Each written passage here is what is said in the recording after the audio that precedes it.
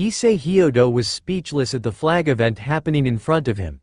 This pretty girl had walked up to him out of nowhere, called for him by name, and she even asked him. "I am sorry. What did you say? GG's. Why are you making me say it again?" The beautiful young girl with long black hair whined as she tried to work up her courage again with a burning red face. "I have seen Hyodo-kun walk around this way for a while now and every time I saw you I got nervous. My knees got weak and my heart started to race. And I've wanted to say this to you for some time now." She took a deep breath. "Hyodo-kun, will you go out with me?" Issei looked at the girl called Yuma Amano as time froze around him. Just earlier today he had dreamed of getting a girlfriend to grab her wonderful boobs. He had peeked on all the girls in the changing room so he could see their naked bodies. And he was beaten up because he was a vile and hated pervert. And yet somehow, this beautiful, lovely girl wanted to be his girlfriend. What could he say? What was he thinking?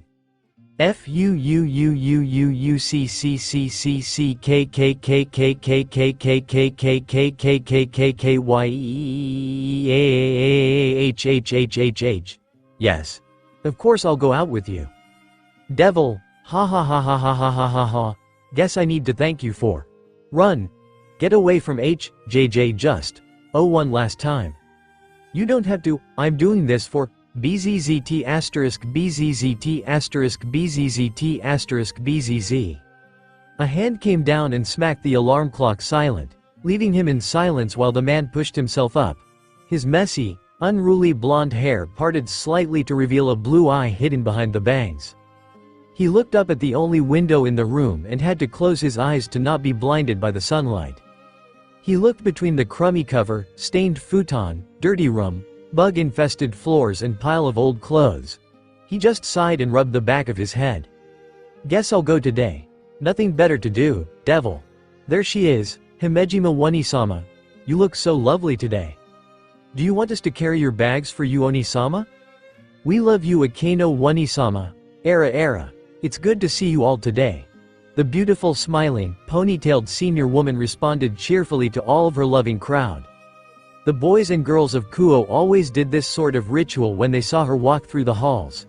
It's the kind of expectation you have when one of the two great Onisamas walk through the school.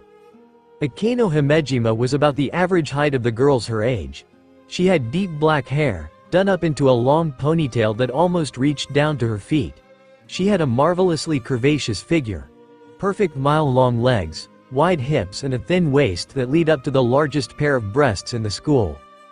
For some girls, they admired her just because she was still able to stand up straight with those things on her chest. She walked with an amazing grace and poise that not many would find in this day and age. Her hair and ponytail was so elegant that many of her fans called it the last great ponytail of the 21st century. And when the masses looked to her, she held her hand to her mouth and gave a stunning smile with era. She was the dream girl for many members of the school, and an ideal older sister for others. She walked into her homeroom and acknowledged everyone who greeted her so intently. She walked to the back of the room and sat in her chair. She started to organize her desk when she noticed another form walk into her space. You appear to be as popular as ever, Akeno-san. The busty girl looked up from her desk to see her fellow classmate standing by her side. The girl was a slim beauty with short black hair and captivating purple eyes hidden behind her red glasses. She had her arm under her modest chest and was fixing her glasses. It's Suna Kaichu. We love you, era. Looks like you're still quite the popular girl yourself, Kaichu. Akeno said with a laugh as she covered her mouth and smiled. If everyone was looking at them at the moment, then it was best they kept up the appearance that they were only familiar with each other. What can I do for you today, Kaichu? I just wanted to inquire how Rias was doing. Suna leaned against the desk to relax herself. I heard that the reception date has already been set for sometime next month. How did she take that? Akino's face actually stiffened for a moment at the mention of a certain reception that has been set in her personal future. She closed her eyes before she regained her perfect composure. Era, Kaichu. You should know better than to underestimate Bucko like that. She has far too many responsibilities to worry about than a silly date. Suna noticed for a second the uncomfortable expression on the Himejima woman's face before she ignored it and smiled. I suppose you're right. Rias was always more of a, in the now, kind of girl. She wanted to continue her talk but was interrupted by the commotion around them. Hey, did you guys hear? What, apparently, that guy came to school today? What, seriously? Why does he even bother? Nobody wants him here anyway. Hey, he probably thinks nobody will keep calling him loser if he tries and prove himself at school. Too late for that. He's a failure at everything he does anyway. Suna and Akano listened in as their classmates talked about one of the third years in their school. Someone who transferred in last year into their second term. And someone who never came to school, never came to his classes, didn't go to any clubs or have any friends. He was just as bad as the so-called pervert trio of the second years. The loser of Kuo Academy, Devil. Everyone in the hallway was looking at the woman as she walked down the hall with her mind on other subjects. She had a voluptuous body with perfect hourglass figure and a large bust that caught the eye of most hormonal teenagers. Her turquoise eyes were like magnificent gems that captured the soul of many feeble hearts. But above everything else, her beautiful, flowing crimson hair covered her back like a curtain of silk.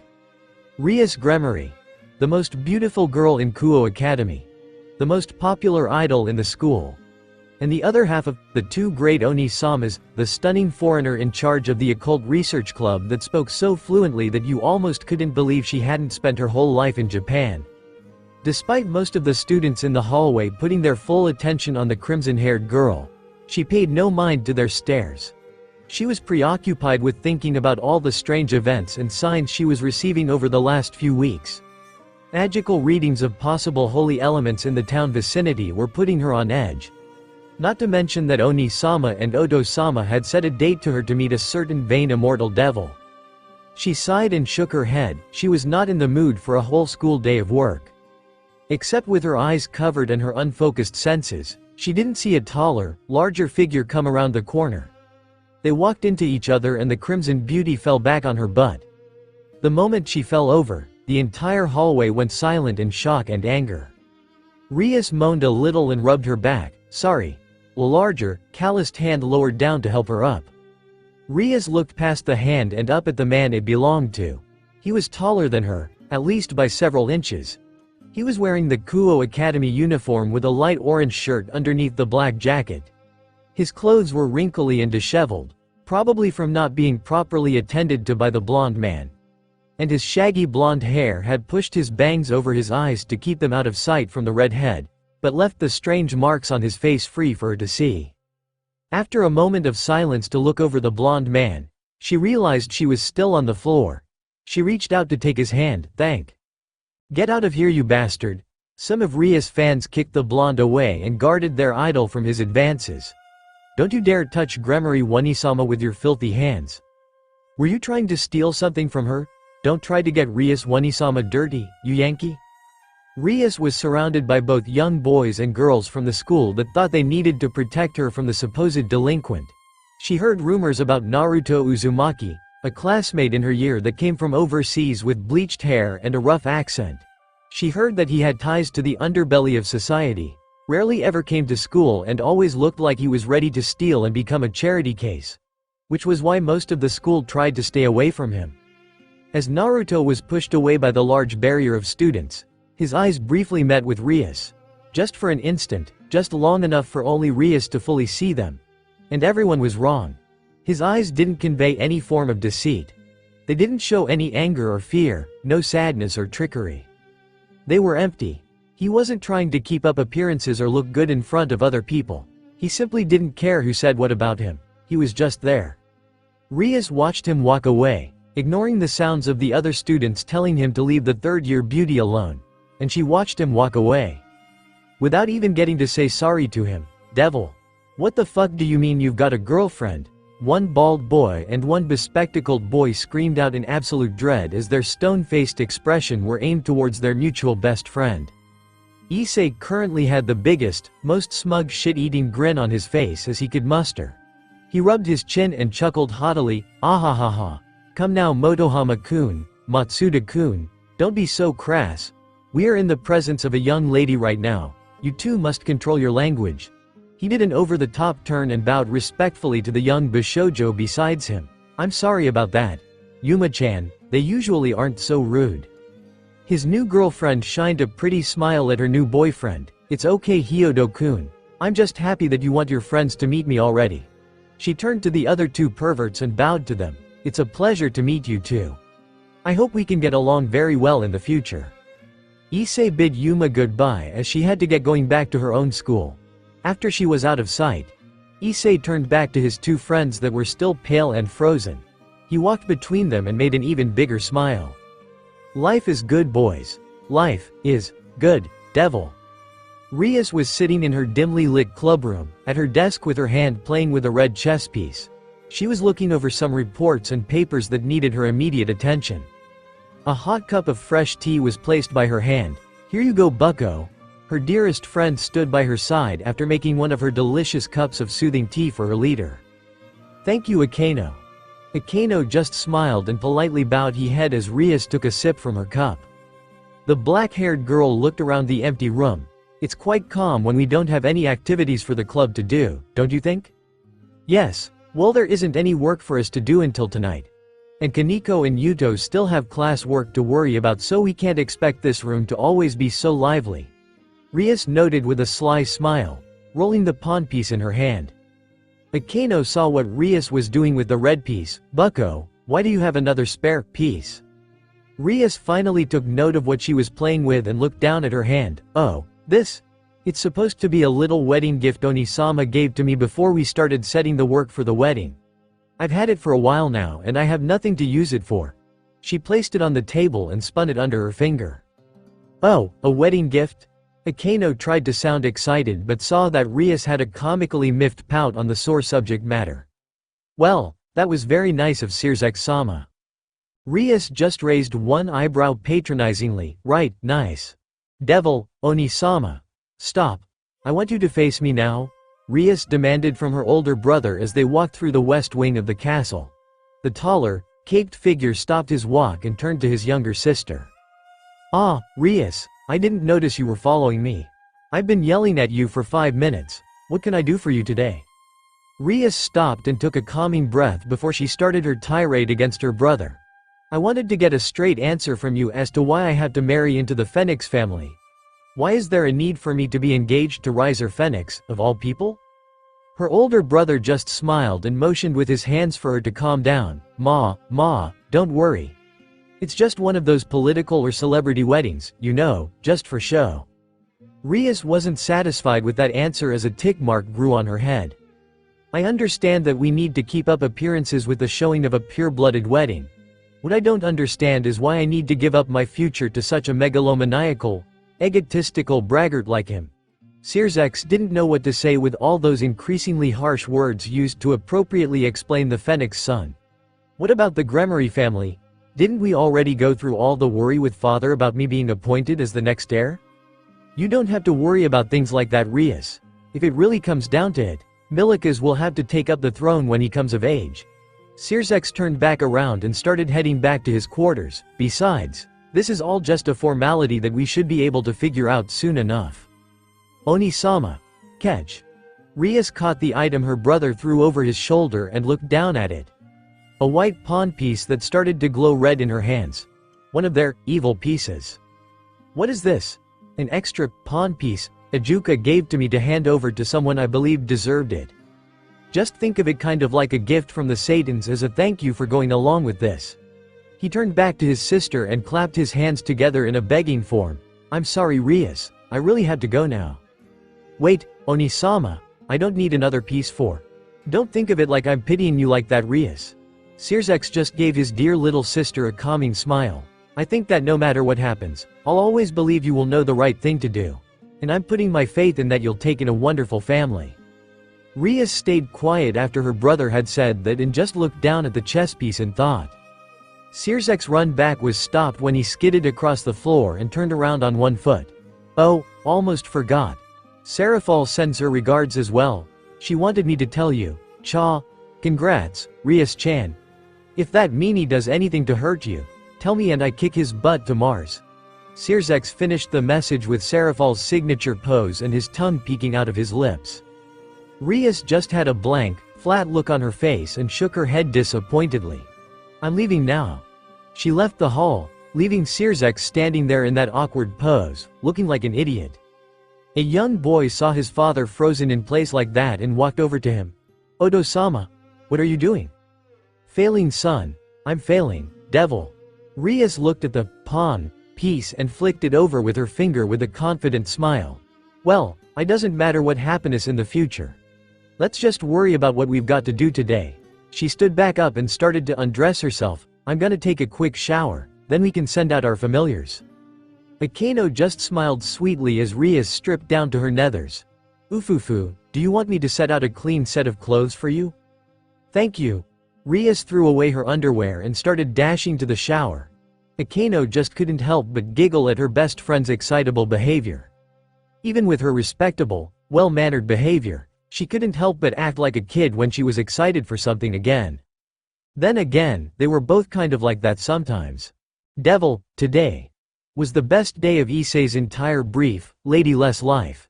In just one date with his new girlfriend, he had effectively ended a 17-year relationship with his right hand. And despite the good times, it would not be one he missed. Yuma-chan was, in no uncertain terms, the perfect girl for him. She was as beautiful as a goddess, yet didn't let her looks become a vanity. She was kind and sweet, listening to what he said and letting him listen when she had something to say as well. Her smile was like a ray of bright light that shined down on all his dark tendencies and made him feel safe. Her clothes were simple but suited her sweet exterior she showed on their date, a little scrunchie on her wrist that Issei gave to her as a gift. She was perfect. The two teenagers were now at the fountain in the local park, the final stop for their first date. Yuma turned on her feet and looked to her new boyfriend with a bright red flush across her face. Issei-kun. The spiky, brown-haired boy perked up when she said his name. Yes, Yuma-chan. She poked her fingers together and looked away in embarrassment. Listen, we've finally been on a date and I really enjoyed it. So, I was wondering if you could do a little favor for me? Issei did his best to contain his excitement but couldn't help but smile. What is it? I'll do whatever I have to help you. Yuma put her hands together, tilted her head and smiled as happily as she could. Will you die for me? Issei cleaned his ears out with his pinky. Must have gotten too excited and heard her wrong. Excuse me? I think I heard you wrong. I said. Two massive black crow wings, dark as the night that surrounded them, unfolded from her back. Will you die for me? The wings on her back flapped and she was raised off the ground. The smile on her face turning cold and meaningless as her face seemed to change from the soft, every girl expression to a leaner form. Why Yuma-chan? Issei instinctively stepped back from the winged girl as a shining weapon formed in her hand out of nowhere. She smiled and held the weapon over her shoulder. Bye-bye. She threw the spear of light as hard as she could as it rocketed towards the unsuspecting boy. He froze in horror as it soared towards his chest and planned to pierce him. Until a figure jumped from the street and tackled Issei to the ground, evading the spear of light by a tiny margin. Yuma raised an eyebrow in displeasure and looked to where her target had been thrown to. Issei was sprawled out on the ground, dizzy from the sudden whiplash while the taller, blonde figure standing beside him was rubbing the stiff out of his neck. The whiskered man with the white cloth on his shoulder groaned, "Shit. Haven't moved like that in a while. Probably not a good idea to dodge attacks like that without stretching out first." Yuma narrowed her eyes and slowly floated back down to the ground. She stood still and glared at the blonde in front of her that finally looked in her direction. And who exactly are you supposed to be? Before Naruto could even open his mouth, Issei jumped up to his feet and pointed at Naruto in confusion. Hey, you're that delinquent from my school, aren't you? Naruto looked back to Issei with a bored expression and raised one visible eyebrow. Do you know me? You're Naruto Uzumaki Senpai from Kuo Academy, right? The delinquent everybody tries to stay away from? The Yankee guy who barely ever comes to school? Issei yelled out as he was completely befuddled from the situation around him. Naruto just blinked. Yeah, I'm Naruto Uzumaki. And am I supposed to know who you are? Issei just blinked confusingly. Huh? He pointed at himself. I am the pervert Issei. The lump of libido. The pure incarnation of lust. You know, one of the perverted trio. Never heard of you. The guys who always have depraved thoughts in their heads. We always cut holes in the walls of the girls' changing rooms and spy at the girls as they change their clothes. The ones who would trade their souls at the drop of a hat for the chance to grope some soft-opie? I can't tell if you're saying that in shame or pride? Naruto deadpanned as Issei tried to explain his gimmick. I'm your underclassman. Whoa, that can fucking wait. What the hell are you even doing here? Naruto grabbed the white apron on his shoulder and opened it up, revealing a cartoon drawing of a bowl of ramen with hands and little black eyes. I just came back from my shift and I was heading home. He turned around and looked to the girl with the massive wingspan, and on my way, I see some girl about to make some brat into a shish kebab. I'm 1 year younger than you. Yuma glared at the two men, not sensing any power or special aura coming from either of them. Yet she was distracted with thinking how the blonde was able to jump out of the way of her attack and still take Issei with him. You shouldn't have interfered, boy. This was just a private matter I have with Issei-kun. But since you've interfered, I guess you'll just have to be a part of it now. Naruto's eyes furrowed as Issei looked at her in worry and tried to reason with her. Why, Yuma-chan? What's going on? Why are you doing this? Yuma looked at the second-year student and smiled at him. Oh, Issei-kun, there is no Yuma-chan. That's just a lie. I told you to get close to you. She laughed into her hand. Did you really think any girl would want to go out on a date with you? A dirty little weasel? How silly of you. Issei's face fell into hopelessness as his heart became heavy. Naruto nudged him back. I don't know what the hell's going on here, but I don't think we should stick around to find out. Issei tried to empathize with the girl. There has to be something wrong with her. She wouldn't say things like that. What about the bird wings on her back, kid? I don't think this is a situation where we try to.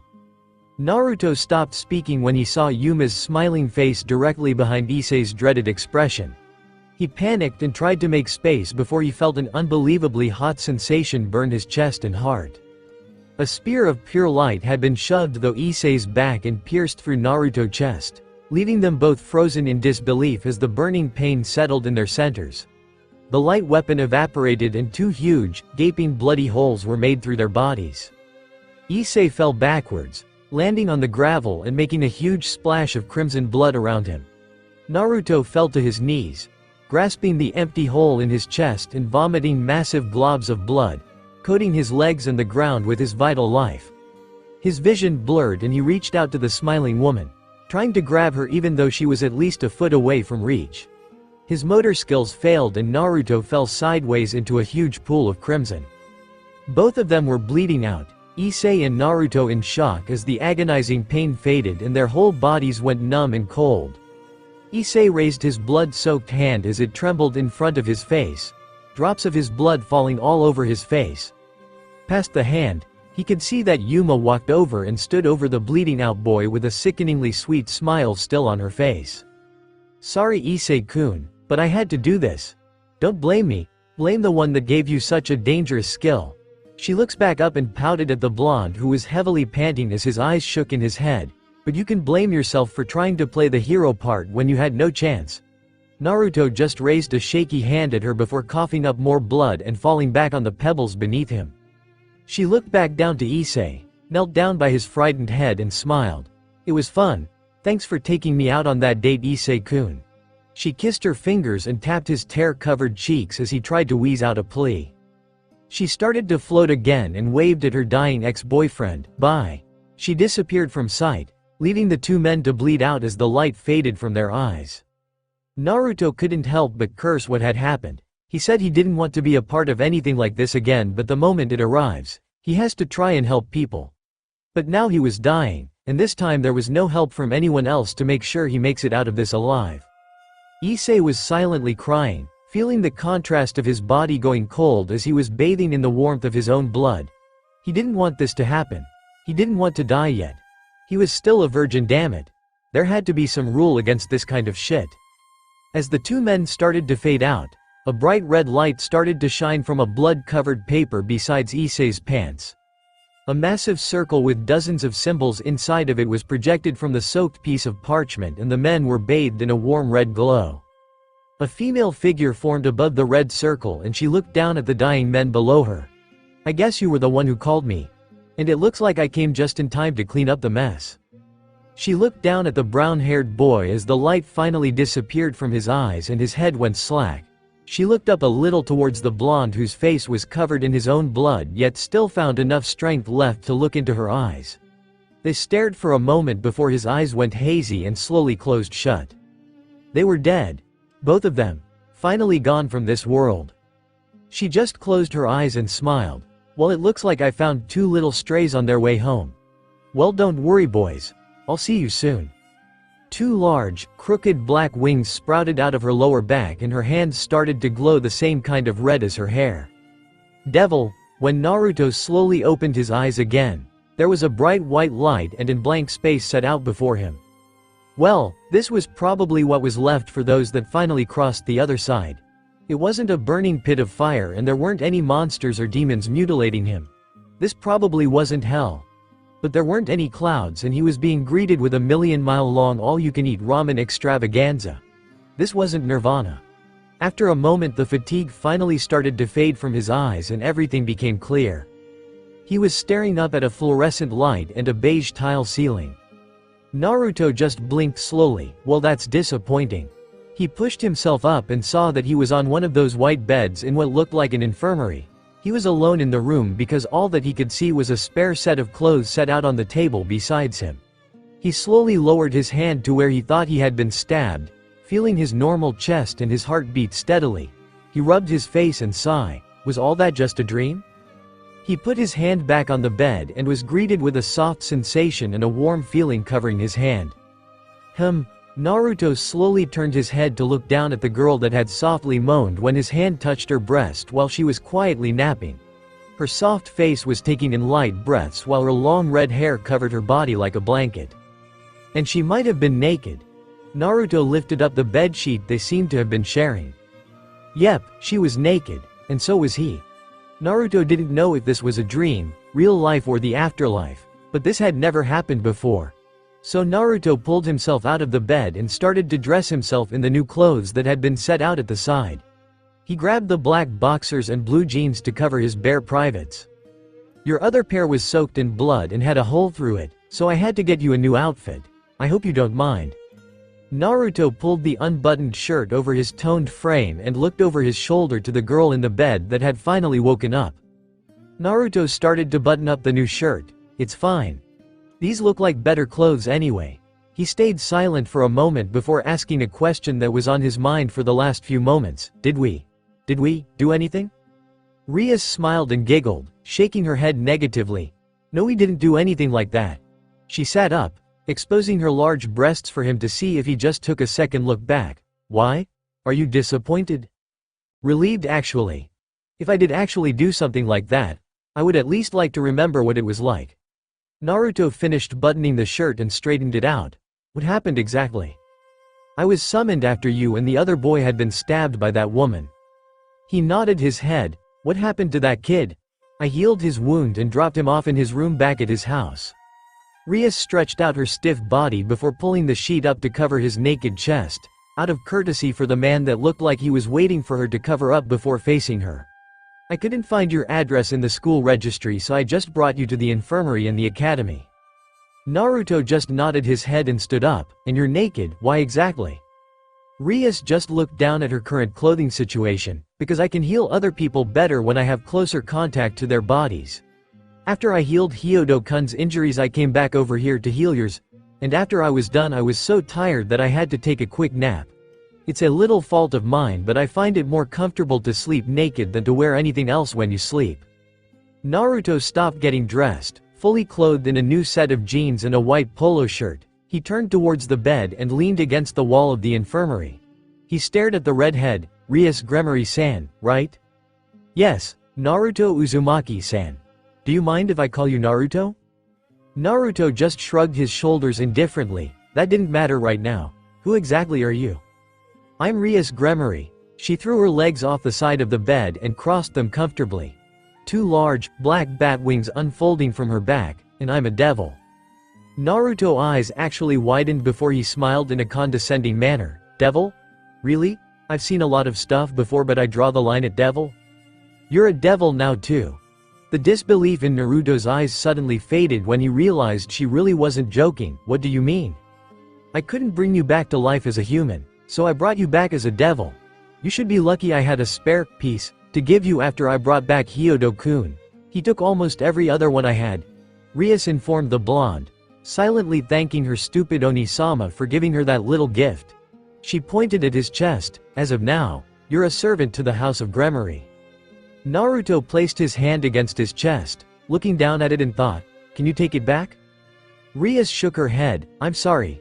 Even if I could, if I tried to do that, then you would most likely die again. Servitude or death? Well, that just sucks.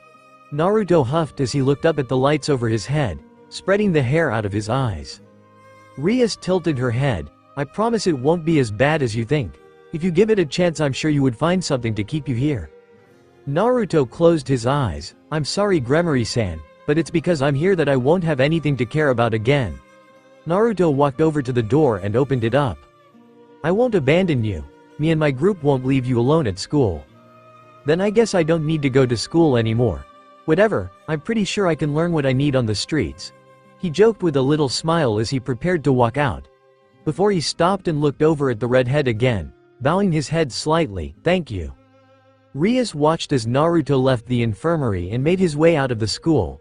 She sighed and got out of bed, placing her feet on the cold ground and standing naked in the empty room.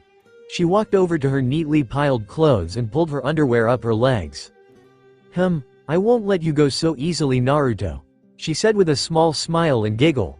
You're just too cute and interesting for my new pawn. She vowed to herself to bring Naruto to her side, whatever the methods. Naruto always knew he never really was much of a morning person. Sometimes he would have gotten up early for training, but if he had a choice between getting up or sleeping in, he would take sleeping in hands down. But now it seems like he wasn't interested in the idea of getting up during the morning or afternoon now either. Just standing in the light of the sun felt like he had 1-ton boulders hooked onto his arms, legs and eyelids. He was sluggish all the way to work, feeling like he was dragging his limbs around. And at work, Gramps said that he was acting more sluggish and scatterbrained than usual. And now, for some odd reason, he felt like he had more energy while walking down the street to his apartment. He felt like he could run a few marathons and not even get winded. And everything was so bright that he couldn't tell the difference between whether something was under the moonlight or in the shadows of the buildings around him. He thought about all the different explanations for these sudden bursts in energy. Perhaps he just didn't get enough sleep last night, and now that the sun was down he was feeling more awake. Or maybe someone slipped him something in his drink and now he's going through the side effects. Yet all his mind could think about was that pretty crimson-haired woman he found himself in bed with last night. And that no matter how much he tried to ignore it, the words she said to him last night had left an impression. You're a devil now too. Naruto sighed and tried to shake his head free of the bad thoughts. All he wanted to do right now was go home, lay on the crappy futon and try to shut his eyes. Naruto passed a taller man in a black trench coat and fedora on the street. As the blonde man walked further past him, the tall man lifted his hand and a blue light started to form. He spun on his feet and threw the spear of light at the back of the retreating boy. The man saw the burning hot light pierce through the cloth of his target and there was no body. The man watched as the white apron he had pierced started to burn into nothing but ash. He looked up from that spot to see the whiskered blonde man standing a meter away from the burning cloth after dodging his attack. Naruto looked down to see the spear of light evaporate into little particles, leaving a seared-through hole in the ground. He looked up at the strange man across from him. That's my second one in 2 days. I need to pay for those, you know. Well, don't worry about it, the older man said as a similar pair of large black feathery wings popped out of his back and stretched out to their fullest length. You won't need to worry about anything after I'm done with you, little devil. Naruto stepped back a little when he saw the man reveal his true nature. He looked the man over. Sue, what are you supposed to be anyway? Are you supposed to be a devil hunting other devils? The tall man raised an eyebrow at his condescending tone and shook his head. Ah, that's cute. He doesn't even know the preschool basics. He shook his head negatively. No, I'm not a filthy devil like you, he said in a tone that wasn't venomous but just like he was stating general knowledge. I'm a fallen angel. Naruto raised an eyebrow at his title. Okay, what exactly does that mean?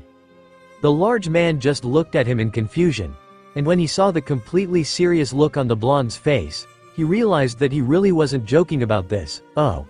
Okay. You really don't know? Wow, I must be dealing with a fresh out of the crib kind of brat here.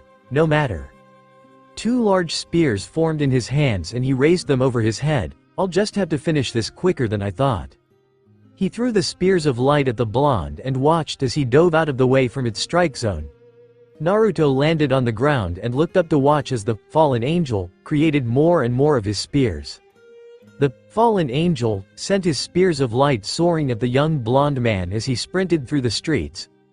Naruto still wasn't certain about how much damage these things could do if they even just scratched his skin, but since he didn't want to end up like he did yesterday, he opted to keep as far away from them as he could.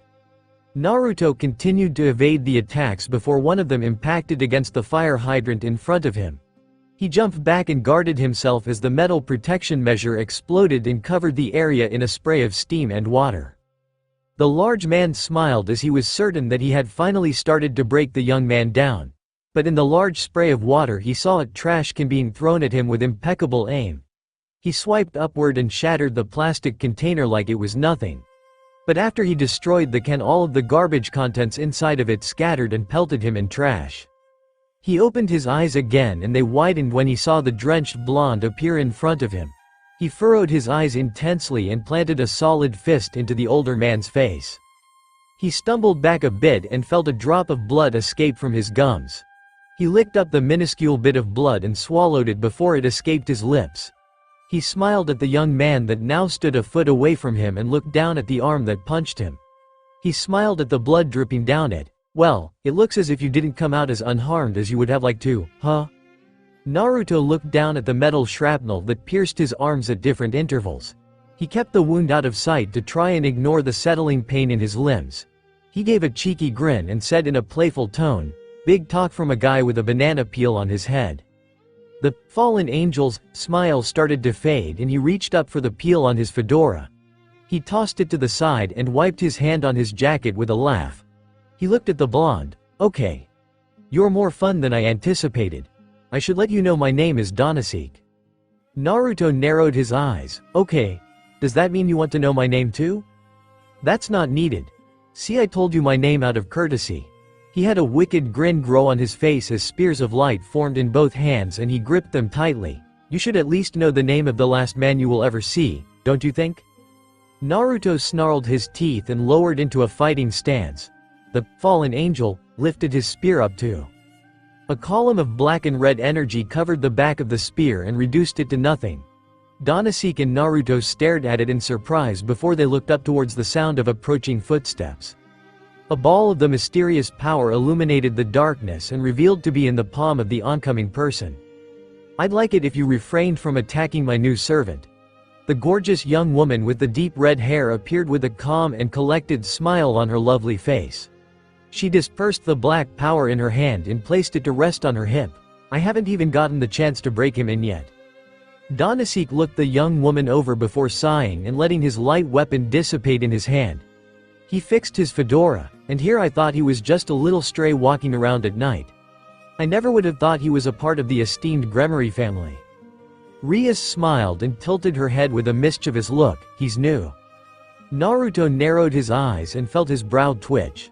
She was giving them a cheeky smile and he had metal lodged in his arms. How is that fair? Donaseek smiled and tilted his hat towards the young woman. Well, I would hate to cause any more of a stir than what's already happened. So I shall take my leave for the day. But, he turned around and sent a malicious grin towards the blonde man standing away from him.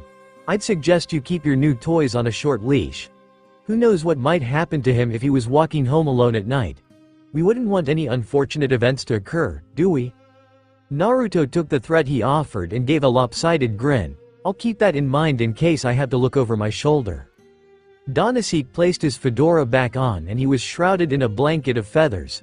He disappeared and black crow feathers floated down to the ground. Rias flicked her hair out of her face and walked over to the taller blonde. I'm sorry about that. You left so quickly this morning that I forgot to tell you about others that might come after you. It would come in handy if you remember important stuff like that first.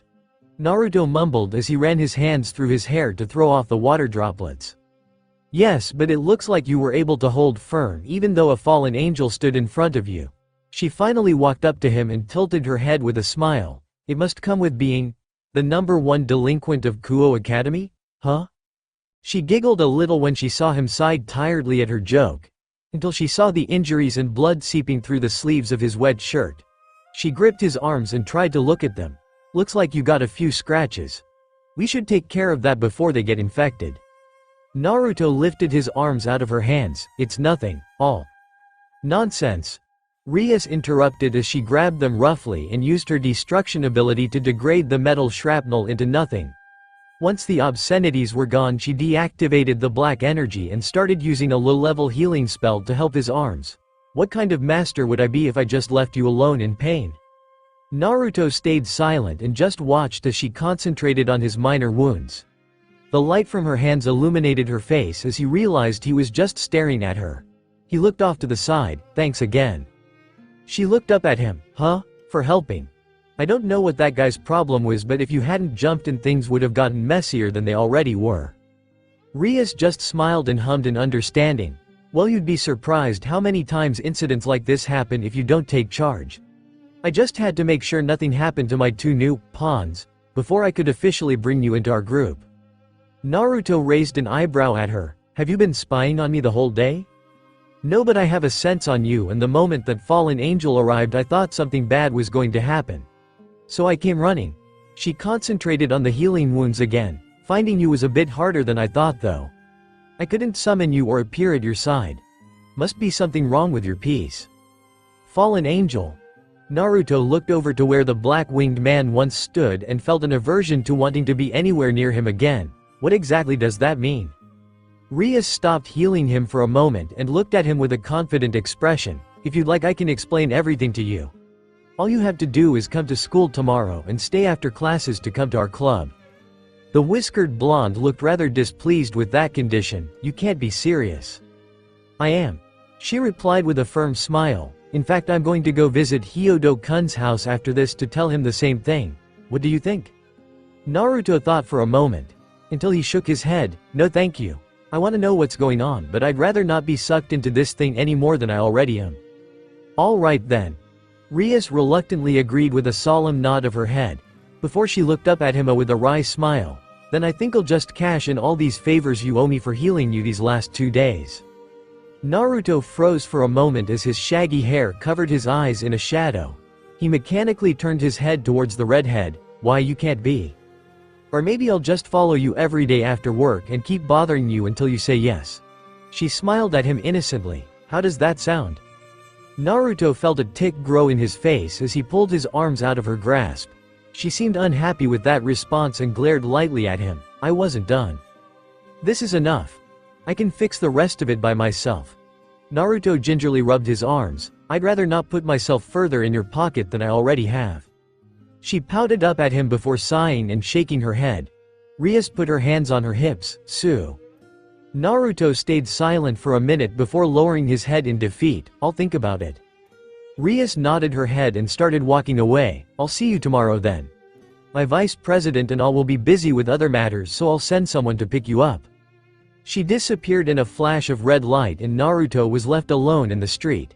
He looked at the wounds that were close to closing up before he pulled them away.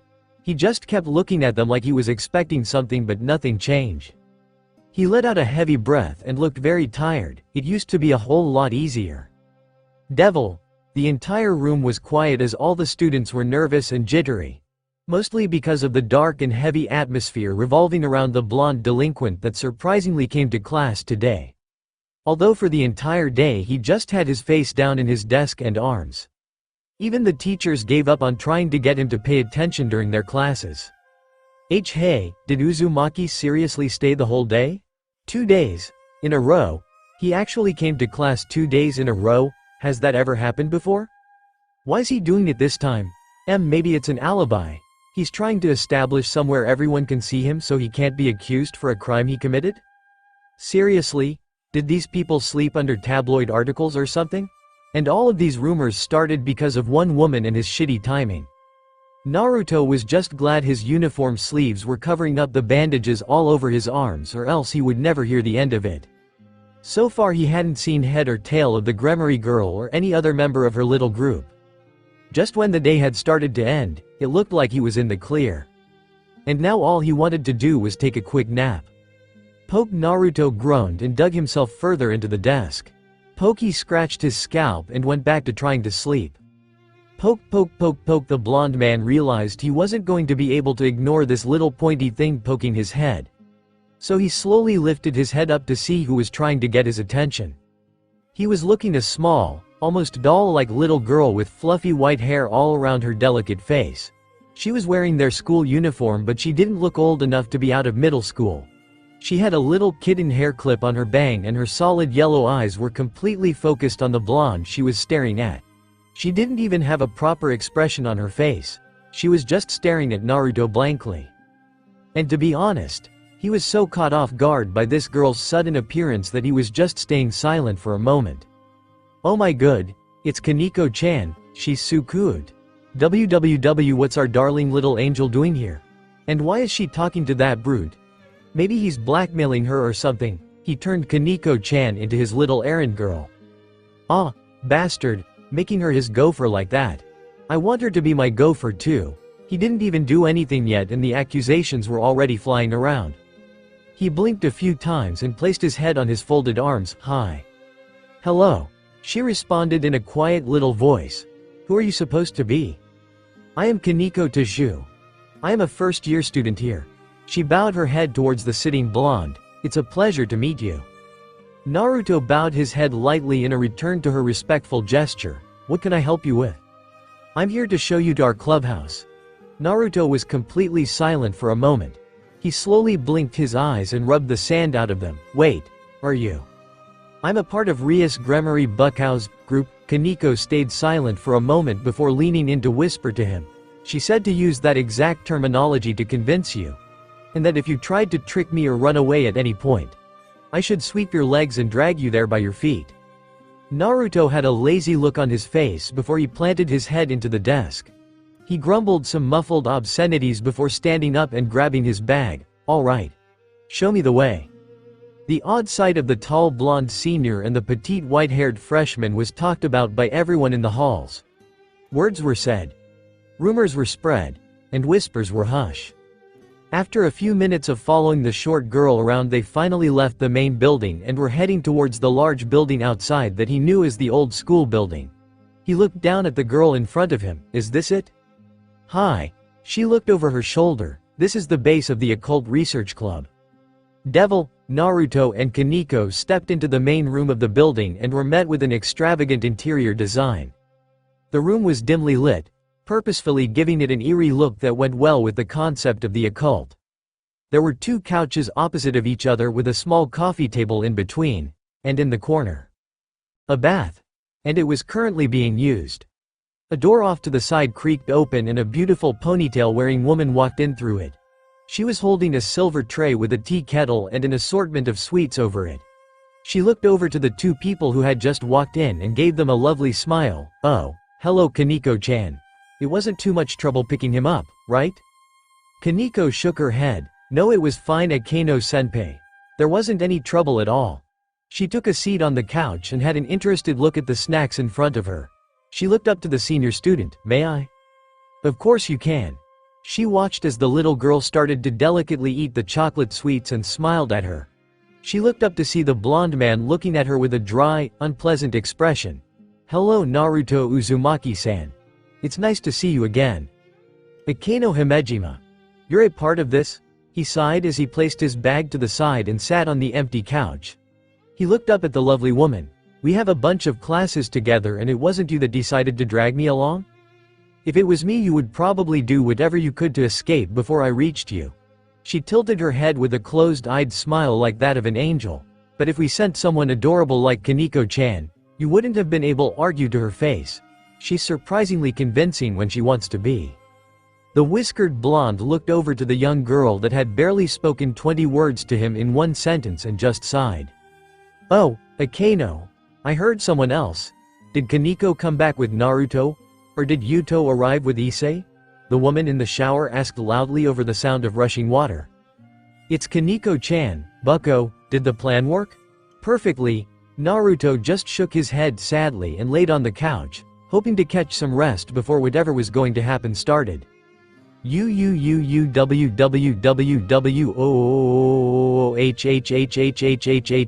Kaneko-chan. The Academy's favorite Lolita first year. She's a part of the Devil Group too. An enthusiastic, very excited teenage voice yelled as someone entered through the clubroom door. The young man looked over to the other woman. Kano Himejima-san. The great Oni-sama of Kuo Academy. The last woman to be able to pull off a ponytail in the 21st century. So amazing. It's great, it's. Shut up. Issei was silenced when a heavy school bag beamed him directly in the nose. He fell on his butt and rolled around on the ground in pain.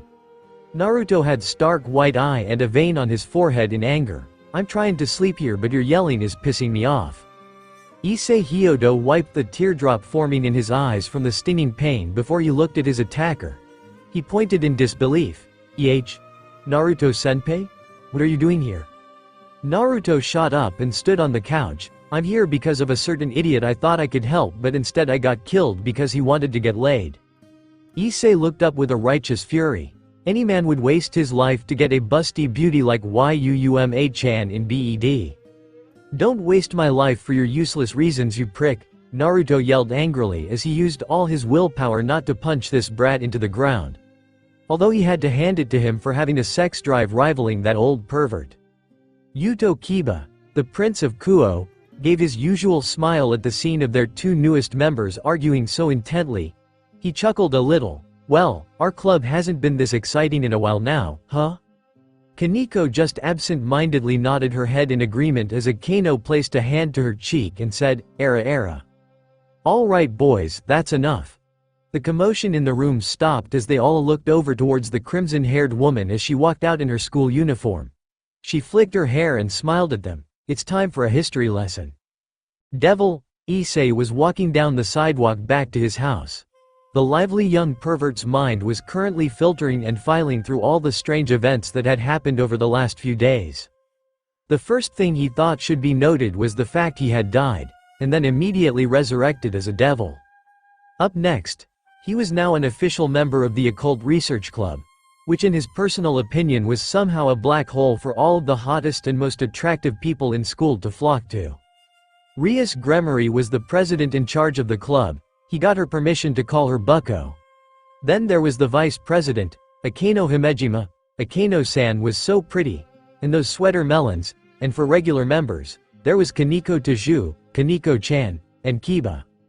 He really didn't care for that handsome bastard, but as it turns out it wasn't just a hotspot for the hotties to come to. It was really just a clever little cover for their real group activities. As devils. Apparently Rias Gremory was actually a high-ranking devil and every member of the orc was a part of her group. And despite the menacing title of devil, all they really did so far was hand out pamphlets to people for wishes and talk in the old school building. Which was a real relief for him because he really didn't want to do the whole reaping souls, boiling flesh and drinking blood thing he saw in the movies and shows. Apparently, he had something inside his body called a sacred gear that was very valuable to her group. When Issei was asked to summon it, by way of shooting out a Kamehameha and totally embarrassing himself in front of his new club, his left arm glowed with an unnatural light and a bulky red gauntlet formed from his elbow down. He wasn't ashamed to say it looked totally badass.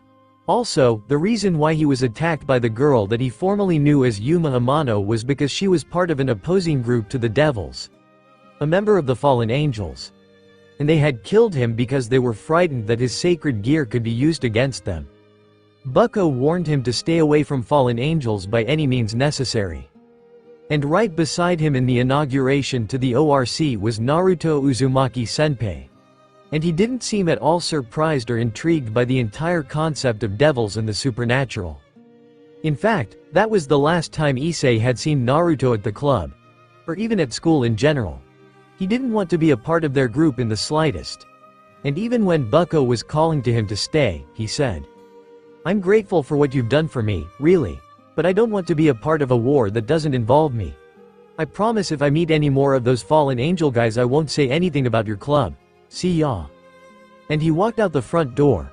Bucko seemed a little miffed at that, but she shrugged her shoulders and just said she would figure a way to persuade him into their group later on. But Issei already found his persuasion. If he worked hard enough, gained some experience and proved himself worthy, he could make a devil peerage of his own. And then he could finally realize his true dream. His own personal harem filled with beautiful, big-breasted women. So now he didn't care at all about blonde delinquent upperclassmen or fallen angels. All he cared about was passing out these flyers and getting closer to making his own harem. Issei was so giddy that he creepily chuckled while walking down the sidewalk, and while he was distracted with his perverted dreams. Kya, he looked over to see a girl in a simple green habit and veil covering her face had tripped over. She moaned and she sat back up and rubbed her face. Issei blinked in surprise before he walked over to the young lady and offered his hand. "Are you all right?" "Huh?" She looked up at the young man that asked her the question and saw that he was reaching down to help her. She smiled nervously and took his hand to stand back up. Oh, thank you, I was." A strong wind passed by for a moment and the girl's nun cap was blown off her head. Her long golden locks were free for the world to see and her emerald eyes looked up at the man in front of her. Issei's eyes met with the beautiful foreigner's for what felt like hours, and all that came to mind was, "Wow. Oh, I so sorry about my fall. I don't know where I going and I." The golden-haired young lady nervously sputtered in rough Japanese as she tried to apologize and thank the man that had helped her. She was probably speaking in a rough accent as she tried to use a language she had only recently started to learn. Thank goodness one of the perks to being a devil was the ability to understand other languages so easily. It's all right. You don't need to apologize," he reassured the young blonde girl. She perked up when she heard him talk and had a hopeful smile on her face. "Why, you speak Italian? Oh, that's wonderful. I was having such a hard time adjusting around here because I couldn't properly communicate with anyone." She grabbed his hands and looked up at him with a beautiful, kind smile. She nodded her head. "Thank you for helping me." Issei felt a blush run over his face when the beautiful stranger was showing her gratitude. He chuckled and scratched the back of his head. It was nothing, really. But still, thank you. You're the first person I've met since coming here that She stopped in the middle of her sentence and touched the top of her head. Her eyes widened and she yelped before covering her mouth in shock. Issei blinked in shock. "What's wrong? My cap. It was blown off by the wind. I was so distracted that I didn't even notice." She got on her hands and knees and started to look around the sidewalk for any signs of her nun cap. She seemed worried. If I lose it I would have failed the church and my duties." Issei heard the concern in her voice and felt bad if he just left. He looked around in the immediate area and saw the little white cap resting on top of a bush. He smiled and picked it out of the twigs, found it. The girl stood back up and saw the man she had just met holding her cap and wiping some leaves out of it. She had a huge smile and clapped her hands together. "Oh, thank you. I don't know what I would have done if I had lost it." "Hee, it's no problem." He held it out for her as she took it from his hand. They looked to each other and Issei felt a sense of ease settle between them. He smiled. "I'm Issei Hyodo." The girl blinked and nodded her head. "My name is Asia Argento. It's very nice to meet you, Issei-san." "Devil, man." Naruto groaned as he looked at the third apron he had bought from his boss in the last few days. It was night time again and Naruto was taking his usual route through the park to get back home. He sighed. "I'm giving that old man all the money I've got already. Now he's just taking it out of my reserves." He shrugged his shoulders and lost all signs of annoyance. "Oh well, as long as it goes to the same goal then whatever." "Naruto-senpai." Naruto froze in place as a small sense of dread started to build up inside him. He turned his neck so slowly and painfully that the clicks of his neck could actually be heard from the underclassmen. Issei was looking at him in surprise as he walked his bike over to the taller blonde. He questioned, "This is the second time I've met you here. Do you always take this route home?" Naruto grumbled and looked away from the younger man. "Yeah. It's a straight way home and it's the fastest to go through. What of it? Why haven't you come back to the club yet? Are you really not grateful to Bucko for what she did for us?" There's a difference between being grateful and running into a war you know nothing about. He looked back to the brunette and raised an eyebrow. Have you found something to risk your life for like that since I left? Of course I have. Issei proclaimed loudly as manly tears streamed down his face and he clenched his fist. I will rank up in the devil world. I will gain followers of my own, and then, only then, can I fulfill my dream of having a harem of beauties by my side. Naruto just gave an unamused look at the man and blinked slowly. He walked over to Issei and patted his shoulder. Congrats, kid. You are now in the running for biggest pervert I've ever met. He gave him a sagely nod and started to walk away again. That's a very hard list to get into at such a young age. You have some great arrow skill. Oh, thank you. Yeah, I try really hard and wait. Stop misdirecting me. Damn it. He pointed at the slightly taller blonde with a burning passion in his eyes. I won't just let you waste Buckow's gift like this. Naruto stopped walking away and stayed silent for a moment. He turned around and looked back at Issei. Look, kid. I'm not a kid. Damn it, man, I told you I was only a year younger than you. I'm Issei, you bastard. Then Issei. Kid, pervert, fuck face, whatever. Don't call me fuck face, asshole. Listen, Naruto exclaimed as he threw out his hand and stopped their argument before it started spinning out of control. He lowered his hand as his face took on a more serious visage. Has it hit you yet? Issei blinked in confusion and tilted his head like an innocent animal. He looked at Naruto. Has what hit me? Well, you've probably thought about it a little. About what? Issei asked more directly as he was anxious to hear what the upperclassman had to say. We died. Issei tried to hide the fear that threatened to show on his face as he gulped. A cold sweat ran down the back of his neck and he nervously laughed. Why yeah, we did. But we were brought back as devils. So it's all right. You're a shitty liar. Naruto interrupted as he pointed at the boy's face. You went all pale and you're sweating like a politician under oath. Even if we were brought back, that ain't something we can just throw off as a small inconvenience. Some people can walk off near-death experiences if they are strong enough. But dealing with real death and then coming back is a whole other matter. That's terrifying. Issei shook his head and gave a weak smile. So what? People die every day. We were lucky enough to be brought back. And we came back from it. That doesn't mean we just forget it. He looked to Issei. We all have our own ways of dealing with something like that, Issei. You can try to ignore it and work towards that harem dream for now, but you'll have to deal with it at some point. And trust me, the sooner the better. Issei took a moment to consider what the blonde man had said and felt a fear start forming in the back of his mind. As much as he wanted to say otherwise, he knew Naruto was right. Sometimes the memories of Yuma's smile and her soundless talking as the light faded out of his eyes started re-emerging in his mind. He was working in the club and doing all these requests as a chance to distract his thoughts. Because he felt like if he stopped for a moment, he would start spiraling. Naruto started to walk back home, but one last call from Issei stopped him. Wait. How come you are so cool with all of this? Naruto looked back to him and shrugged his shoulders. Because I've already accepted it, once before. Issei was left alone in the park as the weird blonde man walked away. He lowered his head in worry before his eyes momentarily looked off to the side where he was slain by Yuma. He shuddered a little before jumping back on his bike and riding towards his next destination. Rias leaned forward on her desk and looked down at her notes while the teacher continued on with the lesson. She was pretty smart.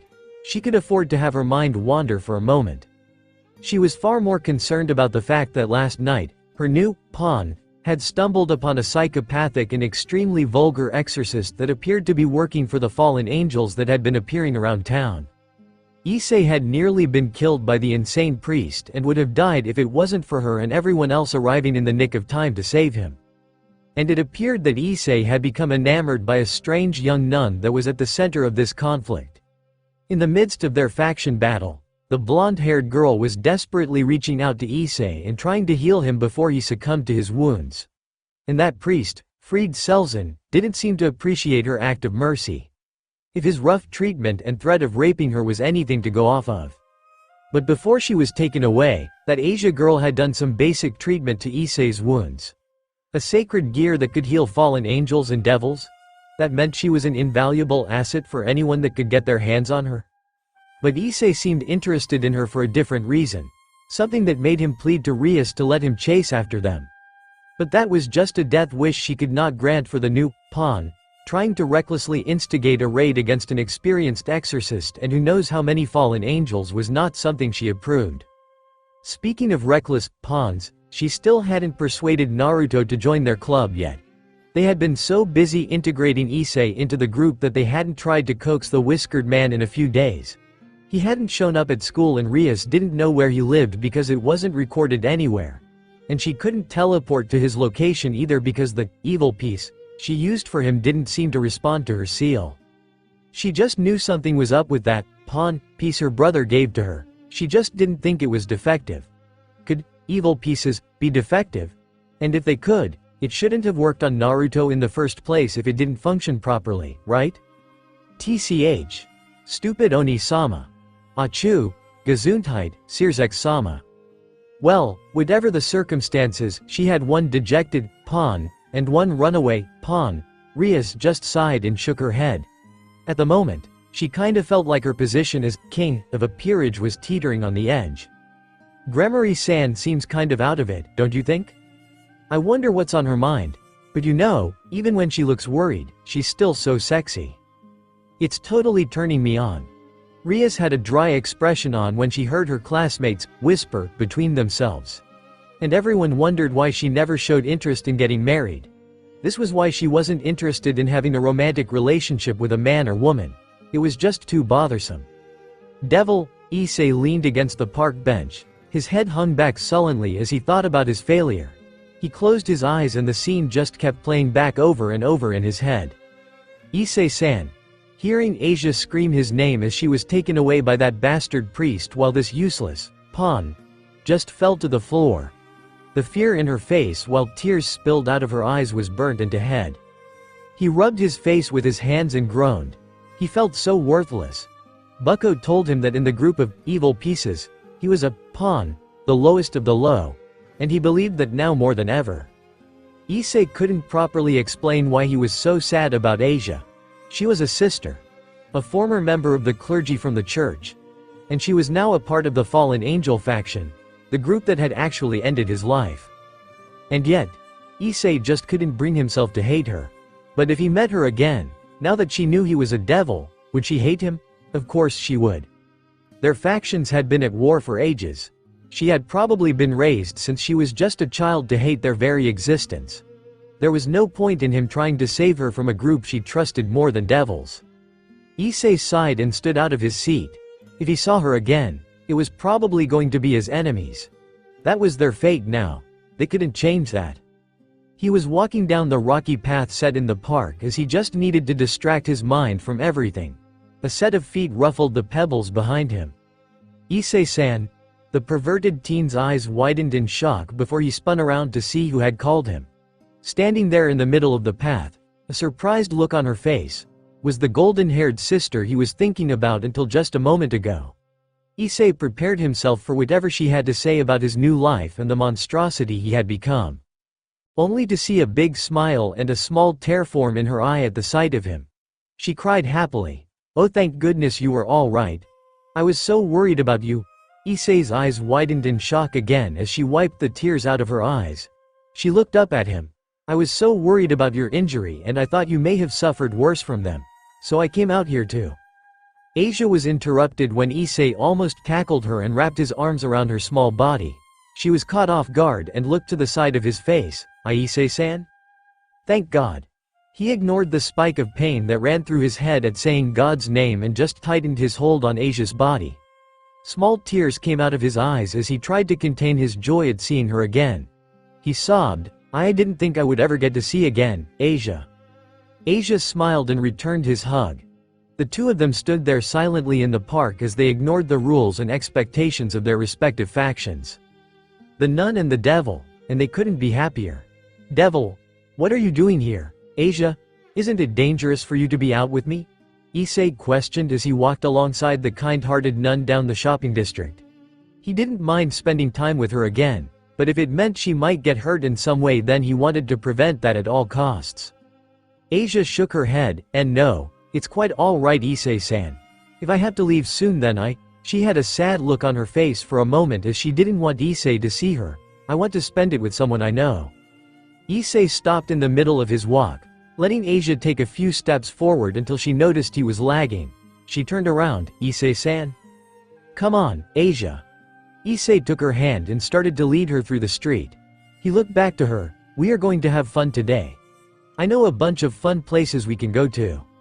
Asia smiled up at him. "Really? Yeah. We can go to the arcade. Or the movies. There are a bunch of places we can go shopping or..." Grumble. Issei stopped and placed his hand on his stomach as it started to rumble out of hunger. He chuckled and felt embarrassed in front of the girl. Sorry about that. I haven't eaten today." "Actually." Asia smiled and poked her fingers together. "I haven't eaten either." Issei decided that the first thing on today's agenda was food. He looked around and tried to spot a suitable place to eat. Asia deserved the best kind of food. A high-class restaurant? Nope, couldn't afford it. Maybe. Issei stopped when he saw an open but small shop in comparison to the ones surrounding it. The first thing that caught his eye was the little mascot on top of it. A little bowl of ramen with limbs and black eyes. Issei felt like he had seen that somewhere before. "Oh, that place looks good. Let's go, Issei-san." Asia started running towards the little ramen shop. Wait, Asia. Wouldn't you rather go somewhere nicer? But that little mascot is so cute. She squealed back before resuming her run towards the shop. He didn't know why, but he felt hesitant going into the restaurant. They walked through the front door. It was basically an empty shop. There were a set of tables spaced out around the whole store, but there weren't any customers to be seen. There was a counter at the back of the restaurant that anyone could come up to sit and watch as their meal was made. And then, a greeter popped out of the back room. "Welcome to our little shop of dreams." A certain whiskered blonde greeted them with a smile on his face. He gestured for them to come in. "How many are we seating to?" Naruto instantly shut up when his eyes met with a stunned Issei's. The two men clammed up and were frozen in place as Asia looked around the empty store with starry eyes. Naruto-senpai. Stop squeezing. Issei yelled in agony as Naruto's hand started to crush the teen's skull within his palm. Naruto had a cold expression as he completely ignored the blonde girl that walked around the little ramen shop. An old man walked out of the back and saw their empty shop with a few more people than he was used to. He asked, "Naruto, what's happening?" Naruto let go of Issei's face and looked back at the old man. "Nothing. We've got 2 customers." That's good. Here, show them up to the counter." "Got it." Naruto saluted before he dropped to his knees and looked at the brown-haired teen as he stopped screaming in pain. Naruto glared. "You didn't come here to take me to your club, right? I didn't even know you were here.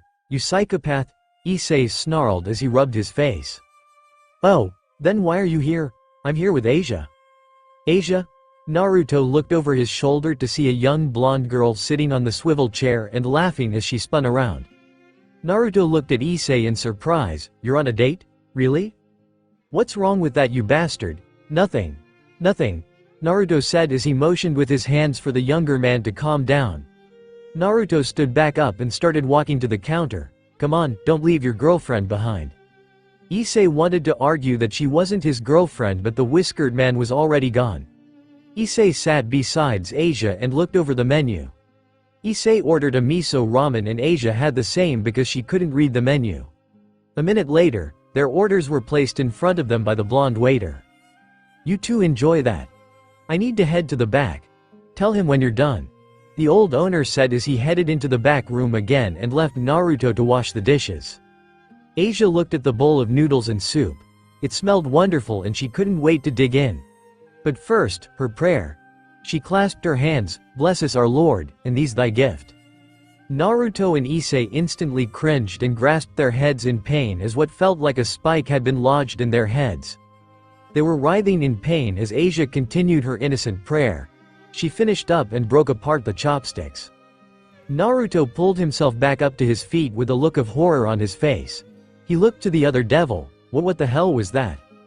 Issei struggled to get the migraine out of his head as he looked over to a confused Asia. That would be the effect that happens when we are close to someone praying or if we use God's name. Praying? Asia realized her mistake and looked between them in shock. She bowed her head. "I am so sorry. That's a force of habit. I should have thought about your well-being instead. be, but I was always taught to pray before and after a meal to show my thanks to the Lord for blessing us with our meal. But it would be wrong to do it when I know it may hurt you. Still, I can't eat a meal without saying my thanks. Asia started to have a little existential crisis while Naruto just looked at her dryly in confusion. He looked over to the pervert who had already started to eat his ramen. Issei looked at him. She's a nun. A nun? Naruto looked between the mismatched couple and chuckled a little. A nun and a devil walk into a shop. Feels like a startup to a dirty joke. Issei furrowed his eyes at the older student as he laughed at their situation. Issei turned to the side. Asia. Asia looked up from where she was awkwardly holding a chopstick in both hands to try and pick up some noodles and looked at Issei. Yes? This is Naruto Uzumaki Senpai, a third year at my school and a recent addition to the devil peerage I'm a part of. Despite how much he protests. Issei then looked to Naruto. Naruto Senpai, Asia Argento. Asia and Naruto looked at each other before the younger blonde bowed her head. She looked at him hesitantly. Are you really a devil as well? Apparently. Naruto deadpanned as he looked the meek girl over. She seemed worried as he looked at her, but she didn't reach for a hidden weapon and she didn't act like she was being kept as a hostage. Naruto scrunched his face in confusion. Shouldn't you be attacking us or something? Asia looked at him in shock and shook her head vigorously. And no, of course I wouldn't. Why would you think that? Well, because aren't all these factions at war? Naruto droned out as he just focused on cleaning the bowls and other appliances. He looked over at Asia as Issei sent a little glare at him for making her uncomfortable. From what I've experienced, everyone on one side hates everyone else on the other sides and they won't even spare a moment before attacking. So shouldn't that mean you are supposed to keep away from us? Don't bother Asia like that, jerk. Issei responded heatedly as Naruto just gave him a flat stare. Until Issei blinked in realization and looked at Asia as well. Actually Asia, I was kind of wondering the same thing. Shouldn't you hate people like us? Asia looked uncomfortable as she held the sides of the bowl. She tried to avoid their eyes. Well, it's true I was raised by the church to never forgive the members of the other factions. It's also the reason why I was excommunicated from my church as well. Asia's face told much about the pain and sadness she had experienced over the years. Her eyes became heavy and she looked like she was trying her hardest not to cry. I found a wounded devil near our church that was close to death. I couldn't leave him to perish, so I used my twilight healing to fix his wounds. But when the heads of our church had heard that my powers not only heal humans and angels, but devils and fallen angels as well, they branded me as a witch and cast me out. I should be angry. Issei was shocked and horrified when he heard Asia's tale. An uncontrollable anger grew in his chest as all he wanted to do at the moment was find those bastards in charge of the church and show them what a real demon was like. Naruto just shook his head. Hearing the anger and hatred people had for each other here made him sick. If this girl had learned to hate devils to their very core, he really wouldn't be surprised. But Asia had a small smile on her face. I can't bring myself to hate them. Or anyone. I know that may seem silly and naive, but I don't think we can ever solve anything like this war by just trying to kill each other. I think all life is precious. That's the lesson I felt was most important from everything I've learned from the Lord. And even though I was told the other factions were full of monsters that went against everything the Lord had to teach us. She looked at Issei with a warm smile as tears formed in her eyes. The way you treat me with such kindness gives me hope that we can resolve all this hatred without any more suffering. Issei could only look at Asia in surprise. Even after all the pain, suffering and injustices that had happened to her, she was still so pure-hearted. She was like an angel.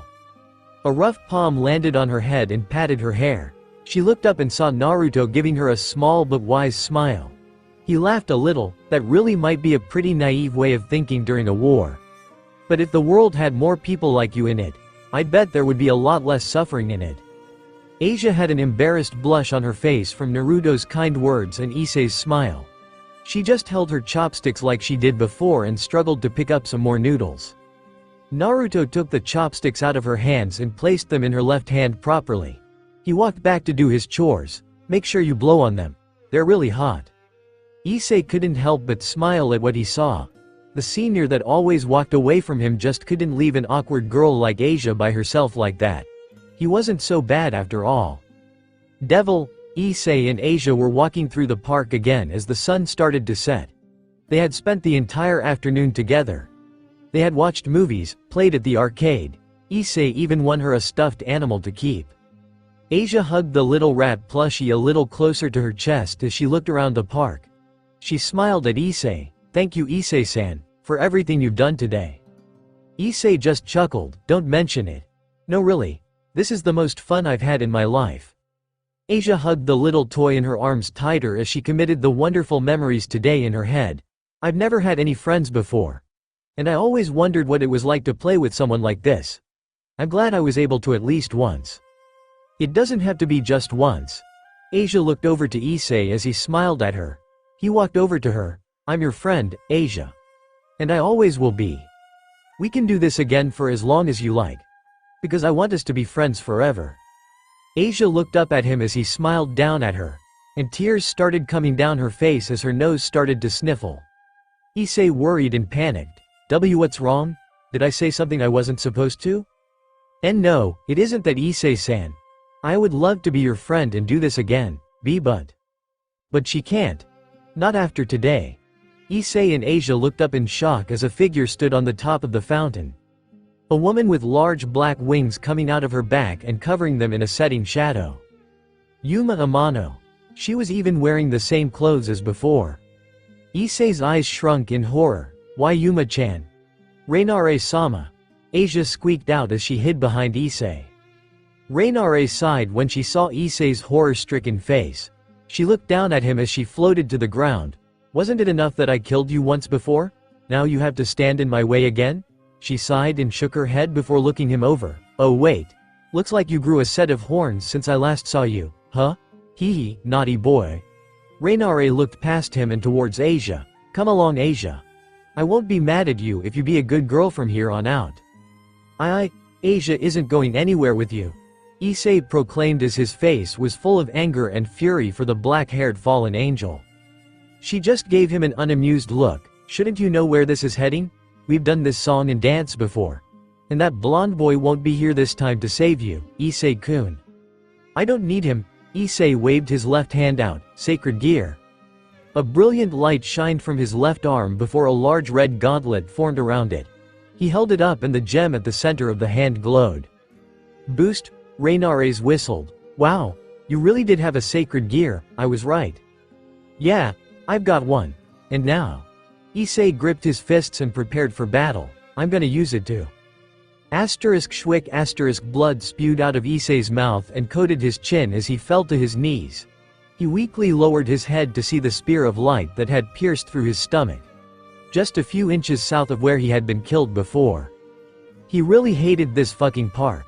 He fell to his side as the burning sensation faded with the light spear. Another pool of blood started to form around his fallen body. Asia's heart sank as she cried for him, "Issei-san." Rainare walked forward and summoned another spear into her hand. She smiled. "This time, I'll make sure you stay dead." But before Rainare could bring her weapon down upon the defeated devil, Asia stood in front of him with a desperate look in her eyes. Rainare glared at her. "Move. Please, you don't have to do this. He thinks he can take my toy and get away with it? I don't think so. Please just leave him alone." Rainare dispersed her weapon and harshly grabbed Asia's cheeks. She brought the girl's terrified face up to hers. "You know, I don't actually need you in perfect condition. If I took off one of your arms or legs, it wouldn't matter. As long as you're still breathing, that's enough for me." Asia had tears in her eyes and struggled to stay brave. She looked up at the fallen angel. "I won't run away."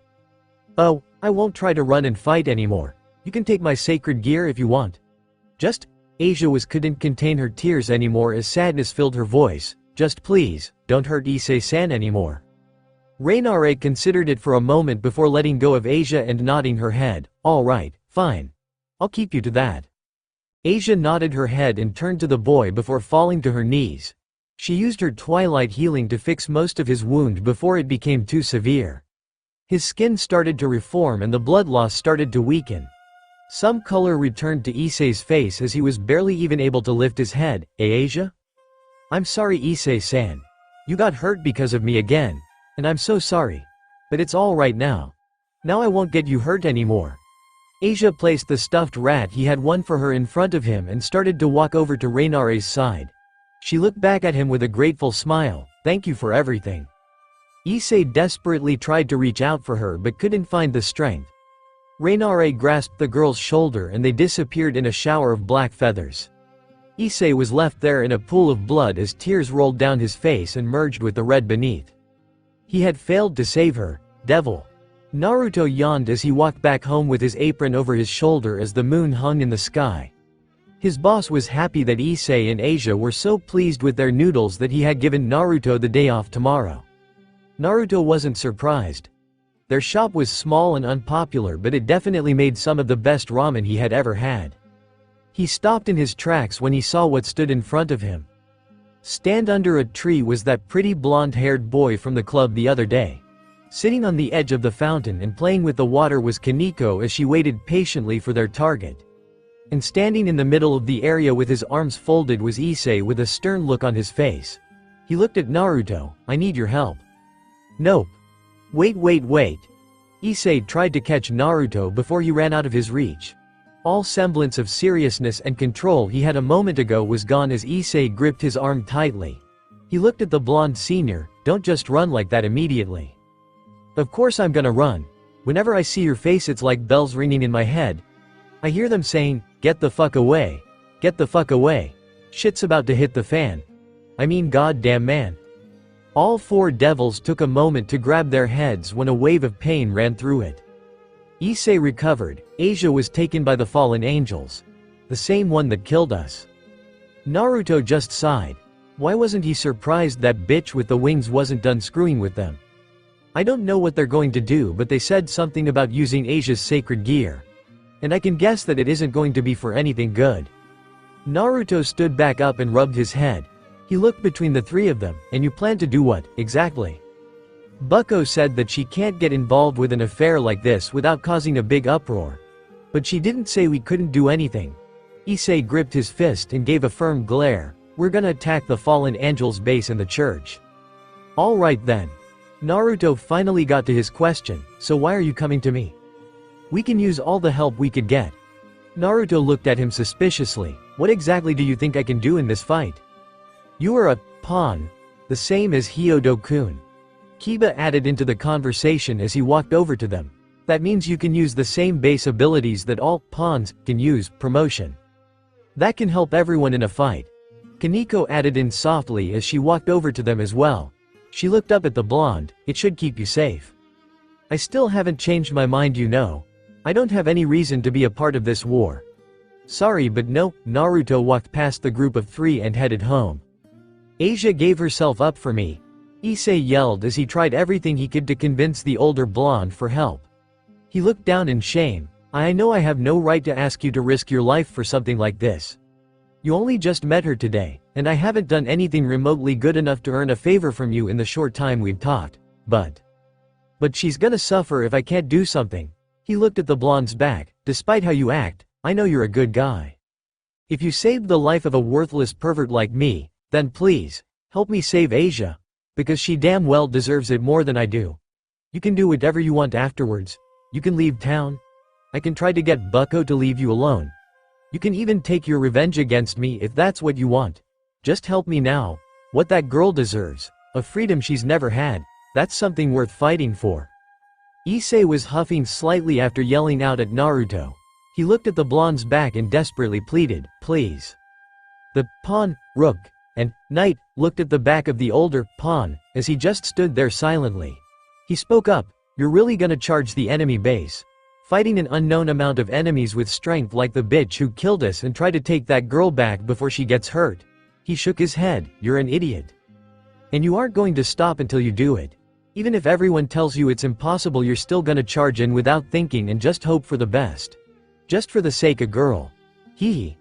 But just as Issei had started to lose hope, Naruto turned around with a smirk on his face. "You know, that sounds like something to fight for." "Are really?" Issei smiled as Kiba and Kaneko looked between each other in triumph. Naruto walked over to one of the trees and hung his apron over a branch. Like hell he was going to bring another one into a fight like this. I guess I'd feel pretty bad if I let an innocent girl like that get hurt without even doing anything if I could. So I'll help out. Just for her. And after this, you'll owe me forever. Got it, fuckface? Issei just nodded his head eagerly, not even making a comment on the unnecessary nickname he had been given. He walked back over to the little group and cracked his neck. Alright then. Let's raise some hell. The group of 4 devils were making their way to the abandoned church in town. It was silent as the tense atmosphere settled between all of them.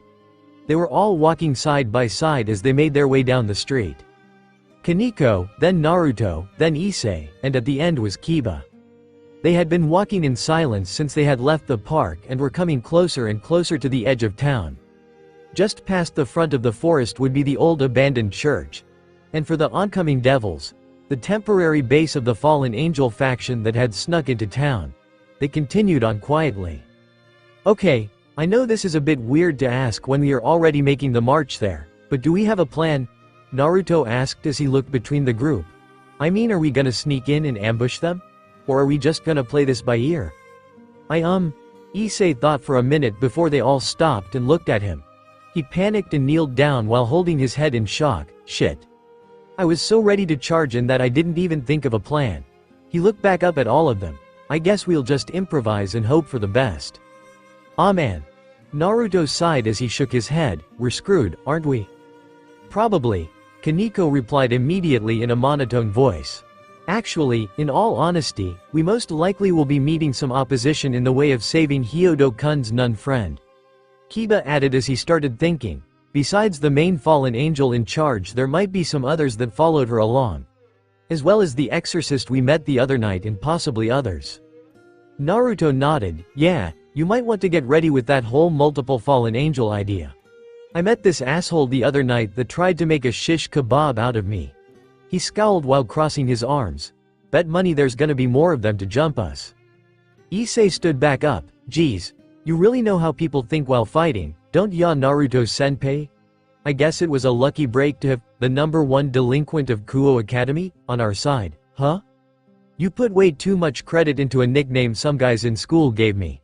And you should really stop trying to summarize who I am just by the name.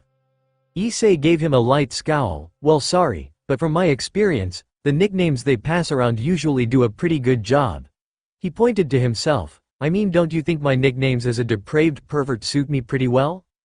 Naruto shrugged his shoulder. I don't know. I usually don't waste even the most minimal amount of brain power thinking about you. Issei glared and was about to retort before Kiba raised his arm in the way. Excuse me for asking, Uzumaki-san, but something is bothering me. Kiba looked towards the older blonde. How did you come to be called a delinquent and given such a bad reputation? I mean, you do not seem nearly as bad as everyone says you are. At most you are a bit snarky and have a rough personality. Issei scoffed. Rough is putting it lightly.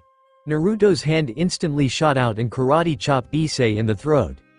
Kiba and Kaneko watched as the brown-haired pervert gagged and fell on his back as he gasped for air as Naruto cupped his chin. Well, it was all just a bunch of stuff that piled up after a while.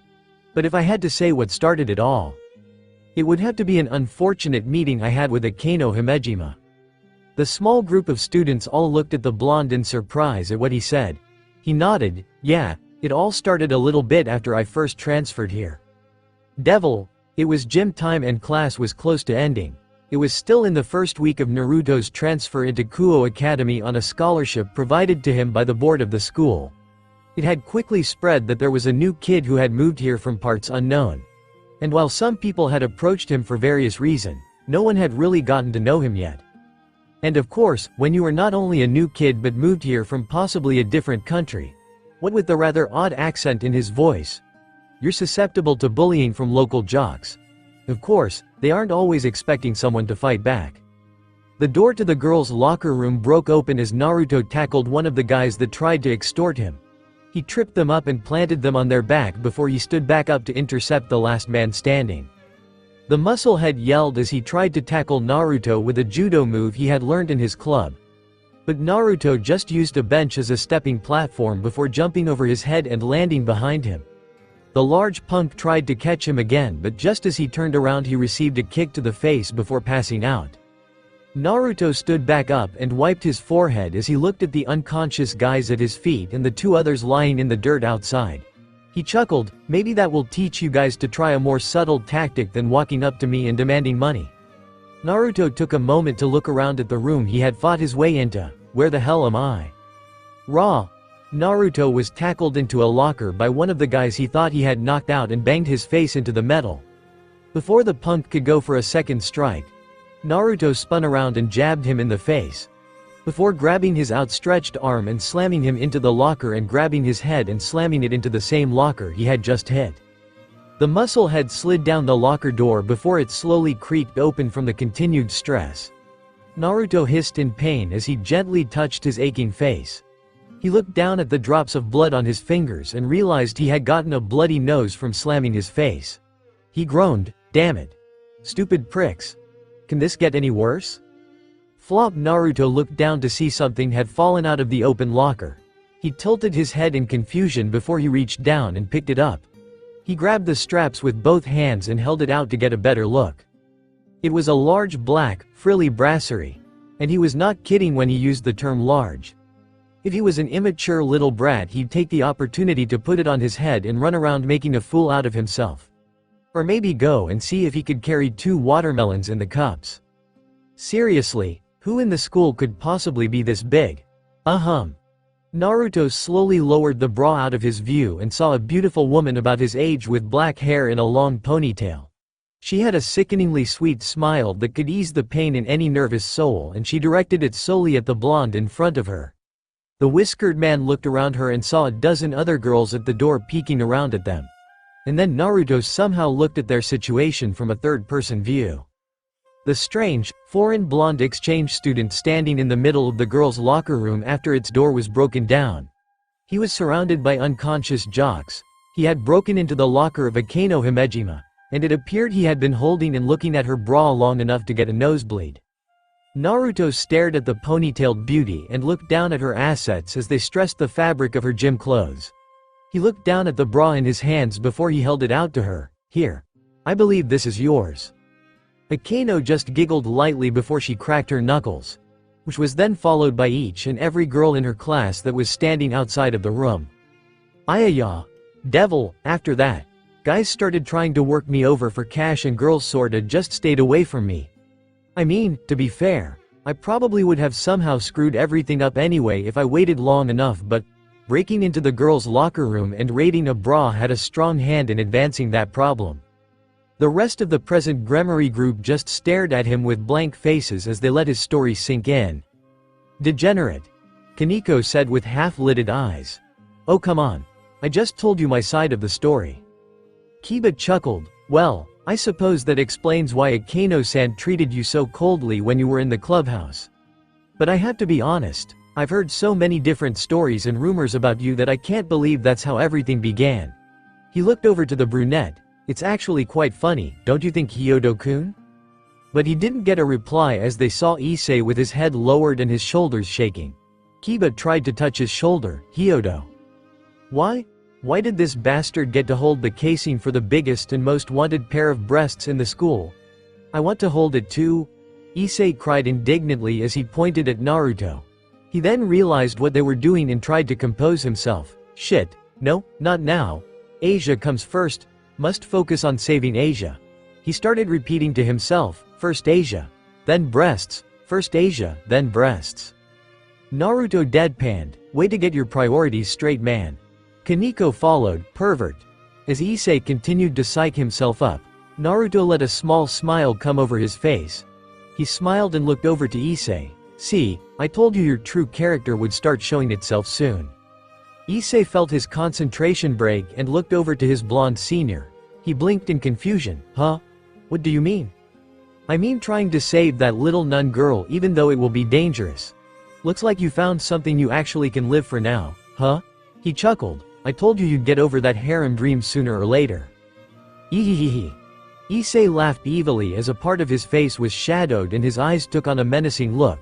No, Naruto-senpai, you've got it all wrong, you see.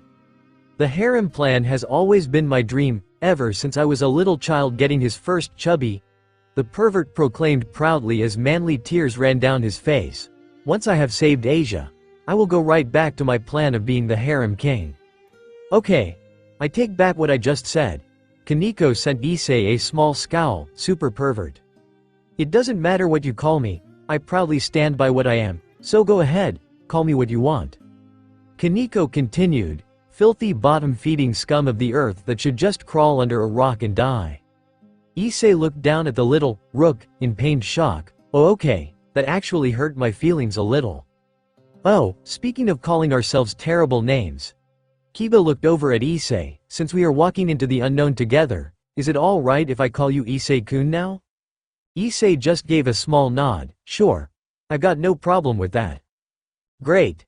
Kiba sent him a beautiful smile, and you can call me Yuto in return. Issei returned the beautiful smile with one of his own. I'd rather get castrated than refer to you in a friendly manner. Naruto lazily raised his hand. I'll just stick to calling you fuckface. Issei glared at the blonde before he resorted to addressing the beautiful little angel in their group. He looked to the short white-haired girl and tried to appeal to her. Kaneko-chan. You can follow in your senpai's footsteps and start using my name if you like. She gave a small nod. You got it, fuck-face senpai. Issei and Kiba looked at the freshman in horrified shock. Issei panicked. Kaneko-chan. What just came out of that little mouth of yours? Kiba gave her a fairly stern look. Kaneko-chan, you shouldn't be using language like that. It's unbecoming of a sweet girl like you. She felt a little sad at being told off and looked down. I'm sorry. Haha, don't blame her. Naruto added with a small smile as he patted her head. She only said that because I'm such a terrible influence on younger people. He looked down at her, right? She nodded her head as he looked at the other men. See? The pawn and knight just gave their senior a flat stare before they finally arrived at their destination. The small group looked at the abandoned, run-down church that was currently the base of operations for the fallen angel group. The group dropped their knees to hide better in the surrounding foliage and looked around for any sight of attackers. Issei furrowed his eyes and raised his arm. Sacred gear. His whole left forearm was covered by his red gauntlet as he made a fist. Okay. Let's go. Whoa. Hold on. Kiba grabbed his shoulder to stop him from charging in foolishly. He looked at the church tentatively. We need to think this through for a moment. He's right. There's no reason for us all to die just because you wanted to knock down the front door. Naruto added as he looked around. What about scouting the back? Unlikely. Kaneko looked up at him as she pulled a pair of kitten gloves over her hands. The fallen angels would probably plan for infiltration from behind. Okay. Naruto's eyes continued to roam before he looked at the roof. What about up there? Peek through the glass. Use the banisters as cover and a platform. Prepare the next plan of attack. Kiba thought for a minute. That might work. If we use our wings to fly up there and check. Issei looked down disappointedly. I still can't fly with my wings. Before Kiba could comfort Issei's insecurity, Naruto actually looked at each of them with genuine surprise. Wait. We have wings? Seriously? I thought that was just a gimmick she pulled to freak me out. And they actually work for flight? Kaneko nodded. Yes. Imagine you're a bat and you're spreading your wings. Naruto blinked for a moment before he closed his eyes and concentrated. Two black, crooked devil wings popped out of his lower back and spread out behind him. He looked back in surprise. Whoa. He focused for a moment and watched as they disappeared back into his body. He smiled. And then started to spread his wings out, then back and out, then back and out, then back and out. Kaneko grabbed his wing and shook her head. Not now. Issei just looked between all of them and yelled. Can we think of something? We're trying to save someone here, not play a stupid strategy game like Othello, or Go, or Yahtzee. All four devils felt the need to dive to safety as a blade of light slashed down the trees and bushes they were hiding behind. The figure holding the sword then pulled out a pistol and effortlessly aimed it at Naruto and Kaneko as they were crouched on the ground. Naruto felt his reflexes kick in and grabbed the little freshman before diving to the side out of harm's way. He rolled on the ground and kept Kaneko safe as the man stopped shooting. Oh man, I was getting tired of waiting for you guys. The white-haired priest cackled as he looked around at the devils surrounding him and grinned. I mean seriously, all of you, hiding in the bush. Talking while you plan how to orchestrate the climax. Can you spell tease? Issei sent a venomous glare at the priest as he spat his name out, Fried Selzen. The stray exorcist spotted the brunette and quivered a little. Ooh, little devil-kun. So good to see you. But come on man, don't look at me like that. I don't know what I'll do with myself. Fried then looked around at the devils and counted them off. Weak little devil-kun. Sexy handsome devil-san. Adorable Lil Miss Devil. And, I don't know you. Naruto looked at this weirdo before looking at Kaneko. Who the hell is his freak? Pervert exorcist. Really dangerous. Issei stood back up and pointed at the psychopath. Where's Asia you bastard? Fried beamed. Oh, you're here for Lil Asia Tan, huh? I can't blame ya for being interested. He wheezed out in a sultry voice. When I last saw her inside, she was dressed in a flimsy little one-piece dress and getting chained to a cross like the Lord and Savior himself. Issei's eyes widened in shock as his teeth started to gnash at what he just said. Fried then seemed to hug himself. I so wanted to get some playtime in before they started the ritual, but Rainare-sama said she'd gut me like a chicken if I came close to her. Ooh, that woman sure knows how to hit the masochist in me. But hey, maybe she'll let me cut up and play with the corpse when she's done. It's the least I deserve after everything I've done. Rara hhhhh. Issei roared as he charged forward with the intent of making the exorcist's face profoundly concave. Fried knew he shouldn't be fantasizing anymore as he aimed his gun right between the pawn's eyes. Get down, Kiba yelled as he swept Issei's legs out from under him and pulled out his sword to block the light bullets. With an experienced hand, Fried blocked Kiba's sword with his own and aimed behind his head at Naruto and Kaneko.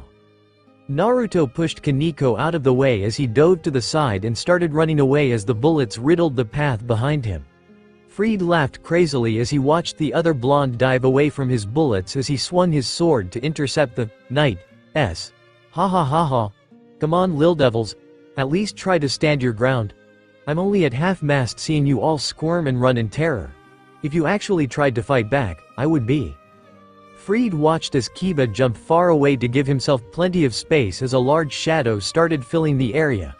Fried turned around to see an entire tree completely uprooted out of the ground and held overhead with him in its direct path. And standing at the base of it, the little white-haired girl that was pushed out of his sight was hoisting the thing up with her little arms. Fried gave a little nod. Actually, it probably would kind of look like that if it was at an angle. Kaneko brought the tree down and tried to crush Fried as he desperately dove to the side to preserve himself. He stumbled on his feet before aiming the barrel of his gun at the young girl's head. You insufferable little gak. Fried fell flat on his face after Naruto made a quick slide and pulled his legs out from beneath him. Fried held his nose in pain and tried to glare at the blonde that pulled him down but was met with a swift kick in the jaw by the whiskered man. Fried felt his gums bleed and grabbed his weapons to kill the blonde. You Sanuva oh shit. Fried saw the tree come down for him again and jumped away while still close to the ground. He rolled in the dirt and grass for a moment before he aimed up and shot at Kaneko as she ducked behind the tree. Fried pulled himself up on his feet as he was starting to regret fighting four devils at the same time. He looked to the side to see Kiba coming at him with a strange blade and blocked it with his light blade. He finally saw the opportunity and aimed his gun at Kiba's face. Bang! They all looked in worry as Kaneko watched Fried pull the trigger. Yuto senpai. Bang! The light bullet left the barrel and came a centimeter away from piercing Kiba's face, before it evaporated into dust and was sucked up over his head. What? Fried looked up to see Kiba's strange sword with an open top that revealed a black vortex that swallowed up the light bullet. He watched in disbelief as his light blade was broken down and reduced to nothing, leaving him with just a hilt. Fried was dumbfounded. What the? Holy eraser. My sword of darkness that swallows up all light. It comes in handy to have a sacred gear like Swordbirth that lets me create any kind of sword I want on a whim. Kiba smirked, and speaking of sacred gears. Kiba jumped back and out of the way to reveal to Fried the brown-haired pawn that was glaring at him. He yelled, promotion, Rook, and as his body felt the surge of power that increased his physical capabilities, he held out his gauntlet, sacred gear. Boost. A fully charged Issei charged forward while Fried was frozen in place for a moment. He shrugged his shoulders. Oh well, at least I'm going out with a ragin'. Ha! Issei planted his fist in Fried's face and felt a satisfying crunch from his shattered nose. The exorcist's body flew back and broke through a tree before he impacted against another one and dropped down to the ground limp. The little group of devils all came together as Naruto looked at Issei in surprise. He said, "That's the promotion thing you guys were talking about?" He nodded in surprise as he was feeling a little more optimistic about their chances. He looked down at the young freshman. "Nice job with the tree. It was fun seeing you play whack-a-mole."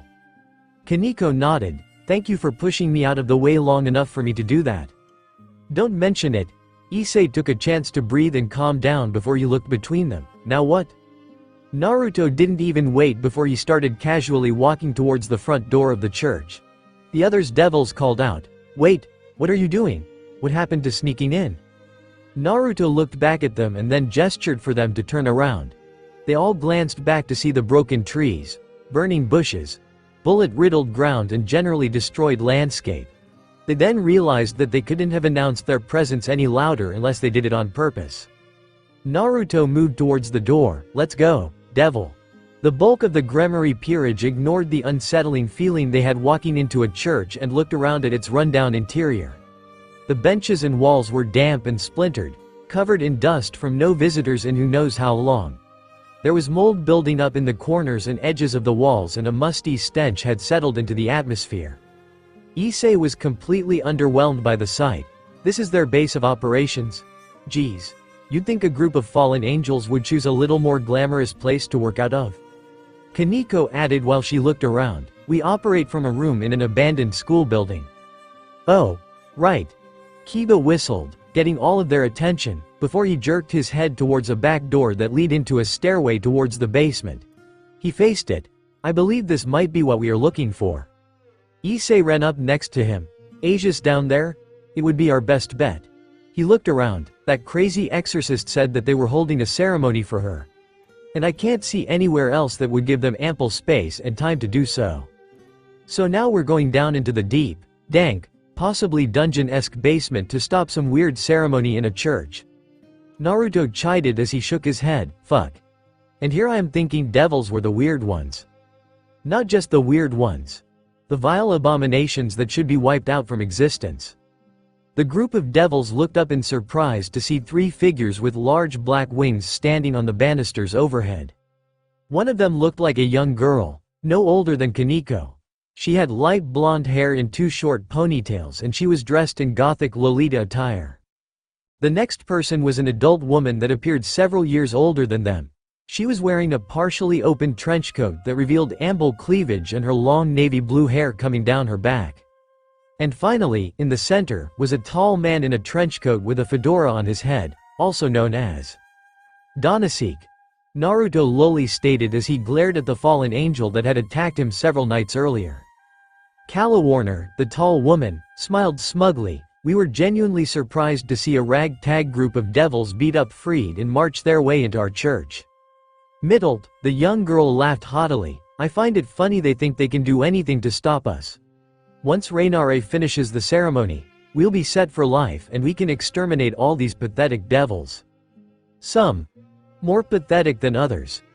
Donasek added as his eyes landed on the familiar blonde in the crowd he still had unfinished business with.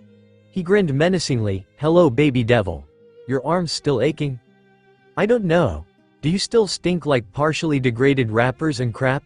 Naruto replayed sharply as he wasn't in the mood to face this prick again.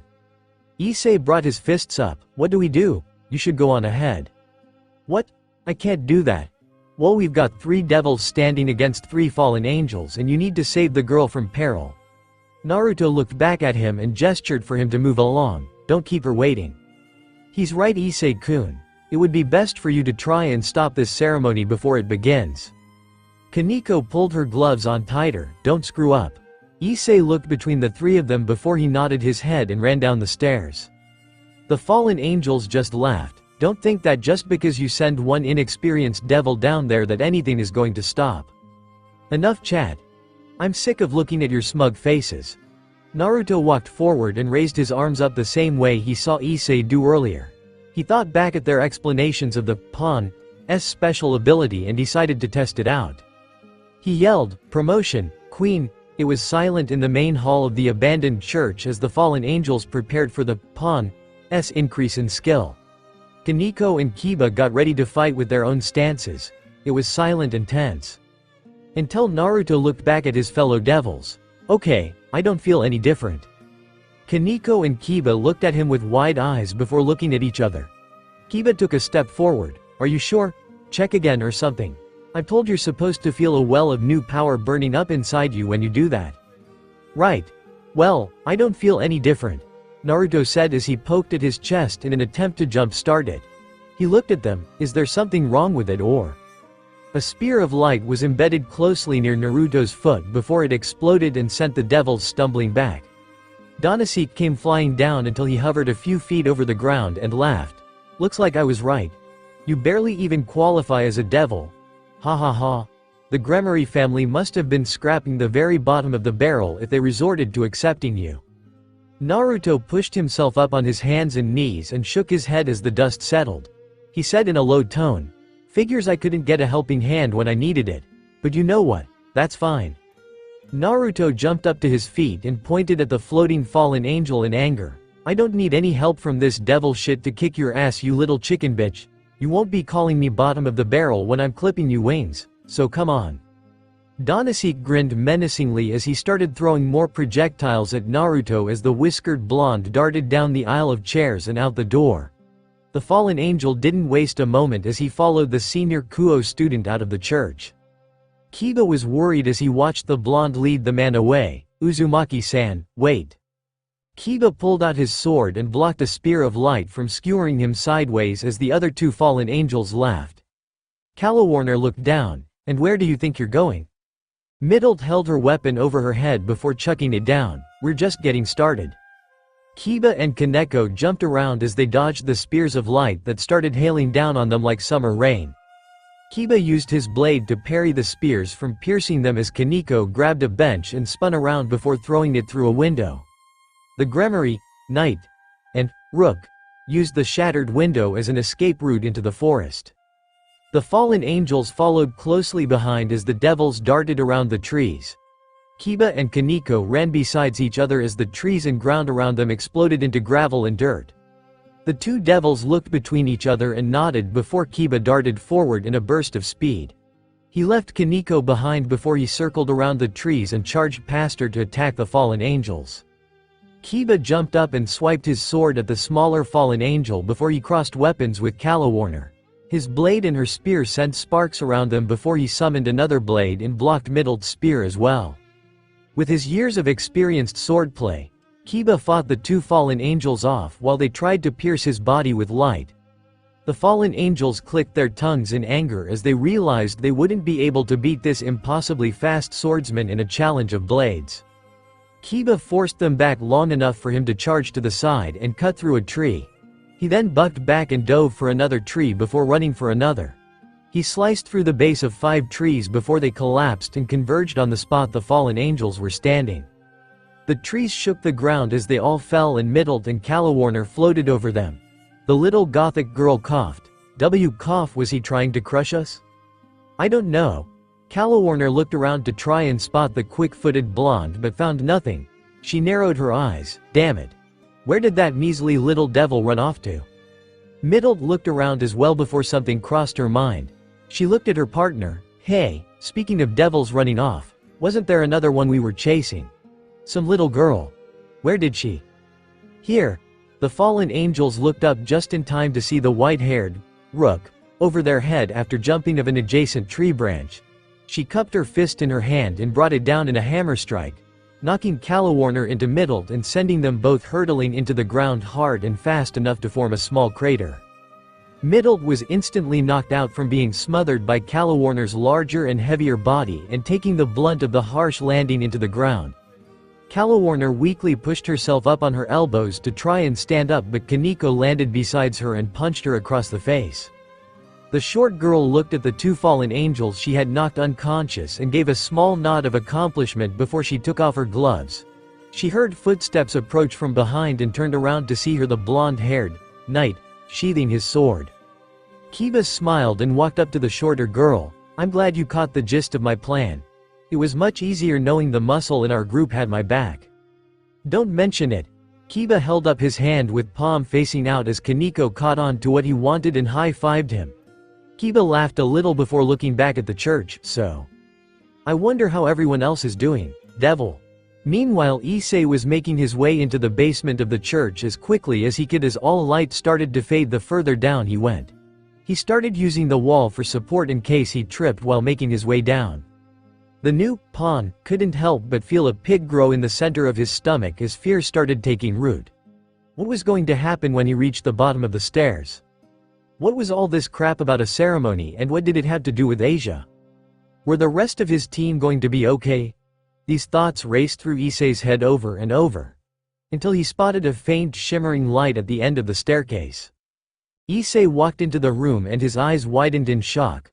On the opposite side of the room, there was a large cross placed against the wall with a beautiful young blonde girl in a short white dress hanging from it wrapped in chains. Between them was more than a dozen men in robes with their hands clasped together in prayer and a light sword attached to their hips.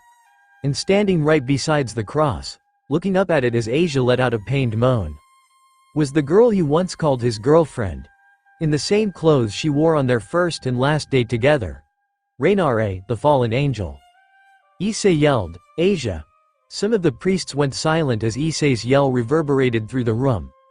Rainare blinked in surprise before looking at the back of the room as Asia noticed someone yell her name. She weakly lifted her head and saw the man standing at the end of the crowd, her eyes widening in shock as a warm sensation spread through her chest. A tear of joy trailed down her cheek as she smiled and whimpered, "Issei-san." Rainare sighed, exasperated by Issei's arrival once again ruining the moment. She looked up at him lazily. "Are you serious? Gee, how many times do I have to kill you before the lesson starts to stick?" Issei looked to the black-haired beauty. "Yuma no." He glared at her. "Rainare, let Asia go, or else I'm going to take her from you by force." Rainare raised an eyebrow at his exclamation before she let out a small giggle. She looked at the devil. "Whoa, you really fell head over heels for her, didn't you? Geez, Issei-kun. I might start feeling jealous if you keep hurting my feelings like this." She lowered her arms to her side and nodded. "Okay, you can have her." A light started to shine from Asia's chest and illuminate the entire room. Rainare smiled. "The ceremony is over anyway." Asia's body went rigid and she threw her head back as tears formed in her eyes. "Ah." "Asia!" Issei yelled in panic as he heard his friend's desperate scream of agonizing pain. He charged forward in an attempt to get to Asia but had to jump back as a light sword swiped at his neck. Issei growled and activated his promotion to Queen. He felt a surge of power build up inside him before he dashed forward and punched a priest across the face. He dodged and smacked another priest away before several more filled their place. As Issei tried to fight his way forward, Asia's screams continued and became more dreadful with each passing second. Her back was arched in pain as a green light glowed against the skin of her chest. Issei tried to make his way towards his friend but was blocked off by several priests pushing him back. The little game of strength continued for a few moments until the light from Asia grew as bright as possible. And a beautiful green light floated out of Isa's chest. The room went silent as Asia's screams died out and she was frozen for a moment. But then her back went slack and the light faded from her eyes as the green ball floated down into Rainare's open hands. She placed it against her chest and looked like she struggled for a moment before it disappeared and two green sparkles appeared on her ears.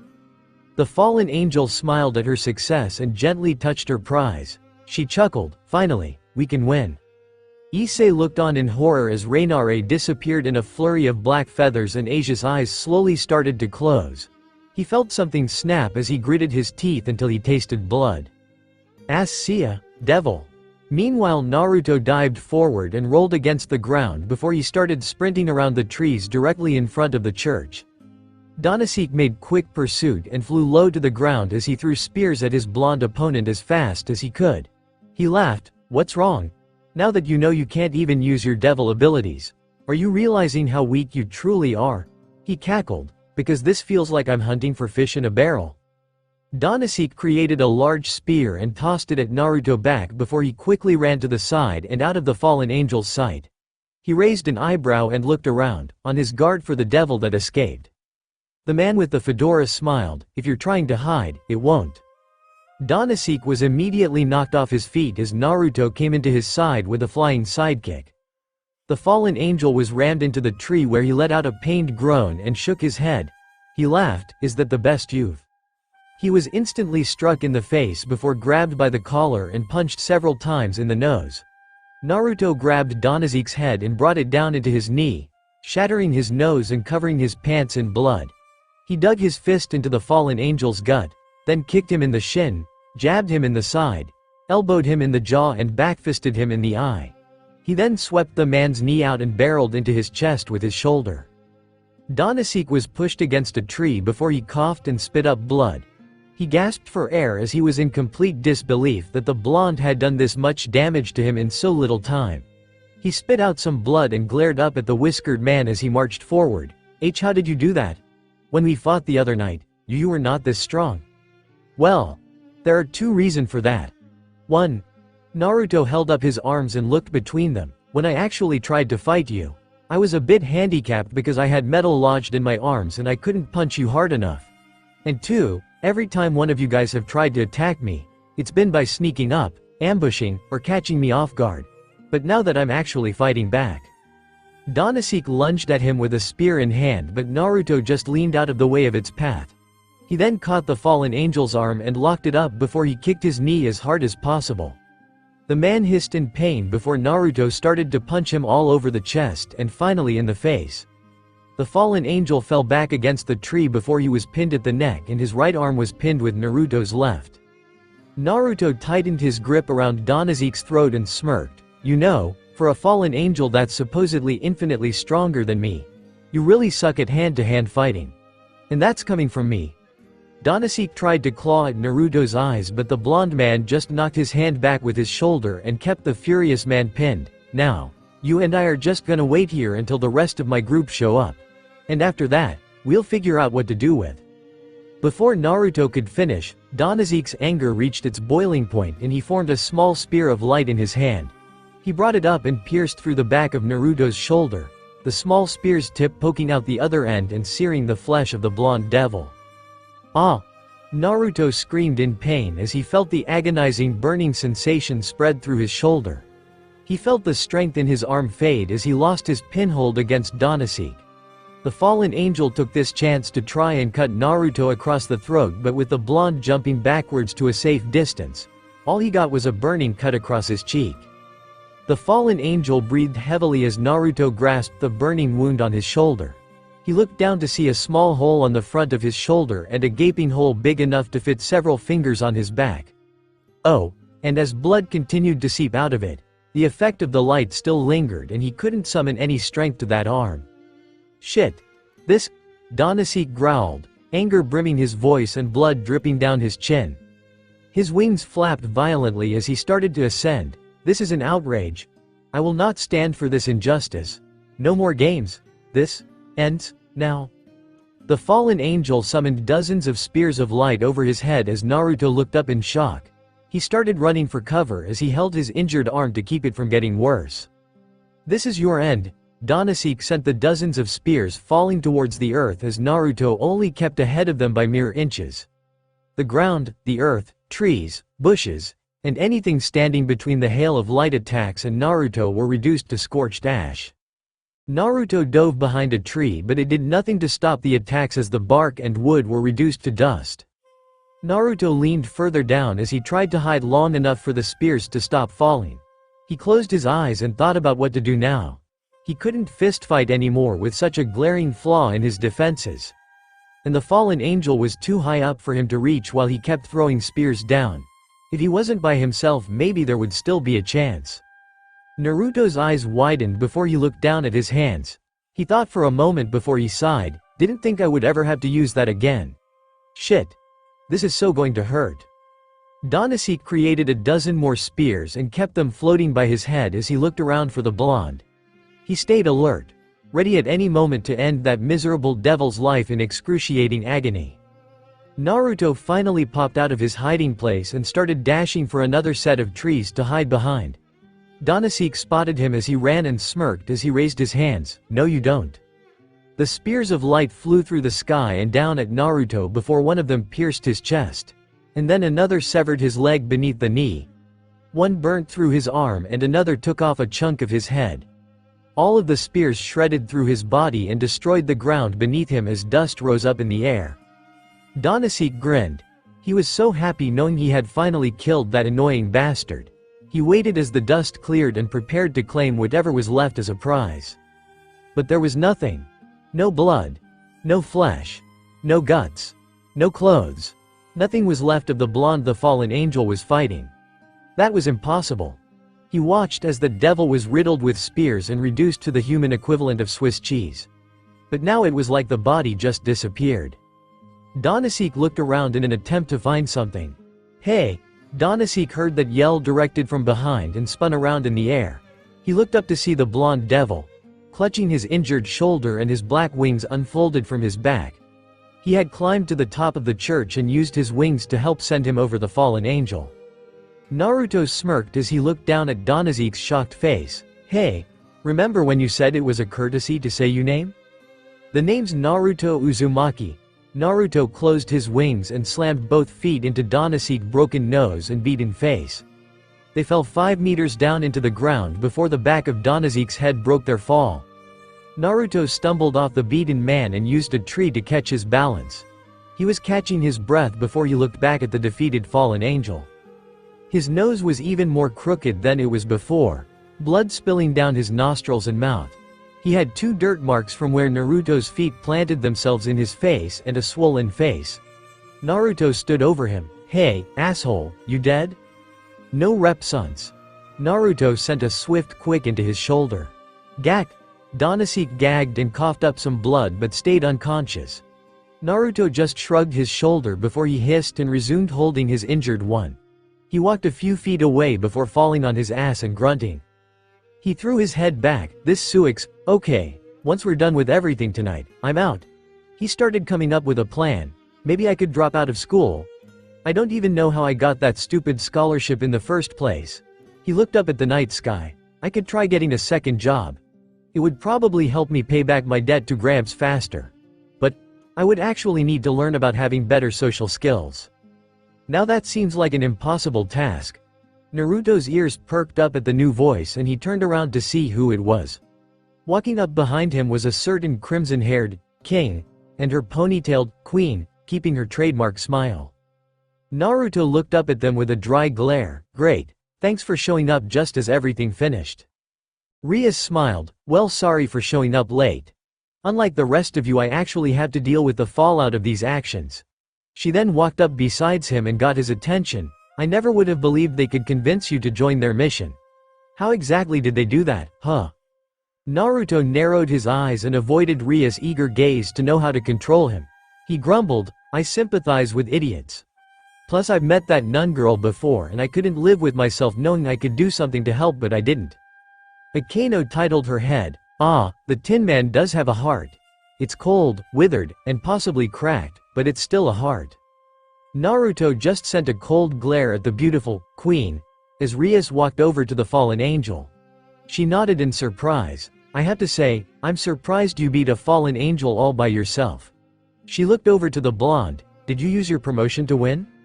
No, Naruto said as he looked up at her questioningly. That stupid power-up didn't even work.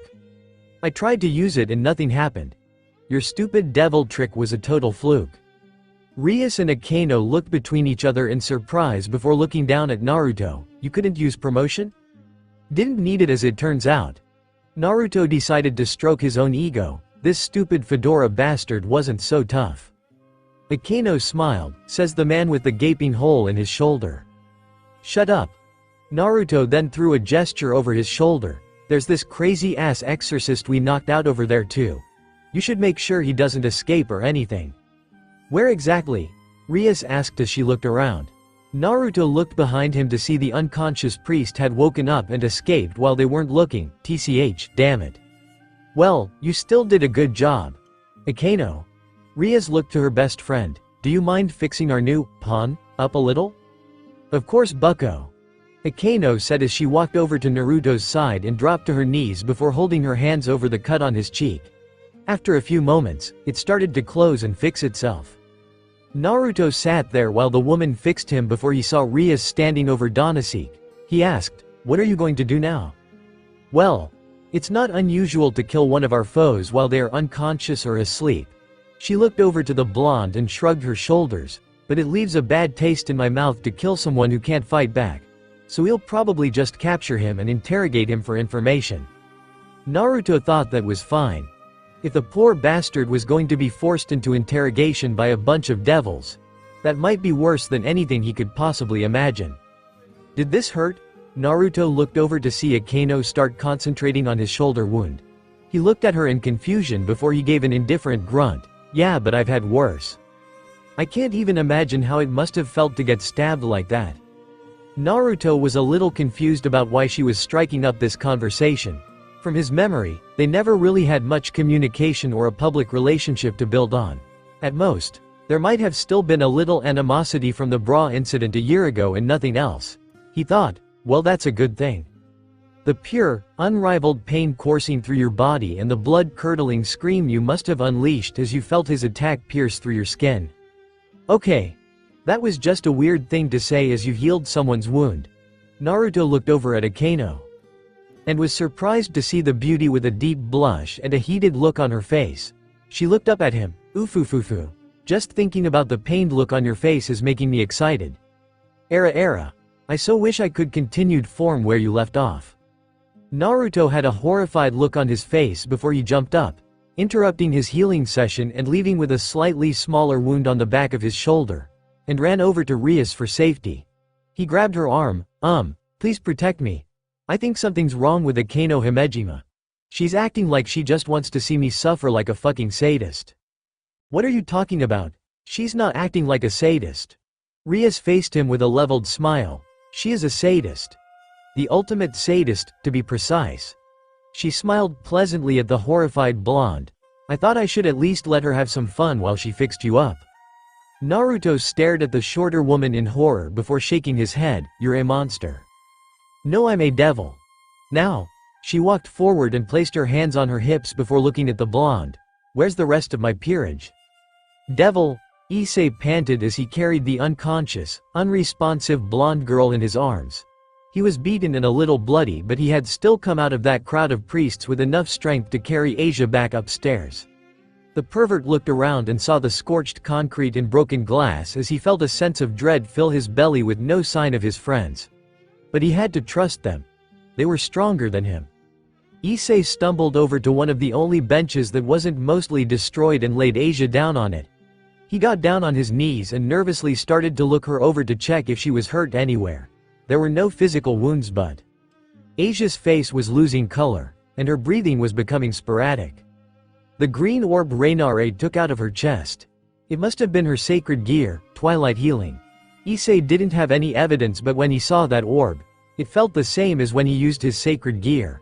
And if that really was her sacred gear, Rainare had just ripped out Asia's life force, a piece of her soul.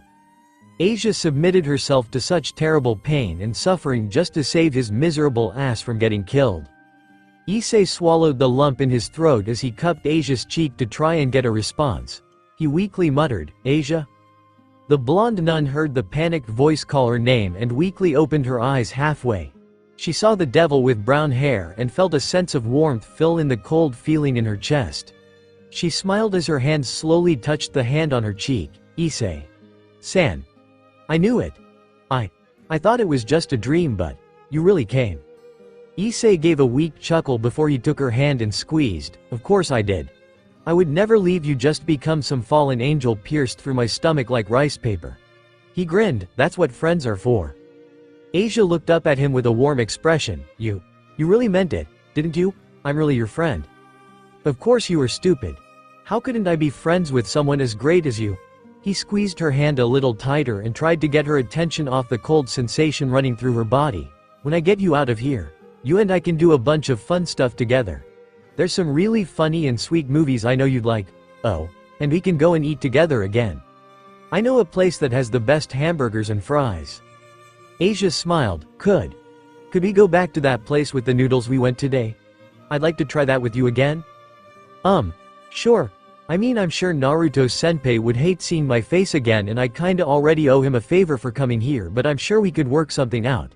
He chuckled a little before shaking his head. But why in the world would you ever want to go to that dingy little place again? Because. Asia struggled for a moment before a tear ran down her face. That's the first place I went with you, when we became friends. Issei's heart sank when he heard her tone crack and lower as she struggled to keep her voice. He closed his eyes and tried to compose himself before he looked into the blonde's emerald eyes. I swear to you, Asia, I'm going to get you out of here.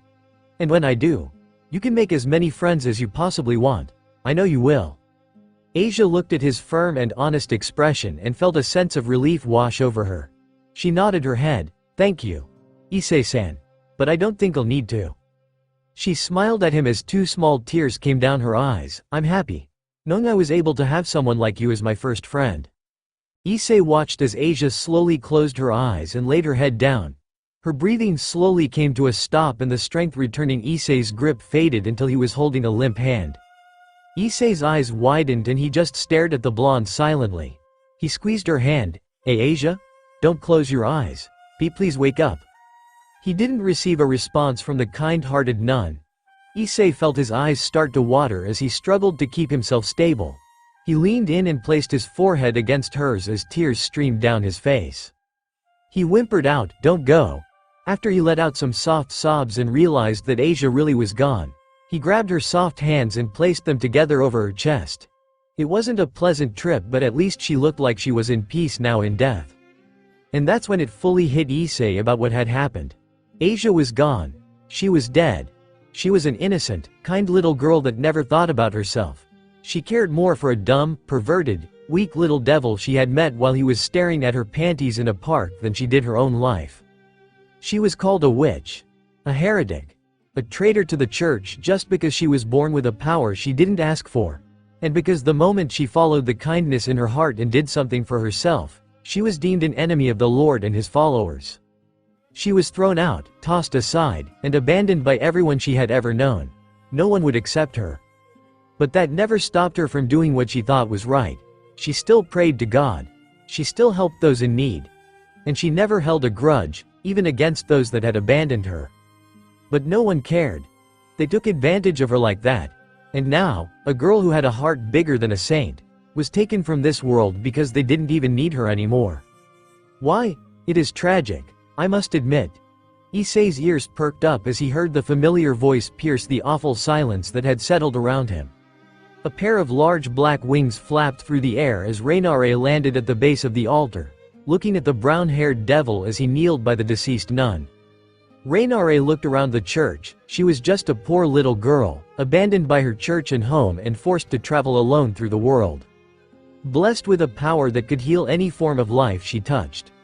Rainare activated her stolen sacred gear and touched the green lights forming over her ears. When I told her that all she needed to do was follow everything I said and she would be accepted by God once more, she didn't even argue. She was so desperate to be accepted by her so-called Lord and Savior. Rainare looked down at the nun and actually had a look of pity come across her face. I hope he has mercy on her. Or wherever she did end up. As a fallen angel, I could no longer grant her access to heaven. But maybe the Lord will show her compassion and accept her into his kingdom. Rainare looked at the slumped-over devil and started walking forward. Now, there's the matter of what to do with you, Issei-kun. This farce is over, and I've got what I want. But, she formed a spear of light in hand and walked behind the shivering pervert. I don't think I would be able to sleep at night knowing I let you get away for a third time. Issei's shoulders were shaking as he heard her talk before he lowly hissed out, "Why?" Rainare heard his question and thought he was asking why she took Asia's sacred gear in the first place. She decided to indulge him. I took her sacred gear because it was just what our side needed. This war was taking its toll and the injured were building up on all sides. Maybe, with Twilight healing, I can stop our bloodshed from getting any worse. For Azazel-sama, when he sees me save our brothers and sisters, he will. Issei's red gauntlet dug into her cheek and cut her off before sending her flying down the aisle. Rainare slammed against the base of the altar before she fell to her hands and knees gasping for air. Tears went down her face in pain as she felt her cheek swell before Issei's hands clamped around her neck. Issei screamed with tears going down his face. Why? Why did you have to kill all of us? Me? Naruto-senpai? Asia? What did we do to deserve it? Why did we have to die? He watched Rainare desperately grab at his hands as she tried to gasp for air.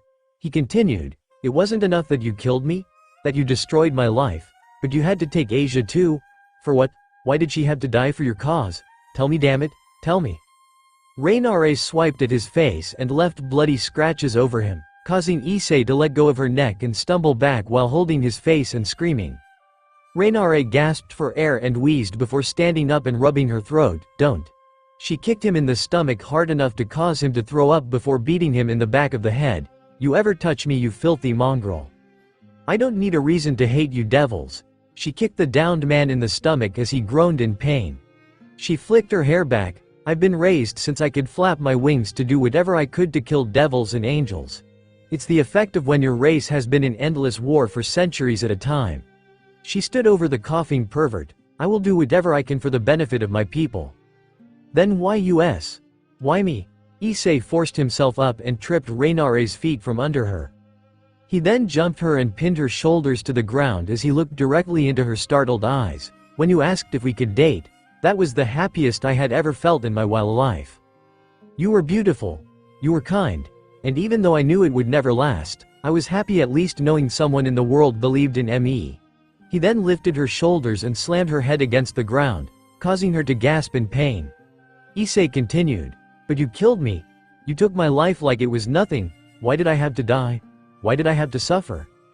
Don't act like you know real suffering. Rainare responded as she punched him across the face and got him off of her. She pushed herself to her feet and stumbled a little before glaring at the devil. She stomped over to him and grabbed his hair as she started ferociously punching him in the face. You think just because you lost some girl that called you her friend that you could even begin to know pain? I've lost hundreds of friends and family to this war. I can't remember a day where I didn't see someone suffer and die from their wounds, and you. She punched him in the eye. You humans don't even know what's going on, bruising his cheek. You all live your lives, warm in your beds, and ignorant of our suffering. She punched him in the jaw. If I could save my race, everyone I care about by sacrificing millions of humans, of course I would sacrifice all of you, let alone one feeble little girl. Rainare struck him one last time and looked at her handiwork. Issei's face was covered with blood. His eyes were swollen and his cheeks were cut from her brutal beating. She let go of his hair and let him fall on his face as she walked towards a bench to hold herself up. She cringed when she felt how painful her little wounds from the measly little devil felt and reprimanded herself on her failure. I don't care about any of that. Rainare's eyes widened as she looked back to see Issei struggle to push himself up again. Blood was dripping from his gums, but he forced himself up on his shaking legs. He mumbled, you may have suffered because of devils. And you may go as far as you want for your cause. Issei clenched his left fist as it started to shake, but I won't let you hurt innocent people anymore. Not like me, and not like Asia. His gauntlet cracked and broke apart, revealing a leaner, more stylish red gauntlet with a green crystal over his hand. Rainare stared at it in disbelief. Boosted gear? Boost? Issei glared up at her as his body was filled with power and he ran forward. He pulled back his fist. This is for Asia. Rainare tried to protect herself, but Issei's fist dug into her face and sent her flying upwards. She impacted against the large cross mounted on the altar and broke it in half. She fell back down to the floor as the cross came crumbling apart over her. The dust settled and Issei stood there with an outstretched fist, beaten and bloody but victorious in his fight. And only his fight. Issei held himself up by placing a hand on the bench for support and started gasping for air. He looked to the side and saw Asia's motionless body, still peaceful and unharmed even after his vicious fight. There was a rumbling and Issei looked over to see Rainare pull herself out of the debris from the broken cross. She struggled as she pulled her legs out but couldn't summon any strength to fly away to safety. Issei saw her and glared. So what are you going to do now? She wronged you, used you, and killed you. We would probably understand if you were holding a grudge. Issei turned his head to see Naruto, Rias, Akeno, Kiba, and Kaneko all standing behind him as they looked at his tattered back. He knew they had probably already seen that Asia was gone and that this entire mission was a failure. But he still had something left to do.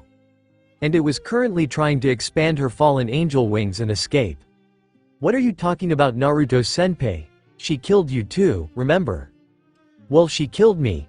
Naruto looked over to the deceased blonde nun and had a tinge of sadness in his face before looking at his fellow pawn. It looks like she did a whole lot worse to you. Issei. Rias joined the conversation as she stepped forward and addressed the young pervert. You don't have to worry anymore. If you want, you can step back and I'll finish everything up. Her hand was engulfed by her destruction and she said in a sad tone, I promise. Issei's shoulders slumped and he thought about what to do, until. Please, Issei-kun. The Occult Research Club looked over at the defeated fallen angel as she struggled to pull herself up to her knees. She cowered a little and tears formed in the corners of her eyes as she looked up at the devil whose life she had destroyed. I know you are better than this. Just let me go. Please, show mercy. Issei's eyes widened as he felt something break in his mind. Mercy? Issei growled as if the very mention of the word was venom on his tongue. He turned and faced the fallen angel as he looked down on her with fire in his eyes. You want mercy? Did you ever show anyone mercy before you killed them? He gripped his chest where he still felt the burning sensation of her spear. Did you show mercy when you killed me and Naruto-senpai? Did you? Or what about Asia? What about Asia? Issei yelled as hot tears streamed down his face and he pointed to the deceased nun. Where was her mercy? She was the kindest, most caring person I've ever met. She didn't care if you were a Humna, angel, or devil. She believed everyone deserved to live because that was what she was taught, but she was the only one. Everyone else just used her and took advantage of her kindness. And she was nothing more than a tool to you, wasn't she? One of those humans you were willing to sacrifice for your cause. I am sorry. I'll kill you, Issei roared as he raised his gauntlet overhead.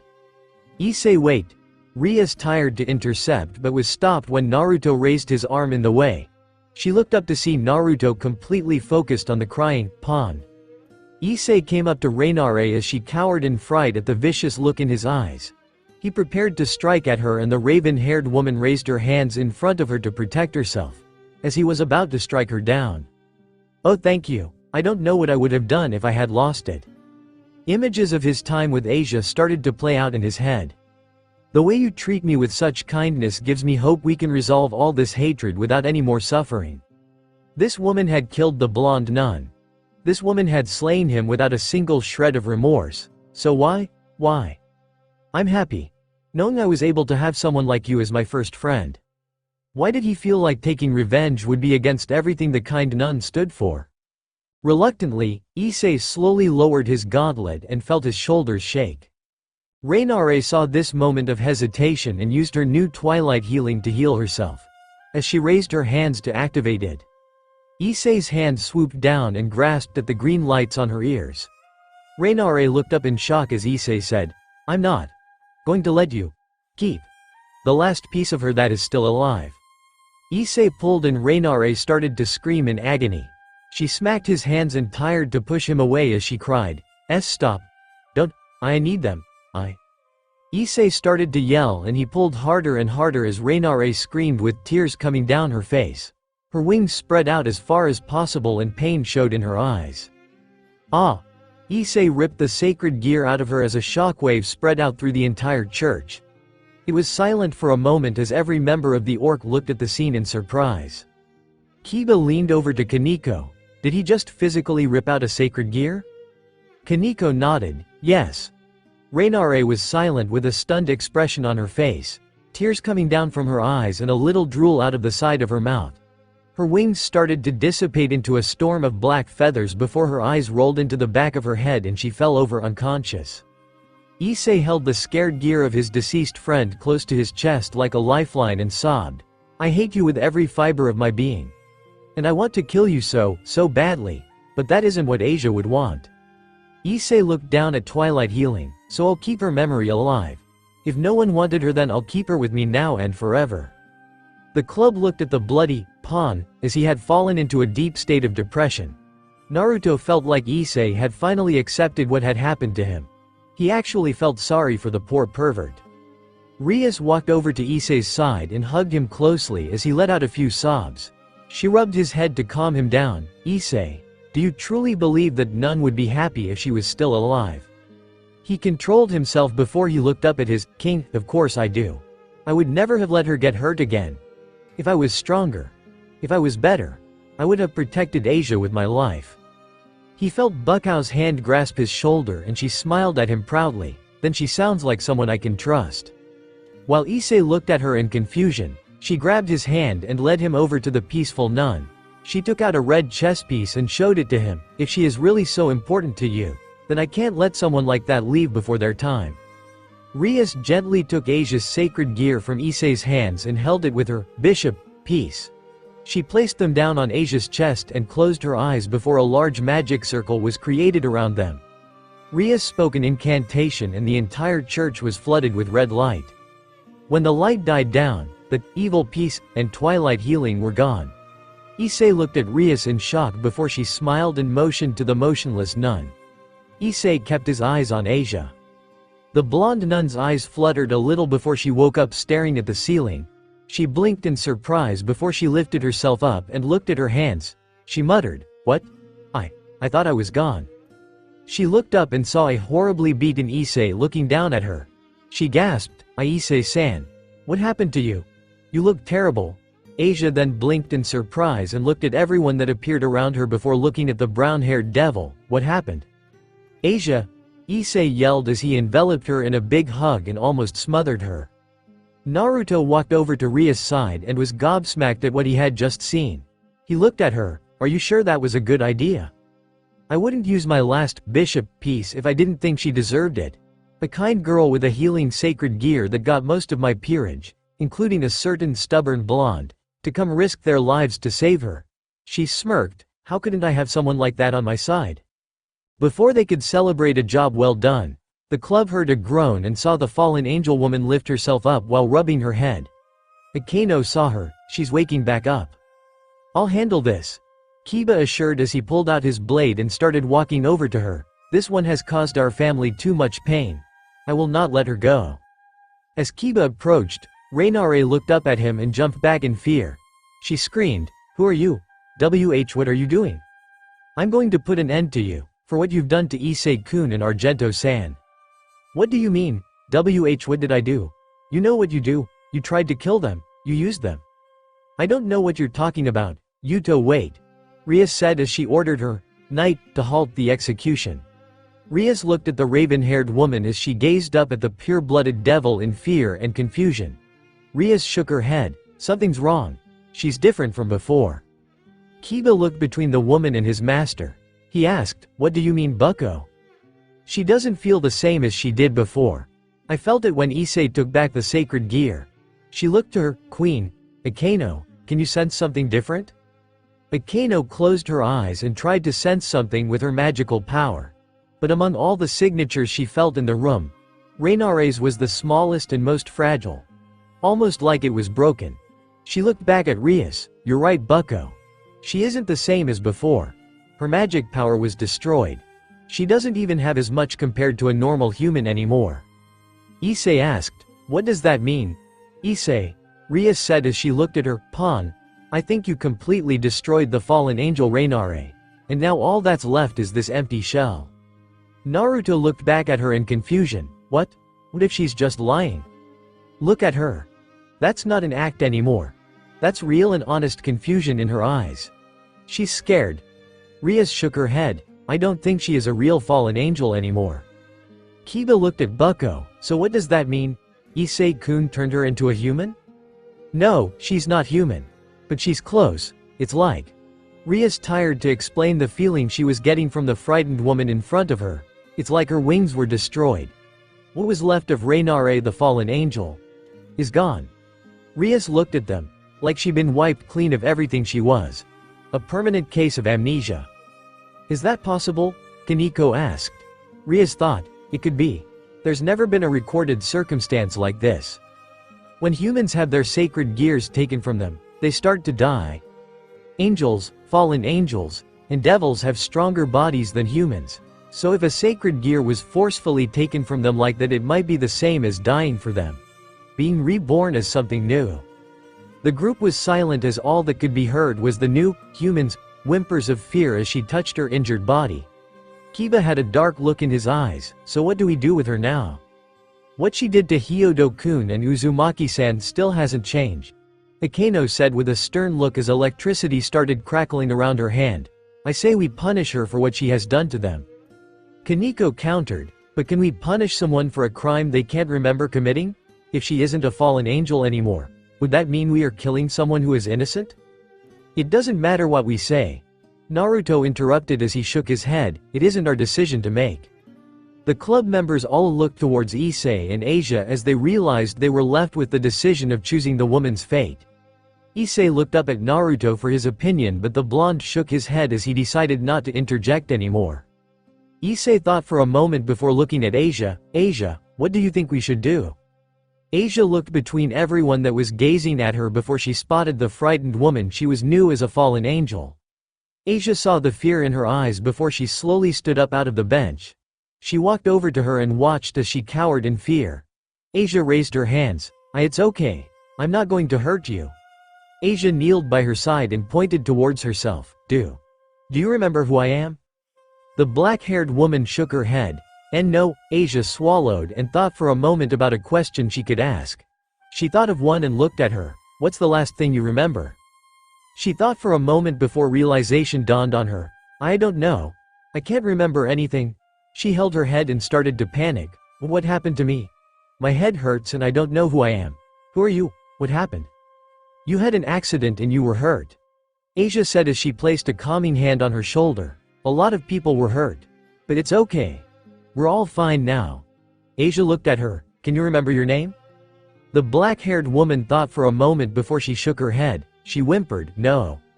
Asia continued. Your names are? The blonde nun saw the club members shake their heads and tell her not to call her that.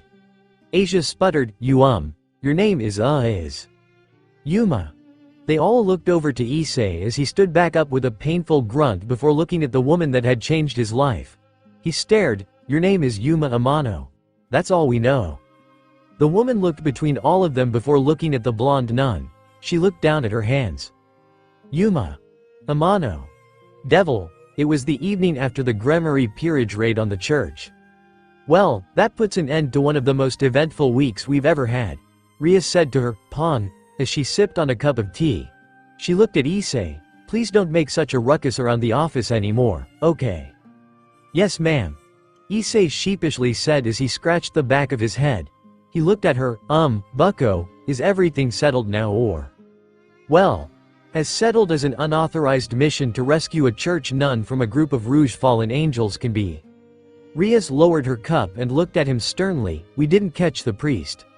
All of the other fallen angels escaped while we were healing you. And Rias pouted while looking off to the side. I still haven't gotten Naruto to come around to our side yet. Issei sent out a weak chuckle when he remembered what had happened after all the commotion at the church. Rias confronted Naruto and said that while she healed the injury on his shoulder, they were going to have a nice long talk about what he was going to do about the club. His repsons. Shit. Fallen angels. And while the rest of the team looked where he pointed, he dashed out of the church and ran as fast as he could. Bucko was not happy about that. Rias placed her tea on the table, and finally, on the matter of Ms. Yuma Amano. Rias looked at her. Pawn. We've done some checking on her and come to a result. She doesn't have her wings anymore and her memories and experiences have been completely destroyed. Turns out you ripping the sacred gear out of her did some pretty severe damage to her system. Alright. Rias took out a photo and handed it to Issei. He saw the picture of a smiling Yuma, standing at a train stop with a suitcase and a bandage of her cheek. Rias continued. We sent her to another school in a different town where we have some connections. We will keep an eye on her to make sure nothing goes wrong, but I think that everything is settled now. The fallen angel Rainare is gone and the woman Yuma Amano has been given a new chance at life. Issei looked at the photo for a little longer before he nodded. He still didn't know what to think about this situation, but it was no longer his concern. He placed the photo on the table. That's good. I'm proud of you, Issei. He heard Rias say with pride on her voice. You've come so far in just a week. I hope you can find some peace with this. Thank you, bucko. Issei said as he stood out of his spot and was ready to leave the building and go home. Before he looked back at her, Bucko, can I ask you one last thing? What about Asia? What's going to happen to her? Oh, well. Rias smiled at her, Pawn. Why don't you see for yourself? Issei looked at her in confusion before the main door opened and Akeno and Kaneko emerged with Asia dressed up in their school uniform. She fiddled with the skirt a little before she saw her friend staring at her. She gave a nervous smile and blushed. Hello. Issei-san. I'm your newest club member. I hope you treat me very well. Issei blinked in surprise. Asia? Yes. Rias Bucko-san invited me to come to your school and study here. She said it was what every normal girl should do at my age. She looked up at him. How'd I look? Issei was speechless as he answered, wow. Ah, they're so cute. Kiba teased as he walked into the club. Era, I think I see hearts flying around them. Akeno added with a hand on her cheek. Babies. Kaneko stated flatly. Issei and Asia blushed in embarrassment at their group teasing as Rias stood up. Now, that's enough everyone. Now, we need to celebrate Asia's new place in our family. But first, Issei, I need to ask you something. The perverted Pawn looked at her. What is it, Bucko? Rias looked at him and smirked. How exactly did you find Naruto? Issei saw the look on her face and could already imagine the whiskered man beating the shit out of him when he sold him out. Issei gulped. Shit. 10,000 yen for the knife. You can't be serious.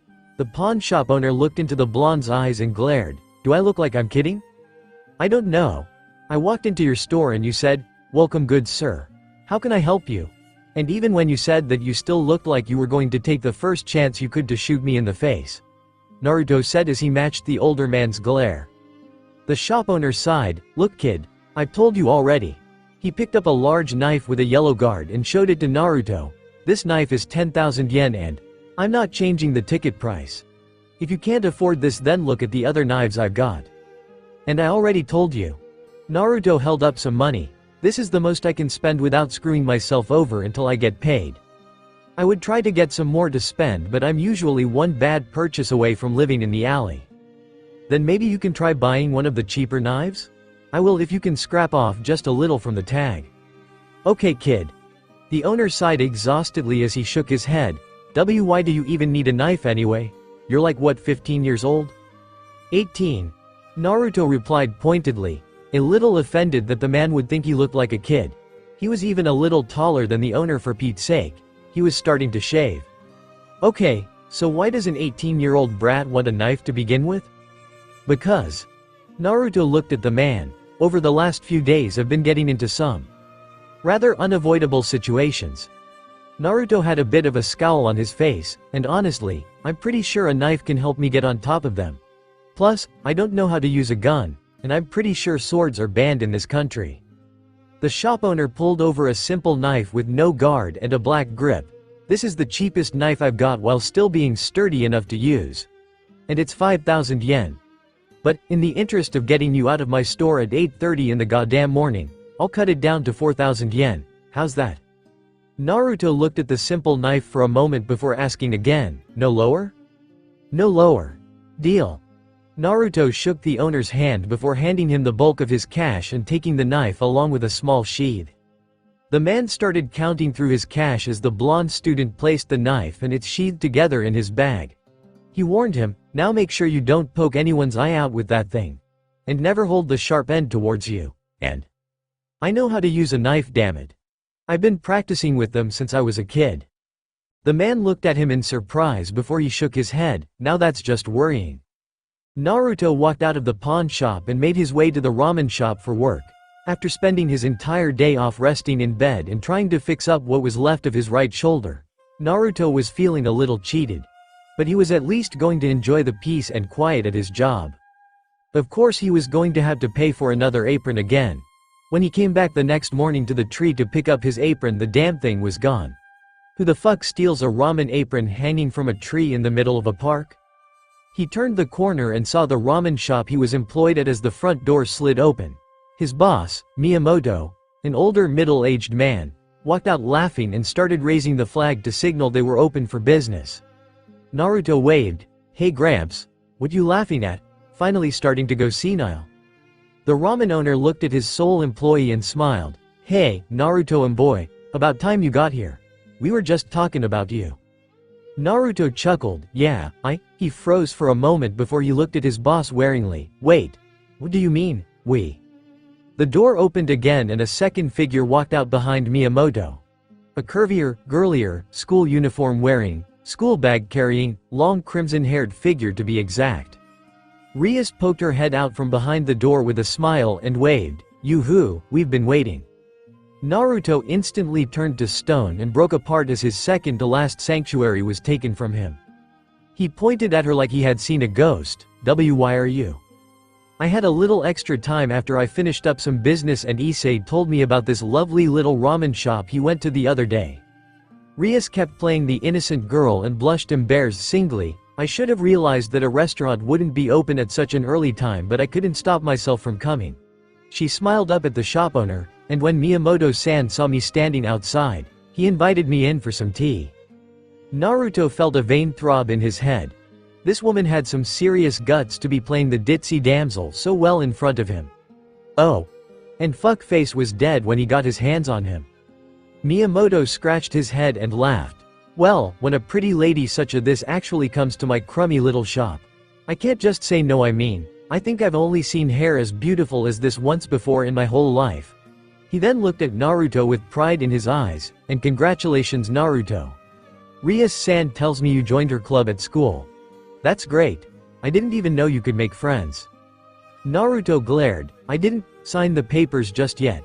Rias interrupted him, but he's already been accepted by everyone in the club and we just can't wait to have him in. Rias then started acting like she was sad, but he just hasn't even bothered to show up to class anymore for the last few days. I was so worried that I came to check on him myself. Shame on you Naruto. Making such a lovely lady like this worry. He looked towards Rias and tried to console her. I'm terribly sorry for his behavior, but it is partially my fault as well. You see, he told me that he didn't need to concern himself with an education and threw himself into working here at the shop. But if I had known it was causing this much strife, I would have told him to go more often. It's all right. It's almost time for Golden Week anyway. Rias smiled. He should just start making up for it now by coming to school today. Naruto looked at her with a slack jaw and shook his head. He argued, hey, it's my choice, and I decided to get some work in today. But look. Rias pointed at the school bag he carried, his wallet, supplies, and a recently purchased knife in. He looked up at Miyamoto. I think that's all he needs to go to school, don't you think? Why yes. I totally agree. Naruto sneered before he took a calming breath and walked up to his boss. He looked the man in the eyes. Gramps, listen. I hate school. The subjects are boring. The days are long. I don't learn anything because I couldn't keep my focus on a can of beans long enough to save my life. It's just always been a rather agonizing experience for me. He grabbed the man's shoulder. Wouldn't you rather have me work here so we can get some quick cash and serve up some good ramen? Huh? What did you say? Miyamoto smiled and grasped Naruto's shoulder. Naruto. I hated school too. Stop bitching and get over it. Miyamoto walked into the ramen shop and closed it behind him as he left the frozen blonde outside. Rias giggled a little at his complete motionless form before she watched him sigh. He looked back at her with a dry glare. You are enjoying this way too much. Hee hee. Rias said with a giggle before she spun on her feet and started walking towards the direction of their school. Well, come on. No use in wasting our time anymore. Naruto grumbled before he started walking behind the cheerful devil. He looked at her strangely. You know, I'm sure classes have already started. I'm fine with being tardy, but what about you? Oh, it's just one day. Rias reassured as she kept walking through the streets. I might get scolded by an old friend of mine, but that's a chance I'm willing to take. Naruto shrugged his shoulders and decided he wasn't going to bother talking her out of it. He had only known her for a little over a week and she had already cemented herself as one of the most stubborn women he had ever met. He thought for a moment before he looked at her back. Hey, what do I call you? She looked back at him. What do you mean? Well, everyone in your club likes to call you Bucko. And I don't really know what I should call you either. Like Bucko, or Rias Gremory, or Gremory-san, or Rias. You can just call me Rias. The beautiful crimson-haired woman smiled back at him. If you let me call you Naruto, then I feel it would only be fair if that goes both ways. The blonde looked at her, smiled at him, and felt it would only be a step backwards if he refused. He nodded, all right. Rias. Let's, go to school. Devil, you hello everyone. It's a pleasure to meet you. The blonde girl nervously said as she stood at the front of the class. She bowed her head. My name is Asia Argento and I'll be transferring into your class today. I hope you all can watch over me while I'm here. The moment the new transfer student finished her introduction, everyone in class jumped out of their seats and roared like animals. It wasn't every day they got a super adorable little blonde foreigner transferred into their class. As everyone flocked around her, Asia was panicking and didn't know what to do. She was not used to having everyone pay attention to her. One bald student raised his head as the light reflected off his scalp. His eyes narrowed in a serious manner. A flag has risen on our pathetic little class. Among all this coal, a shining diamond has finally appeared. His friend, a young man with glasses, adjusted his spectacles as they started to shine. He shared the serious tone. B78W55H81cm. Long flowing blonde. Small but sturdy frame. Nervous but overall kind demeanor. Yes. The two perverts jumped out of their seats and posed in unison as they screamed. The beautiful transfer student event has finally arrived, X2. Issei watched with his hand under his chin as everyone flocked around his friend. He had a fond smile on his face as he watched Asia fumble with her words and try to answer all of their questions as fast as she could. She may have looked embarrassed and flushed, but she must have been so happy that she could talk to so many new people and make friends. He's got that look on his face again. Matsuda whispered to his friend as they stared at Issei. Yep. He's already getting perverted thoughts about what he wants to do with her, Motohama said as he adjusted his glasses. They then both gave him a thumbs up. That's our Issei. Issei was brought out of his thoughts as he saw his friends surround him. What? No, I was. They're already raring to go. Freaks. One female student said as she looked at the pervert trio with scorn in her voice. They can't try to control it for a single day, can they? You need to stay away from those guys, Argento-san. One of the girls said to the new blonde as a warning. She looked back at them like they were vile. You don't want to catch any Argento-san? But the whole class saw that Asia had disappeared from their little wall of protection from the lustful group as she happily walked over to them. She didn't notice Motohama and Matsuda's complete look of disbelief before she stopped and smiled. I tried my hardest and I was able to speak in front of everyone. Do you think I did well? Issei smiled reassuringly and nodded his head. Yeah, you were fantastic, Asia. Asia beamed a great big smile and jumped in happiness. Oh, thank you, Issei-san. EHHHHHHHHHH. The class yelled in disbelief. She's talking to Hyodo. Why the hell is Argento-san associating with that perv? Motohama and Matsuda slammed their hands on the desk as they glared at Issei. Issei? What the hell? How does a smokin' hot blonde transfer student know your name? You hidden something from us, you bastard? Don't even try to lie because I'll know. Issei leaned back as he was cautious of their uneasy stares before he answered. Well, Asia's my friend. WHAAAAAATTTTTT? The entire class yelled in even greater disbelief. She can't be your friend. Girls aren't friends with us, especially you, the most depraved and horniest of the bunch. Issei glared and yelled at his friends. Hey, I can have friends too, you bastards. That's right. Asia walked forward and stood by Issei's desk while placing a hand to her chest. Issei-san is my dearest and closest friend, honest. Issei felt touched by her honest feelings about their friendship as everyone stared at them in utter shock. One girl stuttered, but that's impossible, isn't it? Why would you think that? Because he's a pervert. That doesn't mean that Issei-san isn't a good person. Asia said with a red face as she defended her new friend. He's kind, and he's always watching out for me.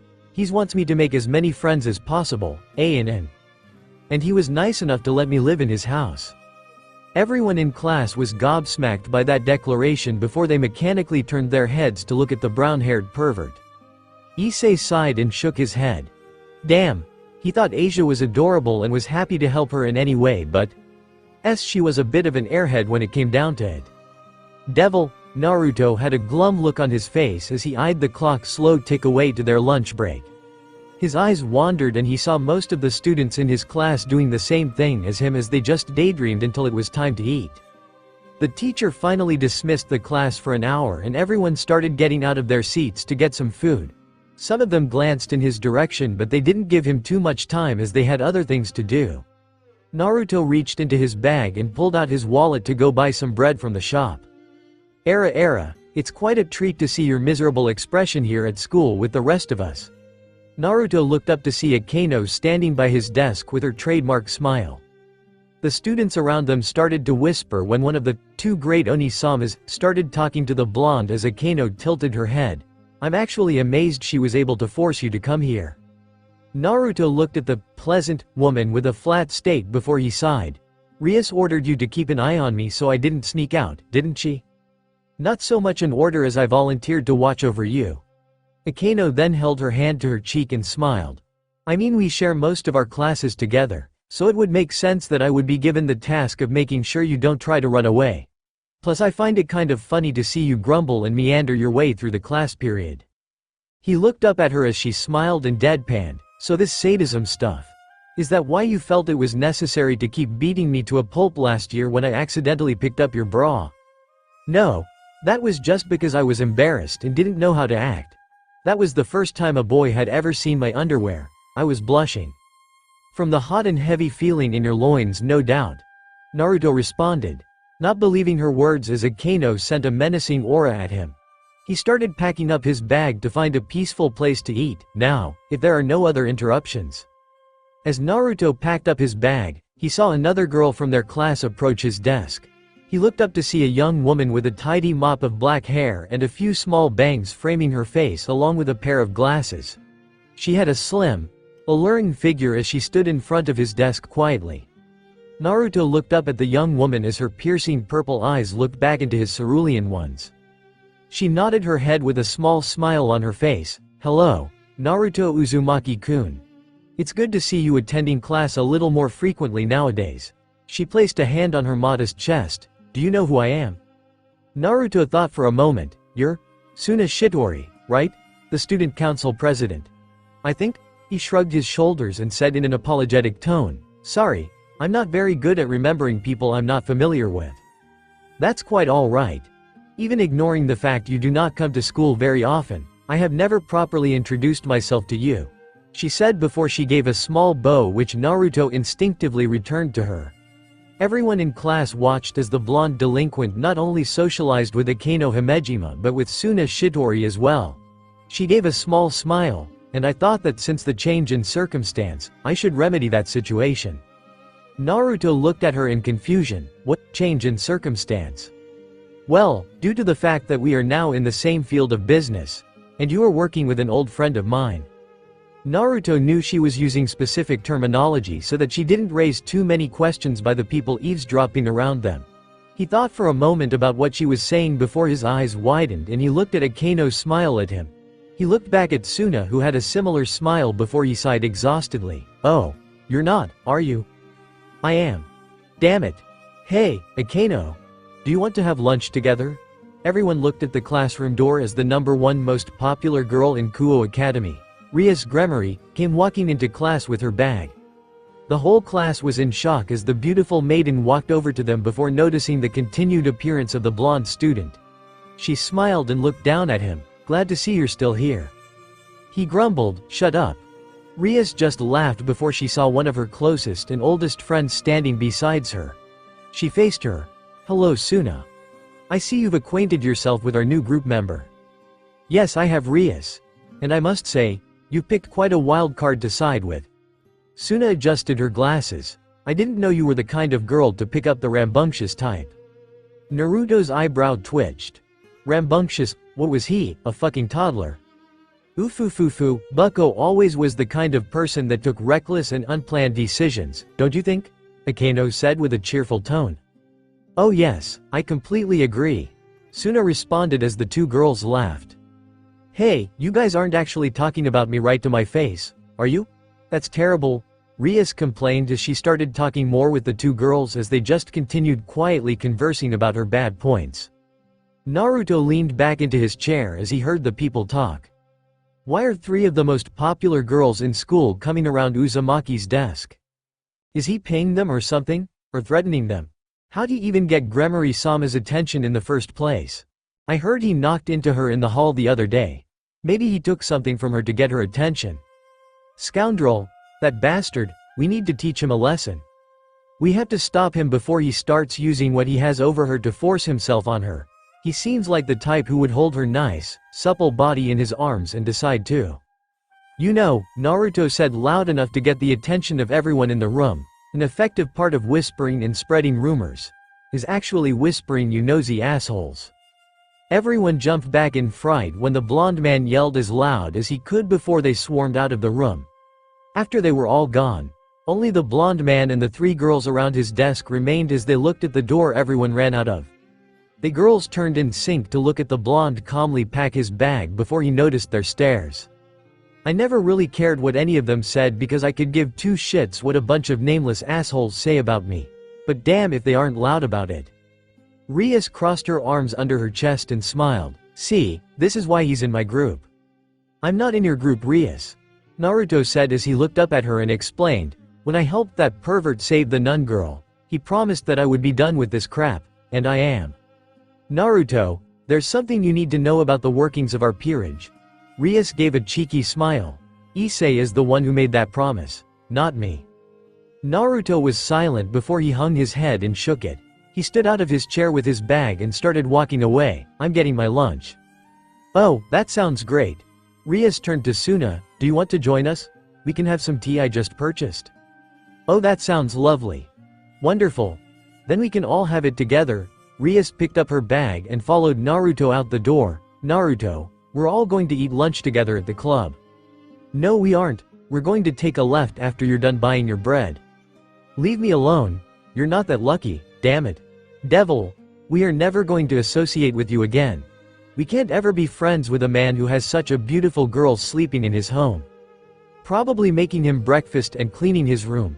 Finding his dirty magazines and telling him she can be his dirty material from now on. We don't ever want you to be seen with us again, traitor. Issei stared flatly at his 2 friends. Sure guys, whatever you say.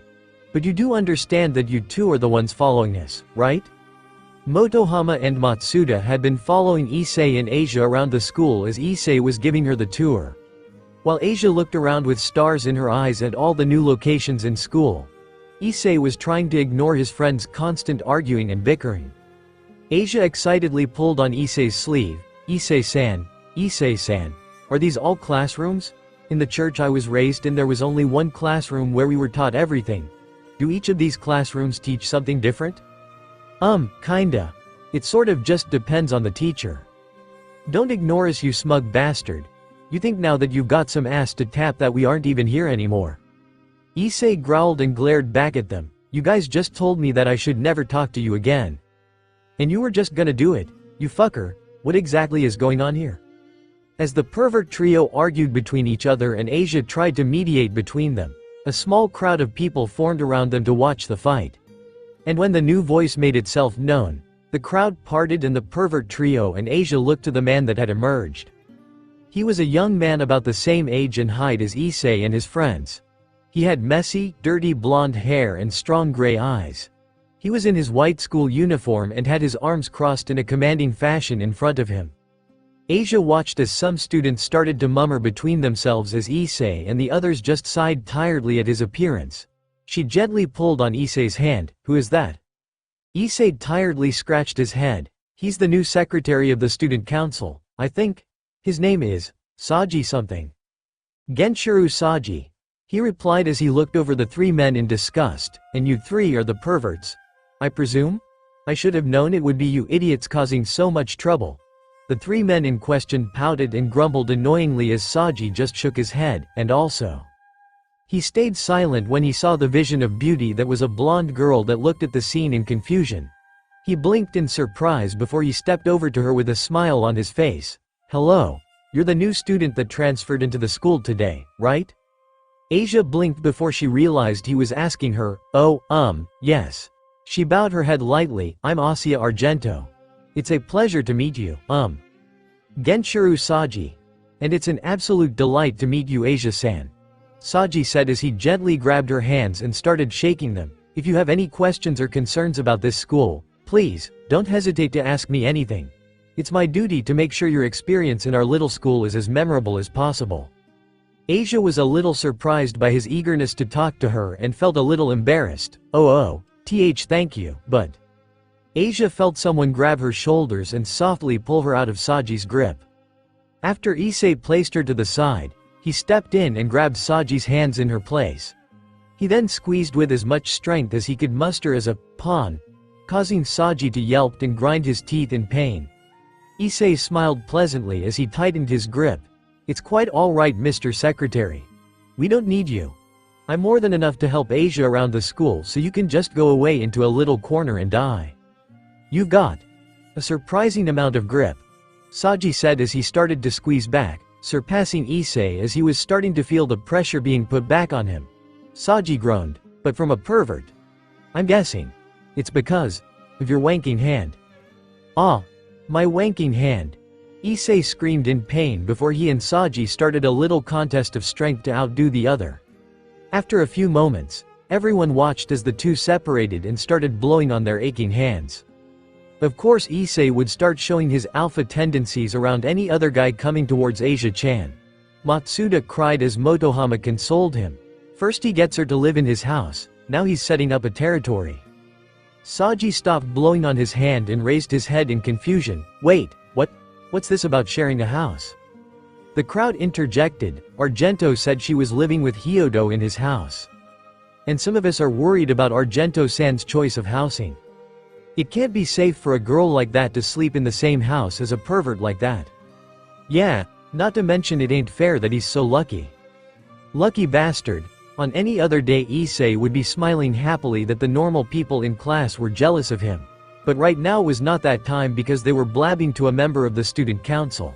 He saw Saji's mouth stay agape while everyone said their piece before he looked at the people in question. Is this true? Kind of. It's a long story. A long story that ends with the new student living in your house. Yes. Care to take some time? Saji said as he crossed his arms expectantly. Issei felt his eyes twitch as he saw everyone else lean towards them from his peripheral vision, waiting to hear the story. He had to come up with something. Shit, why was he drawing a blank now of all times? Well, the circumstances around Asia-san's housing are rather complicated. Everyone looked towards the voice to see the Prince of Kuo, Yuto Kiba, walking towards them to join their conversation. As was customary, the girls all nearly fell to their knees and swooned. Kiba-kun. At the sight of him as all the males just glared at him and grumbled because of his natural ability to make girls quiver. Kiba approached the little group at the center of the crowd and explained. You see, Asia-san transferred here from a Catholic school in Italy. She had a little family trouble back home and she was sent here to live with another member of her family. But there were some complications and Issei-kun, being the nice boy he is, offered her lodging in his home. Saji looked at him strangely and raised an eyebrow at the handsome man. And how do you know about this? Because we offered Asia-san a chance to join the occult research club along with Issei-kun. And we were kept up to date on the whole debacle as we all came together to help her out. So please, do understand that there isn't anything indecent about this housing. Everyone looked at the little group in surprise before they started whispering between each other. Saji relaxed a little as he thought about their circumstances. Kiba sent a thumbs up to his fellow club members as Issei cried a little and sent him a thankful nod for fixing their mess. Intel, what about her family? Matsuda asked. Kiba blinked. Beg pardon? Her family. You said she came to stay with her family, right? What about them? Why doesn't she stay with them? The crowd started talking between themselves and asking the same question as the orc members started to panic. Kiba sweated a little as the cover story he made started being questioned. Well, you see. His eyes started darting around for something that could save him at the 11th hour but was drawing a blank. Until, as if by divine intervention, a solution rounded the corner and Kiba's mind found an answer that would quell their problems temporarily. You guys are totally ruining my lunch with your pestering. Come on Naruto, it isn't going to kill you to come eat at the club. Naruto grumbled, yeah, I'm not trusting the woman who got me thrown out of work and forced to come here. I'd rather Naruto felt an arm clamp around his bicep and he was pulled towards a small crowd of second-year students that looked on in shock. Kiba placed Naruto to his side and right beside Asia. He smiled and gestured to the taller blonde. This is Asia-san's older brother, Naruto Uzumaki-san. Naruto choked on his sandwich when he heard the knight say that as the entire crowd of people felt their jaws unhinge. Issei actually cried into his hands as they started digging themselves deeper into a hole. Kiba continued, yes. Naruto-san and Asia-san were raised together since they were children. But their parents got a divorce a few years ago and they were separated when their parents moved away from each other. After a while, Naruto-san moved here and took his mother's last name to live by himself while Asia-san stayed in Europe to receive her education. But now Asia-san is taking the opportunity to travel and came here with the plan of staying with her brother, but due to some economic troubles, Asia-san couldn't stay with Naruto-san and had to stay with Issei-kun instead. Ria smiled smugly and nodded her head in pride as her peerage member convinced everyone of a bogus story he had come up with on the spot. She had to remember to congratulate Yuto later for thinking on his feet. All of the students looked between the nervous Asia and the defeated Naruto as they tried to connect the dots. On closer inspection, they did kind of look similar. They had the same tone of blonde hair and their eyes were vibrant like jewels. Although their respective sizes were something to question because Naruto towered over Asia by at least a foot. Although since he was the older brother that may have had a hand in his stature. While a few of the students still questioned the story, they heard a loud clap and looked over to see the student council president looking unamused with the two great Oni-samas right behind her. She got their attention. All right everyone, that's enough bickering. As you can see, this is a personal issue that has been solved between the parties in question and the matter has been resolved. Now I know all the second years were given a free period because of the midterm tests at the end of the week, so unless all of you want to spend the rest of the period out here facing the wall with buckets on your heads, I suggest you go about your day. All of the gathered students flinched at the commanding dominance in Sona's voice and started to thin out in numbers. Issei, Asia, and Saji were about to leave too before Suna interjected. Hold on you three. Why don't we all take a moment to properly acquaint ourselves? Rias walked over to the frozen Naruto and poked his side, causing him to sway. You alright? Kiba bowed his head with his hands over his head. I'm sorry, I was thinking on my feet and then you walked by and I had an idea, I'm so sorry. Naruto was pale and slowly shook his head. This is why I hate school. Devil, Sue. You're the new pawn of Gremory Senpai's peerage, along with Uzumaki Senpai? And Asia-san as your bishop? Saji said in utter disbelief as he glared at the brown-haired pervert. And you're the new pawn to the school president's peerage? Who's also a pure-blooded devil like Bucko? And who made the entire student council into her peerage? Replied Issei in an equally defeated tone as he matched the glare from the council secretary. That's right. Ria said from the couch as she gestured to her oldest friend sitting beside her. Her real name is Sona Citri, heiress to the Citri family and an old friend of mine. Now I hope you all can get along with each other because there's a strong possibility we will be working alongside them in the future. Sona chuckled as she picked up her cup of tea. I'm surprised we haven't already, knowing our families. You're telling me, Ria said tiredly before she looked to Sona. Where's Tsubaki? She had to do some work for the council and she said she was going to spend her lunch period catching up on it. That's a shame. Akeno added as she placed a tray of hot tea on the small table between two couches. She placed one of the cups in front of the nervous blonde nun who heard the arguing behind her. I'm sure she would have been very interested in meeting our new members. Asia turned over in the couch and looked back as Kiba continued to apologize to Naruto as he silently finished his yakisoba bread. He pleaded, please don't be upset Naruto-san. All the other students were getting reckless and asking questions and I had to do what I thought would direct the attention away from us. Naruto tossed the rest of his lunch in his mouth before clapping his hands together to knock off the crumbs. He swallowed and looked at the handsome blonde. But now you've made her related to the person everyone believes is the most unpleasant guy in the school, along with living with the most perverted guy in, I can only guess, the entire world. Hey, Issei yelled angrily in protest. Are you sure that was for the best? As Kiba looked at him, Asia softly whimpered, excuse me. The little blonde nun watched as the waiter from the ramen shop looked at her, and she felt like she had shrunk under his gaze. She squeezed the couch cushion in her hand before looking up at him. I know this must have caused you a lot of strife to worry about me. And I also know that you helped Issei-san and everyone else in rescue me from the church. I don't know if I'll ever be able to repay you, but... She bowed her head and closed her eyes as she finished. Thank you for helping me so much. Naruto saw the hesitant, cowering, but still firm look in Asia's eyes as she gave her honest thanks for his help. The poor and pitiful look in her eyes. She couldn't have looked more like a sad puppy if she tried. Naruto grumbled a little before closing his eyes and sighing in defeat. Asia felt a familiar palm rest on her head and pat the top of her hair gently. Naruto muttered, "Yeah, well. As long as you're okay with it, then I guess I can't complain." Asia looked up at him with starry eyes and a big smile before she nodded her head and sat back down in her seat. The older students watched in amusement as Asia congratulated herself on thanking the older blonde for his help. And they all stifled a laugh at the look on Naruto's face as Kiba sympathetically patted his back. Issei stood off to the side and glared, jealous that Asia got along with their blonde senior. He felt someone nudge his elbow and saw Saji giving him a toothy grin. Looks like you're gonna have to appeal to the older brother to get her attention. Issei growled, shut up. You could start calling him Oni-sama? I said shut up. Or how about Oni-chan? I said shut it, asshole.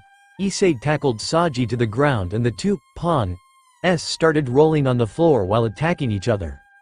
Everyone except Asia and Kiba ignored the two juniors fighting as Rias took a quick sip of her tea. She looked towards the older blonde as he plopped down on the couch opposite and leaned back into it comfortably. Rias noticed a tinge of pain cross his face for a moment before he instantly covered it with his usual mask. Rias smiled at him. See, isn't it fun to come to school? You never know what you're going to experience.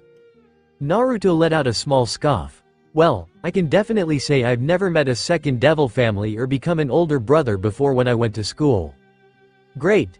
Then let's see how the rest of the school year goes together. No way. Naruto denied while shaking his head and waving his hands. You may have convinced Gramps today, but I can totally change that with a bowl of ramen and some spiked broth. Oh come on. It would be fun. For you. You're enjoying the hell out of this. And I'm sure you can too. I just need to find a way to convince you to stay. Peeved. Naruto stifled a laugh as everyone looked between the two seniors as they talked between each other. Naruto shook his head, sorry Rias, but I don't think you'd be able to convince me to stay in school. Oh, Rias raised an eyebrow with a miffed expression as she took his comment as a shot at her pride. She mused, wanna bet? The king proudly stood out of her seat and crossed her arms under her bosom. It's Golden Week next week, which means we have a break from school. Before we come back from break, I will find some way to convince you to stay in our group. If I can, not only do you have to come to school, but you have to stop being stubborn and join our club. Naruto looked at the challenging expression on her face before he grinned menacingly. He slowly got up and stood opposite of the crimson-haired ruined princesses as he placed his hands on his sides. Okay. And if you can't convince me, you can't use any more tricks to make me come to school and you drop trying to bring me into the club, got it? Rias raised her finger, one catch. You have to attend the rest of the week. No coming late. No leaving early. You have to be a normal student like the rest of us. Plus, it gives me a few more chances to meet you face to face. She held out her hand, deal? Naruto continued his staring contest with the confident Gremory before he grasped her hand and shook it, deal.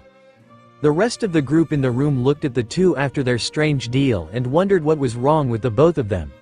Sona placed her cup down and looked at Akano. They act like a bitter old married couple. Akano just laughed. I've actually started to notice that the more I see them interact.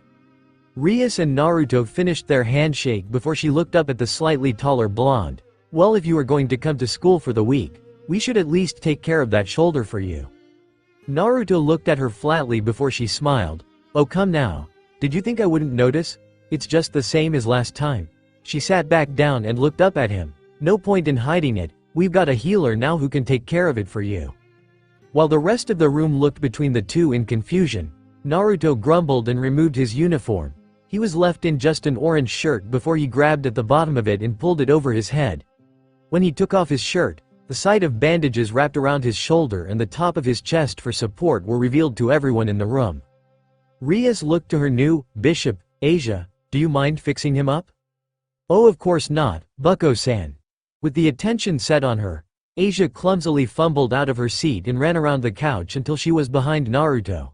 She nervously asked, Where are you? Hurt? Naruto pulled a tight strap of his bandage before he ripped it with his teeth and started undoing it. As he undid more of the bandage, it revealed darker and wider specks of blood before he pulled the last of it off. Asia saw the injury on the back of Naruto's shoulder and grew pale. Issei came to her side. What is it, Asia? What's oh wow, ew. Oh man senpai, that's disgusting. Oh it smells too. Saji came over and shivered at the sight of the healing wound. Ew, it looks like the dried skin on top of lasagna or something. It follows you around the room. Hey assholes, Naruto yelled angrily as he scared the younger people behind him. You dumbasses want to give it a rest and let her fix my shoulder? Issei and Saji looked between each other before taking a step back and giving Asia room to work. She used her twilight healing and placed her hands over his injury as a green light covered them.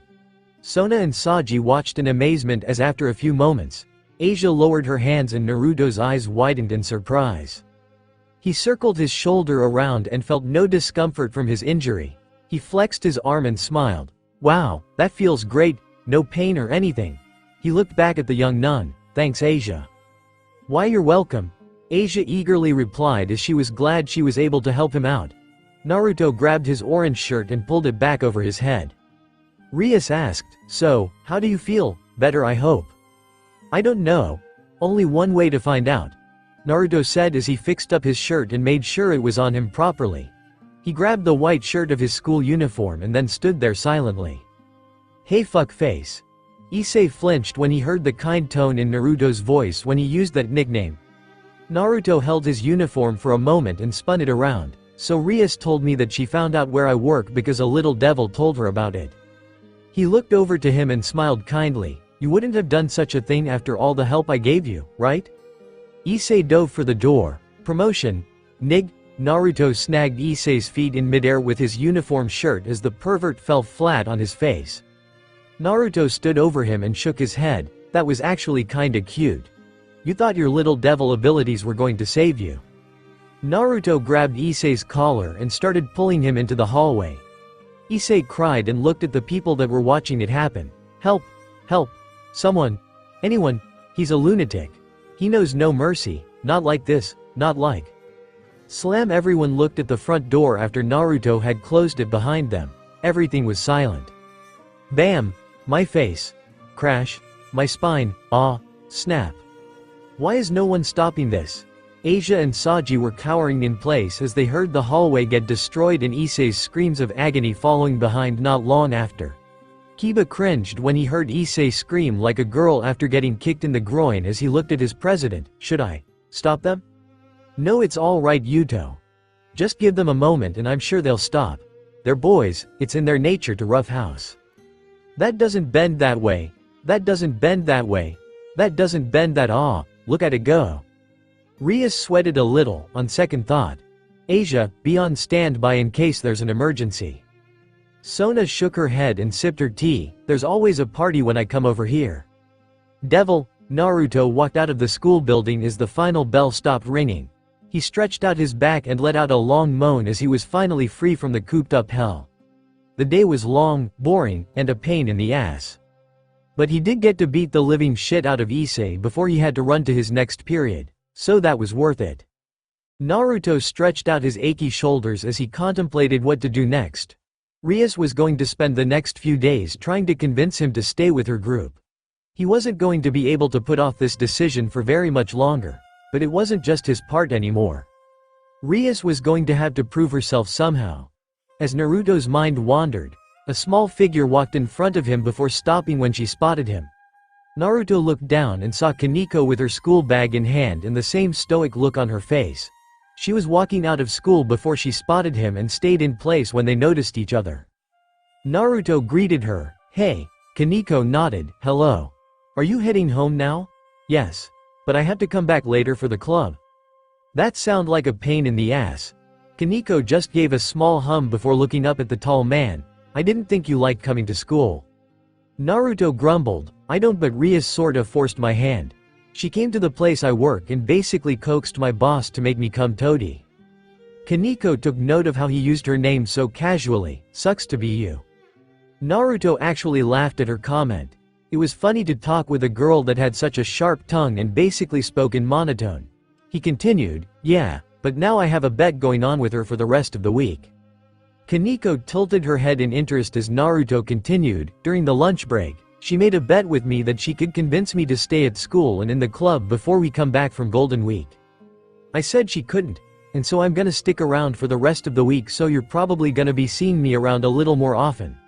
Naruto then chuckled. Of course that's just gonna cause fuckface to freak out, considering I basically beat him like a punching bag for selling me out. You see, Naruto stopped talking when he looked down at Kaneko and saw something he had never seen from the little rook before. Kaneko had a slightly miffed look on her face and a small pout aimed up at him. Naruto was silent. He was caught off guard by the stoic girl's slight change in expression that he didn't know what to say. In the short time he had known her, she had never shown any change in her mannerisms or expression even after everything they had done. Was she mad that most of her club gathered together without her? That wasn't their fault. Freshmen had a different lunch period and they weren't doing tests like the upperclassmen, so they didn't get a break this week. Was she mad because she didn't get to see him beat up Issei? That was totally a possible choice. If Issei acted like a pervert in front of the stern, no-nonsense girl like Kaneko, then she probably really wanted to see someone kick his ass. Naruto felt panicked. Are you mad? No, Kaneko said as she turned away from him. You sure? Because you seem kinda upset. I'm not. Naruto didn't want to leave the little freshman on a bad note because he liked her. He thought she was funny and she always had something snarky to say. Who wouldn't want a friend like that? As Kaneko was about to walk away, Naruto came up with an idea. He asked, hey. Kaneko stopped for a moment before looking back at him. You want something to eat? Kaneko's stomach grumbled for a moment before she turned around and slapped her tummy to stay quiet. She turned back around like nothing happened. No money. Naruto smiled. That's okay, devil. Ahahaha. First Rias-san, now this little cutie. Naruto, where the hell are you pulling these girls from exactly? Miyamoto chided his young worker as he cleaned the dishes on the workstation. Kaneko ignored the attention she was getting from the shop owner and several other patrons that had entered the shop for a quick meal. Naruto droned, yeah, whatever Gramps. Look, I said she could have a few meals on me, so you can just add the price to the debt, okay? Yeah, sure kiddo. Miyamoto grabbed his keys and headed to the back entrance before he looked to his sole employee. Hey, I have some renovations happening at my house and I need to go check that everything's alright. Can you handle the place while I'm gone? Don't I always? Don't get smart kid. He waved him goodbye. See ya in a minute. Naruto hummed before he just started walking to the other customers and made sure their meal was good. Kaneko took a moment from eating her ramen to look back and watch Naruto serve the customers. He talked with some of them lightly, probably regular customers he had gotten accustomed to, and showed a small smile on his face while he did. Kaneko had never seen the blonde man show such a simple smile. He grinned and laughed when Issei acted like an idiot, and he showed her support when she was being reprimanded for her language, but that was it. He still hadn't shown such a carefree expression around them yet. Naruto came back around the counter and continued cleaning up the kitchen before he looked over to the white-haired girl.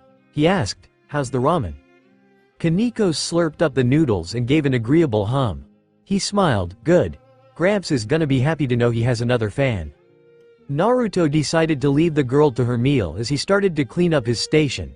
Everything was silent besides the background noise of people walking outside and eating ramen inside.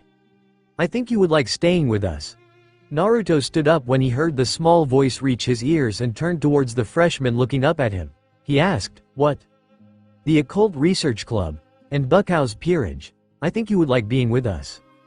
Naruto dried his hands with his towel before placing it in the pocket of his new apron and leaning back to sit on the deactivated stove. He crossed his arms. Why do you think that? Because it is just like Issei-senpai said, you act kind of like you don't care about others, but when you knew we needed help in saving Asia-senpai you came and helped. You tried to protect me when we were fighting the pervert exorcist, and you let Issei-senpai choose what he wanted to do with that woman that hurt you all. And when you talked about your bet with Bucko, I thought you seemed really happy even if you didn't show it. Like you belonged with us. Kaneko stirred her broth a little. It would be fun if you stayed with us. We can fulfill the wishes of the people around town and make sure the town is safe. Plus, we always eat together over the weekends at the club. And you haven't gotten a chance to throw Gyakun around yet, so I think you would like that. She looked up at him with a hinge of uncertainty in her eyes. I'm sure you could find something with us to make you stay. Naruto looked at her and closed his eyes. He scratched his head and nodded. Honestly. You guys are annoying, weird, stubborn, and none of you seem to take no for an answer. And you guys are some of the most fun I've had in a while. Naruto admitted with a small smile before he shook his head, and honestly, if it was just a group like you guys, I might think about joining, but this war, this hatred between races, if it's anything like what happened at the church with that Yuma woman, then how can I just walk into that willingly? You won't always be lucky enough to resurrect the dead through limited magic or break the minds and existences of other people by tearing out those gear things to stop the fighting. The worst thing about war, you lose the things and people you hold dearest to you and you can't ever get them back. One of the first things Rias told me when I was reborn, he said as he placed his hand over his chest, was that we were at war with other factions for centuries. And after the last week, I could see it was never going to stop until only one side was left standing. He looked at the petite freshman. Would you be ready for that? Fighting for the devils even though you might never be the same when it's all over? Is it worth it? Kaneko let his words sink in for a moment as she placed her chopsticks down. She was silent before she slowly shook her head. No. I don't think I've met any devils that I would truly lay my life down to fight for. You're right. Naruto just closed his eyes after hearing her admit to his question, and after a moment, but Kaneko looked up at him with firm resolve in her eyes. I wouldn't fight for the devils. I would fight for Bucko. Kaneko continued as she ignored the look on Naruto's face. Bucko is someone I would give my life and soul 1,000 times over to save. Because I owe her at least that, if not more, before she found me. I didn't have anyone anymore. I was willing to let my life go on any path it took because I didn't belong anywhere. But I was found, and then Bucko took me in. She didn't care what I was or what I could do. She just saw someone that needed something she could guide and took me in. And when I looked at her, when she hugged me and told me I didn't have to be afraid anymore, I really believed that there was nothing in this world I wouldn't face to help her. Kaneko looked at her meal, and not just me. Akeno-senpai, Yuto-senpai, Gyakun, Issei-senpai, Asia-senpai. We all believe in her because she cares about us and would risk everything to save us. And even if I might suffer, I would fight for her until my last breath. Kaneko looked back up at the older blonde, and I'm sure you can see that too if you tried, Naruto-senpai. Naruto was silent after Kaneko had finished spilling her heart. She saw the expressionless look on his face and lowered her head in sadness. She really believed that he would give them a chance if he heard it from someone that experienced their life. But just as Kaneko felt ready to give up, she felt Naruto's hand land on her scalp and started rubbing through her hair. She lifted her head to see the whiskered blonde with a happy smile on his face. He grinned and chuckled a little. Well, I guess we'll just have to find out, huh? Before she could ask what he meant, he lifted his hand off her soft white hair and walked further back into the kitchen to finish up his work. He accurately pointed at her bowl without looking back and said in a teasing voice, "Don't leave that unfinished, young lady. It's rude to not finish a meal your elders paid for." Kaneko pouted, unamused by his teasing before she picked her chopsticks back up and started eating her meal. When she was done, she ordered a second bowl of the same ramen, and another, and another. By the time Miyamoto got back, Kaneko had eaten several bowls of their product and left Naruto further in debt than he already was. Which explained the partially weeping blonde that was begging the unflinching freshman to stop. Devil, Rias was sitting alone in the room her club based around and let her eyes wander from where she was supposed to be paying attention. The rest of her peerage were taking turns showing Issei and Asia their clients and wish fulfillment, so Rias took this alone time to finally confront what she had been dreading to do all day. "Oju-sama, I know you are there. Are you listening to me?" Rias was shaken out of her thoughts before she looked back down at the magic circle on her desk. She sat up in her chair before addressing the voice from her magic circle. Yes. Sorry Graphia, I let my mind wander for a moment. I know this experience is not to your liking Oju-sama, but this is a decision you need to make right now. Rias leaned into her chair and crossed her arms under her chest. You know, if I could actually make a choice, I would choose to cancel this stupid wedding right now. And we cannot do that, Oju-sama. Razor-sama wishes to meet you again before the wedding and he requests we do it immediately. So please give me a period of time when you might be free to meet. Rias rolled her eyes and grumbled in her seat. They gave her freedom to choose this? Not her own life? Her destiny? Her love life? Just when she would be allowed to meet the man who she was being forced to marry. And it must be before the weekend, if you can. Typical. That seemed like some kind of karmic justice for something she did wrong. Forcing Naruto to come to school maybe. No, that was just funny. Rias thought for a moment before she said loud enough for the maid to hear. Friday. After classes. I'll be done with all my tests and it will be before the break. Seems like a good time to do it. Very well. Sirsex-sama also wishes me to come and mediate the meeting myself, so I will be arriving the night before to set it up with you. I hope this does not intrude on your day. Rias actually showed a small smile before she leaned forward to deactivate her magic circle. Of course not, Graphia. It's always a pleasure. I'll see you soon. The magic circle disappeared and Rias was left sitting in silence in the room. Rias didn't want to let her life be decided for her before she even got a chance to make it. So her mind started to turn and calculate how she could escape this event. And still keep the lifestyle she was only just starting to form with her peerage. Rias looked at the blonde man she had called outside to talk to and smiled. She nodded. What do you say? Naruto replied, no, oh come on. Why not? Rias replied exhaustedly as she started following behind Naruto, who walked through the partially empty gym field. She ran up to his side. We have tests tomorrow and I'm sure you need to study. I've been told how atrocious your grades are. Yeah, you've told me.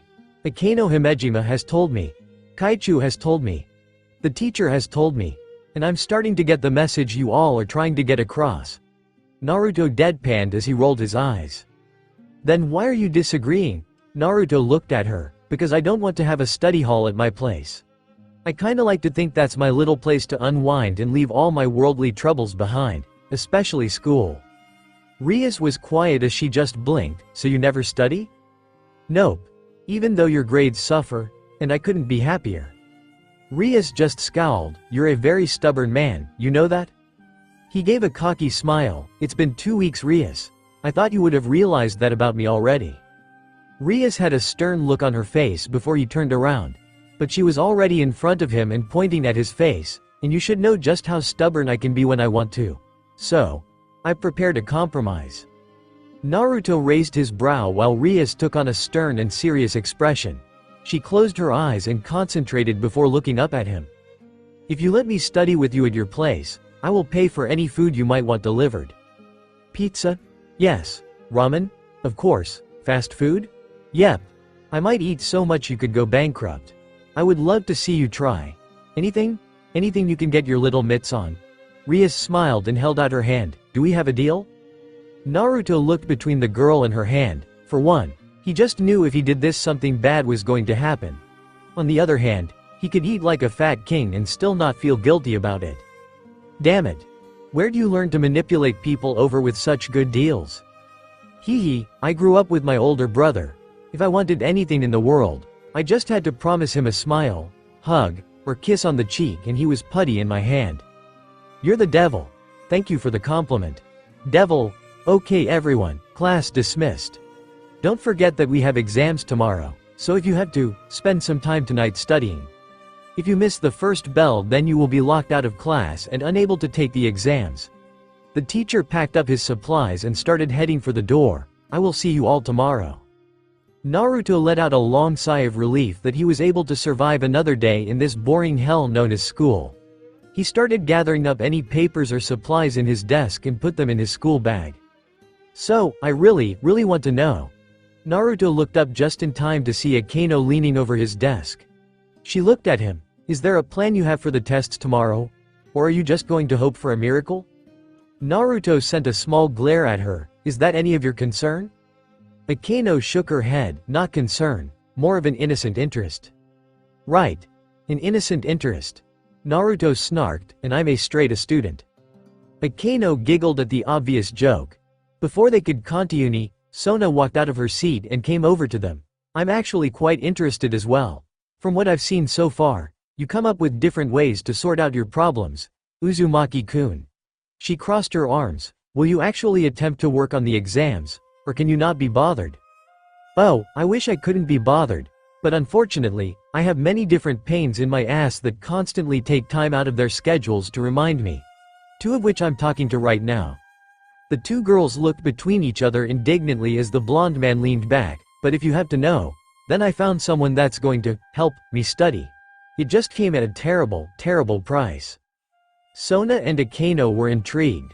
Sona asked, and what terrible price might this be? Naruto.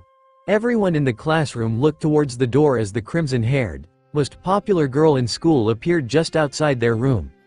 Rias seemed eager as she stood at the doorway ready to leave. Don't just sit on your butt, hurry up. We've got to get moving. Everyone in the classroom was silent before they mechanically turned their heads towards the whiskered blonde. He felt their stares and grumbled a little before he pushed himself out of his chair. He started making his way to the door as Rias jumped on her feet and started going for a head start. As Naruto was about to walk through the door, he saw people lean in towards each other to start whispering. He immediately pointed at them, getting everybody's attention. He shook his finger, not a word, not even when I'm gone. Naruto walked out of the room as everyone left inside were completely silent. They didn't want to invoke the blonde's anger, but at the same time the need for gossip was becoming unbearable. Sona sat on Naruto's desk and smiled. A study session with Rias? Akeno placed a hand on her cheek. Era, he wasn't kidding about paying a terrible price. Devil, well, I have to say, I'm a little jealous. Why would you be jealous? Because I found your ramen shop first that same day. But you didn't show me any special treatment. I think you were picking favorites. Stop complaining. I'm serious. Rias pouted at the taller blonde. When I showed up, you were doing everything you could to push me away. But not only do you invite Kenko, but you also paid for her meals. Naruto slumped a little. That was a serious mistake on my part. So why did you do it? I don't know. Naruto shrugged as they walked through the local park. I saw her after school, told her we all had lunch together. She seemed kinda upset that she wasn't included, and so I tried to make it up to her. There's something about the disappointed look on that girl's face that just compels you to try and make up for it. Rias looked off to the side with a sympathetic nod. I know what you mean. Once, I forgot to buy her the special limited sale chocolate she asked for and she didn't say anything for a week. I nearly bought out an entire candy shop to make it up to her. Rias smiled. That girl is still a mystery to me even after all this time. After the two seniors finished their discussion of their favorite precocious little freshman, Rias took a moment to look around where they were passing through. She noticed that there were fewer and fewer people around this part of town, and even that some of the accommodations were less than up to date. She spoke, do you live all the way out here? If you do, I'm sorry I've been asking you to make the trek to school. Don't be. It may seem pretty far, but I can be fast when I want to. By the way. Naruto looked over to the crimson-haired girl. Fair warning, I live in a place that's kinda like a mix between an apartment complex and a motel. And its cleanliness is about as comparable to a, let's see. Rias chimed in, a pigsty? I was going to say shit stain, but if you want to be polite about it. After a few more feet, Naruto stopped in place and pointed forward. Here it is, home sweet home. Bordering close to the edge of town, there was this two-story building that looks like it had survived through the worst possible scenarios. Some of the paint and skin had started to chip away from such poor caregiving. Rias didn't even need to see the wages to know this place was probably for people that didn't have much money to use. Rias thought for a moment before nervously chuckling at the sight of the place. Well, I guess you weren't kidding. No, I was not. As the two teenagers talked, a stocky old man with thinning hair walked out with a newspaper in hand. He spotted the tall blonde and walked up to him. Uzumaki. It's Uzumaki, Taichi-san. Whatever. The crotchety man groaned before he continued, the water heater sprung a leak today. So there might not be much warm water in your shower for a while. I'll try to get it fixed by tomorrow. Naruto slumped. The last time you said that we were out of warm water for almost 2 weeks. Then I'll get to it when I have the time, he replied in a short manner before he saw the girl accompanying his tenant. He looked towards her. Who's the girl? Rias blinked when she realized she was being addressed and Naruto opened for her. This is Rias Gremory. A student from my school. She's here T. Ah, stop right there. Taichi interrupted. I don't want to hear about the gross stuff you two are going to be doing in your room. The teens looked between each other before they realized what he was implying and panicked. Rias blushed a little as Naruto shook his head, and no, we aren't doing anything like that. Look, you two have fun. Just remember my rules. Don't be too loud, and if you shit on the floor, you owe me 10,000 yen. The owner of the building walked away and towards his office before Naruto could say anything. Rias looked at Naruto. He was not very pleasant. You don't need to try so hard. I just call him an asshole, Naruto said with a smile, getting Rias to giggle a little. He started heading towards the only staircase on the building that led towards the second floor. As the two teenagers made their way towards the blonde's room, another man walked out of his room and was heading towards the stairs. He was a foreigner at least in his 30s, with brown hair and standing about the same height as Naruto. He saw his fellow tenant and waved. Hey, Naruto and boy, how's it going? Hey Marco, off to go on another bender? Ah, ya know it mate. Stuck in this country, till God knows when. I'ma make sure I can at least grab a drink when I can. He grinned. Welcome T, join me at any time. Still not legal? Then fuck it, I'll drink fair the both of us. The foreigner realized there was a stunning beauty behind the blonde teen that was looking at the scene in confusion.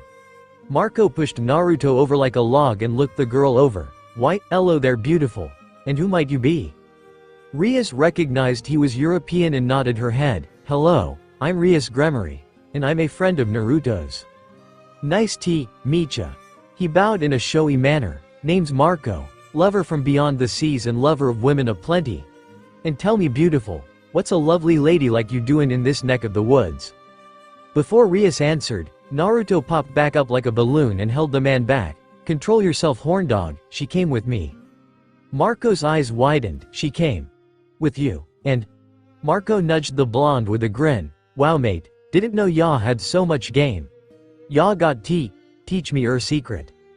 If you don't stop, I'll make you stop. Rias leaned over and waved to get their attention back. What's going on here exactly? Naruto pushed Marco's elbow away from him before gesturing to the older man. This guy is Marco. Some weirdo from across the ocean that came here after him and his wife got a divorce. Basically, me ex was being a cunt and I wanted a break. So now I'm here. Marco proclaimed proudly. I'm traveling the world, seeing the sights, and leaving me mark everywhere I go. Naruto leaned in towards Rias to whisper, and by that, he means genetic mark. What can I say? Ladies love a man wit, confidence. Marco made a scowl, but now I'm on me last leg. Gotta wait till me mate back home can wire me some cash. Till then I'll just look around and see what this place has to offer. But enough bout that. He leaned in towards the two students. What might you two be doing tonight, They could easily guess what he was implying. Rias answered, we have exams tomorrow so we are gonna study tonight. Ah, study, I get ya. But trust me, it's best not to get caught up in what ya been hearing around the bend. Marco pulled out his wallet and took something from inside. He grabbed Naruto's hand and placed it inside before looking into his blue eyes. Keep it sacred. Keep it safe. Before Naruto or Rias could ask what he meant, Marlo. They all looked over the edge to see Taichi waving his fist in the air. You owe me 10,000 yen you son of a bitch. Naruto and Rias looked at the reckless party man in horror at what he had done. He winked before running past them and down the stairs. They watched the landlord chase the party man down the street while yelling obscenities at each other.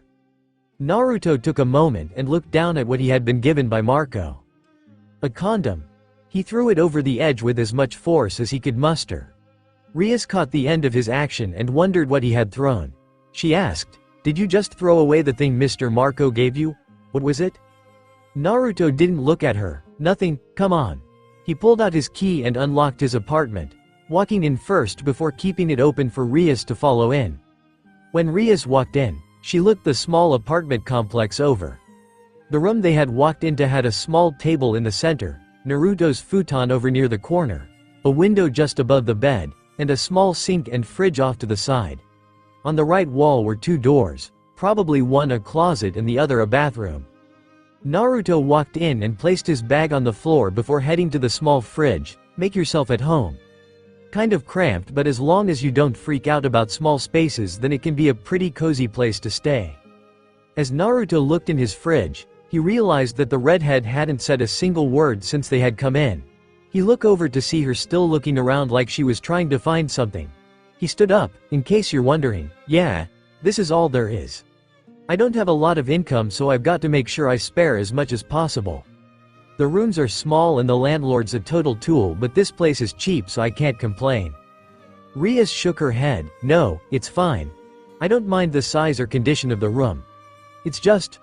Rias looked around a little more before looking at the blonde with a confused gaze. You don't live with your parents, do you? Naruto was silent for a moment before he shook his head. No, but I can't live with people that aren't living anymore, so I've got this place to myself. Rias thought it was a possibility that the whiskered blonde lived alone. Ever since the scene in the middle of school the other day when Yuto convinced everybody that Naruto and Asia were family, she had been thinking about where the blonde's family was in all of this. Now, in his living quarters, with no room for family and not even a single photo anywhere to be seen, Rias knew he was alone here. She spoke earnestly. I'm sorry. Don't be. It's not your fault. They've been gone a long time. Naruto looked down for a moment before looking over at her. Let's stop with all the sad talk. It's depressing. You came here to force me to study, right? Rias didn't say anything before she gave a small smile and nodded. She took off her shoes and sat down at his table as he looked back into his fridge. I have water, cola, tea, and iced coffee. Do you want anything? I'm fine with just water. But I'm hungry too. Rias started taking out some books. Do you have anything to eat? Naruto came over and placed a bottled water in front of her with iced coffee for him. He shook his head. Nothing substantial. Perhaps it's time to start calling in all that delicious food now. Rias looked at him wearily. Really? We haven't even started yet? Naruto just stared back silently. But I'm hungry. Rias sighed. Okay, fine. Just call them up and tell me the menu. Naruto blinked. How am I gonna call them? I don't have a phone. Rias looked at him in disbelief. What do you mean you don't have a phone? Look at the place I live. Plus, who the hell am I gonna call? Gramps? Rias felt her eye twitch before she pulled her cell phone out and handed it to him. He smiled and grabbed the phone before he started typing in the numbers. Rias started flipping through her book and just knew it was gonna be a long night. Devil. The sun started to lower through the window as Rias picked out some rice and chewed on it, savoring the taste from the delicious takeout. She pointed at the guy across from her with her chopsticks. So, what can't you understand about this again? I hate math. That's all I really understand about it. Look.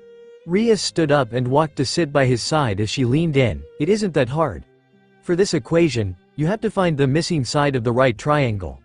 And to do that, you just have to remember what I said about how to find an hypotenuse. To find the third side, you have to add the squares of the other sides. So if you do this and this. Naruto thought for a moment. I get this, right? Rias nodded. Yes. Is that it? No, that's just one formula. Now you have to learn about some more algebra, degrees in geometry, a little calculus. You. Naruto slammed his head and groaned. I don't get this. Why don't you get this? Rias started looking over some more of his papers. Some people have trouble with subjects like this, but they still learn the basics of it in secondary school and their first year of high school. She looked over at him. Did you not learn any of this back where you came from? Naruto shook his head. We never bothered with stuff like this. Where I come from, our school specialized more on hands-on stuff for our jobs. Rias looked over her book a little more before asking, what kind of school was that then? Some kind of agricultural school? You could say that. Rias pouted at his useless answer before she looked back at his work. Fine. Don't tell me. But this won't disappear just because you don't want to do it. Now, for this next part. Naruto lifted his head back up. Okay, seriously. How does any of this stuff matter? We're supposed to be planning for our future by learning this. right? He lifted up his workbook and pointed at it. Where in the world am I ever going to need to use a triangle in real life? I don't know, Naruto, maybe it's supposed to help with a job you get. Rias took the workbook from his hand and pointed at him. It's all supposed to help with your future. How? I don't know what I want to be in the future, but I swear it won't have anything to do with triangles. Rias was about to argue before she realized what he said. She placed the book down and looked at him. You don't have anything you want to be when you grow up? Not really. You can't predict your future or what it holds. So what's the point in planning something you can't control? Naruto said as he fell back and laid on the ground of his apartment. It was silent for a moment before he heard Rias ask, "Really? Nothing?" He shook his head, "Not that I can think of." Rias felt disappointed for a moment before she looked at the lying blonde. "Have you ever wanted to be anything in the future?" Naruto was silent for a moment before he opened his eyes again. He lifted himself up on his elbows to look at the redhead. "Well, yeah, of course I've wanted to be something before." Rias turned around to listen to him more clearly.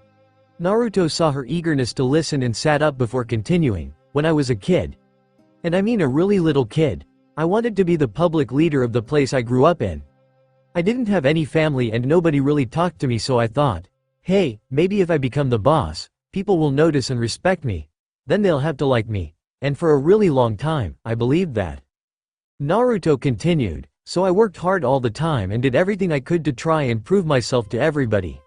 It was a pretty rough start, to say the least, and almost everybody ridiculed me for even thinking I could do it, but I still tried.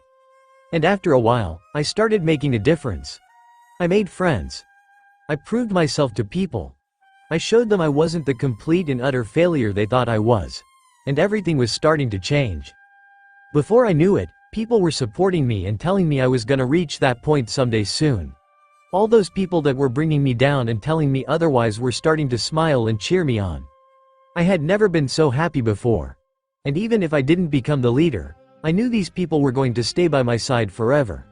I really thought." Naruto looked off for a moment with a fond smile. "I was going to make it." Rias looked at the blonde as he told her more about himself. Nothing specific or detailed, but she could tell just by the tone in his voice and the look in his eyes that this was more than enough. She looked at him for a moment. "What happened?" Naruto's smile lowered for a second and he looked at Rias. "Like I said, you can't control the future." "No." Rias crawled up to his face with a stern look in her eyes as she was sick of him cutting her out. "You have to tell me something about you. No more of this mystery stuff, please." Naruto blinked for a moment and looked into her eyes. "So, you want me to strip the veil and tell you everything?" Rias nodded her head. Naruto smiled and chuckled for a moment before lifting his hand and flicking her forehead, eliciting a little squeak from her. "Nope." Rias massaged her forehead and pouted at him as he laughed at the look she was giving him. Rias sat on her feet and looked at him. "Can you at least tell me what you are doing here? I can at least know that, right?" Naruto pulled himself up to the table. "I got hurt pretty bad when I first came here last year. I didn't have any money and nobody knew me, so things were looking bleak. But Gramps picked me up and paid for my medical attention, or at least most of it. But to do that he had to pay it out of his retirement fund and life savings. So, you can imagine how guilty I felt when I found out about this. So I promised that I would pay him back all the money he used to help me. I tried to get a job, but I didn't get hired because I didn't have credentials, or nobody wanted a weird foreigner who talked in a weird accent, or I beat up on assholes who were causing problems. So he offered me a job and said half the check he paid me would go to paying him back. That's why I'm here. To make sure I can pay back Miyamoto Ji-chan so he can have a good retirement." Naruto looked over to see Rias was silent after what he said. It was quiet between them a little longer before she giggled. "You beat people up at your old job?" Naruto listened to her laugh before he chuckled as well. "Hey, they said that I needed to be a bodyguard that didn't let anyone act creepy to the dancers. When someone tried to sniff a girl's hair, I spun him in the air and tossed him out a window. And when the manager tried to tell me to stop, I accidentally threw him out as well. He wasn't too happy about that." Rias couldn't control herself and laughed even louder at his expense. She wiped a tear out of her eye before she said, "Want to know something? I've never actually had ramen before." "What?" Naruto yelled in disbelief. He immediately dove for her phone. "Okay, well, I know what we're having next." "No, Naruto. We haven't even finished the sushi we ordered before. I can finish that stuff up easily. But you need to have ramen and see how good it is. Right now, no arguments. Devil, the sun had finally started to set and the sky went black as the two young adults continued working. They had moved on from math and were now on history. Rias was relaxing on Naruto's small but comfy bed as she went over the notes she had brought with her. It had been a few minutes since they had finished their ramen, which Rias had to admit was delicious, and she was helping him study. After Hoju Tokimun's death, the magistrate Adaki Yasumori was defeated by the Hoju family steward underscore. So, what was the steward's name? Rias waited for an answer but didn't receive one. She realized she was hearing a very soft and rhythmic snoring and looked over to see Naruto sleeping on his arms on the table. Rias narrowed her eyes before she grabbed the pillow behind her and threw it at his head, startling him awake. Awa, what happened? Geez, we're supposed to be studying, you jerk, Rias complained from the bed. You can at least try to stay awake. How? This stuff is boring enough to put anybody to bed. How are you still awake after all of this? Because I like to study subjects like this. Japanese history has always been my favorite subject, Rias said as she curled up and smiled while looking over her favorite parts written in her notebook. It's so rich and diverse and romantic and enticing. Naruto looked at her in mild amusement before shaking his head. You know, a lot of people tell me I've got stamina to spare, but I don't think I've ever seen someone as energetic as you just to learn this stuff. It's exhausting just being around you. You complain just like a Kano. She's always telling me about how I smother her while we study together. And why isn't she here right now, enjoying the mind-numbing experience of cram studying with us? Because I thought I would give her a little break, Rias said. She's got years of study dates over you, so just one couldn't hurt. She's dealt with this for years, Naruto asked in disbelief. Geez, I actually have to give that girl some respect for being able to handle that. Rias gave him a conflicted look. Hey, you make it sound like I'm a newborn puppy that doesn't stop barking. Naruto shrugged. You kinda are. He immediately felt her notebook slam into the back of his head as Rias pouted at his teasing. Naruto pulled the book off his head and handed it back to her. So, you've been with that crazy sadist girl for a while, huh? Rias took the book back and nodded. Yeah, for as long as I can remember. Akeno has always been the person that stood by my side during everything. Naruto turned back around but showed interest by asking, how exactly did that happen? Well, I met Akeno when she snuck into the territory of one of my family's servants. I came up there to play and see the sights, so I was outside near the forest all by myself. Then, I noticed someone running over twigs and hiding behind trees, like she was hiding from something. It was really cold up there in the mountains, so I kept calling to her to come out so I could help. After what felt like hours and was definitely one of the most annoying colds I ever got, she finally came out of hiding and faced me. And even back then Akeno was possibly the prettiest girl I had ever seen. Rias wrapped her arms around her knees and looked up at the ceiling while she dug into her memories. She was having some family issues after her mother passed away and she was just wandering around, looking for something to do with her life. I found out she helped exorcise an innocent civilian of an evil spirit in the town downhill, and I just knew I had to meet her again.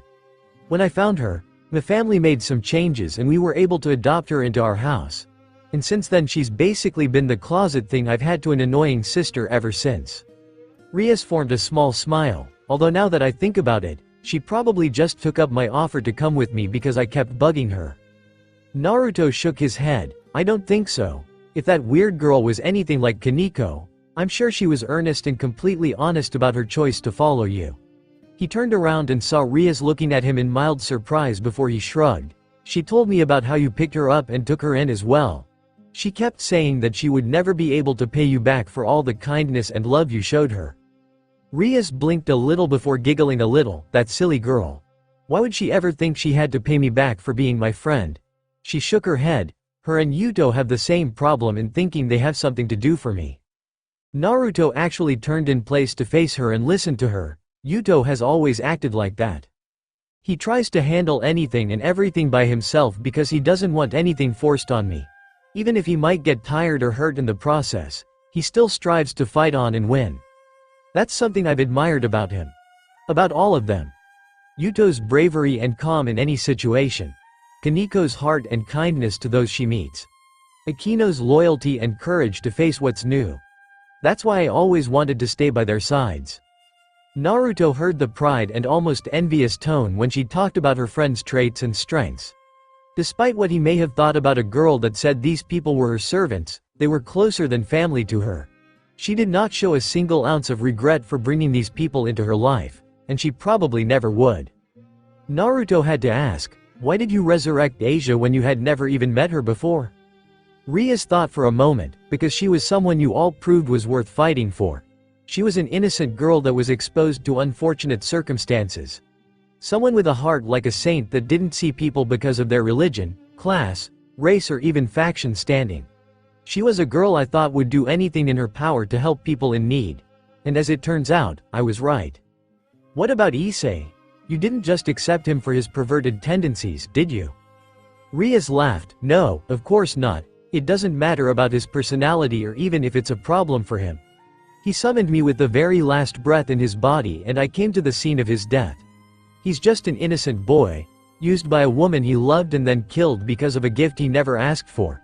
He didn't deserve something like that. So I gave him a second chance. And now, despite his rowdy behavior, he's happy and content with his new life. That's more than I could ask for. Then why me? Rias looked over to him as Naruto looked straight at her. I didn't have a special power that you knew about. I didn't summon you. We didn't know each other beforehand. And yet you used one of those evil pieces to resurrect me, someone you had never met before that day, so why? It was silent between the crimson-haired beauty and the whiskered male as Naruto's question hung in the atmosphere. You make it sound like you aren't worth the time. Like it was a mistake. But I know that's not right. Rias sat up on his bed and looked at him. You're right, I didn't know you. And I couldn't sense anything from you like a sacred gear. But let me ask you something. Rias' eyes softened for a moment. Do you remember what happened before you died? Naruto stayed quiet for a moment as he tried to think back to that night. Saving Issei from the Yuma woman. Some arguing, a piercing and crippling pain through his body as everything went cold and nothing, he was gone. I was summoned and I saw that both you and Issei were already gone. Just a few seconds, but it was too late. I remember that you and I had met in the hallway earlier that day and I felt guilty that I wasn't able to save you. But as I reached out to move your hair out of your eyes, your hand shot out and grabbed my arm. Rias looked down and held the place Naruto grabbed her. I thought you were dead. No, you were dead. Your blood was spreading around you like a massive leak and the pain should have killed you but it didn't. Despite blood loss and a hole through your chest, you willed yourself alive and grabbed the closest thing to you. And with the last of your strength, you looked up at me. And I looked into your eyes. I didn't see anger. Or fear. Regret. Pain. In your last moments alive, you didn't show any hesitation of death, because you didn't believe this was the end, in your last moment.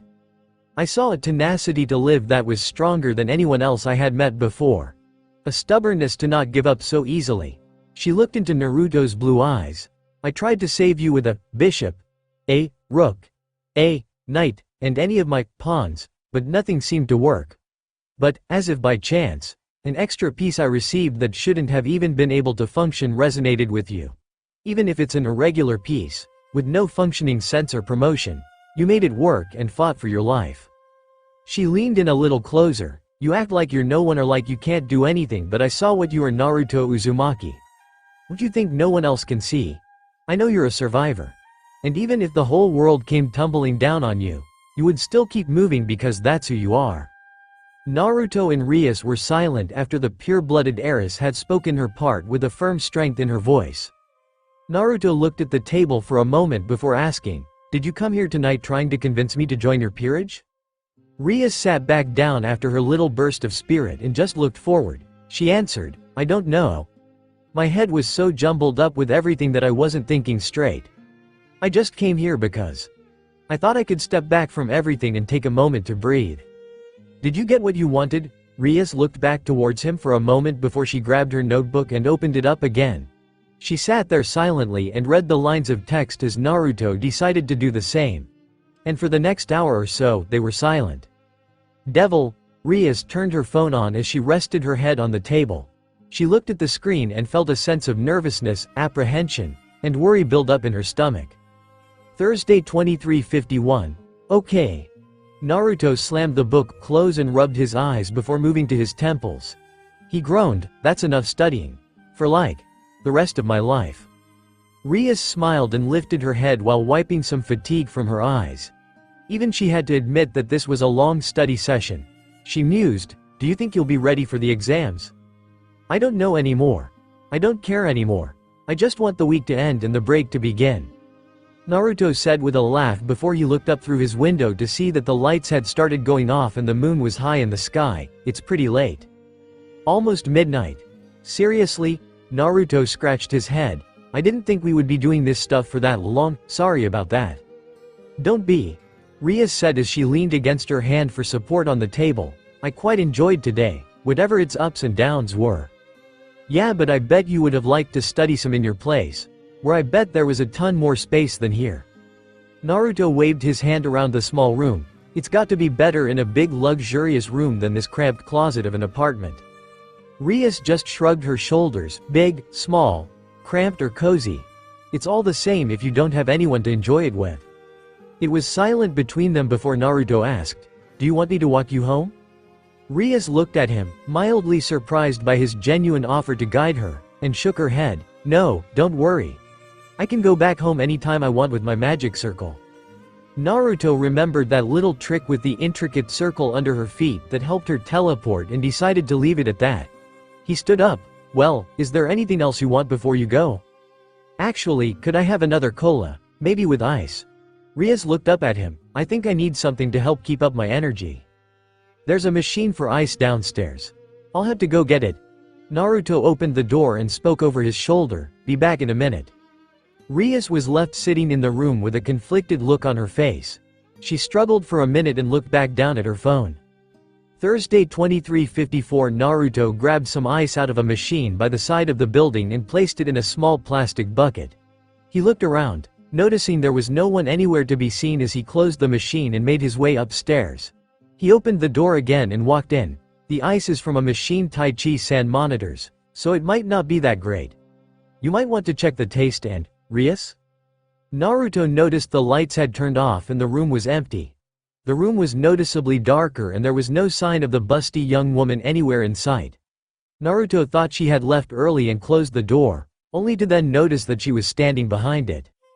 He turned around, what or why? Before Naruto could finish, Rias tackled him forward and ran with him long enough before they both fell on his bed, Naruto accidentally dropping the ice on the floor. Naruto was surprised for a moment before he looked up at the girl sitting on him. Rias, what the hell are you doing? I'm sorry Naruto. But I just need you to stay quiet and go along with me. Okay. Rias immediately sat up and undid the black collar that surrounded her shoulders and threw it off to the side. And after that, her hands went down to the sides of her skirt and started to pull down the zipper. Naruto felt his composure and calmness start to lose itself as the beautiful crimson-haired girl started to undress herself, taking off her skirt and revealing her white lingerie panties. He almost choked on his tongue as he felt heat go to his face. What are you doing? You said that you didn't want to have anything to do with my group and our dealings, right? Rias started to unbutton her shirt and once it came off, she threw it to the side. Rias was straddling Naruto in her underwear, revealing her gorgeous and curvaceous figure. Naruto's eyes roamed over her long and milky white thighs, her round and plump hips that sat on his chest, her thin waist that went up to a pair of large round breasts barely contained by her bra. Rias fiddled with the strap on her back. Then we can work something out if you do something for me. Rias finally unhooked her bra and slowly slid it off her bountiful chest. Her breasts bounced after her brasserie was removed and she placed it by the side of the bed. She reached down for Naruto's hand and placed it on her left boob, feeling his large rough hand press against her nipple and slowly sink into her breast. She moved some hair out of her face. I need you to have sex with me. Naruto's mind nearly short-circuited. He had to admit, his mind would sometimes go to the gutter, and he did wonder what a gorgeous girl like Rias would be like in bed, but he at no point believed today would lead to anything like that. And at the moment, with a stunning beauty sitting on his chest and his hand forming into her boob, Naruto had but one single regret. He just had to throw away the fucking condom. Naruto's mind started to kick back into work and he tried to think about what was happening. Rias was naked. It was late. Rias was naked. They were tired. Rias was naked. He felt his heart almost jump out of his heart. Rias started to grab the ends of Naruto's shirt and pull it up in an attempt to prepare for the activity at hand.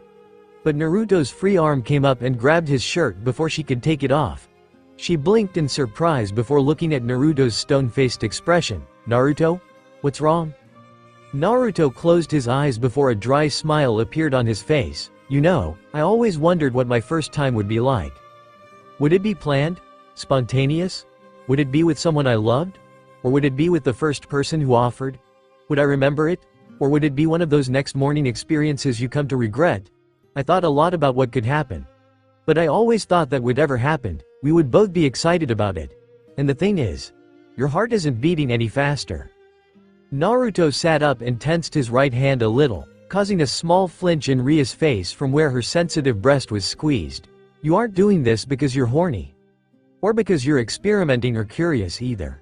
And I know you aren't one of those sluts that just throws themselves at any guy that shows them the least bit of help or hospitality. So then, Rias." Naruto let go of her breast and grabbed her shoulders before looking straight at her. "What the fuck are you doing?" Rias was caught off guard for a moment before she spoke again. "Maybe you don't know me quite as well as you thought. What if I am really one of those bimbos you see in movies and shows that?" "Rias." Naruto's firm voice interrupted her as he got her attention. "I hate it when people lie to me. And even more when they lie to themselves. So please." He almost pleaded with her, "Stop lying." Rias was silent for a moment as she looked into Naruto's eyes. The air of desperation faded around her and she let her head hang for a moment. She raised a hand to cover her eyes and shook her head. She whimpered, "I'm sorry. I'm sorry, Naruto. But I just thought that if I could do this, then maybe I could finally put my mind at ease." Naruto felt the regret in her voice and let go of her shoulders. "What do you mean?" Rias lowered her hand for a moment before grabbing her bra. She covered her breasts up and snapped the clip back together before she hugged her own arms. She spoke with a sad tone. "Everything's about to change. Something is about to happen and I might lose everything because of it. My life. My choices. Everyone in the club. I came here because I tried to think of a way that I could escape from that possibility. And I thought maybe if I slept with someone, I wouldn't be wanted anymore and I would be free." Naruto looked off to the side and joked, "If you wanted that, maybe you should have tried to sleep with Kiba or Fuckface. I'm sure they would have taken the chance." Rias actually giggled at his little joke before she shook her head. "They probably would have. But I would have felt lower than scum if I actually did it." Naruto inquired, "What is it that's about to change?" "It doesn't matter now." Rias lowered her head and voice. "I can't stop it now without going against my family and everything they're trying to protect." Rias stayed quiet as she thought over her predicament with a solemn atmosphere. Naruto thought for a moment before he held her shoulders and pulled her off him long enough to get his legs out from under her. She looked up at him as he stood up and stepped to the side. "You know, that doesn't seem like the stubborn, unwavering type of girl you've been showing me you are for the last few days. But if you want, you could try going with my type of approach." He knelt down and grabbed her shirt before walking back over to her. Rias looked up at him. "And what would that be?" Naruto draped her open shirt over her shoulders and Rias grabbed the sides to keep her covered. He knelt down in front of her, held her shoulders and looked in her eyes. "You can fight, Rias. You can go against what's been planned for you and what's been decided because only you can choose your life. It's hard. It's painful. And you might not even succeed. But you can fight for yourself. And if that's all you can do, then make sure it counts." Rias looked at the whiskered blonde as his words sunk in. Her gloomy expression turned into a small smile and she grabbed his hand. "Thank you, Naruto." Rias looked at the phone on the table, and not a moment too soon. Friday 000. The entire apartment was basked in a bright light that caused the two young adults to squint their eyes. When the light faded, a tall and beautiful woman with braided silver hair in a maid outfit was standing there with her hands placed in front of her. She looked at Rias. "Oju-sama, it's time to go. We need to prepare for tomorrow." While Naruto was still surprised by the busty older woman's entrance, Rias nodded her head and took her friend's hands off her shoulders. "Of course, Grafia. Give me a moment." Rias stood up from the bed and started to collect her things. She placed any of her clothes she had casted off in her bag and picked up her shoes and phone as well. She walked over to the circle and held out her bag. Could you hold this for a second? There's one last thing I need to do. Grafia bowed her head. Of course, Oju-sama. Rias looked back at the blonde looking up at her from his bed. She walked over to him and knelt down to face him with a smile. Thank you, for clearing my head and stopping me from making a horrible mistake, Naruto. Naruto was a little overwhelmed for a moment before he just joked, is sleeping with me horrible mistake? Rias playfully shook her head. You get what I mean. I don't know what's going to happen after this. Whether it'll be for better or for worse, it's my decision from now on. She raised her hand and gently stroked his cheek, so thank you. She leaned forward and gave him a quick kiss on the cheek before standing back up and walking to her family servant's side. She turned back and waved goodbye to the blonde before she disappeared in a bright light. Naruto was left alone in his room in the dark after the two ladies had vanished. His hands slowly came to his cheek and he felt the small place that Ria's soft and warm lips had kissed him. He sat up against the wall and stared off silently, while his thoughts continued to linger on the crimson-haired girl. Devil, okay everyone, that's the end of your exams. I hope you all studied appropriately and I'll see you after the break. The class started to exit out of the room as Naruto gathered his things together again. He got up from his chair just in time to see Akano standing in front of him. She motioned out the door. Can you come to the club? There's something happening that we need to be present for. I know you said you aren't a member, but? Does this have something to do with Rias? Naruto asked. His thought process had continuously gone back to the girl and what had happened last night. Akano just nodded her head. Naruto walked past her, then let's go. As the two classmates walked towards the abandoned school building, Akano spoke. Bucko told me what happened last night. What did she say? Well, other than the fact that you seem to be a very childish study partner that always tries to avoid the subject. She looked up at him. She told me you helped her out a lot last night. Naruto deadpanned. Did she mention she left me kinda blue-balled as well? Yes. That too. Akano covered her mouth. I have to admit, that was actually quite amusing. Naruto felt like blowing his top and arguing with the girl, but when he looked to the side, he saw she had a relieved look on her face. Thank you for helping her last night. She hasn't shown it, but this problem has been all she's thinking about for the last week. And despite how we act and argue with each other, I'm very grateful for your help. Thank you, Naruto-san. Naruto noticed the sincerity in her voice and felt his argument just wither out. Akano then aimed a pleasant smile up at him. But if you did actually sleep with Bucko, I don't know what I would have done to you. It would not have been pleasant. Well, not for you at least. Big talk from a girl that can't say no to a study session with Rias. Talk all you want. She already told me you try to avoid the subject like I do. Still get better grades. Still a sadistic witch. Their jabbing ended when they walked into the club room together and happened upon the sight of Rias sitting on the couch with a stern expression and the same silver-haired maid from last night standing behind her. Moments later, Kaneko, Kiba, Issei, and Asia entered the room as well. The more veteran members looked at their president in worry as Issei and Isa looked around in confusion. Issei spotted the tall blonde senior and whispered, "Hey, what's going on?" Naruto just shrugged his shoulders, curious about what was happening as well. Asia looked at the expression on Ria's face and worried. Is Bucko-san okay? She seems distant. She's thinking. Kiba answered. Akano continued. She's been thinking and preparing for what's about to happen. The moment she said that, everyone's attention was garnered by a large magical circle forming near the door of the room. The sound of sizzling fire and storming wind filled the room as a bright red circle with what looked like a bird in its center appeared. They all looked towards it and Asia nervously asked, what is that?" Kaneko narrowed her eyes and responded, "Phoenix." And the entire room was engulfed in a blazing hot flame. Omake. It's a hard-knock life for the boy. Okay everyone, it's the end of the week. Sona placed the Kuo Academy suggestion box on the table of the student council room and addressed everyone in the council, peerage. Just before we go off on break, I want to make sure we read through all of these suggestions. Her vice president and queen, Tsubaki Shinra, grabbed the box and dumped its contents on the table. She looked at all the younger members of the council. Now we can't fulfill each and every desire these students have, but we can at least read through them and respond back. So make sure to take the time and notice every detail. But you guys say it like these are actually suggestions. But every time we actually look inside, Momo Hanakai, one of the bishops, opened up a letter and held it out to the president. It's usually just fan letters to you. Dear Suna-sama, if you would, please make me your slave. Sona paid no mind and continued to look through the letters. Even so, that doesn't mean we can just leave them alone. If we all take a part of the pile, we should be able to finish in no time. Is that clear? Yes ma'am. X6. The student council started reading through each and every one of the letters.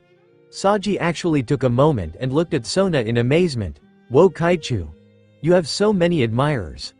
I bet there's a letter here from almost everyone in the school.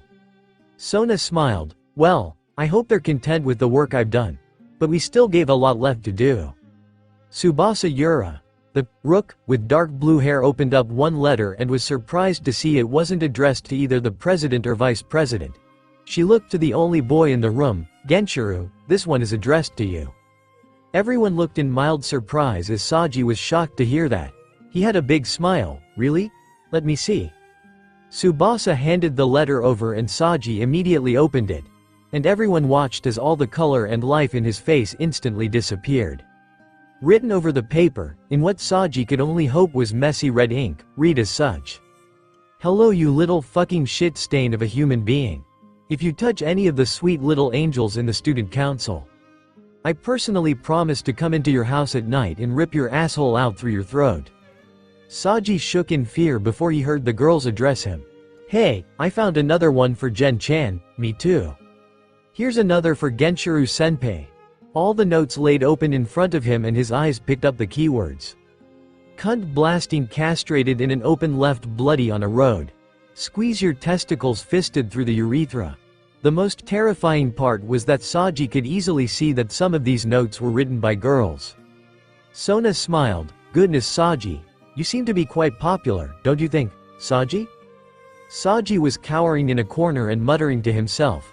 I think I might regret taking this position now.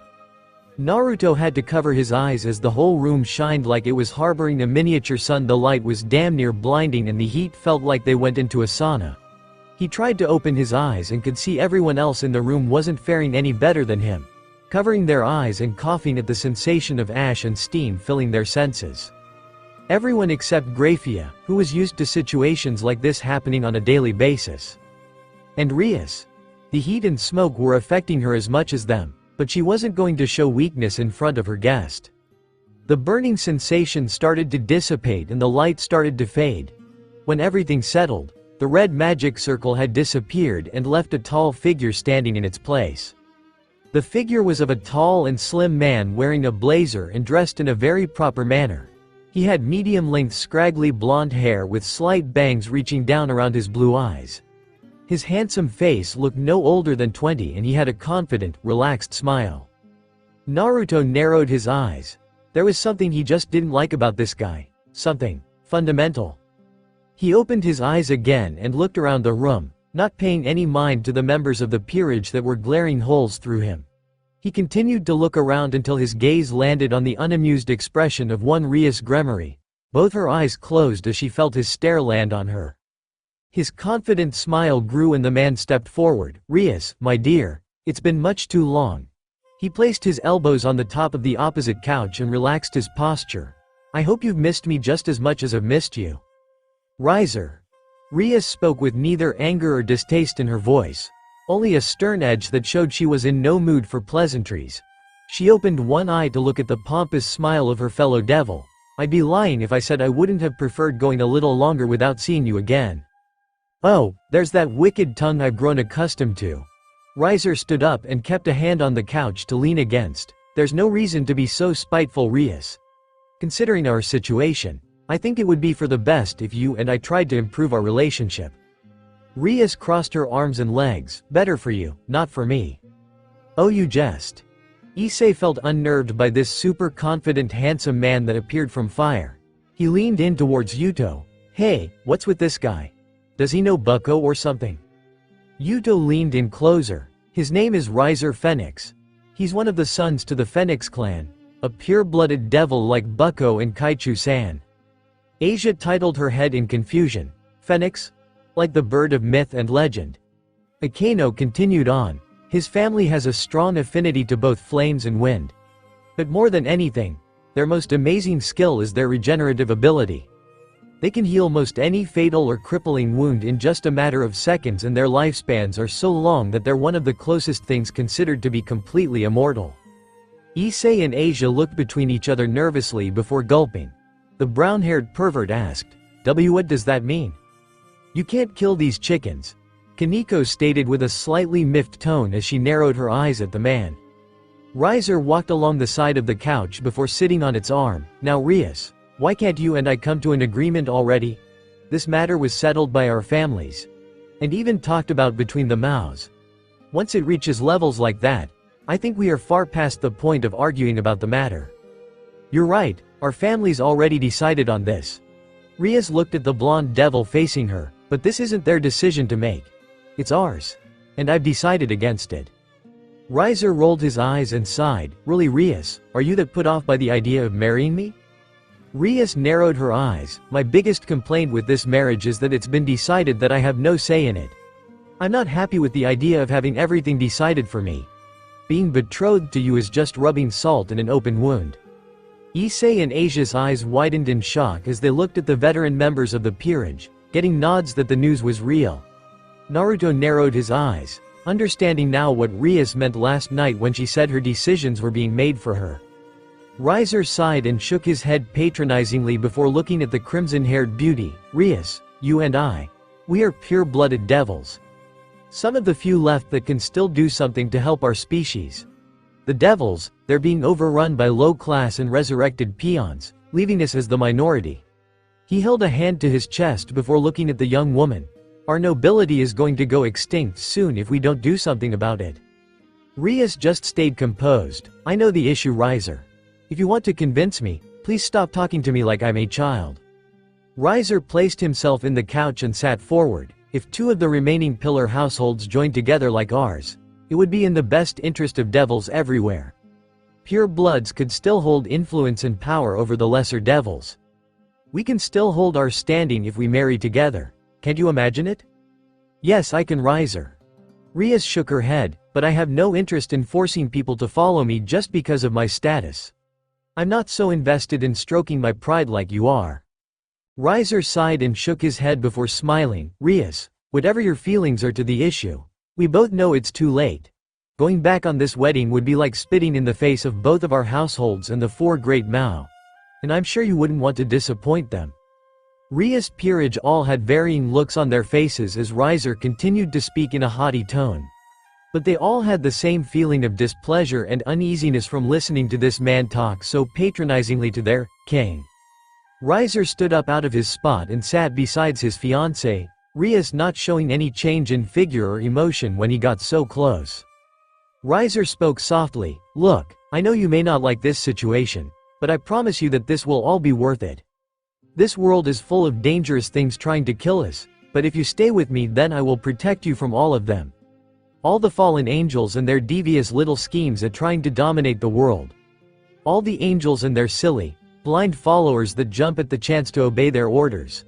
I will protect you from all of them. Riser reached around and placed his arm around her shoulders, eliciting several bad looks from the members of the orc. He smiled. You will be treated like a queen. Like a goddess. You'll never have to work another day in your life. You'll have servants working for you at every beck and call. You can live your dream life. Just become mine. Riser started reaching out so he could run his hand over her thigh. Until a hand shot down between them and grabbed his wrist. Rias, Riser, and the other orc members all looked in surprise at the sudden action from the unexpected source. The two pure bloods looked up to see the whiskered man reaching between them to stop the immortal's hand. Riser blinked before looking down at where his advance had been prematurely stopped. He looked up at the fellow blonde and asked, What do you think you're doing? Naruto didn't look at him. Sorry, it just seemed like you were making a quick advance on someone who didn't like it. Riser looked at the stranger in confusion before he just started chuckling. He sighed contently before staring up at the intruder. That's very heroic of you. But Rias is my fiancé. We can do whatever we want with each other. It's one of the perks about being betrothed to one another. I'm sure you must think that's very romantic. Naruto looked towards Riser and glared, but it would be more meaningful if you didn't look at her like an object to be won. Riser easygoing smiles slowly started to fade until it became a straight line. The two blondes continued to glare at each other as neither was taking the chance to move. Riser looked down for a moment before looking back at Naruto and smirking. His sleeve started to turn orange and red and the upper portion started being engulfed in flames. It slowly started to creep towards the gripping hand, but Naruto made no effort to let go or back off. Riser. Rias spoke firmly while looking at the Phoenix Sun, stop acting childish. There's no reason to try and assert your dominance at every chance you take. It's obnoxious. Riser rolled his eyes and receded his flames before Rias turned to look at her friend, Naruto. Please let go of him. Naruto looked into Rias' eyes and saw a firm confidence in her seafoam orbs. He slowly let go of Riser's wrist before taking a few steps back to his original spot. He looked to the side to see each of the orc members giving him grateful looks. Asia was smiling happily as Issei sent him a thumbs up at his blocking. Yuto and Kaneko both sent him a quick nod, the former smiling while the freshman still looked stoic.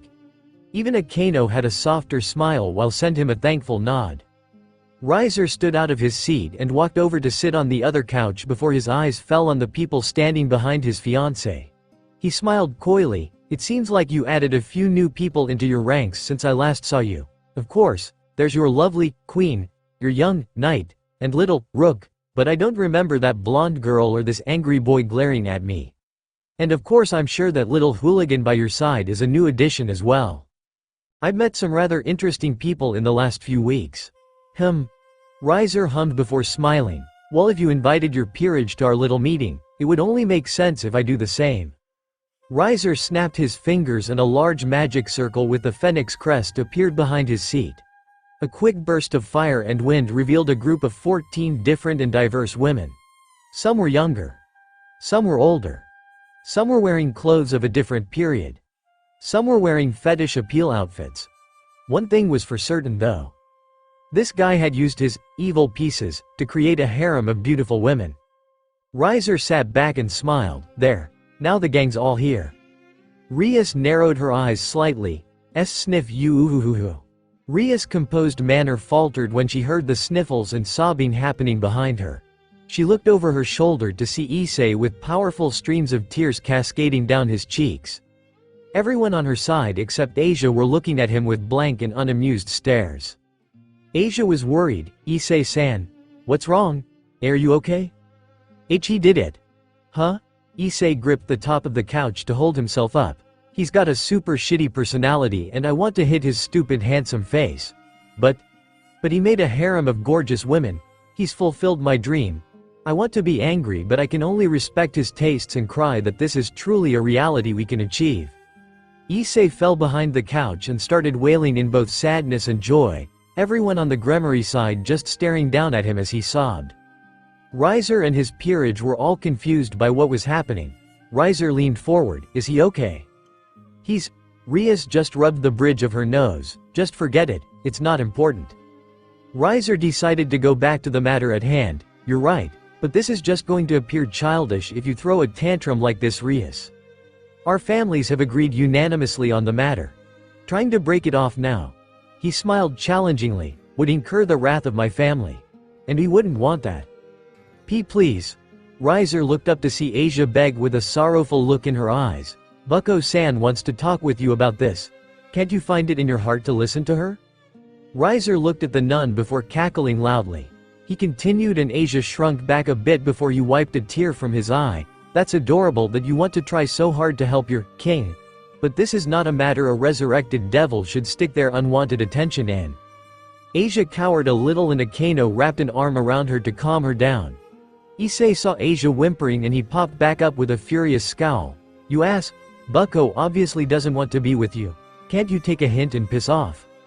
Members of Riser's peerage started to glare and grip their fists but Riser paid no mind. Once again, I'm not here to take advice or criticisms from some fresh water brat that doesn't understand what's happening around them.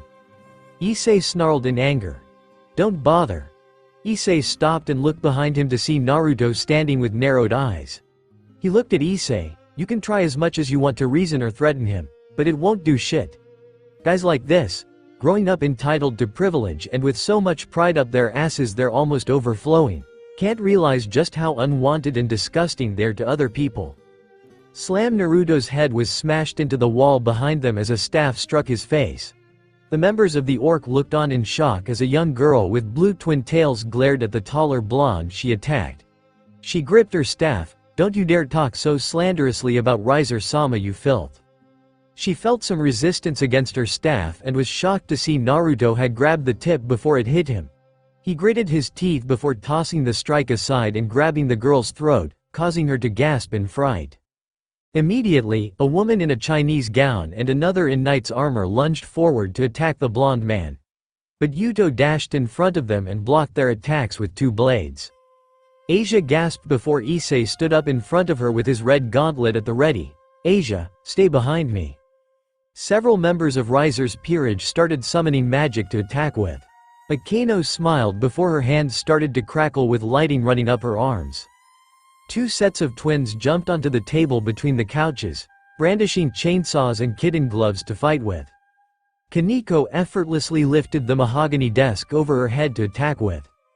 The two groups were ready to battle at a moment's notice. Rias and Rier still sitting peacefully in their spots. They all looked towards the pretty silver-haired maid that had been standing off to the side this entire time.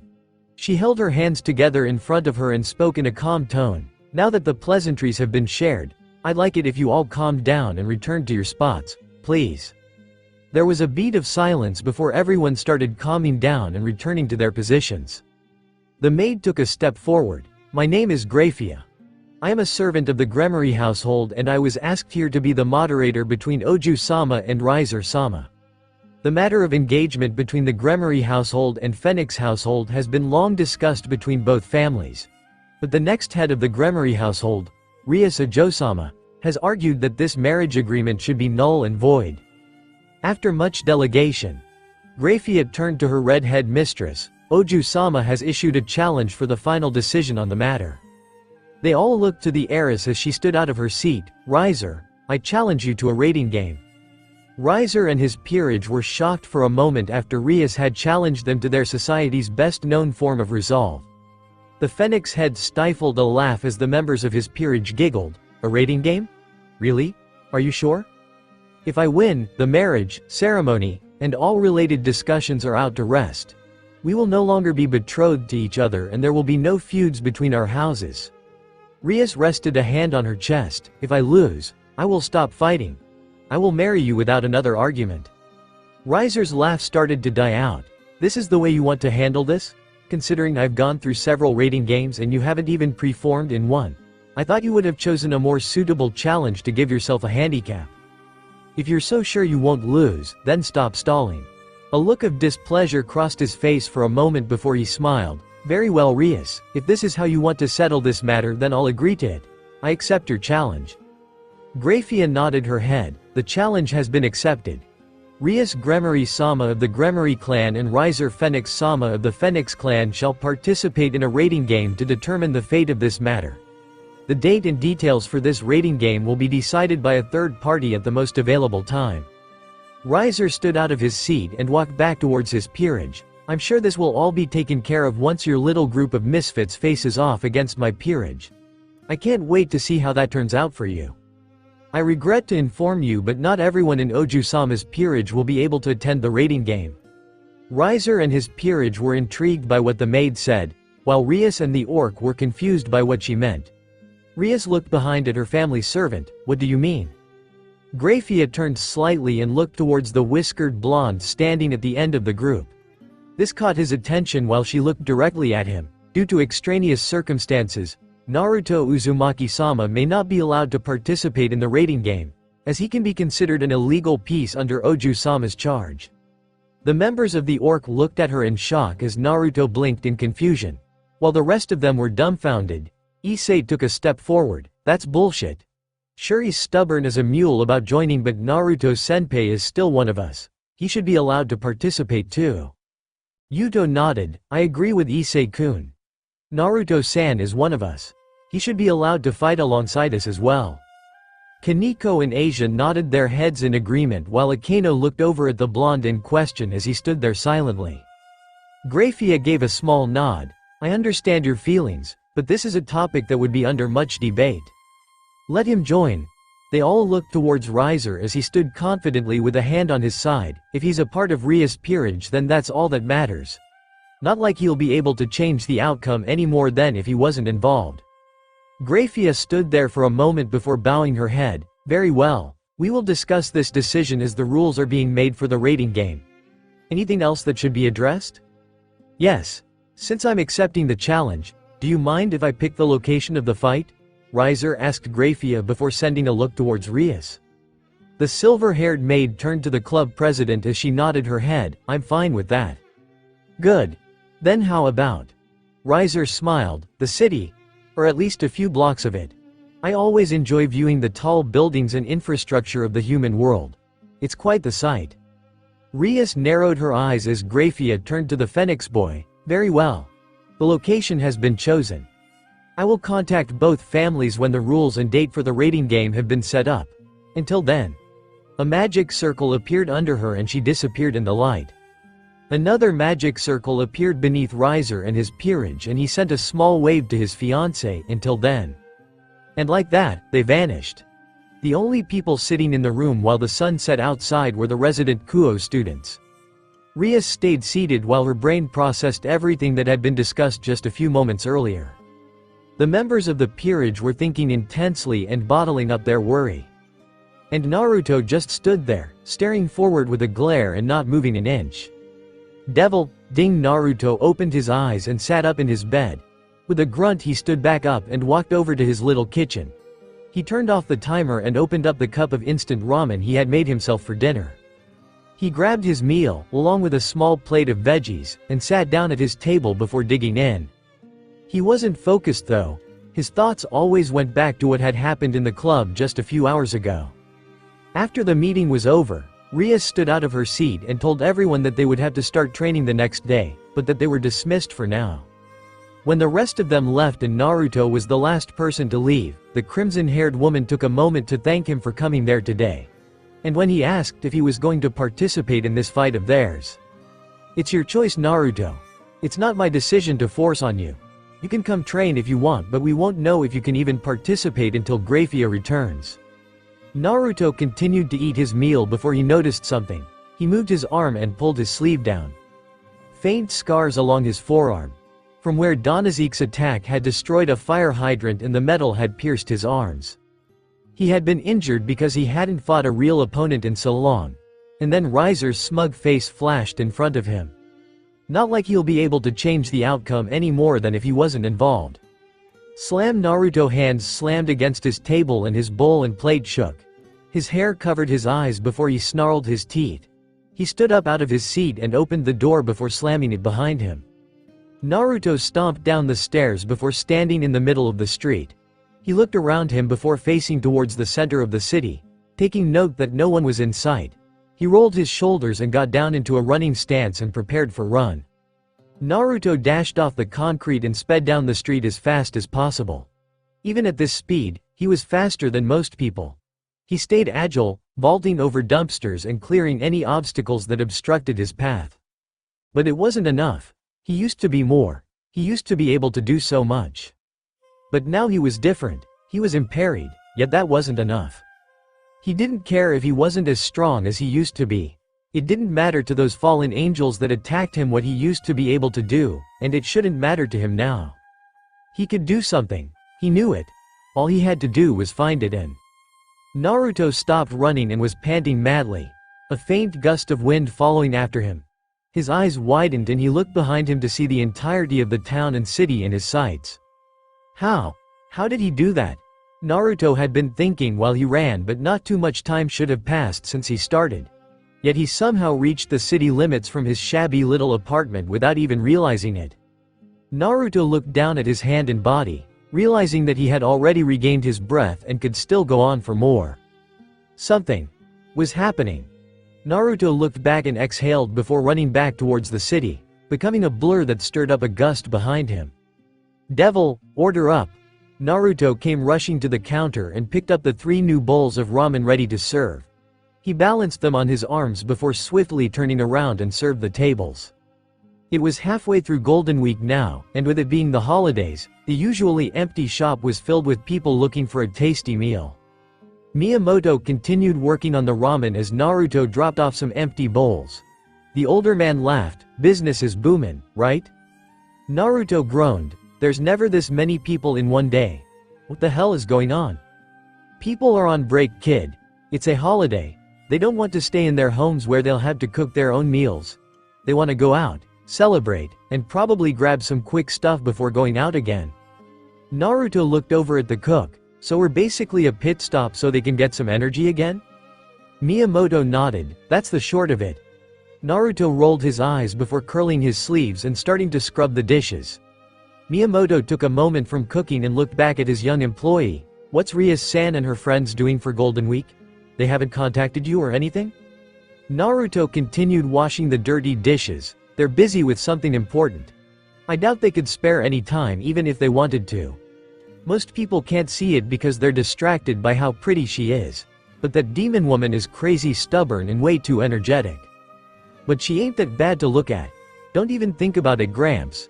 If you were 20 years younger and she were 20 years older, there'd still be too big an age gap." Miyamoto's eye twitched. "How old do you think I am? I'm 54. "Oh." He shrugged his shoulders, "Then it'd still be weird because you're so damn fugly." Naruto felt a swift kick to his spine from the angered older man. "Naruto-san." Naruto lifted himself back up while rubbing his tailbone to see Asia running in with a happy look on her face and a bag in her arms. Some of the customers and people passing by noticed the pretty blonde nun run into the ramen shop. She came up to the counter. "I recognized the cute little mascot outside. I'm so glad you're okay." "Asia, what are you doing here?" "I was getting some supplies for our training." Miyamoto raised an eyebrow. "Training?" Naruto realized that the innocent maiden might reveal something sensitive and spun her around. He started leading them out the door. "Gramps, taking my break."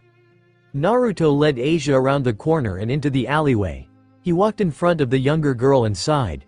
"Ria said you guys were gonna train or something, right? Why are you still here?"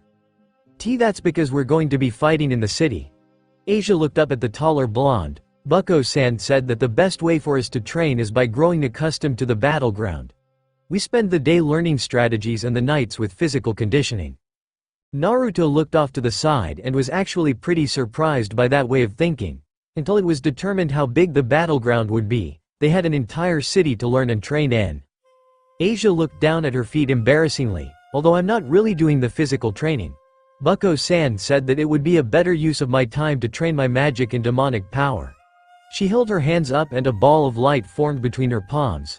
"Akeno-san tells me I have a great aptitude to magic power since I am a bishop now, so I should probably be staying defensive in a fight. That's probably a good idea." No offense to the nun, but she did not seem to shine brightest in a fight. She was kind, heartfelt, caring, and did not want to hurt anyone. Plus she could heal anyone from most severe injuries. Those were definitely the marks of a medic, not a fighter. But Issei-san is picking up very quickly with the fighting and training. Asia spoke with energy and joy in her voice. "He spends every day training for hours. He spars with Kiba-san every day in the school gym. And he fights with Kaneko-chan to help with his strength. And he's learning to use his power with me, but he isn't so good at that part yet. But he's getting better." Naruto nodded before looking at the bag she was carrying. He inquired, "What's that?" "Oh." She started rummaging through the contents of her bag. "These are some things I had to go shopping for today. Some potatoes. Some onions. Noodles. Rice. Underwear. Gym clothes. Swimsuits. Wait, what? And I wanted to grab these too." Asia rested the bag on the ground before pulling out two objects. A glass bottle with a cork, filled with water and with a cross on the front, and a small black leather book with a similar cross. "Issei-san doesn't know much about devil weaknesses, so I thought I'd show him these. Some holy water and the Holy Bible." Naruto tilted his head before taking the glass bottle from her hand.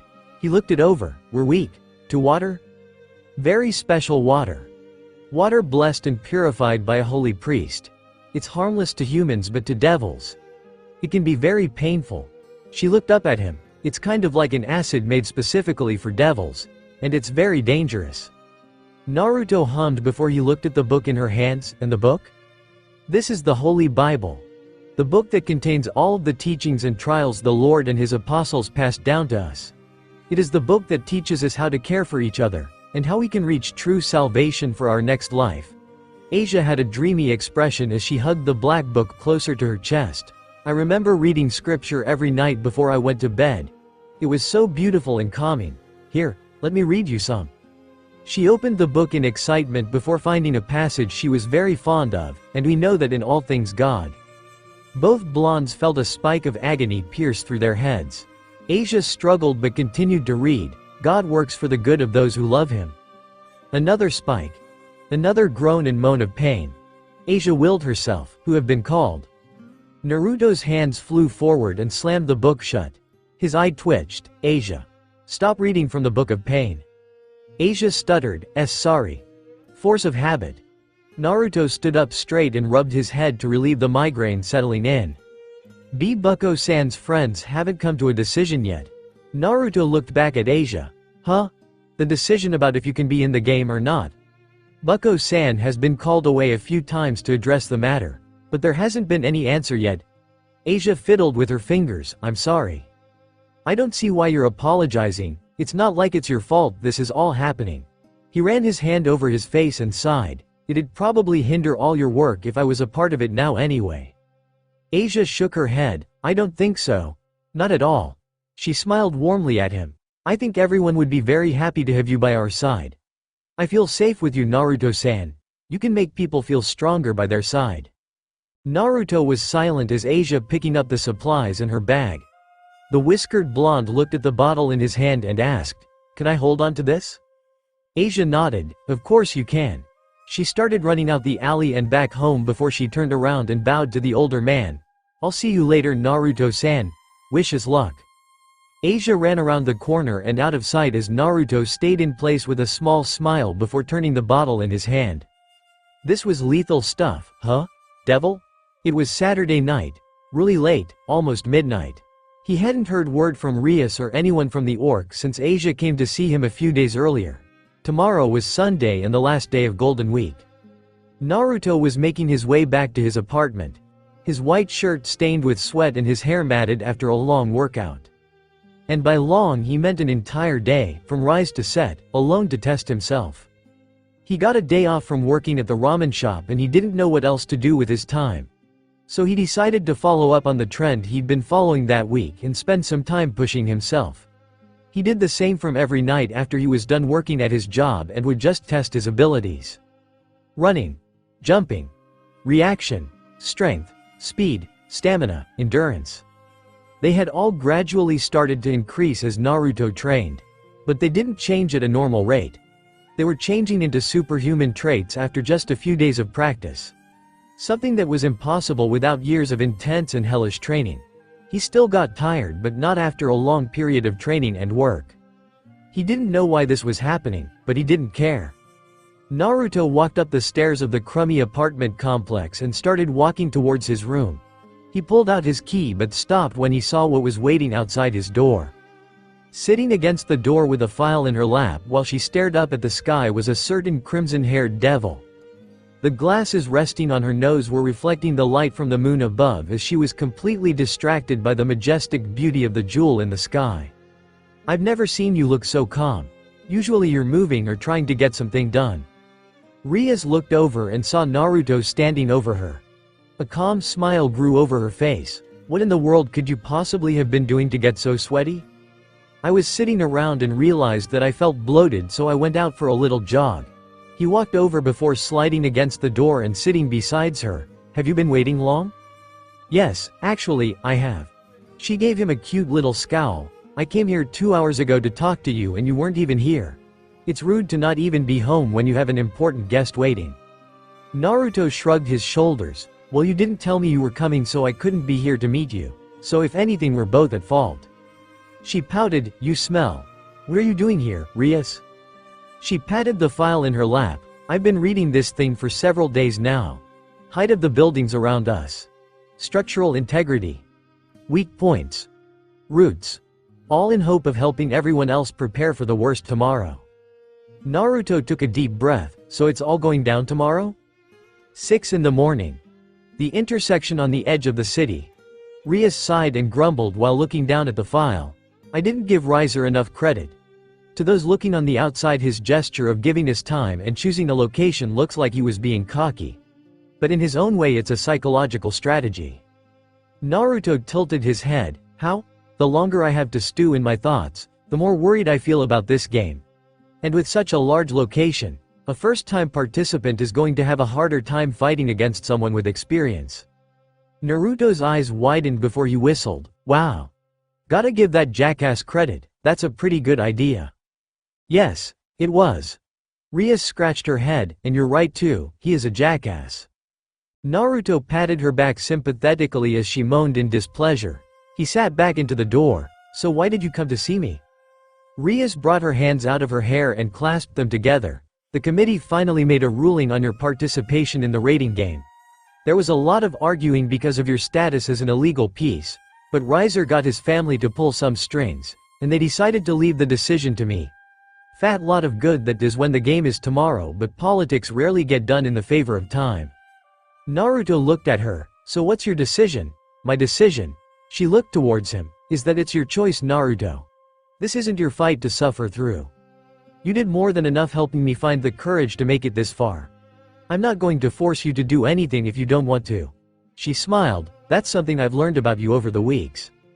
Naruto stared at her for a moment before he nodded. Thank you. No problem. He smirked. But you do realize that tomorrow's the cutoff date, right? For trying to convince me to join the club? Looks like I'll win after all. Rias just sunk down a little further and groaned. It's too much to try and juggle this fight with Riser and your impossible stubbornness at once. Since this fight decides if I'm gonna marry that jerk or not, I'm pretty sure it's understandable that I've been preoccupied for the last few days. Naruto's smile fell. Do you think you'll be ready? Rias sighed before looking back up at the sky. I'm nervous. And scared. We've done all we could. We've trained. Prepared ourselves. All that's left is to hope for the best. I want to win so that my future won't be decided for me, but if I get the chance. She grinned at her whiskered friend. I want to teach that jerk a few things about manners. Naruto noticed the calm in her voice and eyes. You don't seem so nervous for someone deciding their future in a few hours. Rias leaned her head back and looked up at the sky. I've never taken a moment just to look up at the sky. It should be obvious that it's a beautiful sight, but when you actually just stare at it, it's unbelievable. You feel so big and yet so small at the same time. And when you realize that, all your worries just start to disappear. While Rias looked up at the sky, Naruto just stared at the king, silently. She was smart, knowledgeable, but she wasn't wise to the world. She was scared to fight in the game tomorrow, but she also knew that it was necessary. She had experienced everything while being led by someone else and never being able to live life for herself. In that regard, she was like a little girl that wanted to see the whole world for fun. There was something pure about her desire. Rias stood back up with a groan before she smiled down at Naruto. I'll see you soon, Naruto. Wish me luck. She started walking down the steps and into the street back home. Naruto sat there, left alone by the Crimson Beauty a second time as he looked up at the moon. She was right. It was peaceful. Naruto closed his eyes and took a deep breath. He let the peace and tranquility of the night wash over him. And he felt something stir. Something he hadn't felt in ages. Rias was walking down the street when she felt a massive burst of energy reach her senses. She spun around and looked to try and pinpoint the odd power, but it disappeared just as quickly. She stood there in bewilderment before slowly turning back around and heading back home. Devil, asterisk ya www asterisk. Kaneko yawned before rubbing the sand out of her eyes. Kaneko-chan, are you okay? You seem tired. Asia said worryingly as she looked at the petite freshman. I'm fine, Asia-senpai. Kaneko said before shaking her head. I just don't like waking up so early in the morning. I agree. This sucks. Issei spoke lethargically, still tired from working himself to the bone for more than a week. He looked up at their leader. Bucko, couldn't you have tried to get this thing set up a little later? Maybe when the sun actually started to rise? Sorry Issei, but it was the committee's choice when to hold the match. Rias was walking in circles as she prepared herself for the match. Sona was on the committee for communications, but if you want anyone to complain to, you can go to her. Issei shook his head. No thank you. I'm pretty sure Saji would tear me a new one if I even tried complaining to Kaichu. Rias laughed. I guess you're right. Yuto fastened his sword to his side before looking over at his worried king. He walked up to her side and held her shoulder. It's okay, bucko. There's no reason to be worried. Rias looked at her. Knight. What? I'm not worried. Do I seem worried? Yes. Yes you do. Yep. Why you do seem a little panicked. Totally swamped. Rias looked at her peerage dryly. Well, thanks for the vote of confidence, everyone. Akano came over to her friend's side and ran a hand over her back. You can trust us. I promise you we will win this. Rias looked up at her oldest friend as she gave her an assuring smile. She looked around to see the rest of her team give her the same smile. Are we ready? 6 of us against that prick's whole harem? Issei grinned. I bet we can handle it. No, they all looked at Kaneko as she disagreed before pointing behind them. 7. They looked back to see Naruto standing with them, dressed in his school uniform like the rest of them and a hand in his pocket. His knife secured between his belt and a small smile on his face. Naruto saw their happily surprised faces and he shrugged. Since I was the one that pushed you to do this match, I should be here to help you through it. Rias nodded her head. I knew you'd come. Why's that? Because I trust you. Issei came up to the blonde and punched his shoulder. You gonna be able to handle fighting with us? We got a whole lot stronger since the stuff at the church. Oh. Naruto punched Issei's shoulder in return, making the pervert yelp and tumble over at the strength in his fist. Don't worry about me, fuckface. I can take care of myself. Kaneko walked up behind him and smacked him on the back, which from the little freshman was no different than getting smacked in the spine with a metal bat. He looked back and she nodded at him with a grateful smile. They all went silent as a massive Gremory magic circle appeared beneath them. They all stood apart as the circle glowed brighter and brighter. Rias narrowed her eyes. It's time. There was an unsettling, eerie silence over the artificial space of the city created for the raiding game. Moments ago they were standing in a bustling city corner filled with people going to their early jobs and cars honking while they drove through the street. And in a flash of light that all disappeared, leaving only a few empty cars in the streets and buildings filled with vacant space. It was like being in a ghost town. A group of several young ladies were making their way through the silent city street on the other side of the field in search of their opponents, the Gremory group. But so far they had come up empty in their search. A young girl carrying a wooden staff with bright blue hair wearing a white haori and red obi looked around hesitantly. She continued searching before asking the others in her group, do you think it is odd that we have not spotted head nor tail of any of Rias-sama's peerage yet? Surely we should have seen one of them by now. Don't get paranoid, Mira. That's the downfall of any warrior on the battlefield. Cyrus, Riser's knight, that secured a large Zweihander on her back, reassured the pawn as she led her group through the silent city. She continued her diligent surveying of the area and spoke over her shoulder, keep on your guard, all of you. We do not know what this group will do in their attempt to secure victory against Riser-sama. Among Cyrus' group was Mira the pawn, Ni and Li the twin pawns, dressed like cats, the rook, Shuilin in a Chinese garb, and a kimono wearing bishop, by the name of Mahai. This party was just one group from the entirety of Riser Pfennig's peerage, that had split up to cover more ground as they tried to find their enemies and realize their goal. Destroy them. Tap tap tap tap. A metallic tapping could be heard through the area as the girls of the Phoenix group all jumped into their battle stances. They looked around cautiously for the origin of the strange noise before they spotted the perpetrator in question. Sitting on top of one of the empty cars in the street was the blonde man with whiskers they had seen insult Riser in the club a few days earlier. He was staring up at the purple sky as he leaned back on one hand and tapped his sheathed knife against the roof of the car with the other.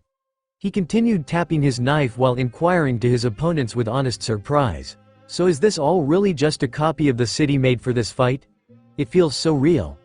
I gotta hand it to the devils, when they want something they go all out for it.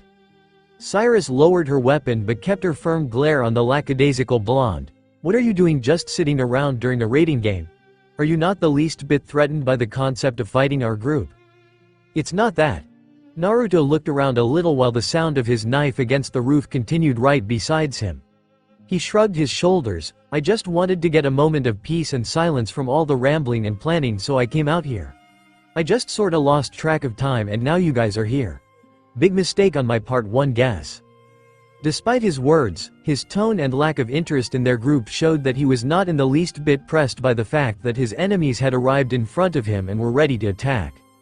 Schwalen grew infuriated at his attitude and shouted, "Are you taking us, the members of Riser Som as peerage, lightly? As a pawn? We know what your abilities entitle.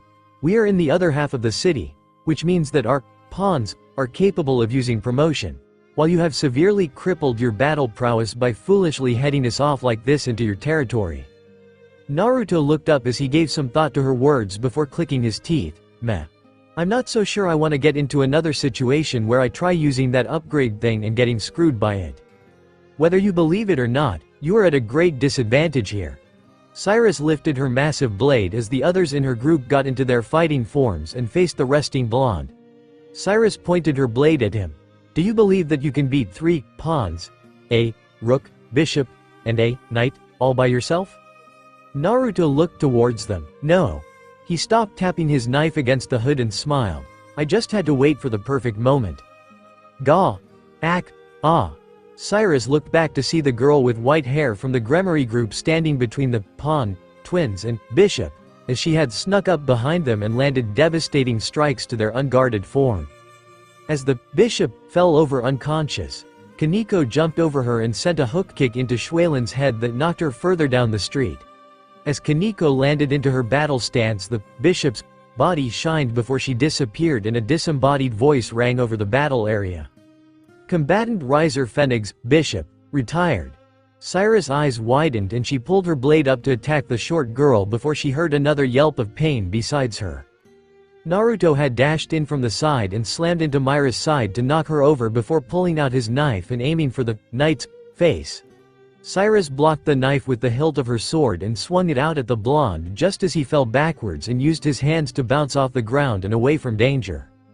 Naruto flipped back up to his feet as Kaneko ducked out of her dangerous situation and came running towards his side. Once they were together, they stood beside each other and got into different stances in preparation of fighting the larger group. Cyrus held her blade up as Mira lifted herself back to her feet. Schwalen pushed off the ground and into a Kenpo stance, and Ni and Lee jumped back up while meowing angrily. The numerous members of the Phoenix group glared at the duo of the tall blonde male and petite albino girl. The larger group narrowed their eyes before one of them spoke. That was a clever plan to get us to lower our guard by engaging us in meaningless conversation. And you made it seem like the tapping of your knife was just an unconscious gesture, but you were using it as a mechanism to decide when best to strike us. You have my regards in being able to retire one of us so quickly in the game. But if you believe that the two of you will be able to defeat the rest of us by yourselves, then you are greatly. Naruto and Kaneko did not stick around for the rest of their speech as they sprinted to the side and ran into an empty office building. The members of Riser's peerage just stared in blank shock at the sudden retreat of their enemies before looking between each other. They ran into the office building to catch them. When they ran inside, they were met with an entire floor filled with office cubicles, desks, chairs, computers, and all other forms of supplies in a regular white-collar workspace with several pillars around the floor. The girls slowly advanced through the silent space as they tried to notice the presence of one of the two enemies. A computer came flying in from the side and broke against one of the twins' heads. They looked and spotted a flurry of white hair before it ducked behind a desk and out of their sight. They were going to attack in that direction, but a chair came flying in from the opposite side and knocked Schwalen off her feet before Naruto disappeared again. From every direction, one of the two members started popping up from behind a desk and throwing everything they could find as hard as they could throw at the varied group of fighters. The Phoenix group could only guard their faces as coffee mugs, keyboards, chairs, computers, and other objects came flying at them. Enough! Cyrus lifted her Zweihander up before giving it a mighty swing and causing a massive gust of wind to spread over the entire office. The shockwave from her swipe obliterated the cubicles and desks, reducing them to timber and broken plastic. Naruto and Kaneko climbed over the cubicles and jumped over the wave of wind before they were caught in its destruction. As the two members of the Gremory group landed back on the ground, Kaneko had to raise her guard as Xuelin came dashing in with a powerful fist as retribution for the white-haired girl's surprise attack earlier. Kaneko was blasted through a pillar before she kept a firm stance and started blocking and parrying the other rook's barrage of strikes and fists. They started matching fist for fist as each clash of attacks caused an echo to reverberate as their iron strikes crossed. Kaneko would guard and parry the other girl's swift moves before grabbing her fist and swiping her gloved hands at the taller girl's face. But the Kenpo fighter leaned back before throwing her leg up as high as she could and scrapping against Kaneko's chin enough to push her back. The two rooks glared at each other before stepping forward to continue their skirmish. On the other side of the floor, Naruto was blocking and evading the swipes of the two pawns as they attacked him on both sides. The twins would attempt to strike him simultaneously, but Naruto blocked their attacks with his forearms. He pushed them back and parried a punch from the left as he raised his leg to block a kick from the right. When Ni was reeling back for a hook, Naruto threw both his arms into a block against her arm and knocked her back. He then spun around and caught Li's leg before spinning around and slamming her into her sister's chest. He then leaned back as Mira came dashing in and tried clocking him in the chin with her staff. He slid back and into a back stance as he reached for his knife and pulled it out and turned it in his hand. Mira lunged forward with her staff and Naruto parried with his knife. She made several powerful thrusts immediately after, but Naruto blocked and avoided them without much hassle. She twirled her staff and held it behind her back to catch him off guard with a surprise attack, but Naruto fell forward and out of its path. While he fell, he spun around with his knife outstretched and made a cut against the smaller girl's cheek before he jumped away. The two fighters stood apart from each other before Mira's eyes widened and she held the smoking cut in pain. Ah. While Mira screamed in pain holding the small cut, Naruto looked over to see Cyrus standing off to the side watching him with a focused eye. He turned around and pushed through a door leading to the stairs. The knight looked over to see Ni and Li lift themselves up and looked towards Kaneko. They decided to join Xuelin in her fight against the small rook, as Cyrus ran over to Mira's side. She looked over the younger girl before she looked towards the door and gave chase to the whiskered blonde. Naruto ran up several stories of stairs before running out onto the roof. He looked around to try and find a route to escape through in case he had to move. He was seriously considering whether he should pull out the trump card, but decided against it when he didn't even know how long it would last, or whether it would even work if he tried. The door slammed open and Cyrus came out with a furious glare at the tall blonde. She slowly walked out and pulled her massive sword off her back before gripping it with both hands and walking forward. Naruto turned around and faced her as he walked along the gravel, the two people circling around each other patiently. Cyrus kept a firm stare on him and stated, "You come across as incompetent and reckless, but in a dire situation you turn pragmatic and unpredictable. You are a very strange individual." Naruto shrugged, "I get that a lot." Cyrus dashed forward and swung her blade out to cut the man, but Naruto jumped and flipped over her blade. He gripped his knife and slid in to cut her, but the knight pulled her sword back in time and nearly cut through the blonde. She continued to swipe her sword at Naruto as much as possible, but he skillfully dodged getting caught by her attack. Naruto swiped his knife at her face and caused her to stumble back. He followed up by sending jabs and crosses at her head that made her lean away for safety. She had to guard against a side kick that caused her to stumble and nearly fall back before she found her footing again. She had no time to breathe as he charged in and sent a jumping knee at her that impacted against her Zweihander and caused her to skid over the roof. She looked down in shock to see that his knee strike had cracked the center of her giant sword. She looked back up and saw that he had covered the distance between them in an instant and was bringing his knee down towards her. Cyrus reacted and grabbed the knife's blade before it could cut into her. Blood dripped down the jagged metal and steam started coming off her hand in agonizing pain. Ah! Cyrus jumped back and looked down to see the cut along her palm was burning and steaming even after she had let go. Her eyes widened and she struggled through the pain to gasp, "This is holy water." Naruto smirked and twirled his knife around before holding it out confidently. "I found that this stuff is basically like poison to us, right? So I thought it would be a good idea to sterilize my knife in it and see what happens. Looks like it worked." Cyrus moaned in pain before she ripped the string off her neck and opened the vial at the end of it. She dripped its contents over her hand and the wound started to glow before immediately sealing itself. Naruto looked at the phenomenon in surprise as Cyrus stood back up. Phoenix tears.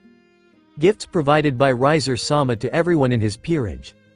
They're capable of healing any injury we might sustain in battle, so even your knife won't be able to damage us for very long. This new devil had taken a bottle of holy water and sterilized a normal knife in it for an advantage against another group of devils. Despite Rias Gremory's peerage not having sufficient experience in a raiding game, this man did not seem to have the same sense of anxiousness as other beginners. Even though he was still located on the Gremory side of the battlefield and not being able to activate promotion, his abilities were substantially higher than a normal pawn's base power.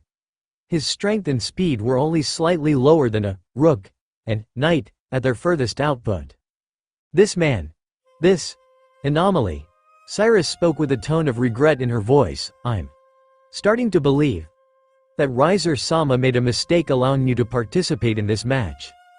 Naruto was silent for a moment before a small smile came over his face. He nodded. Yes, he did. Naruto immediately ran towards the edge of the roof and jumped off the side before falling down to the street below.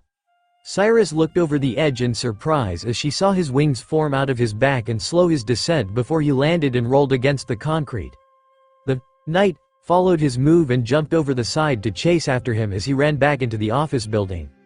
Cyrus ran in and saw that the entire office was in even worse condition than when she left it. There were small craters, cracks, and holes in the walls of the first floor after all the severe fighting happened between the groups. But there was no sign of any of her comrades or enemies on the floor.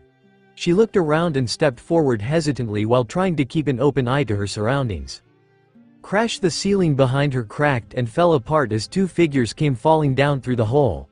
Naruto and Kaneko landed in 3-point stances before Naruto jumped up and spun in the air.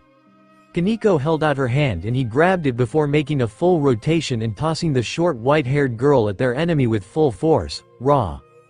Kaneko flew forward and kicked the cracked surface of Cyrus' Zweihander, causing the blade to break in half and planting her foot deeply into the knight's exposed stomach.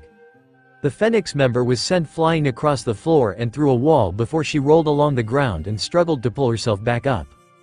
A blur of yellow and white appeared beside her with a water hose before they pulled her back and tied her up with the rest of her defeated comrades.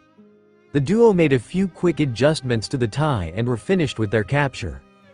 Naruto wiped his face and sighed before looking down at his junior. He asked, "Did you have a hard time holding them off?" There were scuff and dirt marks all over Kaneko's uniform with some of her clothes shredded away by some very swift strikes. She had a small bruise on one cheek and a slightly cut lip. But she just shrugged and monotoned, "Not too bad, nothing I couldn't handle."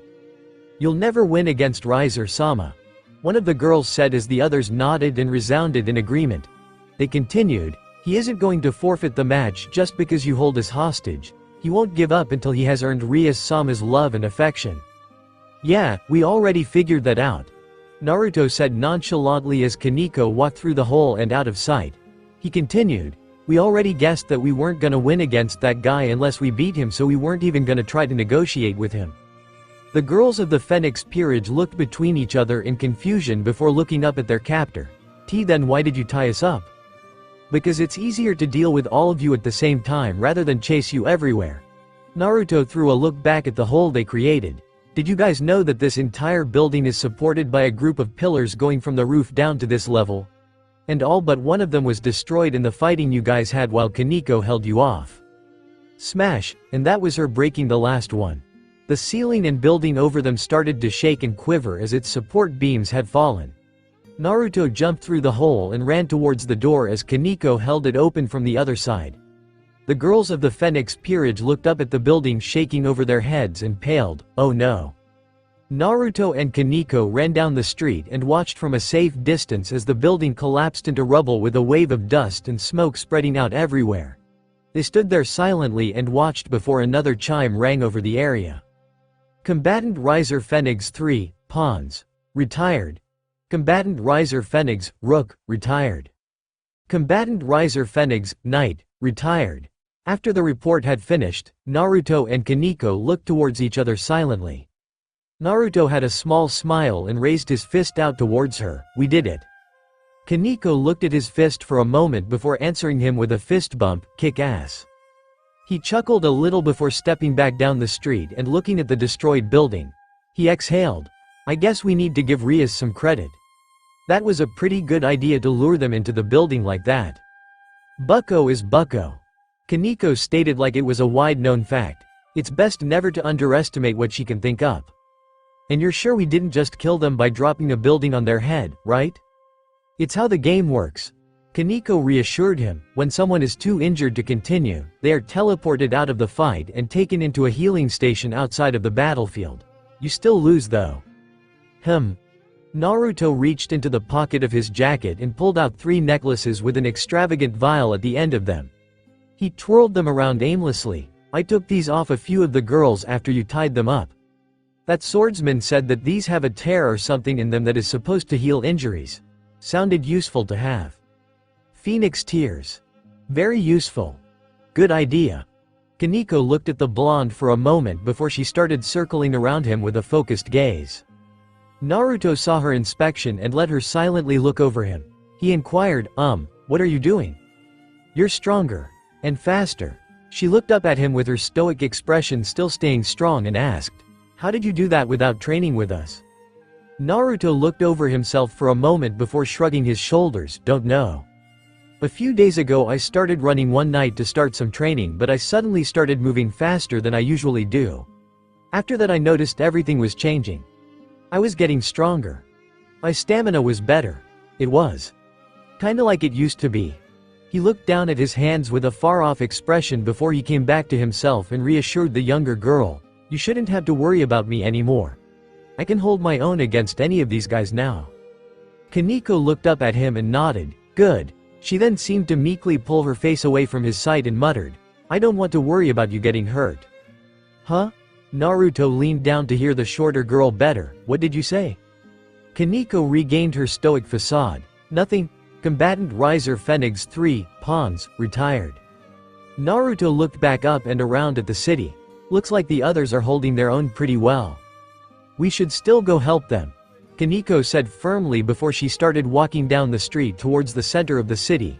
"I'm still worried about Yuto-senpai and Issei-senpai." "Yeah, you always gotta worry about that pervert screwing up, don't you?" Kaneko deadpanned, coming from the guy who died trying to save his life.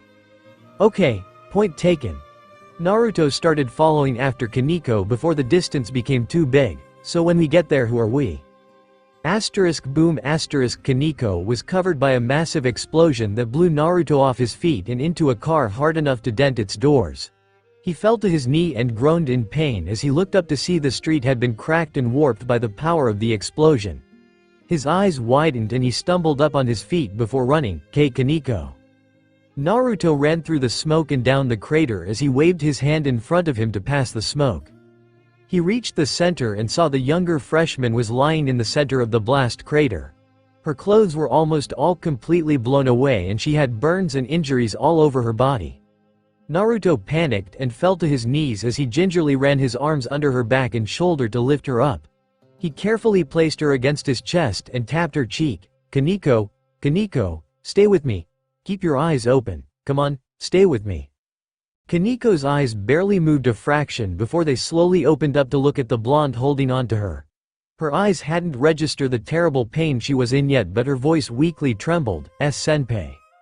Naruto nervously smiled and nodded his head. "Yeah, Kaneko, I'm right here. It's okay. You'll be fine. I promise. Just keep those eyes open, okay?" Kaneko could barely keep her eyes half-lidded as her voice barely carried. "I'm sorry. I let my guard down, Ayan." "Shut up. Don't talk. Just save your energy for now." Naruto pulled his jacket off and draped it over her almost naked form as he picked her up in a bridal carry. "I won't let anything else happen to you." That's quite a noble promise to make, but not one you should be putting faith in." Naruto stopped and looked up to see a woman with purple hair and wearing a dress that revealed most of her large chest flying over them with her wings spread out. She mused, "I'll commend you for being able to defeat Cyrus and the others so quickly, but I promise you I will not be so easy to beat." Naruto looked back down at the injured girl he was carrying before asking, Are you the one that did this to her? Yes, that's right. She had a small smile on her face at the superior position she had at the moment. I am Yubaluna, Riser-sama's queen, but I also go by the moniker, Bomb Queen, a pleasure to meet you. Instead of a pleasant reply, Naruto looked up at her with venom in his eyes. He spoke with sheer anger in his voice, You bitch. There's no reason to be so spiteful. I was not trying to make that girl's injuries as agonizing as they appear. In fact, I was attempting to expel her from the game in one hit, but she is far more durable than I first believed. But do not worry. She held her hand out and a small ball of explosive power started to form in her palm. This next hit will be powerful enough to remove you both from the GA. A massive bolt of electricity came falling from the sky and struck Yubaluna in the middle of her sentence. The Phoenix Queen let out a cry of pain as she felt the sensation of thousands of needles pierce her skin in an instant.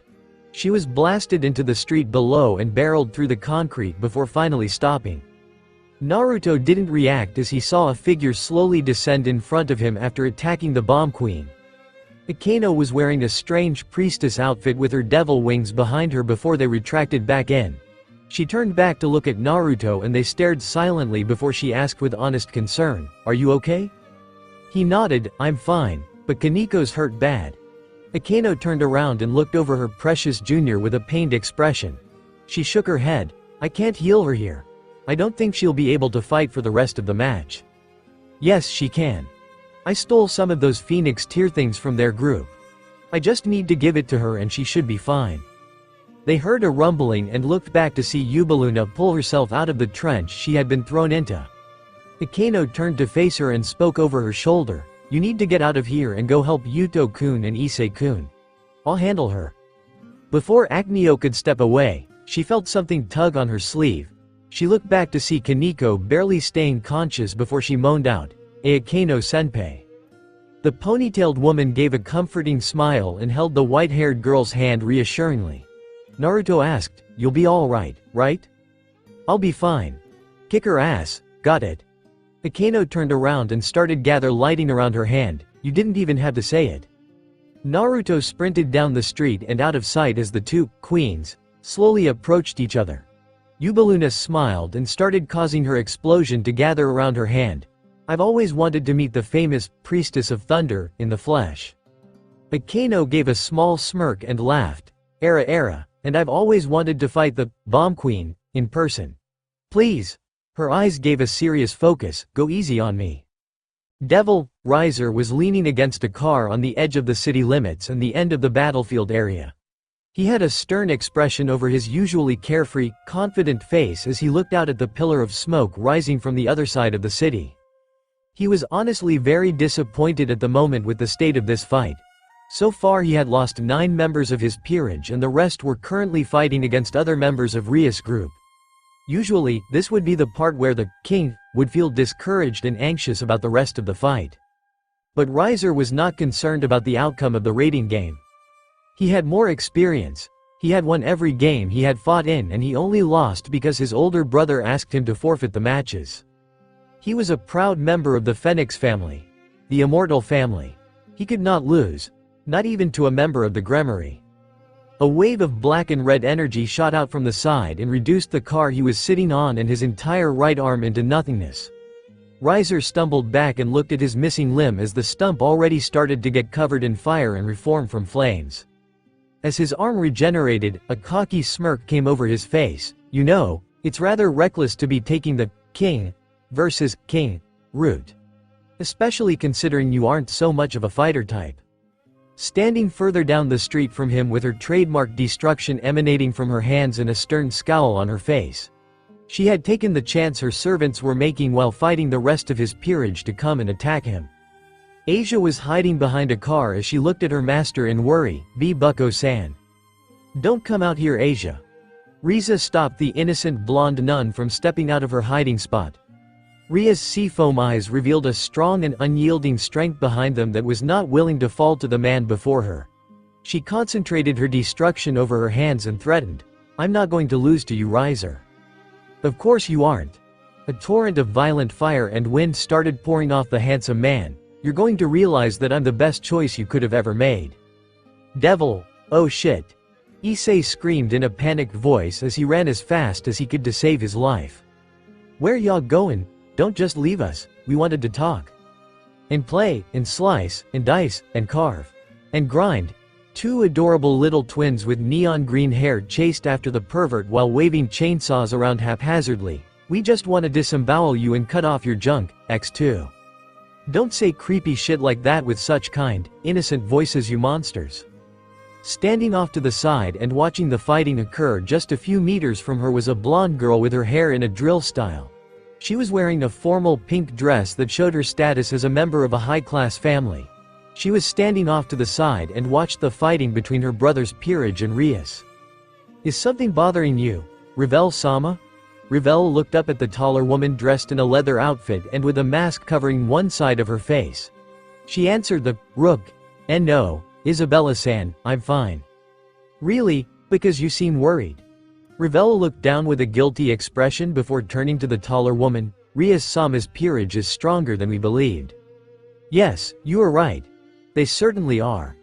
Isabella looked towards a smoking crater that was created just moments ago when the brown-haired boy gathered up his power and shot a massive beam of demonic power at three of their pawns. There was also the fact that over half of their fighting force was beaten on the other side of the city. Revel watched as the Gremory Knight blocked and countered Carlamine's attacks superbly while the pawn evaded Eel and Nell's chainsaws. She spoke with concern. I am worried because we may not win this fight if we don't take it seriously. There's nothing to fear, Revel-sama. The rest of us will do everything in our power to make up for the losses we have garnered thus far. And even if we may fall, there is still Yubaluna and Riser-sama to hold the game together. They will not lose no matter what, so please don't fret. I suppose you are right. Revel faced back towards the fighting and tried to calm herself down. I trust that all of you can. Isabella jerked down and grabbed Revel around the chest before she jumped up and over a car thrown in their direction. They landed back on the street and the others looked in the direction of the destroyed vehicle. Revel had a panicked expression. What was that? Isabella placed the Phoenix girl back on her feet and looked down the street. We have company. From the direction of the thrown car was one tall blonde wearing an orange shirt and a short white-haired girl wearing a larger black jacket to cover herself. The blonde smiled. Sorry we're late. Issei smiled. Naruto-senpai, Kaneko-chan. Thank goodness you're Stop it, you little bitches.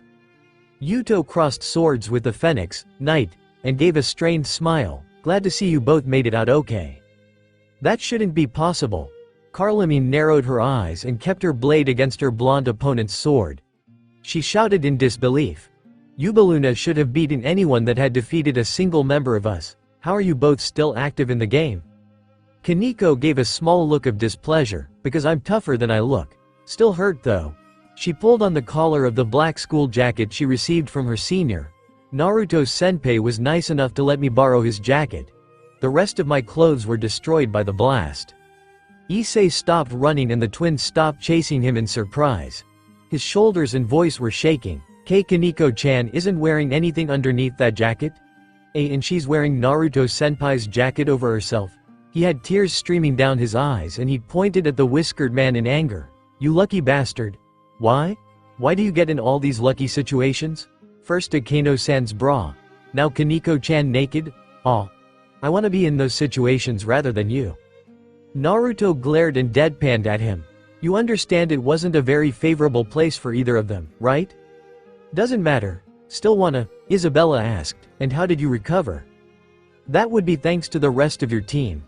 Naruto asserted as he pulled out an empty vial of phoenix tears he used on Kaneko, and the little gifts they gave us before leaving. Hey! Revel pointed at the vial in livid anger at the theft of their precious gifts. Those were gifts given to the members of our peerage by the higher-ups of the Phoenix clan. I must ask that you hand those back to us immediately. Naruto looked at the vial in his hand before putting it back in his pocket. No. How rude. Revel shrieked in surprise. Isabella didn't wait another moment to attack before she dashed forward and slammed her elbow into the blonde's guarding arm. He dropped the knife in his guarding hand before he grabbed it with his other and attempted to slash the masked woman's face before she grabbed his wrist. She shook her head. You are not going to get me that easily. How about this? Naruto lurched backwards and pulled her off her feet before rolling back and kicking her over himself. She cartwheeled and flipped once before landing back on her feet and into a stance. He placed his hands by his head and flipped back to his feet before jumping back at the masked woman and swiping at her body. She blocked his arms with her guard as he aimed up and down to stab her. He then folded in and stuck his elbow between her guard and pulled it away before landing a hook across her face, but to no serious avail. He followed through with a jumping spin kick and knocked her back on her ass before she immediately spun on the ground back to her feet. Revel wanted to come to her assistance but stumbled and fell on her butt as Kaneko came sliding in and nearly breaking her with a dropkick. The white-haired girl jumped back to her feet and dashed forward as Revel clumsily and barely dodged Kaneko's moderate strikes. The freshman skipped forward and prepared an axe kick to hit the other girl's collarbone, but Revel grew a pair of flaming wings on her back and flew up. Kaneko looked up at the girl that was panting in worry and spoke quietly, "Firebird." Revel took a moment to compose herself before trying to speak back with honor. That's right.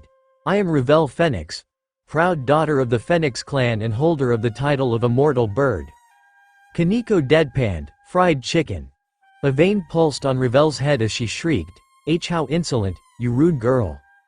Yuto crossed blades with Carlamine with their swords blurring into shimmering lights and crossing with enough force to spread sparks in every direction. The armor-clad woman lunged forward and thrust her blade forward at the young man as the knight pulled out another sword from his sword berth. Yuto continued to parry and block the strikes aimed at his chest by the female knight. The two swordsmen crossed blades and struggled to push against the scrapping of metal before Carlamine gave a confident smile and chuckled. I was correct. You most certainly are a wonderful knight, with excellent swordsmanship. Yuto gave a small smile in return. Thank you, but I still have a lot to offer. Good, because I do as well. The two pawns continued to chase Issei around the street and try to carve into him like a Christmas turkey but could not reach him in time. Issei kept sprinting to save his life until boost, haha. That's it.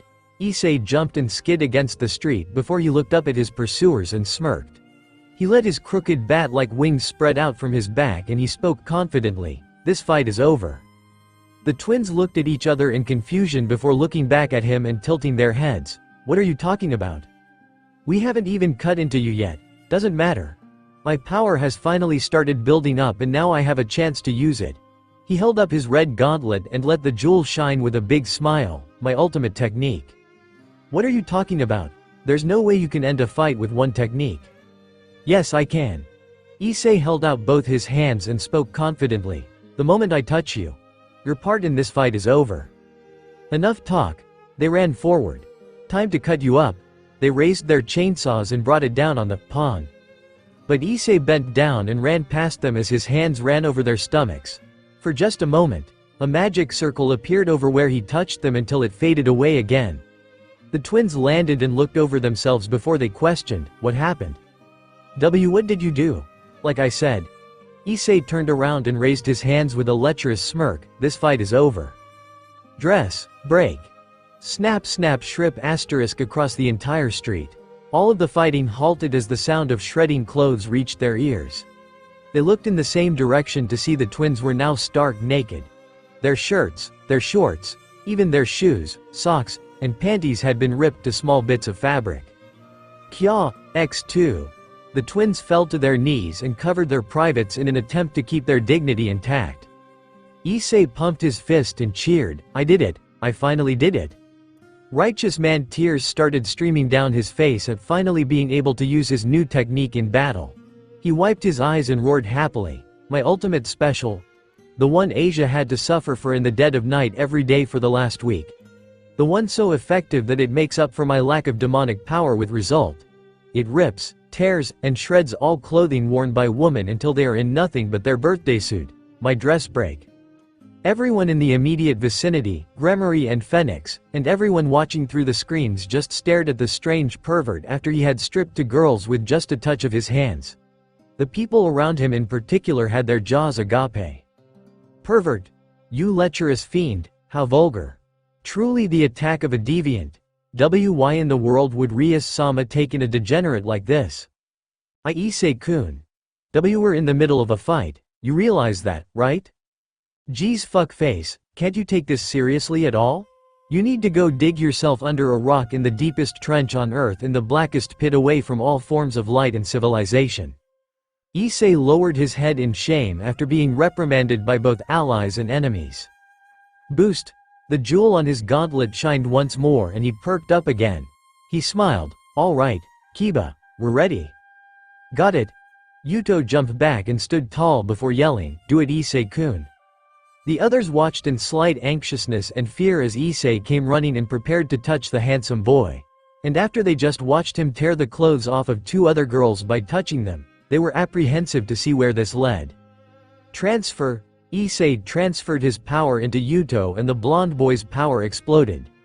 Yuto held his hand up and sent a quick glance to Naruto and Kaneko to tell them to run. He slammed his hand into the ground and yelled, sword birth. Blades started popping up like weeds all across the street as Issei, Kaneko, and Naruto jumped up a truck to safety. The Phoenix girls didn't have the same time to react as the blades pierced through their legs and chests in surprise. They let out a last groan of pain before they glowed brightly and disappeared. Combatant Riser Phoenix 2, Pawns, retired. Combatant Riser Phoenix, Knight, retired. Combatant Riser Phoenix, Rook, retired. Woohoo! We did it! Issei cheered as he climbed down the truck and jumped in joy. He grinned at the rest of his group. We were awesome, right guys? They were all still giving him a dry glare after they had seen his ridiculous technique. Yuto shook his head. Issei-kun, maybe you should think about locking that technique away for a while. No way. Issei argued and pumped his fist. I worked hard to complete this special technique. Asia had to suffer days of humiliation to help me perfect this. Naruto raised an eyebrow. What the hell did you do to Asia, you creep? Kaneko tapped their sides and pointed up at the flying Phoenix girl that had a worried look on her face after the rest of her peerage had been defeated. The Gremory group looked towards the flying girl and Yuto asked, what shall we do about her? Kaneko monotoned, I still want to beat her. Issei started doing creepy gestures with his hands, I still need to wring out some problems with my technique. Revel flinched in fear at the idea. It doesn't matter. Naruto started walking down the street away from their previous battlefield. We have one more target left to fight before the fight is over. He was right. Their last target was Riser. And after they finished him off, the match was theirs. Rias should already be fighting him, so if they all. Boom, a blast occurred over their heads and an object came falling down and cratered the street behind them. They all looked back in shock as the dust and smoke settled in the form of a Kano with her clothes blown off and her body covered in injuries was in the center of the crater. She coughed up some blood and started gasping for air. Akano-san. No. Kaneko ran up to her side and gently lifted her shoulders. Akano-senpai, wake up. The boys looked up in shock to see Yubaluna was flying over them with a smile on her face. An empty vial of phoenix tears hanging around her neck as her clothes were in tatters after fighting Akano for so long. Kaneko looked back and held out a hand. Naruto-senpai, give me a vial. Naruto nodded and reached into his pocket before pulling out a vial. He threw it to her. Boom, another massive explosion enveloped Akano, Kaneko, and everything in the area with fire and smoke. The men looked at the explosion in shock as they heard another chime carry over the area. Combatant Rias Gremory's, Queen, retired. Combatant Rias Gremory's, Rook, retired. Yubaluna lowered her hand after landing the finishing blow and smiled. Those are special gifts for our peerage. We don't appreciate you stealing them from us. She looked towards Revel and spoke with a sweet tone. Revel-sama, please find a place to hide. Oh, of course. Revel was hesitant before she flew away to safety from the fighting about to occur. The men of the Gremory group were standing there in silence as they stared at the spot their comrades were just a moment ago before they were blown up. They looked up to see Yubaluna smirk down at them before speaking out in a breathy voice. So, are you little boys still going to try and win? Issei stared at the powerful queen, flying over them with pure anger filling up inside him. He gripped his fists and gritted his teeth in rage as Ah! Yuto roared as several swords popped up around him and he pulled two of them out of the concrete. He yelled and jumped as his wings popped up and he flew at the woman in rage. You witch! Boom! Another massive explosion was blown out of Yubaluna's hand and exploded against Yuto. The young man was covered in smoke and fire as his eyes rolled into the back of his head. He started falling towards the ground as his body glowed bright and he disappeared. Combatant Rias Gremory's Knight, retired, Issei and Naruto were left standing in the street as Yubaluna looked down at them with a maniacal gaze. She smiled and raised her hand again. "Run!" Issei came back to his senses. "Wa!" Naruto yelled, "Run, Issei!" The two pawns spared no more time and sprinted down the street as Yubaluna covered the ground with explosions. They rounded the corner at unnatural speeds as Yubaluna gave chase and littered the space behind them with blasts. Issei had activated his promotion to achieve his speed while Naruto was relying on his own speed to keep him from damage. The Phoenix Queen swung her arms back and forth as the ground exploded and smoke filled the streets and buildings. Shops and cars exploded in massive balls of fire as the two pawns ran as fast as they could from the explosive mistress. Yubaluna decided to stop playing around and waved her arms as wide as possible. Dozens and dozens of small fireballs formed across the street as stagnant explosions.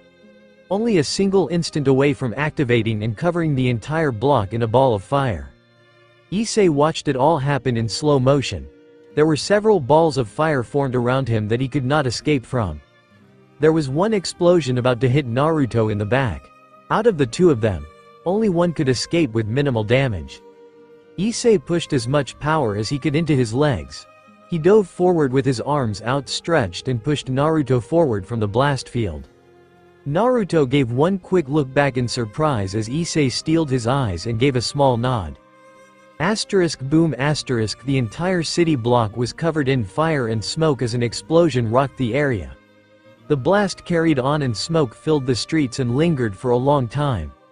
Yubaluna floated over the destroyed street and the shattered windows of the remaining shops and buildings. She hovered in silence for a moment before a chime rang through the area. Combatant Rias Gremory's pawn retired. Only one? Then again, she remembered the controversy surrounding the whiskered blonde and how he was an illegal piece. She supposed that since he wasn't originally allowed to participate in the raiding game, there was a chance he would not be rescued before his injuries were too severe. If he was dead, then Rias Gremory was not going to appreciate that. Oh well. That would just be a small issue they had to deal with before moving on with their lives. Yubaluna flapped her wings and started heading towards Riser's location to support her king. After Yubaluna flew away, the smoke and dust started to settle over the city block. On the edge of the blast radius was one store shop with its front windows shattered and all of its mannequins toppled over. Some of the mannequins started to shuffle and Naruto slowly lifted himself out of the pile on his hands and knees. He was panting and trying to regain his bearings after the explosion had blown out one of his eardrums. He slowly started to lift himself up. Ah! Naruto fell again when he felt a sharp pain run over his abdomen. He looked down to see a rather large shard of glass stained red sticking out of his abdomen. He narrowed his eyes and grabbed the shard before pulling it out and seeing his vision go white for a moment. Naruto took a deep breath and ignored the pain settled in his stomach before he tossed the shard away and lifted himself up to his feet. He wiped the blood off his face and out of his eyes as he looked in the direction he could feel energy surge. Riser was in that direction. And so was Rias. Devil, they were gone. They were all gone now. Her peerage. The people she cherished as family. Her friends and adorable servants. They were all gone from her side now. They weren't dead, she knew that. She knew that they were being healed at this very moment and they would be fine when she saw them again. So why did she feel so empty? Why did she feel like they were gone from her side forever? Rias tried to keep her composure and steady her breath as she faced her enemy. She felt her stamina wane and her injuries build up along with the damage to her clothes, revealing the bottom of her breasts and most of her stomach and arms. She wasn't able to receive Asia's healing because Riser had become aware of her ability and started attacking the nun whenever she revealed herself. So Asia had to hide behind a van while Rias blocked his fire attacks with her destruction ability. An arrow of fire flew towards her and she struck it away with her power to protect herself. On the other side of the street, Riser still had his hand outstretched with a confident smirk on his face. He chided, "What's wrong, Rias? Seems like you're on edge. Scared now that the rest of your peerage has been wiped out?" Rias narrowed her eyes. Shut up. It's nothing to feel nervous about.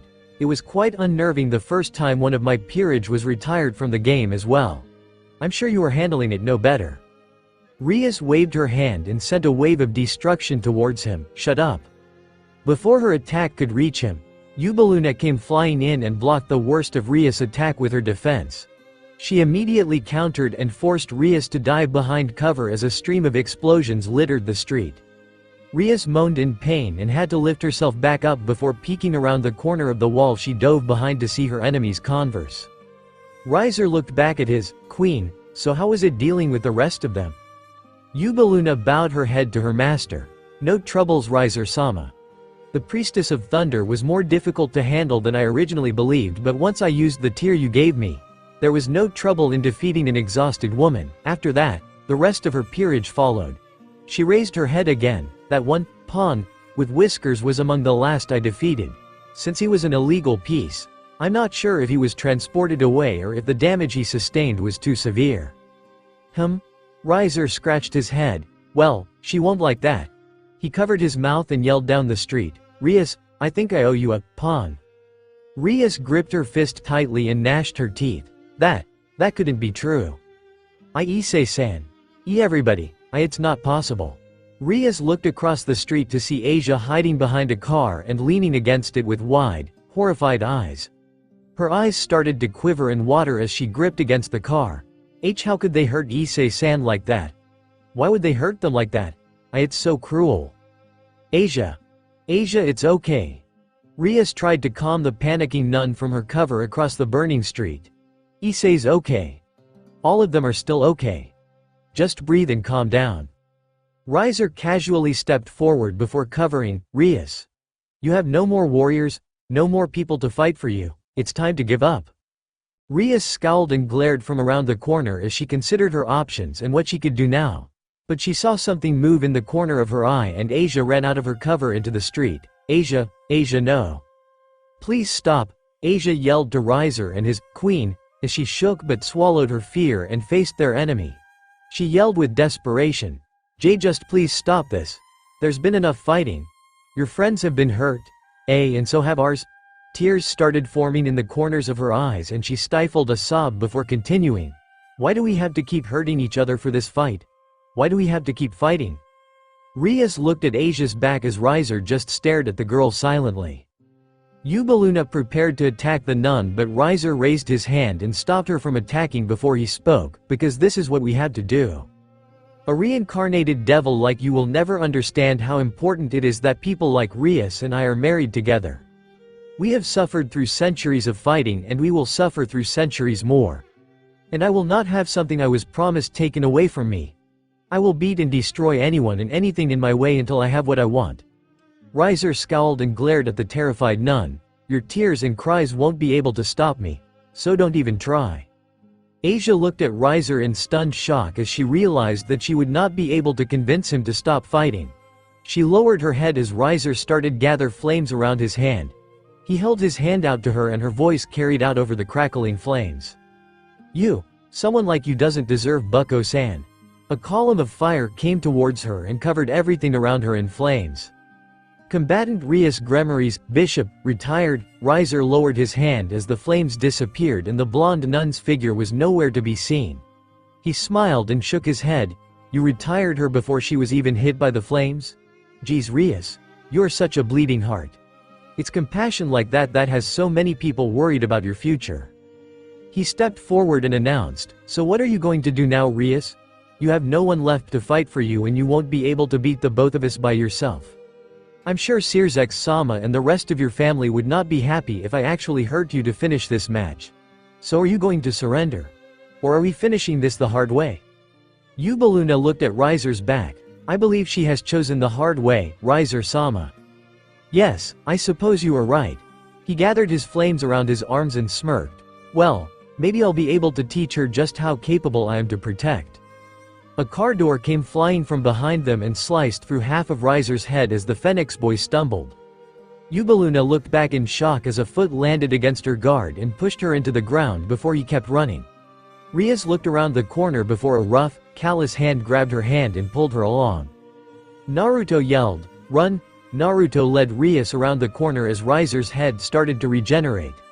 As he regained his sight and voice, he yelled, "I thought you took care of him? After them?" Naruto and Rias kept running down the street and away from their enemies.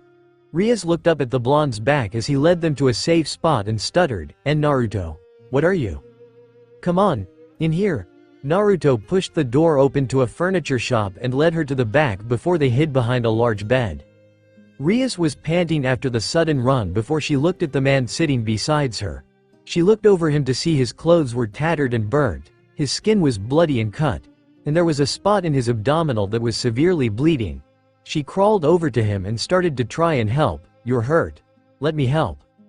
Naruto closed his eyes and tried to catch his breath as he opened one eye and watched the beauty beside him treat his wound. He took a deep breath, ignored the stinging pain under his ribs, and asked, "What happened to Asia?" Rias continued to look over the puncture wound. She tried to convince Riser to stop all this fighting and he attacked her.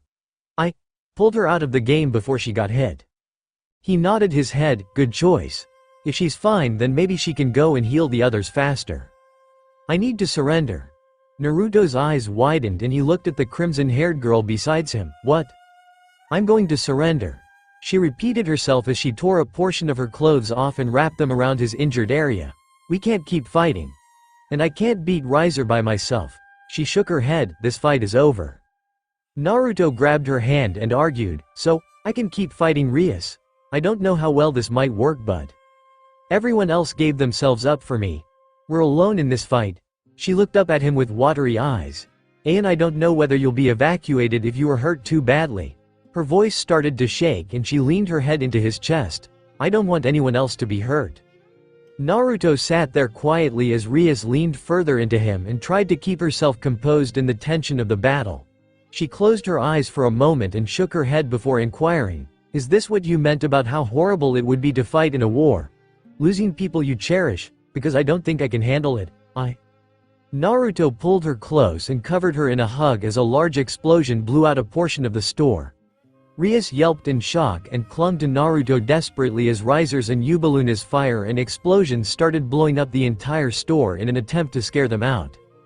As the explosions covered everything around them, Rias could only hear one thing speak in a calm and reassuring tone to her ear. "You're an idiot. You know that, right?" Rias' eyes widened as Naruto's voice whispered in her ear as they started getting pelted by fire. "You can't understand why Kenko, Akeno, Kiba, Issei, and Asia would fight for you. You don't know why they would fight tooth and nail until they were hurt so badly for you. But isn't it obvious? It's because they cherish you. They treasure you. They love you. Rias, they don't want to give you up because they want you to be happy. Because you're the only person who ever gave a damn about the misfits, weirdos, outcasts, and lonely brats that crossed your way. And I understand now too." One more massive explosion occurred around them as Naruto didn't even flinch and gently ran a hand over her head before whispering, "Rias, you're someone worth fighting for." Boom. The explosion died out and the entire shop exploded from the force of 2 blasts. Riser and Yubaluna stood there silently and lowered their hands after the smoke passed out of their sight. They awaited for the chime and the report that said they had won the match. But their eyes widened when they saw an injured, burnt back covering 2 people from their sight. Ria's eye was opened in shock as she was kept close to Naruto's chest as she heard his steady heartbeat ring in her ear. She suddenly felt an immense sense of relief spread over her body as her wounds disappeared instantly. An empty vial of phoenix tears fell from Naruto's hand as he patted her head and whispered to her, "Wait for the perfect moment, then you can finish it." Naruto gave her a pat on the head before he pushed himself up to his feet like his injuries were not even a factor. Riser, Yubaluna, and Rias all looked at the blonde pawn in shock as he turned around and faced the Phoenix pair. They could see the stern, furious glare focused at them. And the strange orange coloring covering his eyes, with his irises becoming yellow and his pupils becoming horizontal black bars. Riser stared at the strange transformation of the odd blonde man before he scoffed. Did you actually take time to put makeup on in the middle of a raiding game? That's surprising." Naruto didn't react to the laughter being directed at his expense and walked ahead slowly. He looked over his hands quietly as if in disbelief and shook his head. "I guess it wasn't just a hallucination." It's really back. He turned to Riser and spoke with a firm tone, "This is it. Your last chance. Stop the fighting, or I'll beat you myself." Riser started cackling. "Ah ha ha ha ha. Oh that's rich. I'm sorry, can you say that guy?" Asterisk blarg asterisk Riser's eyes widened as he felt the fist shatter his teeth, break through the back of his throat, and continue all the way until Naruto's entire arm nearly ran through his head. Naruto's strange eyes conveyed mounds of anger and unyielding will. "I said, that was your last chance." Naruto pulled his fist out of Riser's wound before lifting his leg until it was perpendicular with the ground. Naruto's eyes steeled and he brought his foot down in an axe kick on Riser's head. The sheer power behind Naruto's kick was so staggering that it crushed Riser's body, completely shattered the street beneath them and shook the buildings around them as a crater formed under his heel. The smoke and dust that blew out beneath them forced Yubaluna to fly away to safety and caused Rias to stumble and fall in the middle of the rubble. Yubaluna flew up high into the air and looked down at the smoke cloud in shock. Just a few moments ago, he and Rias were at their mercy and prepared to be defeated. But now, he was like a monster. Naruto's form appeared from the smoke cloud and his back was facing the Bomb Queen as he didn't even take a moment to acknowledge her. He slowly turned to look over his shoulder and glare at the flying woman, causing her to flinch and cower under his gaze. He stared at her for a moment before turning around again and yelling, "You're going to pay for blowing all of them up. I hope you know that." Yubaluna shook in fear before she steeled herself and yelled back, "If you want to take revenge for your peerage, then I'll be waiting for you to make your move." "I already did." Yubaluna's eyes widened when she felt a presence appear behind her. She looked back to see a copy of the strange-eyed blonde holding a blue ball with a large spinning ring around it. Yubaluna panicked and raised her hands to cause an explosion that impacted against the blue ball. Asterisk BOOM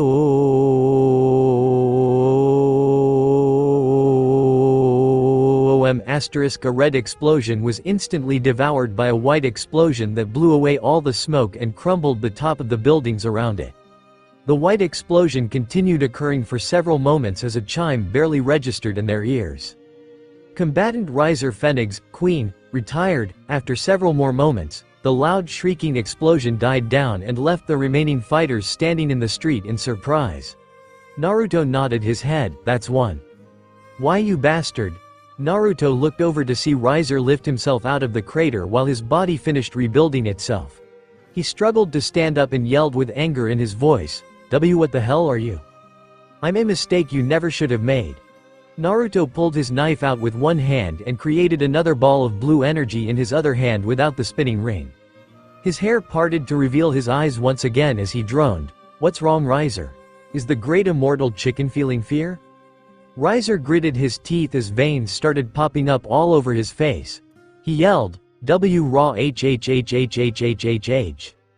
Naruto countered the Phoenix fist with his ball of energy, completely twisting and shattering Riser's arm before it even reached him.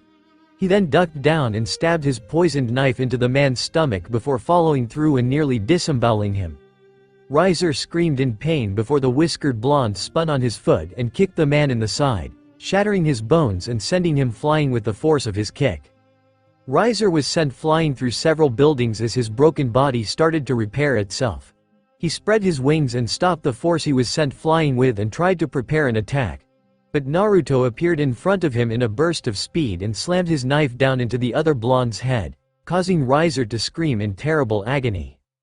Naruto landed on his feet as Riser was screaming with the knife lodged in his skull. He popped back up and struck the Phoenix across the face, nearly obliterating his entire face as the sight of shattered bone and torn flesh could be spotted for a moment before being engulfed in flames.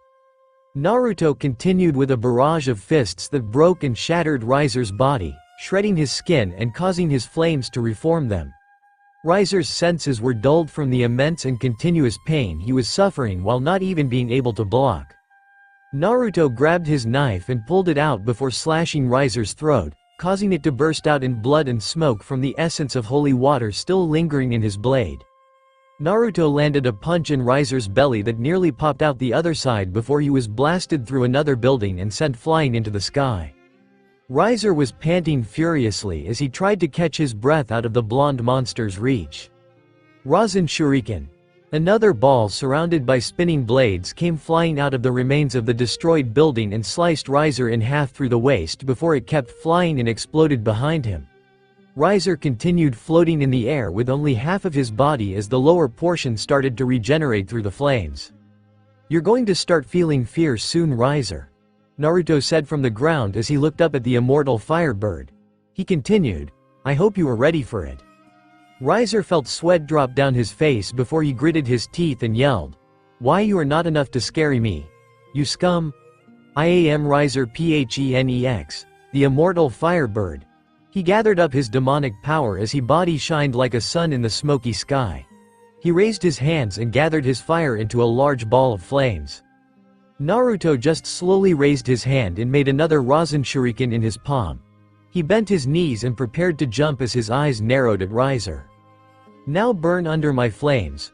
Riser threw down his hands and the ball of fire changed into several dozen spears of flame that came falling towards Naruto as he jumped up. Naruto was smothered by the blazing hot flames and Riser let out a breath of relief as his form disappeared in the fire. Until Naruto popped out of the flames and kept soaring upwards, his body partially burnt and injured but still with enough power in him to hold his final attack. He spun in the air and threw his attack at Riser, the Phoenix staring at the ball of immense energy flying straight towards him in horror. He twisted and spun in the air until he just barely dodged the attack, letting it pass by him by just a few millimeters. The color around Naruto's eyes faded away and his eyes turned back to blue. He spat out, "3." The Rasen Shuriken exploded dozens of meters away from them and whipped the wind and their hair around wildly. Riser felt a great sense of relief wash over him after dodging the final attack and securing his victory. "Ah!" Naruto tackled into him after spreading his wings and stabbed his knife into the back of Riser's neck, halting his regeneration and movement long enough for them to fall towards the ground. Riser spat up globs of blood but continued to keep his confident smirk. "This is it, you scum. Your attacks are through. You lose." His eyes widened madly and he screamed manically, "I'm not afraid of you." They kept falling towards the street but Naruto smirked, "You're wrong, Riser. I'm not the one you're supposed to be afraid of." Naruto pulled the blade out and jumped off Riser's falling body before stopping his descent with his devil wings. Riser landed and bounced off the ground with a gasp of pain before he felt his body start to regenerate. But his eyes widened when he spotted the figure standing across the street. Ria's eyes were calm yet furious. She stood tall with her hand outstretched and destruction surrounding her palm. She narrowed her eyes before sending a massive surge of destruction down the street, annihilating the remains of the street and engulfing Riser as he screamed. "No!" His voice was finally silenced as the destruction power waned and disappeared. After a moment, Ria's ears perked when she heard the final report. Combatant Riser Phoenix has retired. The victor is Rias Gremory. Rias let out a sigh of relief as she fell to her knees after losing the last of the strength in her legs. In the middle of the once beautiful city that was now reduced to rubble and debris, Rias Gremory rested in the street after landing the finishing blow against her enemy. Gah! There was a loud thud and Rias looked over to see Naruto had landed on his back after using up the last of his strength. His face and body were covered in sweat and he was panting after exhausting the last of his power in the fight against the Phoenix family. He opened up one eye and looked over at Rias before a small, lopsided smile came over his head. "So, how does it feel to win your first match? This is an outrage. We demand the Gremory House take action on this matter." The room was filled with dozens of angry voices that yelled at the people across the table. One side argued while the other sat down silently and listened intently to their concerns about the matter at hand. And while these arguments went off, a set of magic circles was playing the video of the matter in question. The match between Rias Gremory and Riser Phoenix. Specifically, the last few moments of the raiding game, where the illegal piece under Rias Gremory's servitude revealed a technique never before seen in the raiding game matches and proceeded to hand Riser his generous immortal ass. Sitting on one side of the table were two youthful men with crimson red hair atop their heads and both wearing formal red attire. One had his long hair going partially down his back with a small concentration of stubble on his chin. The other man had shoulder-length hair with no visible facial hair, and hanging off the back of his chair was a very large and extravagant cape signifying his high standing. And standing behind them were their respective partners. One was Graphia, the head maid of the Gremory house. The other was a beautiful woman who did not look a day over 20, with shoulder-length brown hair and a voluptuous body. The older gentleman raised his hands in a peaceful manner and tried to defuse the situation. Now everyone, let's not get hostile. I'm sure we just need to take a moment and calm ourselves. Lord Gremory, one of the administrators of the rating game, spoke up to the current head of the Gremory household. He pointed to the playing video. Tell us truthfully, were you aware of this man's abilities before the rating game was initiated? The head of the house shook his head. No, I was not aware of this young man's abilities before the rating game. In fact, Rias herself told me she was not knowledgeable about this Naruto Uzumaki's power until that moment in the rating game. Yes, well, it seems very convenient that your daughter would say that considering the stakes she had in this match. Lord Gremory narrowed his eyes and decided to let that insinuation pass before he coughed. Gentlemen, the parameters and rules for this rating game have been discussed and set at length over the last few days. This match was agreed upon and passed by many of you when we held it for discussion. And this is not the first time a combatant has revealed a hidden ability during a rating game before, and it certainly won't be the last. So why are we bringing this matter up with such controversy now? Sir, we are bringing this up because of the mystery surrounding this illegal piece. The playback paused and settled on the image of Naruto standing in the middle of the destroyed street after his initial attack on Riser. The administrator continued, we originally allowed this man to participate in the match despite his status because Riser Phoenix requested that every member of Rias Gremory's peerage be eligible for battle. But we did not anticipate that he would be the driving force behind Rias Gremory's victory. Excuse me. The younger of the two men, Searsex Lucifer, interjected by raising his hand. He added, I don't mean to be rude, but didn't we already come to the decision that he could participate in the match? The actions and techniques of this young man are a moot point in that regard, just a trump card he had most likely hidden until this time for the benefit of surprise. The point is that the match has concluded and my sister has been announced the victor. Or are all of you truly upset because you didn't expect Rias to actually win the match and become Riser Kun's bride without any incident? A few of the administrators gritted their teeth at the Mao's calm attitude before one of them coughed.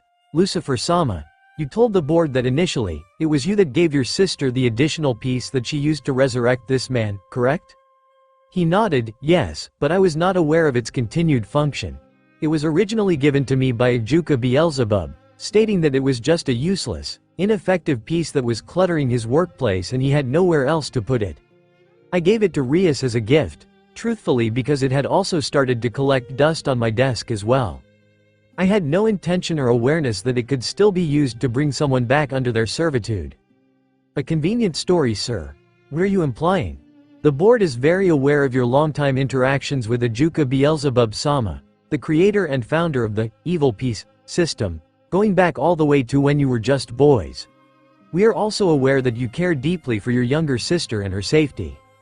As any older brother should. What's your point? Our point is that there is a chance that you and Beelzebub-sama were cohorts on this matter and created a piece that violates the rules of the evil piece system. You then proceeded to find someone of ample ability and made them a part of your sister's peerage so that they may cheat in this game. Searsex showed no outward emotion or offense to the accusations being thrown at him as the administrators started to mumble and yell in agreement. Excuse me.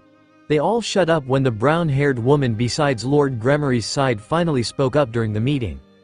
She spoke with a collected and stern voice. I understand the urgency and concern with this matter and that my daughter's victory is coming under question. As nobles, we are ready to work out a solution as long as it may take to reach. However, she opened her eyes and her blue orbs conveyed layers of strict will underlining her voice. I would appreciate if you did not come to my family and make the assumption that they are cheaters to their faces. It conveys quite a bit of incivility to do so. The administrators and political officers shook in fear at the brunette Madam of Extinction's subtle warning for them to stop talking. They had more arguments to bring up, but Venelena's cold stare had shut them up immediately. I'm sorry, but may we interject on this matter? Everyone looked towards the two blonde men sitting across from the Gremory family who had been quiet during the entire argument. The younger man, Ruvel Phoenix, sat up straight and spoke formally. I am sure that many people are bringing this match into question and hoping for clarification from the Gremory house. But I believe that I speak for everyone in the Phoenix house when I say, we are quite content with the result of this match, and we have no qualms with the Gremory family after seeing this match. What? One of the officers looked to the next heir of the Phoenix family and questioned, Ruvel-sama, surely you jest? Not in the least. We settled on the parameters of the match before it was played and the results were clear. My brother and his peerage could not win against Rias Gremory and her peerage. Despite this young man's surprising show of skill, you all seem to have missed a very crucial detail of the match. Ruvel started fast-forwarding the video until it showed the part of Rias delivering the final blow and played on a loop. Ruvel sat back down. Rias Gremory was the combatant to land the final blow and win the match against Riser. As such, she rightfully deserves the victory and her decision to cancel the marriage with my brother. For confirmation, Ruvel turned to the older blonde besides him. What do you think, father? Lord Phoenix nodded. Indeed. Truth be told, I am actually quite happy with the outcome. Riser has become rather arrogant as of late due to his victories in the raiding game. The Phoenix power of regeneration and immortality are amazing, but rely on them too much and you will become weak. This loss will no doubt be an eye-opener for him to grow from. The blonde man folded his arms and thought. Granted, since he returned from the match several hours ago, he's been nothing but a blubbering mess, but I'm sure he'll get over it. While the officials looked at the Phoenix family in shock, Sirzex and Lord Gremory nodded in appreciation. The older redhead bowed his head. Thank you for your understanding, Lord Phoenix. Say nothing of it, old friend. It's always good to see the younger generation taking strides and growing stronger. He looked at the other head and asked, where is young Rias anyway? Enjoying her victory, no doubt. Actually, she's taking a moment to rest in her room. She has to return to the human world after this and she feels exhausted after the fight. Ruvel nodded. Yes, well, this match has opened many eyes to not underestimate your daughter in the future. It also showed us that maybe it would be for the benefit of our opponents if we did not give every member of our household a Phoenix tier so that they may heal. Definitely something worth discussing. Ruvel then fiddled with the video so Naruto appeared in the holograph and asked, and it would probably be for the benefit of everyone to avoid coming to this meeting again by discerning this boy's future in raiding games. Speaking of which, where is he at this moment? Sirzex smiled. Oh, eagerly waiting to return to his home, no doubt. Devil, this is so boring. Naruto bemoaned as he was spread out across a bench located in one of the halls of the Gremory castle. He had been here for at least an hour and no one, not even a servant working in the massive castle, had walked by him yet. It had been several hours ago that the raiding game had been finished and he and Rias had been teleported back into reality. Although this probably wasn't Japan, given that the sky was purple and that there were strange monsters flying around in the sky without anyone freaking out. Rias was a devil. This was her family's home. The sky was different and there were monsters flying around. Was this hell? Meh. Not that bad a place. Anyway, after they had returned from the match, they were separated and treated in different places for their injuries. Naruto was grateful they had fixed his ear, back, and abdomen because those were fucking killing him near the end of the game. He hadn't seen anyone else from the orc yet, but he guessed that they were being healed as well. After he was treated, he had his destroyed clothes removed and replaced by a set provided by the Gremory servants. Although he expected something extravagant and flashy, it was actually just a pair of black jeans and a crimson jacket with the Gremory crest woven in black over the back. Did this mean he had to buy another school uniform after the other one was destroyed? Because that was bullshit if he did. He already had to pay for several work aprons after losing them and he didn't want to have to buy another uniform. Wait, that really didn't matter right now. What mattered was that Naruto was brought here by Grafia before telling him to sit down and wait until she came to get him again. Since then he's walked down both ends of the massive hallway, looked at the beautiful paintings and pictures that covered the wall, before deciding to just sit down and wait until Grafia came back. Naruto raised his legs up and rested his arms behind his head before looking up at the ceiling far over his head. He had become so used to this situation that he didn't need it explained to him. He had misbehaved and done something wrong, so he was asked to wait outside while the grown-ups discussed what he did, and then he would be punished. Different culture and world but same method for dealing with troublemakers. He just really wished that Rias wasn't going to be in trouble as well. She had fought in that game with everything she had and she pulled a win out, no matter what anyone says. She deserved her freedom and choice to marry or not, and if the people weren't satisfied with that he hoped his reckless attitude rubbed off on her enough that she would tell them to go fuck themselves. He sighed and closed his eyes, hoping that time would pass a little faster and that Grafia would return soon. Ah, I see the gallant hero wishes to take a nap after his escapades. Naruto's eyes widened in surprise when he heard the strong, booming voice next to him. He leaned his head back and saw the upside-down figure of a very large young man standing over him. The man had a striking, honest smile on his face that seemed to look down at Naruto not in contempt or suspicion but with sheer eager curiosity. He had dark black hair and violet eyes, with his large arms folded across each other patiently. The two men were just staring silently at each other, one in surprise that he had been caught off guard and the other waiting to speak with the resting fighter. Naruto spoke first, Hi. Hello, can I help you with something? Honestly, I just wanted to meet you in person. I wouldn't mind sitting with you for a bit if it's not too much trouble. Naruto blinked in confusion before he took his legs off the bench and opened a spot for the larger boy to sit with him. The black-haired man nodded and took the seat beside him. Crack! They immediately fell on their asses as the wooden bench splintered and broke beneath them. The two men blinked in surprise before looking down at the pieces of wood that surrounded them before looking towards each other. Naruto waved it off. Don't worry, I'm pretty sure I wore this thing down a lot before you got here. The other young man grinned and shook his head. Oh no, believe me, this is not the first time this has happened. I could not keep track of how many chairs and stools I've broken lately because I sit down on them so quickly. I must be gaining weight. The two young men chuckled a little at the circumstance before they both started laughing loudly. They kept laughing until Naruto lowered it into a chuckle and introduced himself. I'm Naruto Uzumaki, by the way. Yes, I'm aware of that. I saw the match. The smiling man nodded his head. My name is Sairoorg Bio. Nice to meet ya. Naruto placed his hands behind him and leaned back comfortably. So, what brings you here? Did you get in trouble too? Oh no, I was just interested in seeing Ria's match this morning.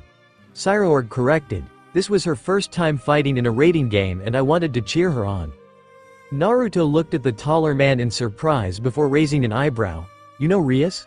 He thought for a moment and tried to recall if Rias ever mentioned a guy like this as a friend before realizing they had never really gotten into the topic before.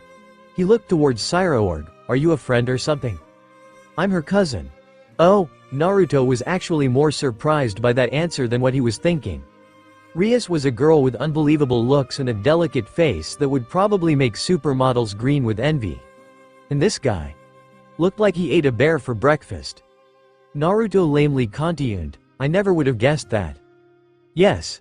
It is a rather strange connection with many extenuating circumstances, but she is my cousin and I wanted to cheer her on. He leaned in. Also, I believe she could have used the support considering the stakes of the match. You mean the whole having to marry the great flaming D-bag with wings, right?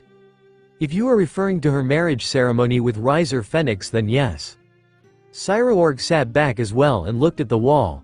The truth is that many devils hold great expectations and hopes when two pure-blooded devils are betrothed to each other.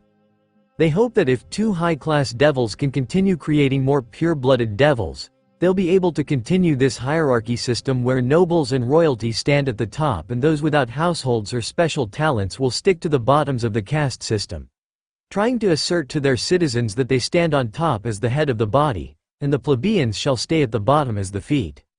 Naruto hummed as he understood that train of thinking and stared forward at the wall. Before he spoke honestly, that sounds absolutely fucking awful. It is. Sairoorg nodded in agreement. Truthfully, I despise the idea that those without a special talent or ability should just be thrown aside or abandoned like that. Those born at the bottom without anything only have something to gain if they try hard enough. Another grin came across Sairoorg's face. So I'm quite happy that a stranger like you came along, threw their expectations back in their faces, gave Rias a chance to win her freedom and ruined their plans so brutally. Naruto smirked. Should you be saying that out loud? Won't you get in trouble for speaking like that? I'm eager to see them try. The two troublemakers chuckled again as they came into common ground on the familiar feeling. Cyroorg nodded before adding, although I doubt you were aware of how this would set them back, and you were more focused on one aspect of the match more than anything. Naruto kept a small smile on his face before shrugging his shoulder. Well, Rias came to me a few days earlier and nearly started crying in my apartment. I guess I just can't turn a person down when they start sobbing in front of me. That is a simple and good reason for sticking by Rias' side through this hardship. But you should know that in doing so, you have garnered a lot of attention from your battle. From this point out, you will no doubt have many people looking at you and wondering just what makes you tick. And why would you think that? Because one of those people is sitting right beside you at this moment. Naruto looked towards Cyroorg as the tall man stood back up and dusted his pants. He turned around and nodded at the blonde. If Rias has chosen you to stand by her side, then just like every other member of her peerage, you must be someone she puts much of her trust and faith in. And you have proven that title and status will not deter you from doing what you think is right for your friends. I respect that. And I hope to see just what you have to show and offer in a fight myself one day, because I am sure that it will be a day I will never forget. He offered his hand and grinned. I hope to hear more about you someday soon, Naruto Uzumaki. Naruto looked at the large hand offered to him and took it as he was lifted back to his feet. He shook the other boy's hand and nodded, maybe we will. Cyroorg nodded before they separated and he started walking back down the hallway to return to his own household. Naruto waited a moment until Cyroorg was out of sight so he could gingerly rub his hand and moan in pain. Holy shit. That guy's grip was like an iron clamp. He could tell that Cyroorg wasn't even trying to be intimidating or show off when they shook hands. That was just his base strength for shaking hands with people. Naruto had to thank whatever was giving him his old strength back, or else his hand would probably look like squashed sausage right now. Naruto-sama. Naruto turned around and saw that Graphia had finally returned and was standing there patiently with her hands interlocked in front of her. The two individuals looked down at the pile of broken wood that was once a bench.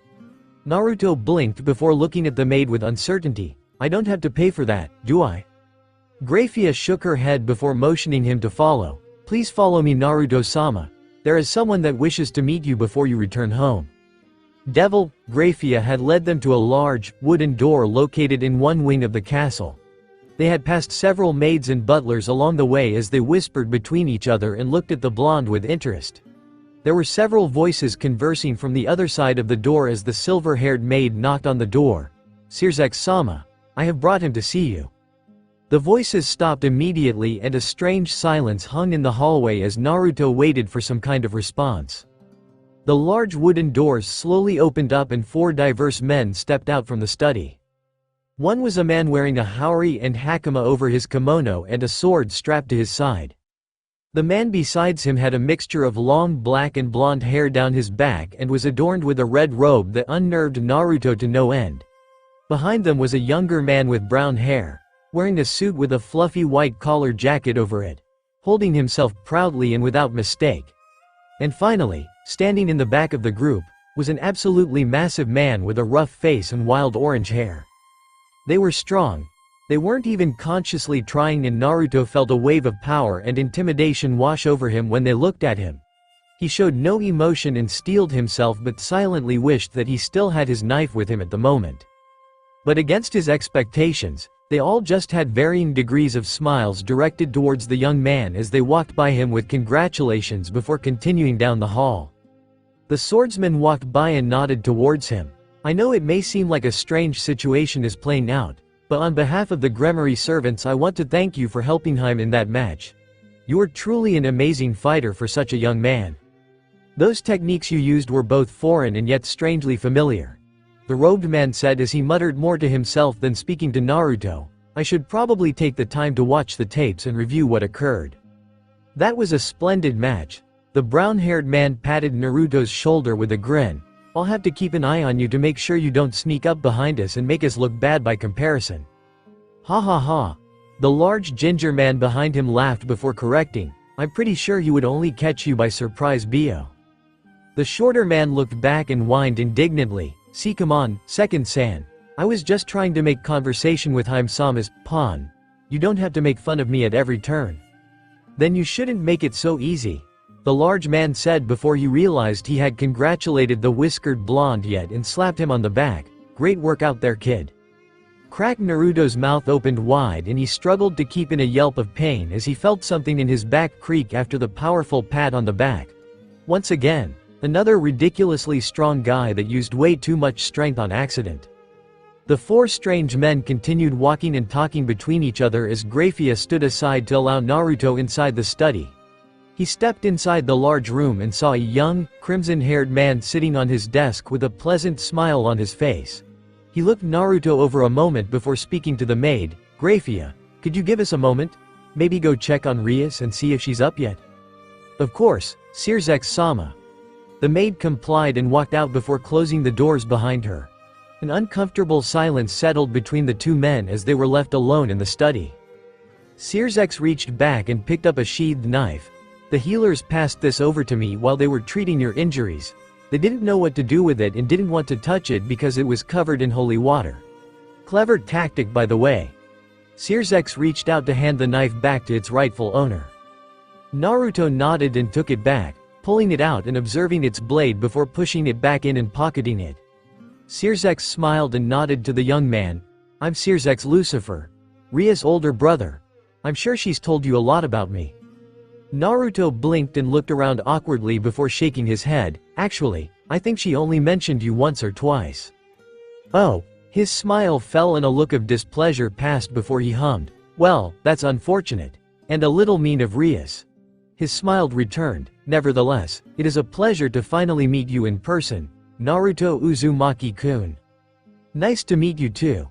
Naruto answered before settling into a relaxed posture and asked, so is there a reason I had to sit outside for so long? I'm getting the distinct feeling like I'm in trouble.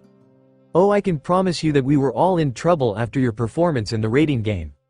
But thanks to some rather reasonable talking with the Phoenix heads, we were able to get out of it rather free of blame. Good thing about politics, you can get out of most corners just by telling the other side they're right and they should get what they want. Sirzex did give the younger man an apologetic look. Unfortunately, there is more than a strong chance you are forbidden from acting in any raiding games from this point on, considering you would be the 9th pawn in a set of 8. Sorry, but they wouldn't let up unless we came to some kind of compromise. Naruto scratched the back of his head. Well, I guess that makes sense. He sighed and shrugged his shoulders. Rias probably won't take it very well. Or she might be so happy right now she doesn't even realize what's happening, considering she doesn't have to marry that prick anymore. Sirzex chuckled a little and nodded before folding his arms. I've already apologized to Rias, but only time will tell if she can come to forgive me. So I should take the time to apologize and thank you and every member of her peerage for making up for my mistake. You see, this whole quagmire about the marriage between Rias and Riser-kun was because my father and I had to reach an agreement with the Phoenix family for the children of the family to marry. And since I have technically left the Gremory family, Rias had to shoulder that burden and marry Riser. Naruto looked at Sirzex strangely before raising an eyebrow. Why would you force Rias into an arranged marriage like that if you knew she was against it? I'm pretty sure if you're Rias' family then you aren't as heartless as that. Sirzex nodded in agreement. You're right. Maybe if I tried a little harder we could have found some kind of compromise. But we didn't have the time to figure it out. Sirzex scratched his chin before looking up at the young man. Centuries ago, the devils were led by 4 leaders known as the Mao. They were cold, ruthless, heartless, and willing to do anything they could to make themselves the strongest power. But they died, and the result of that was the 3 powers have been in a stalemate in relative time of peace since then. Certain devils had to take up the names of the Mao and adopt the position of leadership so that the devils could still follow them without falling into chaos. That's what I did. I had given up my name and my position so I could help the devils, so that they did not have to experience a time of war and pain like that ever again. Naruto's confused expression softened and he looked aside in thought as he started to understand what the older gentleman was trying to do. Sirzex sighed tiredly and shook his head. In the process I forced all of the responsibilities and duties I would have had to shoulder on Rias, but I knew there was very little she would face that she could not handle herself. I didn't act as the brother that loved his little sister, but as a politician doing what was best for his people. This decision on the marriage between 2 pure-blooded devils was planned for quite some time, with people doing whatever they could to ward off any complaints and make it go off without a hitch. I just wanted my sister to be safe, without realizing I was putting her happiness at risk by doing so. She might not be able to forgive me, but knowing she's strong enough to take care of herself, and that she has people that will protect her if things ever got too bleak. Sirzex smiled and looked down at the floor. I guess that's more than I could have ever hoped for. Naruto looked at the crimson-haired man. Well, she's strong enough to take care of herself now. But I guess I see where your concern came from. I can't really say I would have done the same thing. But I guess that's the thing about siblings. You'll never really understand what they'll do to help each other. I suppose you're right. Sirzex smiled and nodded to the younger man. Thank you, Naruto-kun. Naruto took a moment and stared at Sirzex firmly. He continued to look at the powerful Satan as the man noticed his stern look. Naruto shook his head before finally asking, I know you. I can't remember how, but I've seen you before. Like. Deja vu? Sirzex answered for him, earning a look of confusion and hesitance from the younger blonde. Sirzex stood up and walked over to the younger man. Well, there's a reason I might seem familiar. You and I have a few times before, but those were usually only in times when you regained consciousness for moments before disappearing again. Sirzex stood in front of the whiskered blonde and smiled. I was the one who paid for your medical support after Miyamoto-san couldn't afford to do it anymore. I was also the one that offered you the scholarship into Kuo Academy when you woke up. Naruto's eyes widened in shock as the handsome crimson-haired man stood there and smiled. Naruto couldn't believe this. He knew that Gramps only paid for the first few weeks of his support after he was first brought to the hospital, and then someone else footed the bill without any notice after that. And he always wondered who it was that offered him the scholarship to Kuo but never met him in person. Naruto stepped backwards and shook his head before looking at Ria's brother oddly and asking, Why? Why would you do that? Because you're an anomaly, Naruto-kun. Someone who appeared after a strange phenomenon passed over this world. Sirzex answered honestly while looking straight at the blonde boy. More than a year ago, there was a strange sense of energy that flooded over the world for only an instant before disappearing completely and leaving no trace to be found. Suddenly, I find out that there was a boy admitted to the hospital in Kuo town on the same day as that occurrence, riddled with severe injuries and had fallen into a deep slumber. I decided to pay for your bills and keep a close eye on you because I believed you might have been the key to discovering the mystery behind that phenomenon. Several months later you woke up, but despite what I thought, you did not seem any different from a normal person. Your energy levels were normal and you were going through physical therapy at a surprising rate, but nothing staggering. So I decided to offer you a scholarship to Kuo Academy, so we could keep an eye on your progress over time. For a while I believed you were just a normal young man that had come under unfortunate circumstance. Sirzex created a magic circle and showed the video of Naruto's sudden bout of super strength and power during the rating game, until I found out my sister resurrected you with a piece that should have never worked in the first place, and that you had an extraordinary power you haven't revealed all this time. And when Rias told me she didn't know you could do this either, I thought it would be appropriate that I ask you personally what this was all about. Naruto furrowed his eyes at the stern expression on Sirzek's face as a tense atmosphere settled between the two. Naruto conveyed subtle nervousness on the subject that the Mao immediately spotted on the blonde's usually solid mask. The stern expression on the Mao's face disappeared as he sighed and shut his eyes. A small smile came on his face and he shook his head, or I can realize that I should not be pressing the matter on a young man I should be thanking. Naruto blinked in surprise before Sirzek extended his hand gratefully. I hope that one day you'll take the time to explain your side of this story, but until then I guess I should ask Ajuka some question about his handiwork. Thank you for sticking with my sister and her friends through their endeavors. I am truly grateful for your assistance. Naruto looked down at Sirzek's hand before looking back at his face and seeing no ulterior motive. Naruto took the older man's hand and shook, "Don't mention it." Sirzek nodded and looked at the video before asking, "I'm sorry for sounding like a broken record, but could you explain how you did this? It seems like a unique ability, yet it seems familiar as well." Naruto thought for a moment before speaking. "Well, it is a pretty weird ability." Naruto scratched his head as he tried to think of a way to explain his ability without seeming crazy. "I learned it from a group of wise old teachers. I spent a lot of time training and learning to feel the chakra of the nature around me. And when I was finally able to take in the right amount of natural power into my body without succumbing to it, that's when I reached that state of power. It's called Sage Mode. Realization came over Searzek's face. Oh, so it is Senjutsu. That's what I thought it was. Naruto was silent as Searzek's proclamation ran through his head. He blinked and asked, You know about sages? Yes, of course I do. Searzek nodded. It's rare for a human to have learned how to gather natural energy, but it certainly isn't uncommon to hear about sages. In fact, many mythologies have tales of masters that have become so adept at the task that they have become Buddhas and gods along the way. I can even name a few species of yokai that have the innate ability to draw on natural energy in their everyday lives. Is it surprising to know about that? And no. It's fine. Naruto blinked and slumped his shoulders, feeling like the wind was taken out of his sails so quickly. He had never even heard about natural energy and sage abilities until he was taken to learn about them. But apparently they were a pretty renowned thing to devils and others. Some even became gods and Buddhas?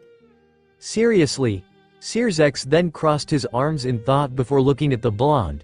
But how did you not succumb to the madness of the world while using your senjutsu? It was Naruto's turn to look confused as he titled his head, the what of the world? You don't suffer from the madness of utilizing natural energy? No, never heard about a person going mad from using natural energy. Naruto cupped his chin in thought. If I failed to control the natural energy I was going to become a stone statue of a toad, so I didn't hear anything about taking in the madness. That's odd. Searzek answered, more than a little curious to steer the conversation towards why he would have become a toad statue but decided to focus on the topic. Searzek continued, when someone taps into the natural energy of the world, they also take in all the malice, hatred, ill feelings, and madness that embodies it. And taking in too much of that for too long changes a person. They become different, warped, feeling far less guilty or ashamed of their actions. To be honest, seeing how you normally act. He looked towards the video to see Naruto brutally attack Riser without hesitation with his enhanced strength. Even if it was only for a moment, I think you might have felt some side effects during the match like that. I never knew someone could suffer like that. Naruto admitted, realizing that while he was still in control during the fight, he felt somewhat less guilty for using his full strength against someone who couldn't fight back. Granted, Riser was immortal and he regenerated from damage in a matter of moments, but still it was a violent way to deal with an enemy. There were more precise, controlled ways he had learned to fight. But Naruto felt like his inhibitions were lessened when he finally activated Sage Mode again.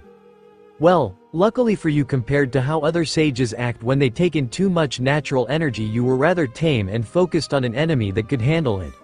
I also think it was in no small part to the fact that your senjutsu is temporary, and not in a constant state of threat like others usually are. I'm sure now that you are aware of that danger, you can prepare and be alert if you ever have to use it again. Yeah, thanks for that. Naruto nodded in thanks. I'd hate to be that strong and lose my fucking mind when I wasn't expecting it. I'm sure you wouldn't, but for a human to use senjutsu takes concentration and time, with a body suitable from years of hard work and training. Yet besides the demonic power inside of you, I sense no other forms of energy that would show that hard work. How did that happen? Naruto's face became more bleak and focused as his gaze turned towards the wall. He closed his eyes and took a breath in. I used to be able to use chakra. Chakra? Searzek repeated as he nodded his head. Yes, that would definitely explain the physical ability in martial arts. But it is rather unorthodox to find someone who uses their chakra to fight. Used to. I used to use chakra. Naruto corrected quickly with a hint of sadness in his voice. He shook his head. I can't anymore. Why is that? Searzek asked in confusion. I've never heard of someone having the ability to utilize chakra and then losing that. Searzek's eyes widened and he looked at Naruto in slight shock. Searzek closed his mouth in understanding. It was while you were healing, wasn't it? Naruto nodded and gave a tired sigh. When I was hurt, my chakra system was damaged in the process. My system is shot, I guess would be the right word. I was hoping someone could fix it and was going to start looking for help, but I passed out not long after that. I woke up a few months later and I was all healed. My wounds were gone and I was good as new. But the chakra network wasn't healed. I guess since the doctors didn't know what to look for, they couldn't fix it.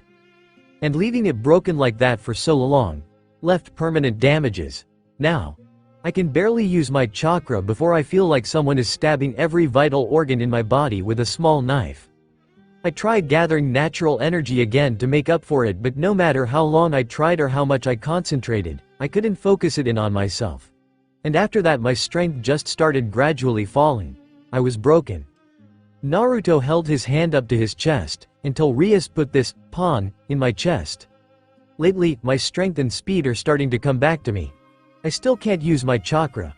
But now I can feel this world's natural energy like it's a blanket wrapped around me. And I can take it all in like a breath of air. Slowly, a small smile started coming over Naruto's face as he lightly gripped his chest. I feel kinda like my old self again. Sirzex saw the look in Naruto's eyes as he spoke his mind. The usually stern and focused eyes he had shined brightly with faint signs of longing and joy. Like there was something being hidden underneath the surface of those blue eyes. And slowly but surely they started to peek back out into the surface. I recognized that look you had. Naruto regained the cold composure in his eyes and looked up as he saw Sirzex walk over to his desk and sit down. Sirzex started running his hands over the papers and files on his desk before looking back up at the blonde. I might not look it, but I'm much older than I appear. And during my life, I had to fight against countless enemies and create a new order for the devils by fighting against my own kind in a civil war. We were able to come to a resolution and I made it out alive, but when I was done, I felt damaged. I had done and seen truly terrible things. And I was the one that got to walk away. I had come back from the war. But I didn't feel like I did. Sirzex looked back up at Naruto. When I see you, I think back to when I looked like that as well. When I tried to bury it down and move on, but it kept a grasp on me. Like you've moved on but left a part of you back there. Naruto shook his head. More than just a part, a lot more. Sirzex nodded. I didn't feel like I was ever going to be the same again. And I wasn't, but I didn't have to stay like that forever. Sirzex looked up at the blonde. My family, my sister, my friends, my peerage, my love. They helped put me back together. And if they couldn't find the part one lost, then they made a new one and built me back better. I know it might feel like you can do this by yourself. But believe me, it's easier to get help from someone who can find your true self again. Some people, when they are broken, can't handle to be put back together. But then there are some, the lucky ones, who when they are fixed, they're better than ever before. Naruto stared at Sirzex for a moment before taking a deep breath in. He shook his head. So you're saying I need to find someone who can help me back? No, Sirzex responded, before a small, knowing smile came over his face. I'm saying you need to realize you have already found that person. Before they could talk anymore, the doors to the study slammed open and got the two men's attention. They looked back to see Rias, all fixed up and dressed in the same clothes Naruto was wearing. She had a small scowl on her face after slamming the doors open as her seafoam eyes darted between the surprised Naruto and the smiling Sirzex. She lowered her arms and stomped over to Naruto as he leaned back in worry. She furrowed her eyes and scrunched her face up cutely. What did he say to you? Naruto blinked. Nothing really, we just kinda talked. Rias narrowed her eyes in suspicion. No embarrassing talks or looking at old baby photos? Not yet. Was I supposed to be expecting that?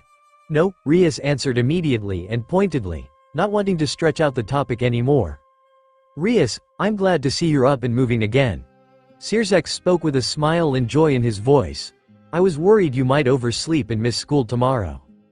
Well, I only needed some time to rest after the match. But thank you for sending Grafia to wake me up, Oni-sama. She then sent a small glare towards her older brother and inquired. You weren't going to say anything weird to Naruto, were you? Me? Saying something weird? Sirzex feigned hurt before he shook his head. Rias, how could you think I would embarrass you like that? Because you always do. Every time. Well, I was just having a little conversation with Naruto-kun while we waited for you to wake up. Nothing serious. Just a congratulations for assisting in your victory. Right.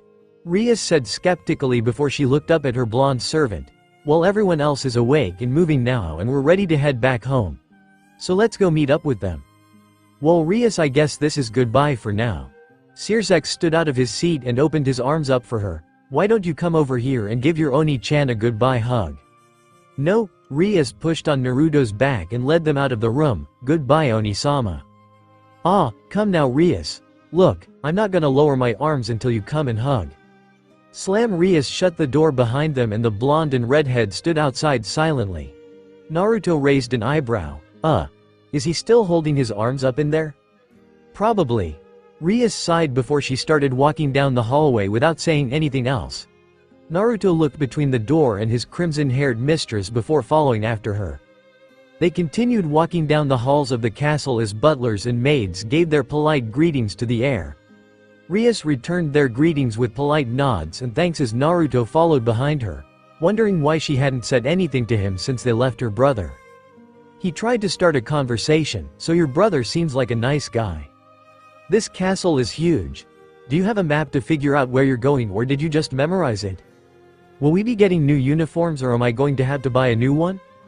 Are you pouting? Rias finally stopped and looked back at him with a miffed, stern scowl on her face. He pointed. See, you're pouting. I was right.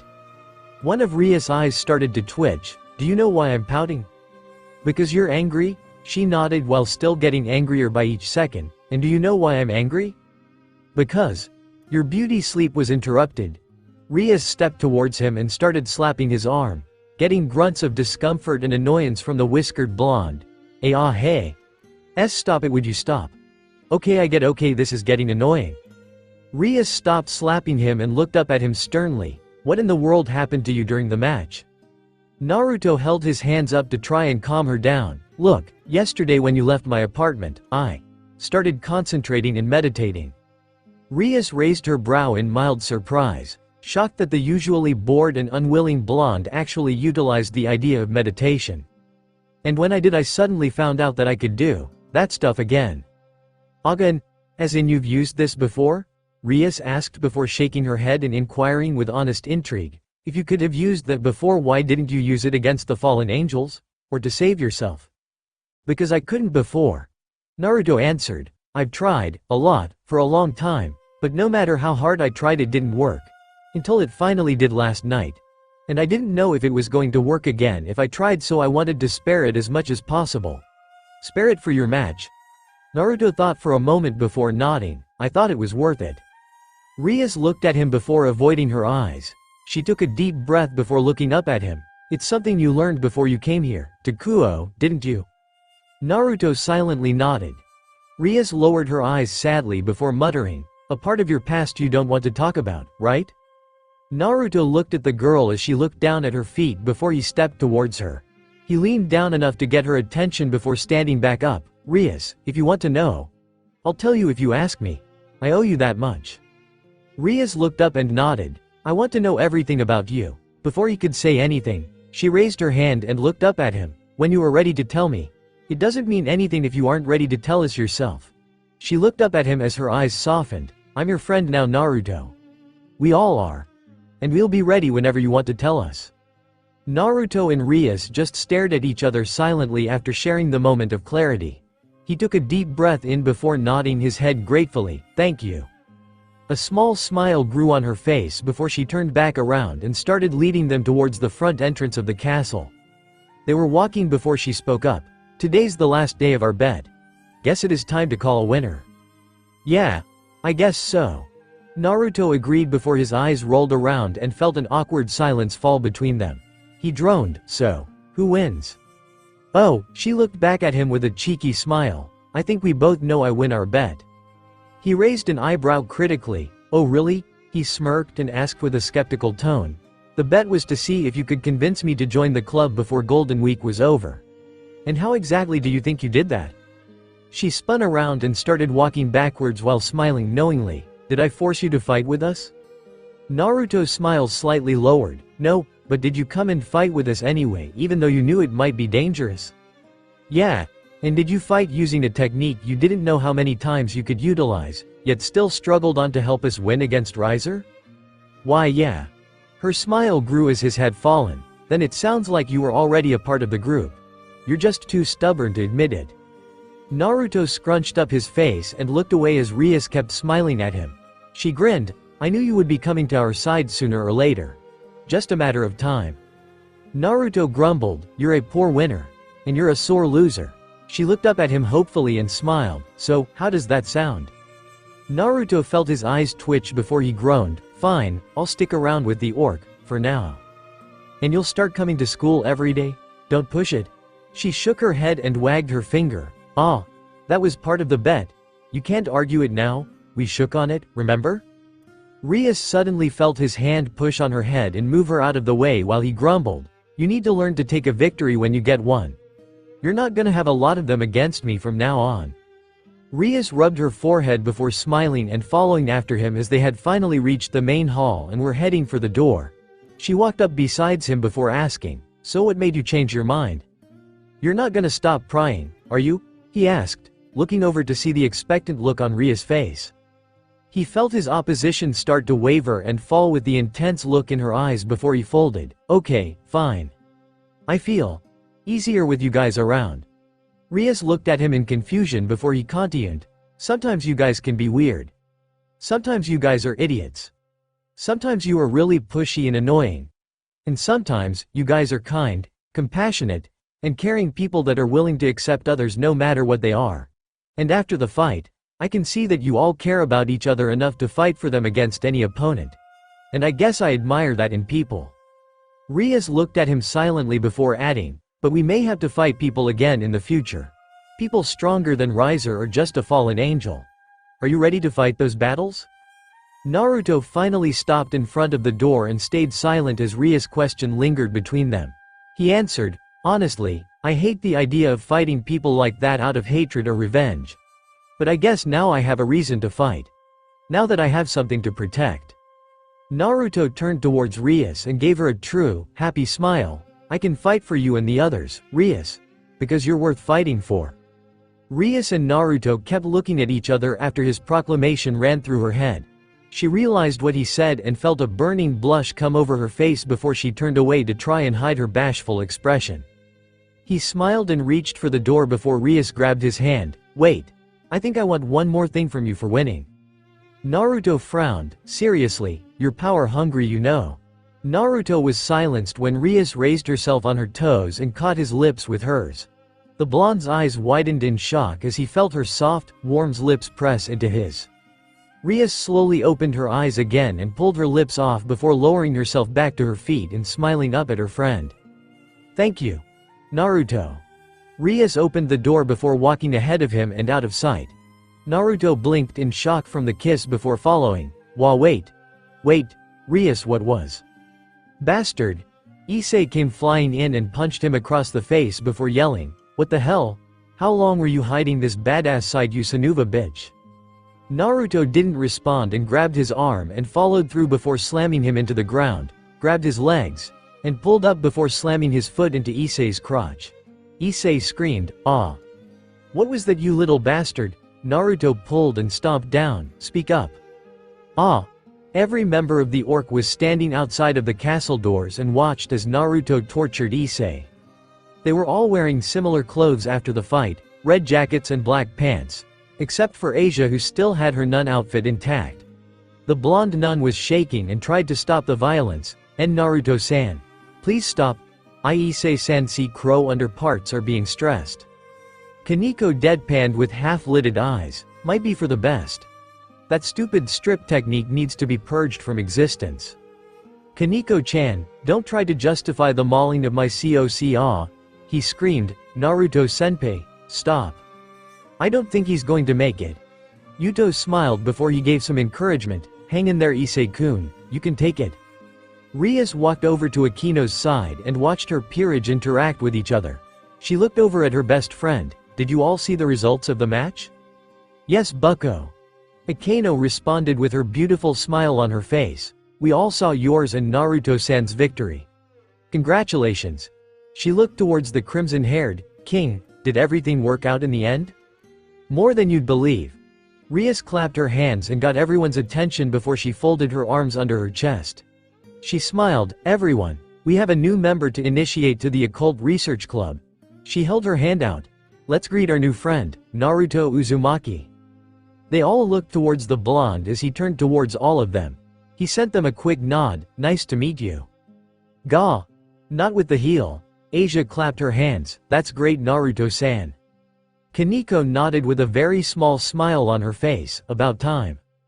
Yuto grinned while Akano titled her head with an alluring smile. Well, I guess Bucko was finally able to break you down with the rest of us.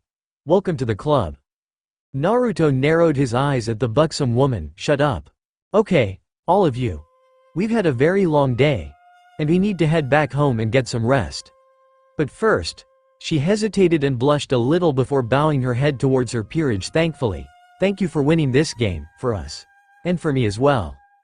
The orc all smiled at their mistress after she had bowed in thanks to them for helping win her freedom.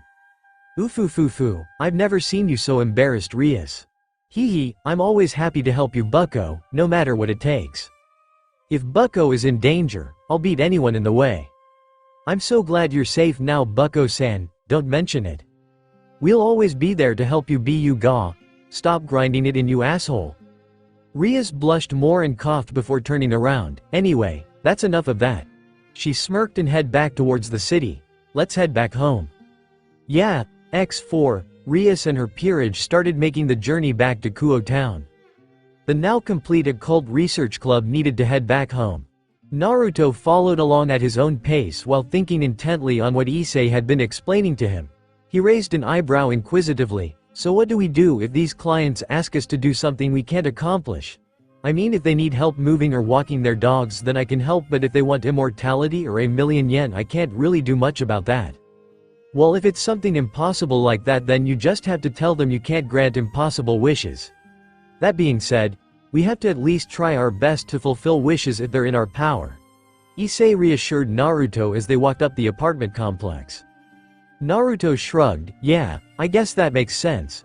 He agreed before looking at the younger boy and asking, so, how many of these things have you done? Me? Issei stopped and contemplated for a moment before he found an answer. Well, I've done this a few times since I was reincarnated. About a dozen give or take.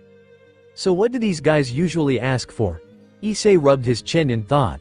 Well, the requests are usually pretty varied, but they're simple stuff.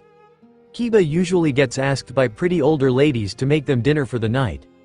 Akano-san sometimes gets called to give massages and back rubs to businessmen and CEOs.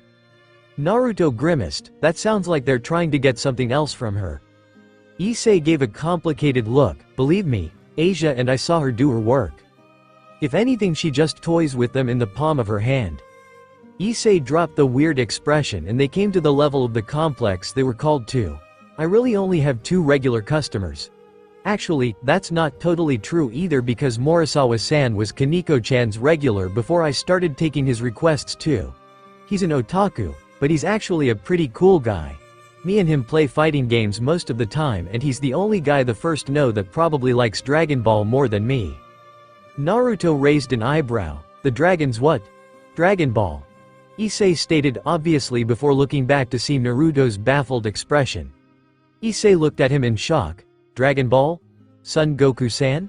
Super Saiyans? The Kamehameha, tell me you know what I'm talking about? All I got out of that was Son Goku. Everything else. Naruto raised his hand over his head and started waving it around. No idea. Holy shit. How could you not know what Dragon Ball is?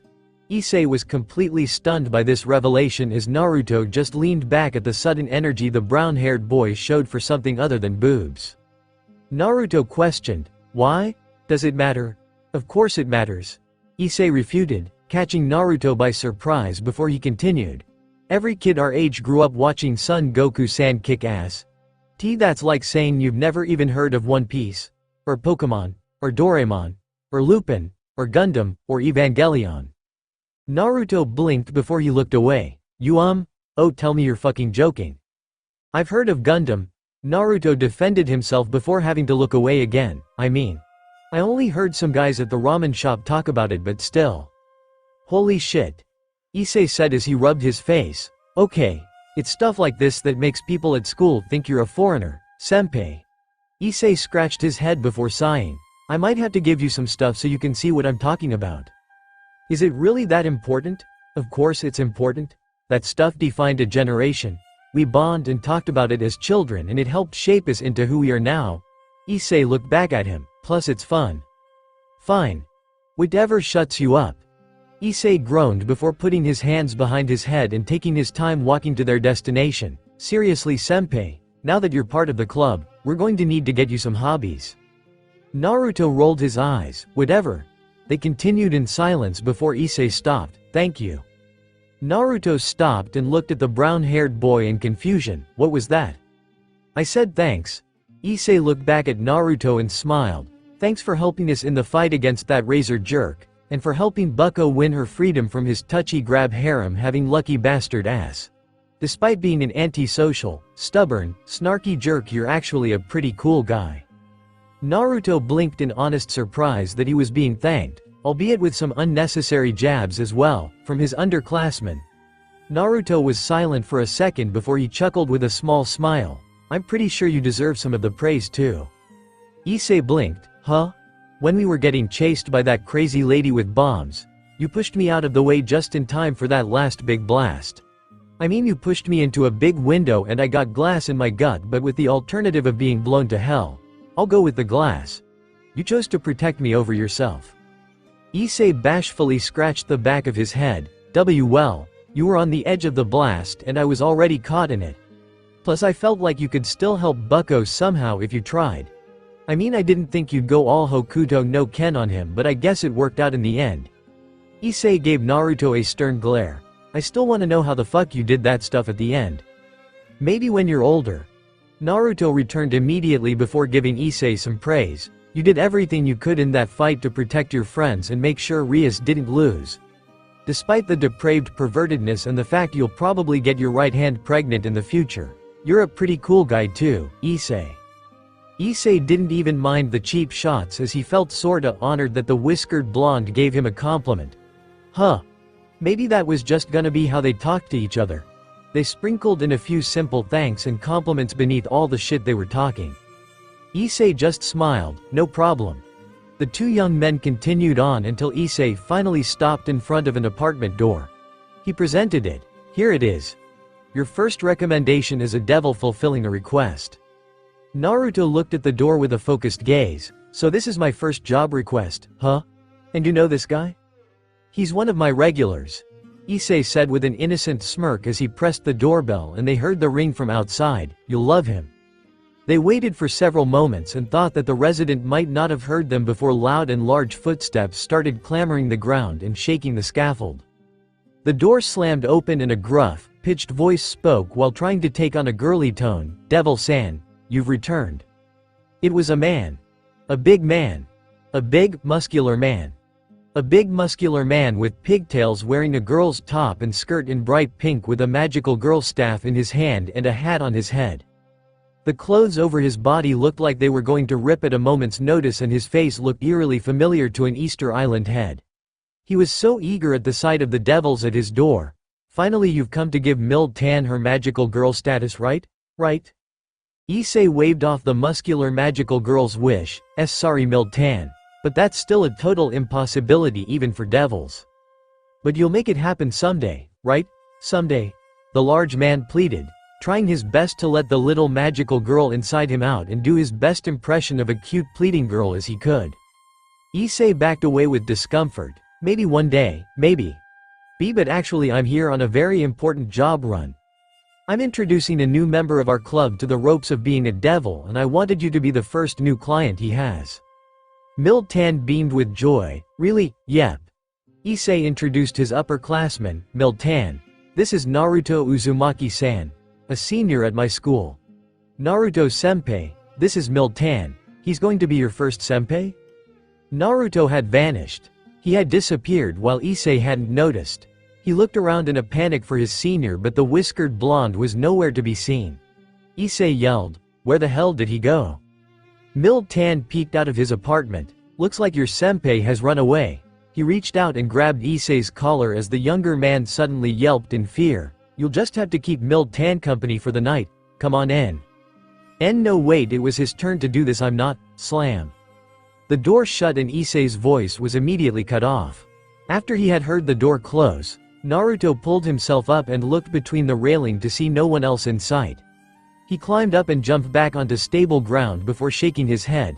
Spend a whole night with some guy with more muscles than Raikage Jichan dressed up like a kid? I think I'll leave that one to fuck face. Naruto wrapped his hands around his head and casually walked back down to the ground floor. I'm going back home. I'm sleepy. Devil, Sona took the time to properly take a bite of her bento with the etiquette and finesse that had been formed into her after years of training. She fixed her glasses before continuing to eat her food but making a coy smile at the girl sitting across from her. So Rias, tell me, how does it feel to be back out on the market again? Rias looked up from her bento and towards her old friend before she closed her eyes and smiled. She looked at the student council president. Well, I guess liberating would be an appropriate term. I don't feel like I have a menacing presence hanging over my shoulder anymore. Naruto rolled his eyes. I'm pretty sure I'm feeling that right now. Rias looked at Sona and titled her head. Tell me Sona, is this how you felt after breaking off your engagement? Sona kept her composure and gave a small smile while eating her lunch. I suppose, but mine wasn't dealt with nearly as heavily as yours. I even made sure that Oni-sama stayed out of the whole affair while I was sorting it out. Akeno gave her normal smile with a tilt of her head. I was certain Leviathan-sama would have intervened and tried to stop the marriage at any cost for your sake. Sona just sighed and rubbed the bridge of her nose. That's the problem. She shook her head exhaustively at the prospect of her older sibling helping her in her endeavor and the ultimate result of something being destroyed in rage. Sona fixed a strand of hair out of her eye. If Oni-sama got involved, I'm sure it would have been even more of a mess than anything I could have done by myself. So I tried to avoid it as much as possible.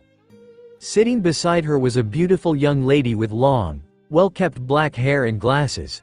She was the vice president of the student council and Sona's queen, Tsubaki Shinra. She looked up from her bento and at her fellow devil companions.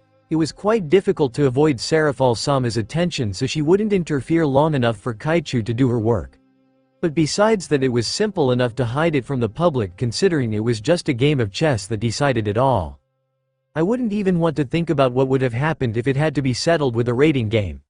Sona took a small clump of rice and started chewing on it before having a small but cheeky smile directed to her crimson-haired friend. Do you think I would have been as intense as you if I decided to solve matters like that, Rias? Rias blinked and titled her head. What do you mean intense? Akeno pleasantly answered. I believe she's referring to the fact that you planned and fought in the rating game like a furious general giving everything they had to win their fight. You did resemble one of those old generals from war stories and such. Ria's face started heating up with embarrassment. What? No, I didn't. Sona shook her head. We have video footage of when your eyes shifted and you went all in on Riser. I did not. Rias looked down their little group of table and pleaded to the blonde male, Naruto. I didn't look intense or weird or anything during the fight, right? Her only response was a disinterested raise of the brow before you went back to just staring to the side with boredom. She inquired, what's wrong? What's with the pouting? This isn't pouting. This is silent annoyance and thinking. Okay, well, what are you silently annoyed and thinking about then? Naruto shrugged his shoulder. A few things actually. For example, he pointed around at their group's little makeshift table. What is happening right now? Rias and the others looked down at their bentos, and then between each other before looking back at the boy. We're having lunch. I know you're having lunch. I want to know why all of you are having lunch together in our classroom? Naruto said before looking at Rias suspiciously.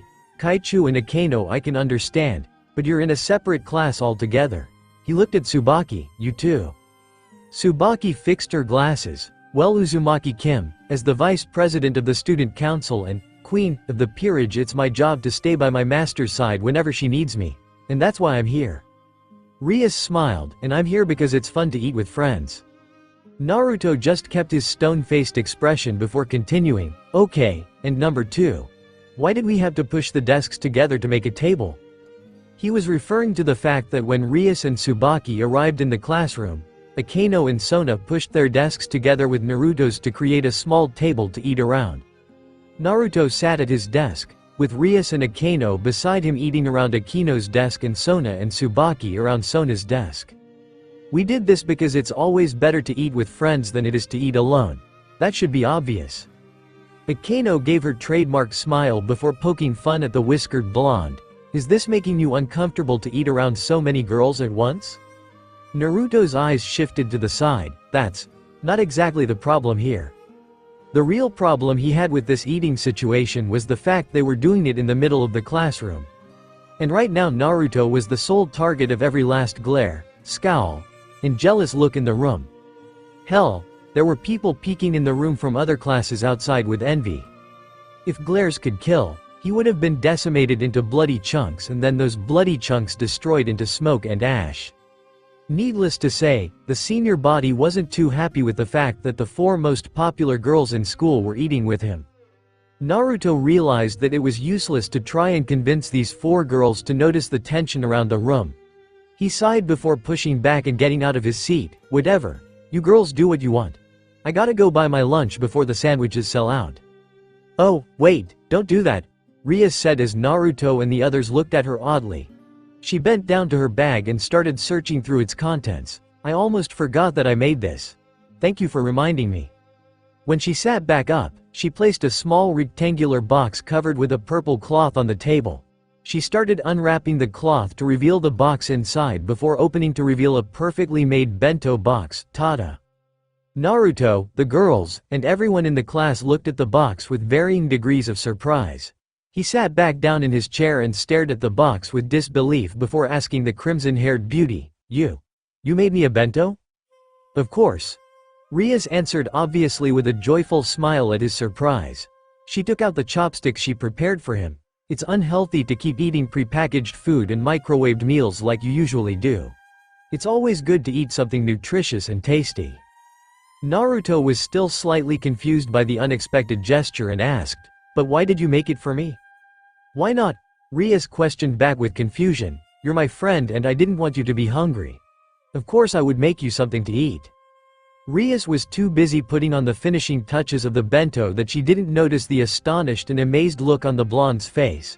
He couldn't remember the last time someone had made him something to eat without payment or reason why. It was rather strange and heartfelt knowing the girl went out of her way to do something like this.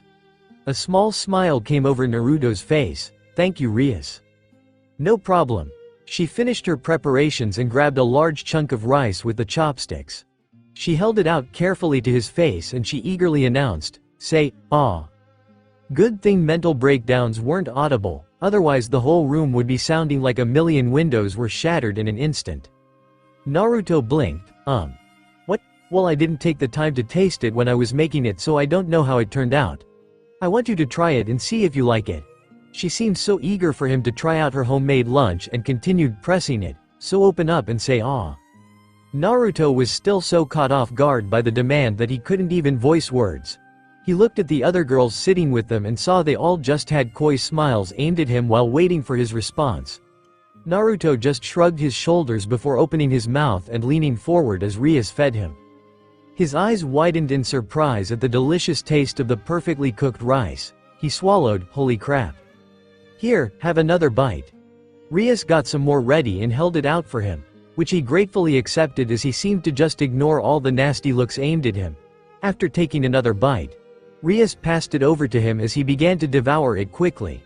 She watched happily as her pawn enjoyed the meal she made while everyone else in class watched with depressed and envious looks on their face. Sona inquired, And when did you start making lunches for a boy? Oh, it's nothing like that. He's a friend and the newest member of our club, so I felt obliged to make sure he's being properly fed. She turned back to Sona. Speaking of new members, tonight's the full moon. Yes, that's right.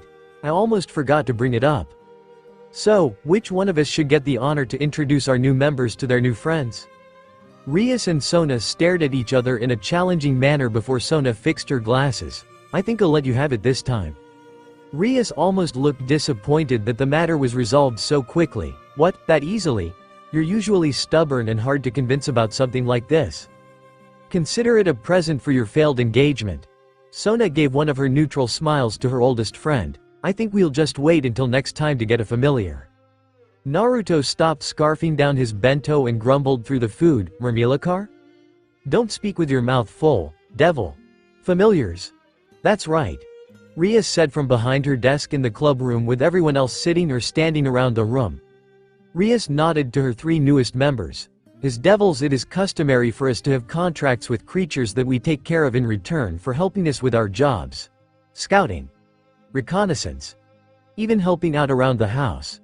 She held out her hand and summoned a cute little crimson bat that fluttered around her hand. This little one is mine. It started flying around the room before landing in Asia's open hands and resting there. The blonde girl cooed, "Ah, it's so cute." Akano added in, "We use them mostly to help contact each other and pass out pamphlets advertising our services." Issei thought about that for a moment before sweating a little. There are devils selling their services in the crowded malls and business areas. I feel like there's a joke there for someone to take an opportunity at. Naruto ignored Issei's observation and scratched the bat's head as it seemed to hum and fly over to Ria's side. He raised his eyebrow. "So you guys make contracts and can summon animals at any time?" "Well, not all familiars are animals, but most chosen usually are." The bat landed on Ria's shoulder and she asked, "Why? Is that surprising to you?" "Not really," Naruto answered before a small smile came to his face. "It's actually kinda refreshing." Asia's eyes were totally focused on the adorable bat on the crimson-haired woman's shoulder. She looked to her master, Bucko-san.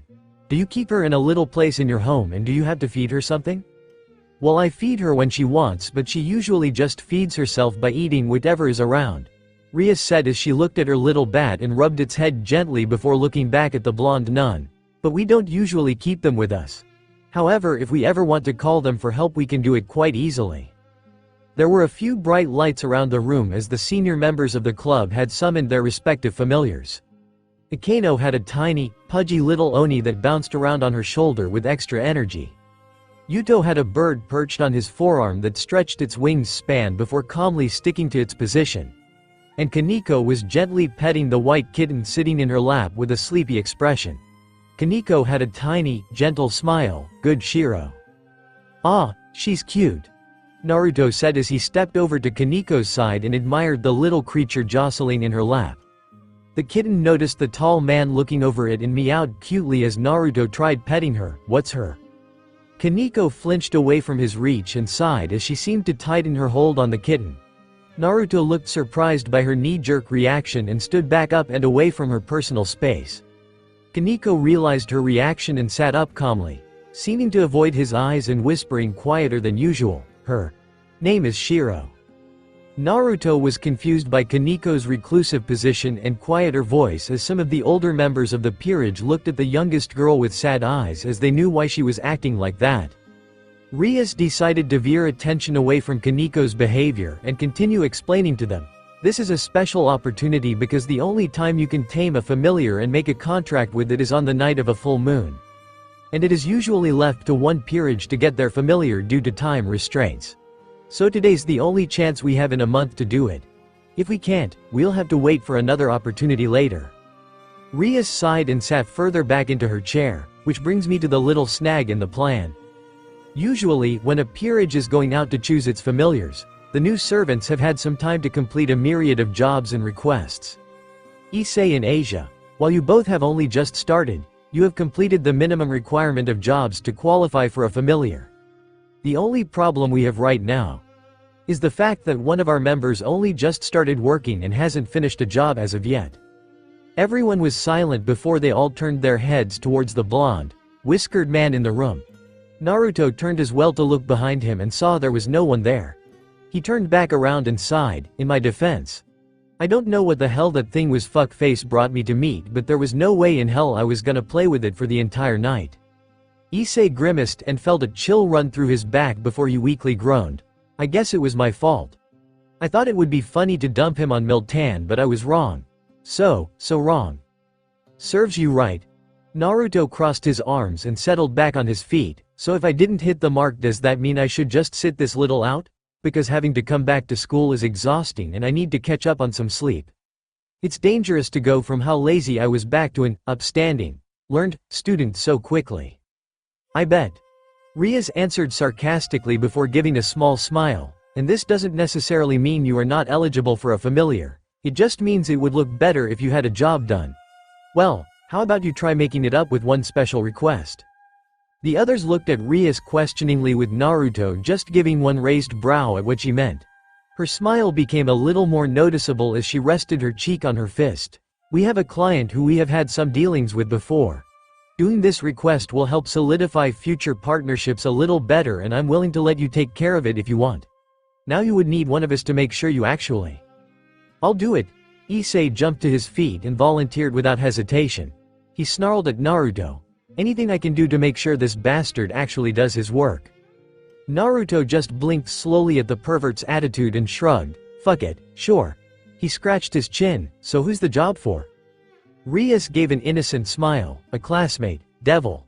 When I asked Gremory-san for assistance in making sure no one was present that might interrupt what happens tonight, I have to admit, I was expecting something other than this.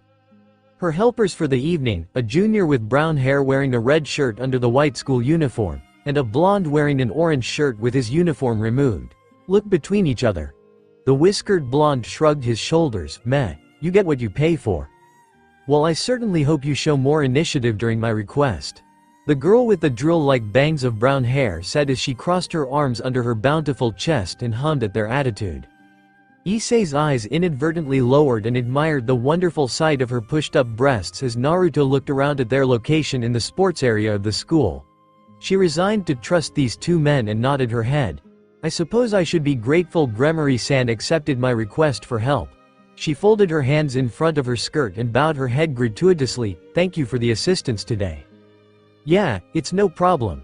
Naruto waved her polite thanks off like she didn't even need to show gratitude for his help. The well-bred girl looked up and gave him a cold, flat stare at his attitude as he stood there silently. He was confused by her stare before he felt Issei poke him in the side with an elbow. What was that? You know you're not just some punk helping out a pretty girl from school, right?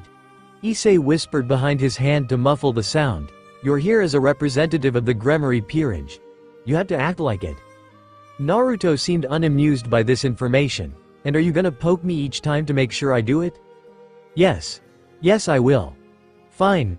Naruto stood back up and seemed rather stiff for a moment as he ran through the proper and polite etiquette for exchanging thanks in his head. He decided to awkwardly bow. I am here as a part of Ria's family. It's the least I can do. Issei corrected him. You mean as a representative of Rias Gremory-sama's peerage. Naruto stood back up and growled. You. Shut up. He turned back to the girl to see she had stood back up and was summing him up with a quick look. He raised an eyebrow. What?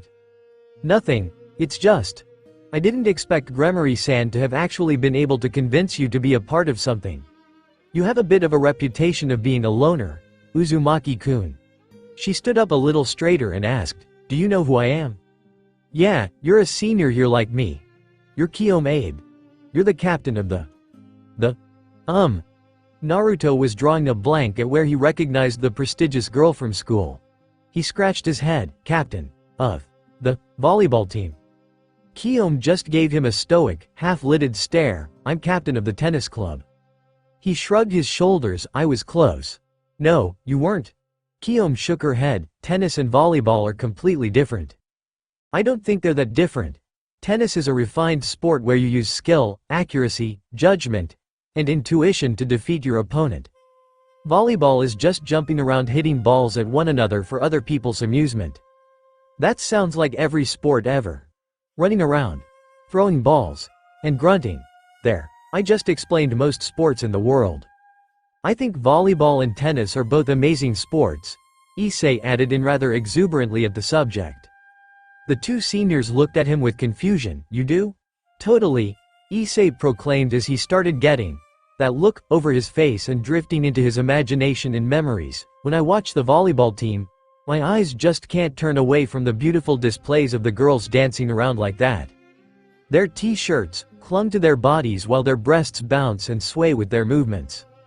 Their asses kept firmly in place with the shorts that ride up and cling tighter with every step they take. And their skin getting more and more flushed by the end of the game. But oh man, the tennis matches, the fluttering of the frilly skirts, revealing just a glimpse of their untouched panties to the waiting public. Which reminds me, I remember a tennis match last year between Bucko and Abe Senpai. I'm pretty sure by the end of that match half the school had enough material to Kiyomi's face had turned beet red at the pervert's incessant yammering while she instinctively covered her breasts with her arms. Naruto tightly grabbed Issei's head and forced it down in a bow. I'm very sorry about this guy's non-stop talking about boobs and weird shit.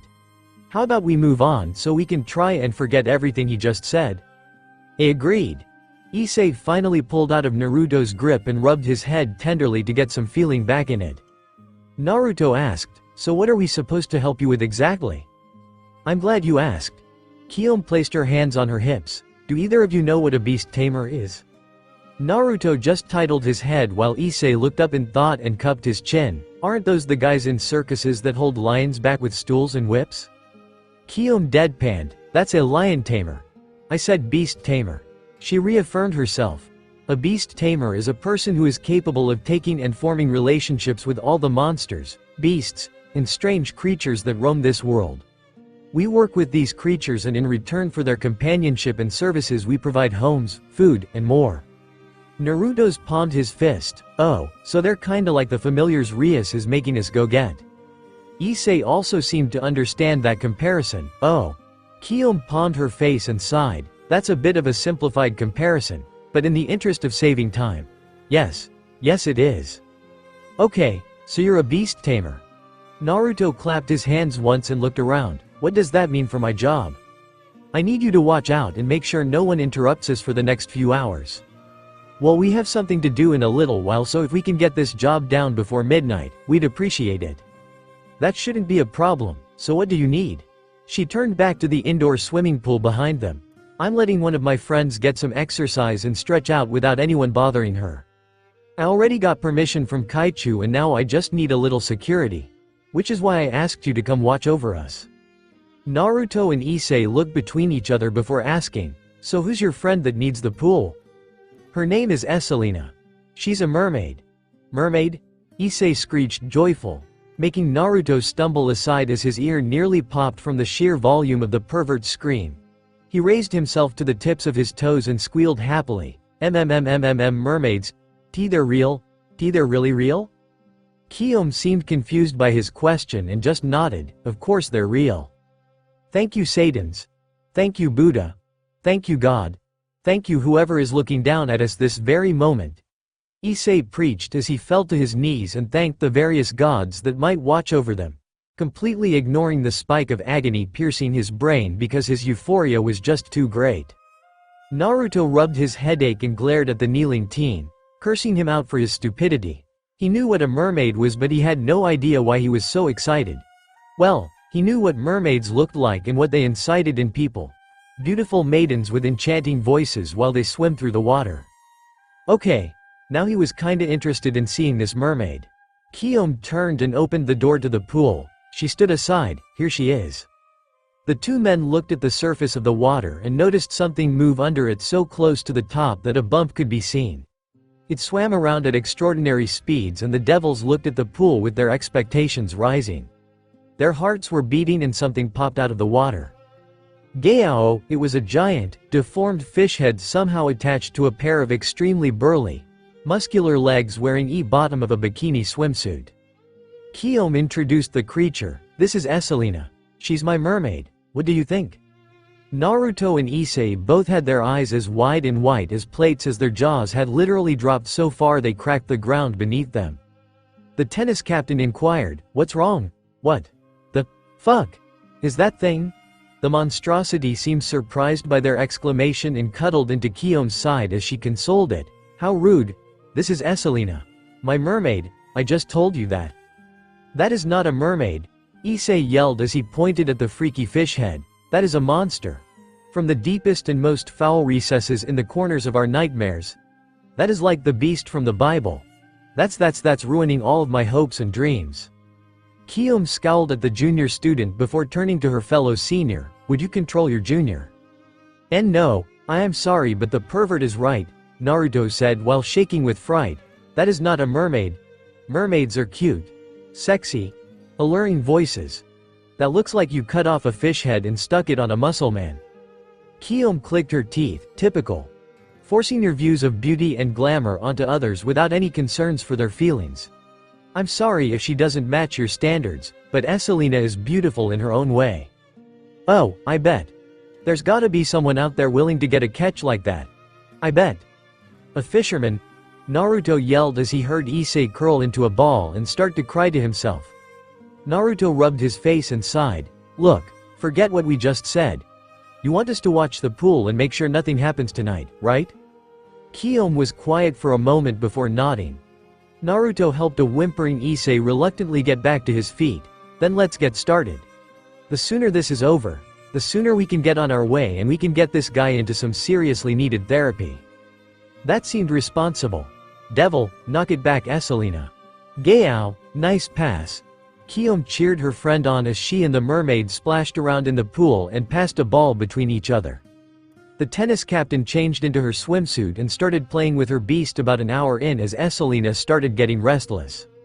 Naruto and Issei sat aside the pool in chairs while Naruto looked over on Issei's phone. Makenko Sappo, G-ga. What the hell? That slug dude just shot a hole through the main guy's chest. Aren't they friends? Issei shrugged his shoulders. Well, not really. At least not at this point. They just came off a rivalry spanning almost 10 years where they tried to kill each other, so Piccolo is still a little sore. When did they explain that? It was all in the prequel series, Dragon Ball. So if I want to understand what happens in this series, I've got to watch an entire other series years earlier that shows what happened. Pretty much. Naruto groaned and shook his head. If you can't keep a show in one series, you're pushing it out too far. That's a waste of time. Issei raised an eyebrow. What are you bitching about? It's an awesome series. Yeah, well, maybe I could be using that time to do something else. What else? Issei asked patronizingly at the older blonde. What exactly do you do that requires your time outside of this? Shut up and put on the next episode. Uzumaki-kun, Hyodo-kun. The two boys looked up from what they were watching as Kiyom swam up to the edge of the pool on their end. She pulled herself out of the pool and started wringing the pool water out of her hair. While she was preoccupied with that, she unwillingly allowed the boys, especially Issei, to gander and admire the sight of the water dripping down her well-developed, bikini-clad body. There was a lot to admire. Kiyom ran some of her hair over her shoulder and thanked the boys. I appreciate you staying here with us so late. Naruto noticed that Issei was still staring inside before standing up to talk with the girl. He nodded, no problem. I guess as far as jobs go this was a rather simple request. I wish we could have helped out in a more direct way. Naruto scratched the back of his head, but if we're done, should we get going then? Our group is meeting out somewhere soon and we need to meet them. I suppose that's fine. Considering what I thought was going to happen, this was a rather peaceful evening. Naruto questioned, what do you mean? Well, it's just that. The reason I brought Esselina here tonight is because I need to keep her away. Naruto was now feeling a sense of dread fill his stomach. He asked slowly, okay, why? Esselina has a boyfriend, Mikolo-kun, back at our house. And they can't be together tonight because it's a full moon. And mermaids get in heat on full moons. Oh, Naruto said as he started to realize what she meant. And then he grimaced, oh ew. It's perfectly natural. When Esselina is involved, nothing is perfectly natural. Kiyom pouted at his incessant standing on her mermaid being weird before shaking her head. I wanted to keep an eye on her so she didn't act out. But she seemed fine in the end. She just needed to lose some energy and stay calm and everything was. She's gone. The two seniors looked over at Issei after he stated the fact and pointed at the pool. She left when we weren't looking. They turned to the pool and saw it was empty. And looked over to see a trail of puddles leading to the doors to the school. Oh, shit. Esselina. Kiyom screamed in worry as she started waving her arms around. We have to find her, quickly.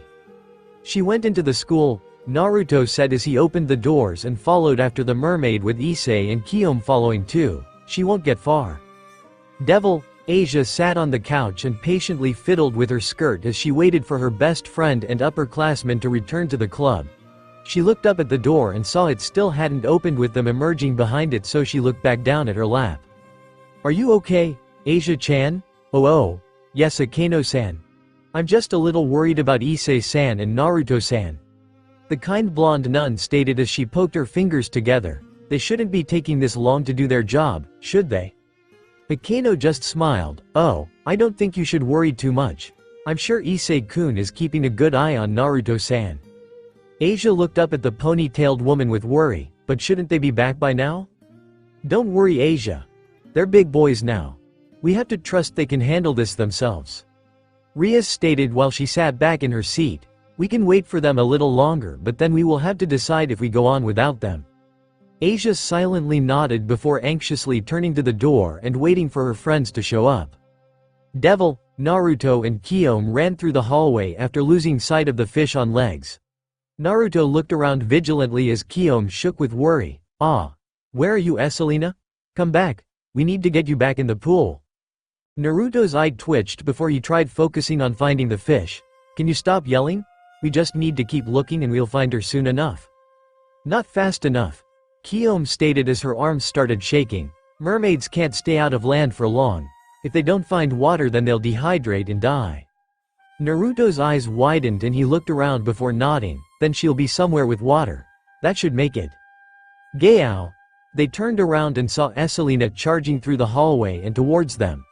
Naruto followed on reflex and reached for the knife in his pocket while Kyome saw his intent and grabbed his arm. Don't, she's a little clouded, she wouldn't hurt us. I know that, I was going to try and knock her out with move. Naruto grabbed Kyome around the chest and dove into a classroom as the large creature charged past their position and into the dark. Naruto lifted himself off the groaning girl beneath him as Kyome rubbed her head. The tennis player looked up from her position on the floor and could see the whiskered blonde placed around her like a beast that was taking its mate. Her face burned red and she stuttered, "Yu Uzumaki-kun. Wait. I don't." She got away. Naruto simply stood up, unaware of his previous position and what thoughts it stirred in Kyome's head, and peeked out of the room. He clicked his tongue. She ran past us. I think she's heading downstairs, but Issei split up from us around there. Kyome, get off the ground and let's go. Kyome laid on the ground with surprised eyes before she looked aside and grumbled, "Alright." Devil, Issei carefully peeked around the corner of the ground floor and peered through the darkness, unaffected by its spreading length due to the advantage of night vision. Despite the shadows being no different from light, Issei still slowly checked every corner as he was afraid he might have to take the mermaid on by himself. He raised his left arm and summoned his red gauntlet to cover it. Come out, wherever you are." Issei heard the sound of running water echo through the hallway which caused the pawn to flinch. He turned towards the sound of water and carefully stepped towards it without being too loud to avoid alarm. He kept passing the rooms until he finally heard the water echoing from the girls' gym room. That's good. Issei had experience sneaking around in here. Issei quietly stalked through the room and finally reached the showers as he stepped in and felt the puddles settling around his feet. He creeped forward, looking in every stall to find his target but found nothing except running water. How the fuck did that thing turn on the levers for the showers? Meh. Questions for later. Issei shook his head. This is what I get for wanting to get a little payback against Senpai. Now I'm looking for a monster, which ruined my vision of mermaids forever. In the shower rooms after school. How the hell did I get myself into this mess? I'm pretty sure it happened because you wanted to get back at that boy for leaving you with that strange monster last night. And now it's like I'm in a scene from a horror movie. You reap what you sow, I suppose. I guess. Issei said with defeat, understanding the point the deep, gruff voice was making to him. He blinked his eyes and started looking around. Wait, where did that come from? Gayao. Issei froze with fear when he felt something large and grimy sneak up behind him. He slowly turned around to meet the unflinching eyes of the giant fish head on legs. Gayao. Ah. Issei stumbled out of the room and sprinted away as Esselina broke through the doors and chased after him with a wild yell. Issei heard that this mermaid was in heat due to a full moon, and he didn't not by any circumstance wish to see the extent it would be willing to go to fulfill its desire. He cried while sprinting, "No!" He rounded the corner. "No UWOF!" Issei was grabbed and flipped over his head and onto his back with a loud slam after having all of his momentum forced up and down.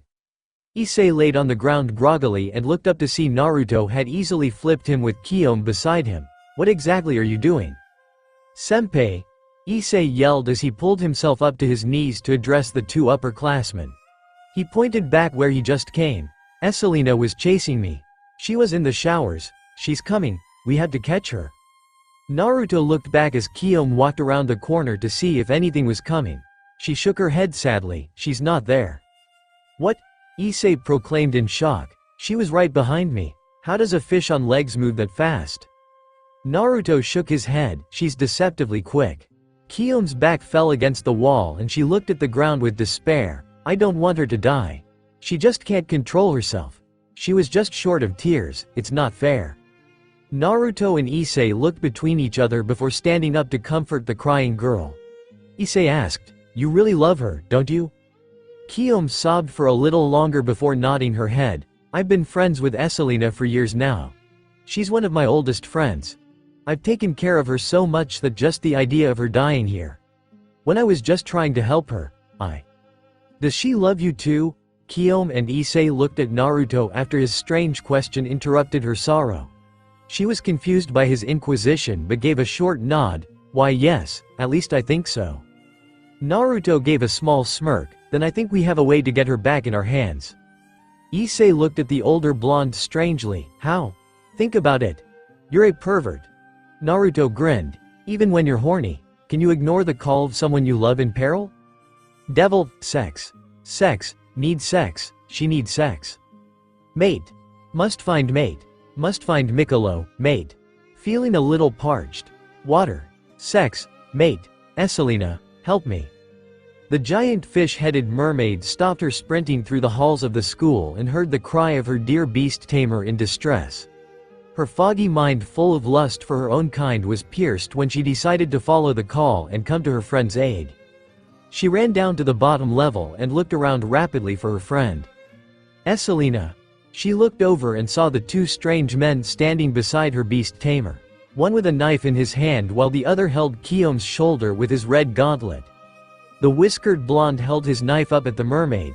You have run away for far too long now, Esselina. As punishment, we must now make your beast tamer pay. I hope you're ready to let her suffer the consequences. While the mermaid looked confused, Kiyom was just as bewildered by their act and leaned towards Naruto. Uzumaki-kun. How exactly are you going to make it look like I'm in danger? Don't worry, it's gonna look really convincing. All right. She then blinked and felt some dread form in the pit of her stomach. How so? Sorry about this. Naruto ran off to the side. Do it. Sorry, Abe-senpai. Issei patted her shoulder before raising his hand in the air and crossing his fingers. Dress. Break. Snap shrip asterisk. In an instant the jacket Kiyom was wearing, along with her bathing suit underneath it, were torn away into nothing but cloth. The esteemed beast tamer stood there silently, with her breasts and vagina revealed for everyone to see. Kya! She yelled as she fell to her knees, covering her breasts and privates from sight. You perverts! Monsters! Lechers! Freaks! Esselina saw her beast tamer in trouble and started outwardly charging to attack. Deao. Kiyom moved to the side. The tennis captain didn't give it another thought as she stumbled away while still covering her most delicate areas. Issei and Naruto took her place in front of the door to hold off the roaring monstrosity that charged at them. Issei asked, so what exactly are we gonna do now? We just need to cover her vision, maybe knock her out if we can, and get her back in the water. Naruto reassured easily while bouncing on his feet. Easy enough. The brown-haired boy asked, and how are we gonna do that? Oh. Naruto raised his hand behind Issei's back, ready to knock him forward to intercept the beast. I have some ideas. Wait. Naruto pulled his hand back as Issei smiled and nodded. I have a better idea. He ran behind and called, stay there until I'm ready. Naruto just turned back to the charging mermaid. Whatever your plan is, let's hope it works as well as I. Huh? Naruto felt a powerful kick in his butt from Issei that sent him flying forward and directly at the mermaid. Son of a bitch. Fucker beat him to it. Gaia. Slam. Asterisk SPLASHHHHHH asterisk. The massive waves splashed across the pool after Naruto had slammed into the mermaid's face and sent them blindly barreling into the water. The fog of mist started to disappear and reveal Naruto's floating upside-down body while Esselina floated to the top, knocked out. Issei cheered and pointed. Ha, ha ha ha. Got you back, asshole. That was for leaving me with Miltan. I win. He raised his arms up. I win. Ah ha ha ha ha ha ha ha. Issei stopped his laugh of victory when he noticed a piece of cloth by his foot. He kneeled down and picked it up. It was the bottom of a bikini. But he destroyed the one Abe Senpai was wearing, so where did this? And then he saw it. Of all the horrors he had faced, of all the nasty and evil things he had seen while being a devil, this was. Kiyomi gasped, that's Esselina's bathing suit. Don't stare at her like that. She doesn't like people looking at her privates like that. And that was the straw that broke Issei's fragile mentality.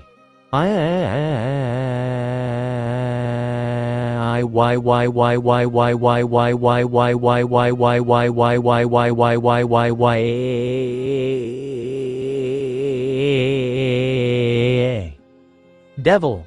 The Orc Club room filled with a red light as the magic circle shined and materialized the Gremory peerage on its floor. Strangely enough, the one to make the first cheer home was Asia as she held the little creature in her arms. And this is our club room. I'm sure you will love it, Rasei-kun. Akeno titled her head while watching her cute junior dote on her familiar before talking to the knight beside her. She's become attached so quickly. Yuto nodded. Asia-san has a very big heart. I didn't think she would have any problem finding a familiar to watch over her. Especially one as rare as a dragon sprite. Kaneko noted, super lucky. Indeed. Ria said with a nod of her head. It looks like one of our newest member got to get the familiar they needed. Unfortunately, our other two members couldn't make it on time. So when we see them again we will. Oh. Rias turned to the couch, they're here. Everyone looked aside to see Issei sitting in the couch with his eyes stark white and dried with tears while his whole body had turned pale from fright. They heard a noise and looked up to see Naruto walk out of the back room with a towel to dry his head and hair. He dried his mop of yellow locks before looking up to see everyone staring at him. Oh hey, you guys are back. Yes, we just got back from helping Asia get her familiar. Ria said as she motioned to the blonde that held a cute little dragon in her arms. Rias gave a small nod. I'm sorry you didn't get to come. We waited as long as we possibly could but you both never turned up and we thought it was better at least one of you got their familiar now. We won't have to wait long and we can go again to get you both familiars when we get the chance. Naruto waved off her concern. It's all right. We took longer than we thought and missed our chance. Naruto walked around the couch and sat on its arm. We'll try not to mess that up next time around. Yuto inquired. How was your first job? Naruto grumbled and pulled the towel off his head. We got it done. I might never be able to think of mermaids as pretty creatures again but we finished it. Yuto understood what he meant and nodded. Oh, so it was one of those days. Rias gave a small chuckle and asked, I'm glad to hear you finished it. Well I hope when I see Abe-san again she can give me some insight of what she thought of your performance. I'm pretty sure she's gonna want to say something to you. Naruto sighed before raising a finger. Oh, but if she said we ripped off her clothes and used her as bait. She's lying. She doesn't know what she's talking about. Naruto-san. The whiskered man turned to Asia as she approached the couch and looked down at her silent friend lying back in the furniture. What happened to Issei-san? Don't know. Naruto shrugged his shoulders and looked at the defeated pervert. I was gonna beat him up for slamming me against the mermaid but when I got out of the pool he was already crying in a ball on the ground. I just dragged him back here and he's been like that since. No idea what happened. Asia was worried about her friend and gently touched his shoulder. Issei saw. Asia. Issei immediately came back to life and wrapped his arms around the blonde girl as he cried. She stuttered, Issei-san. Asia. Help me. I can't get these terrible images out of my head. He hugged her tighter and whimpered into her bosom. You're the only one that can help. Asia blushed in surprise and embarrassment before she started lowering her hands to comfort him. Guo. Beatst asterisk. GYYYAHHHHHHHH. Issei screamed as his whole body was struck with blasts of lightning from the sprite dragon's mouth. The pervert fell into a smoking heap on the ground as the little dragon flew into the blonde's embrace instead. Rasei-kun. You can't attack Issei-san like that. He's my friend. Akeno shook her head. Era. Looks like sprite dragons really are protective of girls around men. I don't think Issei-kun will get any comfort with Rasei-kun around. You little prick. Issei jumped to his feet and glared at the dragon. Stop hogging Asia. I want her hugs too. Guo. Beatst asterisk. Ah. Rasei-kun. Stop. As the dragon's lighting brightened the room, Rias moved around the couch to walk over to Naruto. She inclined her head. So how does it feel to finish your first job as a devil? If all the jobs are something like this, then I'm pretty sure you tricked me saying they were easy. But I can't lie and say it wasn't fun. He ran his fingers over the towel in his hand before placing it over the couch. I guess we don't get any reward for these jobs or anything, huh? Not usually. Just the promise of future favors and contracts. But if it means anything. Rias smiled up at him and placed a hand against his chest. I'm very proud of you. Naruto saw the smile on the beautiful woman's face and cracked a small smirk of his own. Well, I guess that's better than nothing. Damn it. Beatst asterisk. Ga, can I go home now? Devil. Naruto walked back to his apartment in the middle of the night after saying goodbye to everyone else from the club. He climbed the stairs to the next floor, ignoring the lights and strange moaning from the main office where his landlord worked. As he walked back to his room, he rubbed his neck. I need to learn how to do that magic circle thing so I don't have to keep walking back home every night. Pain in the ass. Naruto started fiddling with his keys to try and get them in the lock. As he started putting them in place, a small smile grew on his face at the fun and levity he had over the last few days. Something he noticed he had not experienced in many months since coming to this town. His smile grew. Well, I guess it's not so bad. He finally unlocked his door and let it swing open. And was confused when he noticed no moonlight illuminated his shadow into the room. Finally. Been waiting all night for you to come back. Don't mean to be rude, but patience is one of the hardest virtues to expect of people. Even a saint.